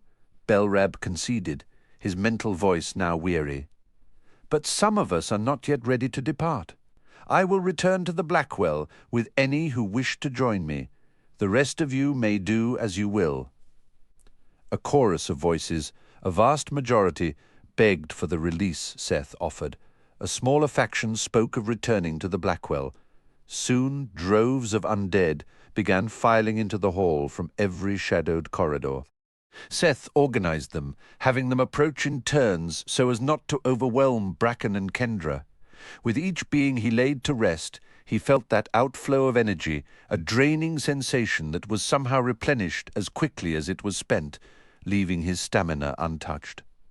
Countless wraiths, about a dozen more revenants, and a few additional liches came forward. With each, he felt their profound gratitude as their ancient suffering finally ceased. Is that everyone? Seth asked when the flow stopped. The rest of us choose the Blackwell. Belrab conveyed. Your return comes with a condition, Seth stated. You must vow to remain there, trapped, and not to emerge. Each of you must promise this, or you must empower Belrab to swear it on your behalf. A low, collective murmuring filled the air. After a moment, Belrab spoke again. All who remain have empowered me to speak for them. We return to the Blackwell, the undead once again confined within its depths. Effective now, Seth announced. Belrab echoed the sentiment. It's done, Seth said to Kendra and Bracken, his voice now normal. He slid Vasilis back into its sheath. The remaining ones agreed to go back. It's still hard to fathom you can communicate with those beings, Kendra admitted, a slight tremor in her voice. Even with a courage potion, I have to fight just to keep from freezing up entirely. Bracken nodded in agreement. Their thoughts are closed off to most of us, Kendra. The minds of the undead are a mystery. I felt their gratitude when I offered them peace, Seth said quietly. If I were trapped like that, I'd want the same choice. It was a kindness, Bracken affirmed. To choose to linger in such torment is beyond my understanding. Seth shrugged. And yet a whole group picked the prison over freedom.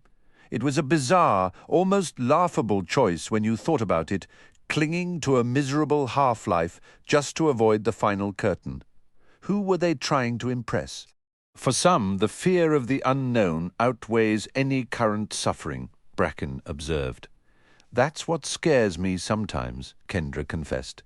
The idea that dying might just be nothing. Bracken's expression softened. From where you stand, it's the ultimate test. But take it from me, death is a passage, not a full stop. The timing can be cruel, yes, but in its proper place, it is a profound relief. I'm planning to postpone that particular appointment, Seth said, his eyes scanning the shadowy corridor. Kendra gave a firm nod. The refuge is just ahead. She carefully stepped over the scattered remains of revenants. This way, they entered a broad, low-ceilinged chamber. Set into the far stone wall was a formidable metal door, like a bank vault. Kendra, her body radiating light, moved to the center of the room. She waved her arms overhead and shouted, "Grandma! Grandpa!" It's Seth, Kendra, and Bracken. We've dealt with the undead. You can come out now? Do you think they can actually hear that? Seth whispered. Kendra glanced at him, a flicker of doubt crossing her face. I sincerely hope so. I can't recall how their lookout system works. They told us once, back when we first arrived. A deep, metallic clang echoed through the room as the heavy door began to swing inward. Kendra came the cautious voice of Grandma Sorensen. Grandma! Kendra cried out in relief. The door opened wider, revealing Grandma, her hair dishevelled and a crossbow held ready, with Grandpa Sorensen right behind her, an axe in his grip. "Kendra," Grandpa boomed, "what in the world is causing you to shine like that?" "I've been discovering more of what I can do," she explained, moving quickly to embrace her grandmother. "Seth, you're here," Grandpa said, his voice thick with emotion. "We've been sick with worry," Grandma added, her arms tight around Kendra. "Did your sister manage to locate you?" "We found our way to each other," Seth said. "Is the coast clear?" a gruff voice inquired. A dwarf peered cautiously from the refuge entrance. "The undead have been dealt with," Seth confirmed. "They're either at peace or back in the Blackwell." "At peace?" Grandpa repeated, his brow furrowed. "What does that mean?" "Seth has developed the gift of a shadow healer," Bracken explained. "His touch can free the undead from their bondage. If they accept it," Seth clarified.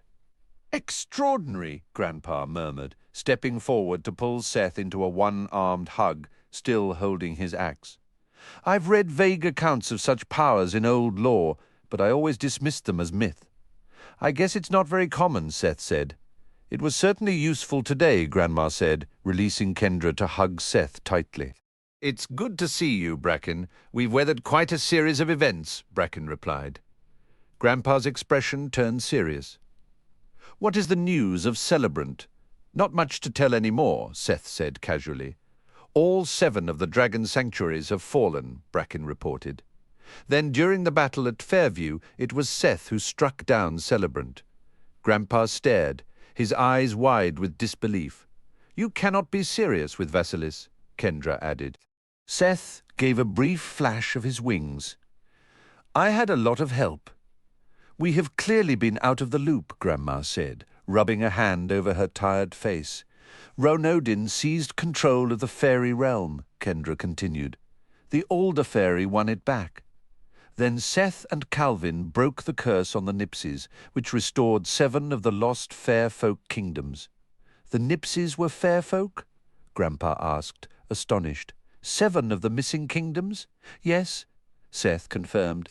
Grandpa nodded slowly, absorbing the information. "I suppose that does fit. You have quite the tale to share with us." "Just a moment. Put those down this instant." Grandma's sharp tone cut through the reunion. Seth turned to see 2 dwarves attempting to sneak from the refuge, one laden with 3 precariously stacked crates, the other struggling with a large barrel. They froze under her stern gaze. "Those supplies are for emergencies," Grandma stated firmly. "If you're hungry, help yourself, but please leave the stored food alone." The dwarves retreated into the refuge, looking chastened. "Were you both okay in there?" Kendra inquired. "We had more than enough food and water," Grandma reassured her. "We could have lasted another few weeks easily," Grandpa added. "All we could see through our peephole were wraiths, revenants, and a lich wandering about," Grandma explained, her voice softening. "We were so worried about you children and everyone outside." "The waiting was the hardest part," Grandpa admitted, a deep concern in his eyes. "If this sanctuary has truly fallen, what happens to it now?" "Andromedus will restore the sanctuary," Kendra said confidently. "The dragons have surrendered, and Dragonwatch is figuring out the next steps." "Andromedus?" Grandma asked, puzzled. "The dragon Dromedus transformed into a wizard," Kendra clarified. "And Agad didn't make it." A heavy silence filled the air. "Oh, no," Grandma whispered. "What about your cousins?" Grandpa asked, shifting the subject. "Nox and Tess are just fine," Seth chimed in. "They've actually been really useful. Well, most of the time anyway. We have a great deal to discuss," Grandpa said. "Where should we go?" Seth grinned, holding up the translocator. "Anywhere we please." Kendra settled onto the edge of the twin bed in the attic playroom. The long, airy space was lined with shelves overflowing with children's books, several toy chests, and a corner crowded with plush animals. Across from her, Seth tugged off his shoes. With Fablehaven's house full of guests, they had claimed this room for themselves. At least they had proper beds. Knox and Tess were downstairs in sleeping bags on the floor, sharing a room with their parents. "Can you believe we're back here?" Seth asked, collapsing onto his covers. "Hardly," Kendra replied. "I'm just relieved nobody tried to recruit us as caretakers for one of the reopened sanctuaries." "Mom and Dad would have tracked down anyone who dared," Seth said with a laugh. Luckily, there were plenty of good candidates from the kingdoms of the returned fair folk. Funny how none of the others were ever willing to step into those roles before. "I suppose that's one perk of getting the more adventurous fair folk back," Kendra mused. Seth glanced around at the toys. "I flew over this house on my way to dig up Muriel. I really wondered if I'd ever set foot inside again." "Being back in this room feels completely surreal," Kendra admitted. "There were moments I wasn't sure I'd ever see Fablehaven again. It's comforting to know we'll always have a place here."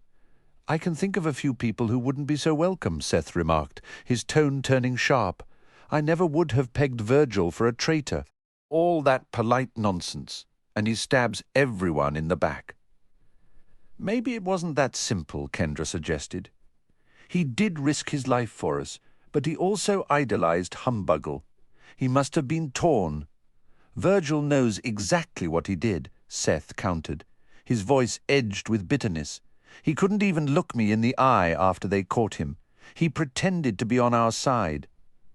When you play the friend and then betray that, you're a traitor. Newell and Doran haven't stopped mocking him." "What did they say?" A smirk crossed Seth's face. "Never trust a satyr with good posture. Never trust a satyr who uses a napkin. Never trust a satyr who thinks before he eats. They had a list a mile long. I hope Virgil enjoys the Fairview dungeon. It's not exactly a rotting dungeon," Kendra pointed out. "It's quite comfortable, actually. The prison might be soft, but the fair folk took his betrayal to heart. They found Humbuggle and Virgil quickly." Humbuggle never expected the dragons to lose. He and Virgil weren't far from the crossroads when they were caught. "Virgil got off easy," Seth grumbled. "Humbuggle ended up in Zizix. Let's see him rhyme his way out of that place." "Do you think they'll ever find the Sphinx?" Kendra wondered. "Even if they do, what would they charge him with?" Seth asked. "Sort of assisting Ronodian, almost swiping the unforgiving blade from me." "He's hiding like a criminal," Kendra noted. "He must have been the one who rigged Mendigo to kidnap you. But can we prove it?" Seth challenged. "He also helped me. Without the translocator, I couldn't have finished everything in time. It's infuriating how the Sphinx always slips away," Kendra said, her frustration clear. "Only partly," Seth replied. "Don't forget, he's not a shadow charmer anymore. Most of his influence is gone, and his life is connected to the lock on the demon prison." Kendra picked up her glass of water from the nightstand, where it rested on a folded paper towel. The ice cubes rattled as she took a drink. Seth was lying on his back with his eyes shut. "Does it feel good to have your debts mostly settled?" Kendra asked. Seth opened one eye. "Almost settled. We discovered that Toleran is dead. You found out more than that. He died roughly 4 centuries ago in a duel when he was 234. He had 2 sons and a daughter. What else could the Lich possibly need? I sent a wraith who refused any healing to take that news to Ezebar in the Underrealm. Once I get a reply, I'll be free and clear. Honestly, I'm a little worried I won't know what to do without constant crises," Kendra admitted. Seth rolled out of bed and walked over to the unicorn rocking horse. He stroked its smooth mane. "Hey, Bracky. Feel like a walk? I've got some carrots for you." Kendra threw a pillow at him. "Stop it," she said. "It's not like that. He said he'd visit you soon," Seth mentioned. "So what?" Kendra replied. "Lots of people come to Fablehaven." "He's cool," Seth insisted. "You should go out with him." "He's a magical being," Kendra pointed out. Seth stretched his wings out. "So am I, in a way. He gave them a couple of soft flaps. I hope people don't hold it against me. Bracken doesn't think of me that way, Kendra said, though her tone lacked conviction. I'm not so sure, Seth said, his voice shifting to a more knowing, almost sarcastic edge. You're practically a magical creature yourself. Most girls can't glow on command, you know. It's a pretty unique feature. Just stop, Kendra said, feeling her cheeks grow warm. I really can't deal with this right now. Seth walked to the nightstand and flicked the lamp off and on 3 times. Leaving it on, he got back into bed. Are you going to read? He asked. We could just turn the light off, Kendra suggested. A faint click sounded against the window. What was that? Kendra asked. Maybe the wind, Seth offered. Another click followed. There's no wind tonight, Kendra said. And since when does wind tap? Could it be a bird pecking? Have you ever actually seen a bird peck a window? Seth asked. A third, sharper tap hit the glass. We're on the 3rd floor, Kendra noted. Is someone throwing pebbles? Seth got up and shuffled to the window, peering through the curtain. I'm going to open it. Kendra frowned. Is that smart? It's not a festival night, Seth said, undoing the latch and pushing the window open. He leaned out slightly. Wow, you might want to come see this. Kendra suspected a prank, but she slipped out of her comfortable bed and walked over. Leaning forward, she looked down to see a figure waving up at her. Kendra stepped back into the room. It's Bracken. Seth grinned. Did you know he was coming? Kendra asked, suddenly, very conscious of her old T-shirt and sweatpants. There are better questions, Seth replied with a smirk. For example, did I just signal him with the light? Kendra leaned out the window again. Hi, she whispered loudly. Come down, Bracken whispered back. I'll be by the back door. Okay, Kendra answered. Give me a minute. Pulling back inside, she shot Seth an annoyed look. Next time, give me some warning. Would you have gone to bed in a fancy dress? Seth teased. It wouldn't have been sweats, Kendra said. She began searching for some better clothes. How long have you known he was coming? Seth mimed, zipping his lips shut. Nobody likes a tattletale. Kendra carried her jeans and a fresh shirt down from the attic and slipped into a bathroom. Her hair was okay. She changed quickly, considered makeup for a second, then decided it would seem like she was trying too hard. She left her pajamas at the bottom of the attic stairs and went down to the 1st floor. In the kitchen, she found Grandma, Vanessa, Warren, and Tanu playing cards at the table. I thought you were asleep, Grandma said. I just wanted to get some air, Kendra explained. Is that what they're calling it these days? Grandma asked, her tone perfectly innocent. Kendra felt a blush creep across her cheeks. What exactly do you think you know? Not a thing, Warren replied. Vanessa's smile was gentle. Kendra was aware they were using Braille cards for their game. The older fairy had permitted Seth to bring over 2 pails of aether for medicinal purposes. None was consumed, but wherever the liquid was poured over a wound, the injury vanished, except for Vanessa's sight. Andromedus believed that since she had been blinded by a magical light fueled by the source itself, and not the void, the source's power could not undo the damage. Warren had taken the news harder than Vanessa had. Have a nice walk, Tanu said. Kendra moved through the rear door into the garden. A throat cleared behind her, and she spun around. Was I the only one who didn't know you were here? Kendra asked, closing the distance between them. Isn't that the point of a surprise? Bracken answered, his gaze steady on her. I suppose so, Kendra said, her hands slipping into her pockets. How are your mother and father? They've embraced their new roles, Bracken told her. They're at the source now. My father immersed himself in the ether and appears remarkably restored. He's eager to live in a place filled with pure light. My mother looks less burdened than I've seen her in ages. I'm glad, Kendra said. They've earned some peace. I think so too, Bracken agreed. And so have I. He straightened his posture slightly. Do you see anything different about me? Kendra studied him. Yes. Something's off. Her eyes travelled from his head to his feet. I can't pinpoint it. Bracken gave a soft laugh. I'm not a unicorn anymore. What? Kendra breathed. I've thought about this for a long while, Bracken said. But why would you do that? Blame it on spending too much time with humans. Bracken offered a wry twist to his mouth. I'm not the first immortal to make this choice, and I certainly won't be the last. Is it forever? Kendra asked. Bracken shrugged. In theory, I could change back, but I have zero desire to. I'm looking forward to a new journey. I don't understand, Kendra said. Kendra, I'm mortal now, Bracken stated plainly. I'm no longer a nearly eternal creature. You could say today is my first real birthday. For all practical purposes, I'm about 17. I have roughly the same lifespan as anyone our age. Kendra could only look at him. Bracken, standing there in his human form, felt more vivid and magnetic than ever. Mortality had given him a compelling new energy. What about your horns? They're still unicorn horns, Bracken explained. I just don't have a link to them anymore. I don't know what to say. This wasn't meant to force your hand, Bracken said quickly. I kept you out of the decision because I wanted it to be mine alone, no matter what might happen with, well, everything else.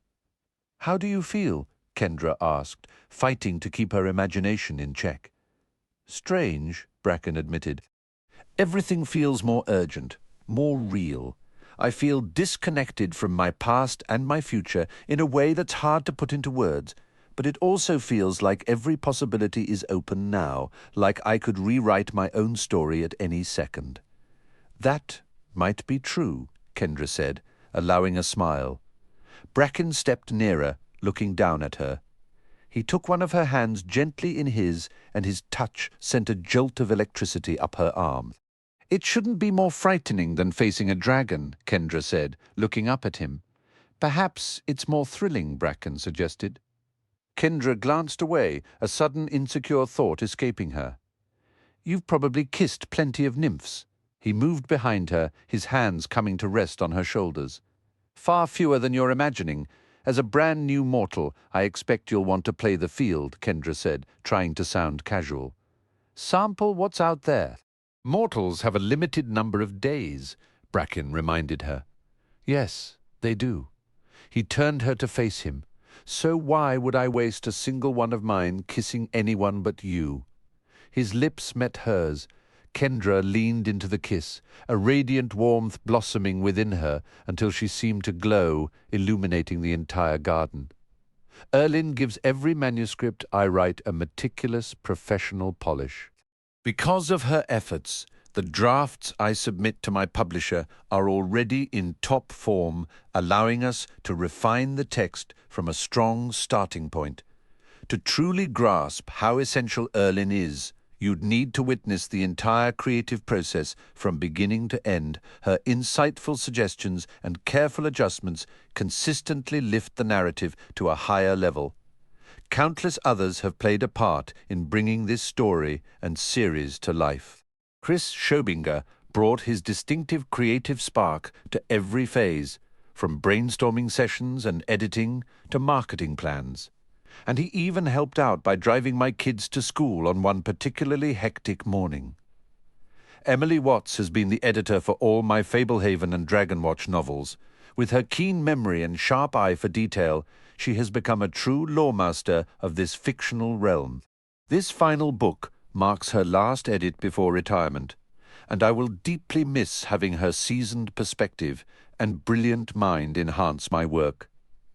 Numerous friends offered valuable insights or additional edits, including Jason and Natalie Conforto, Monte Conforto, Pamela Mull, Cherie and Bryson Mull, Hamish Elliott, Mark Bienenfeld, Davis Mull, Lila Mull, Sadie Mull, Rose Mull, Clark Baker, Brock Baker and Fiona Baker.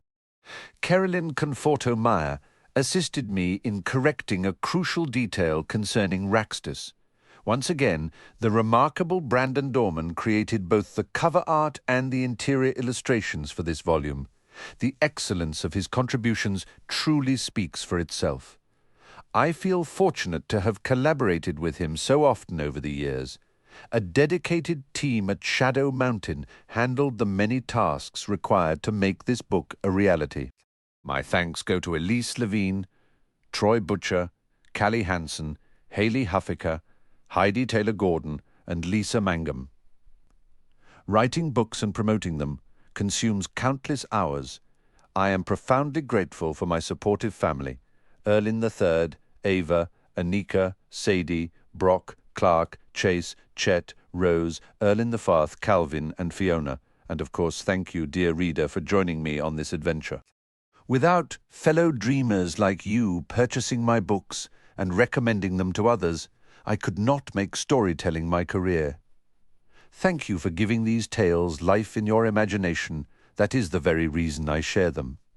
You can find me online on Instagram at WriterBrandon and on Facebook or Twitter under my name. Crafting a novel is like scaling a mountain that hasn't yet been formed, groping for handholds that only become solid as your fingers close around them, all while striving for a distant peak you must first will into existence before you can stand upon it. Building an entire series is an even more monumental and intimidating journey. Writing the Fablehaven and Dragonwatch series has been one tremendous climb. I devoted a full decade of my life to crafting these books, and now, at last, the trek is complete. I am convinced these were mountains worth ascending, and I am content to leave them as a permanent part of the literary landscape for others to discover and explore. I only wanted to write Dragonwatch if it could meaningfully expand upon the foundation Fablehaven established. Looking back, I see Dragonwatch as the essential second half of one grand, continuous saga.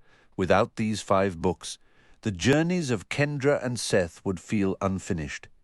Will I write more stories set in this world? Anything is possible.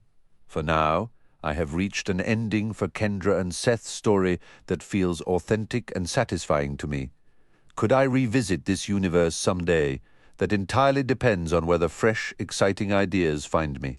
A tale following a young Patton Burgess, for instance, could be a delightful detour.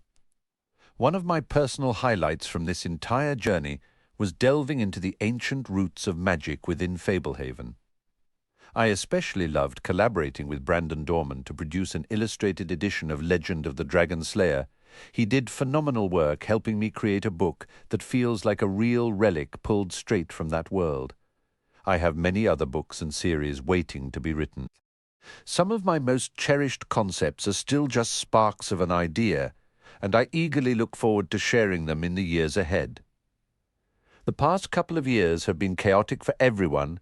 Navigating the challenges brought by COVID, I truly enjoy connecting with readers through book tours, but recent circumstances have made that incredibly difficult. If you found this series worthwhile, I'd be grateful if you'd recommend it to others. Many fans of the Fablehaven books remain unaware of Dragonwatch. When books sell, it enables publishers to support my continued storytelling. Readers like you are among my favorite people. You grasp how to enrich reality with the fantastic. Nurture your imagination by diving into great stories, and feel free to share your discoveries with me. For me, crafting and sharing tales is a vital way of navigating life. I hope you too find meaningful ways to share your own unique gifts.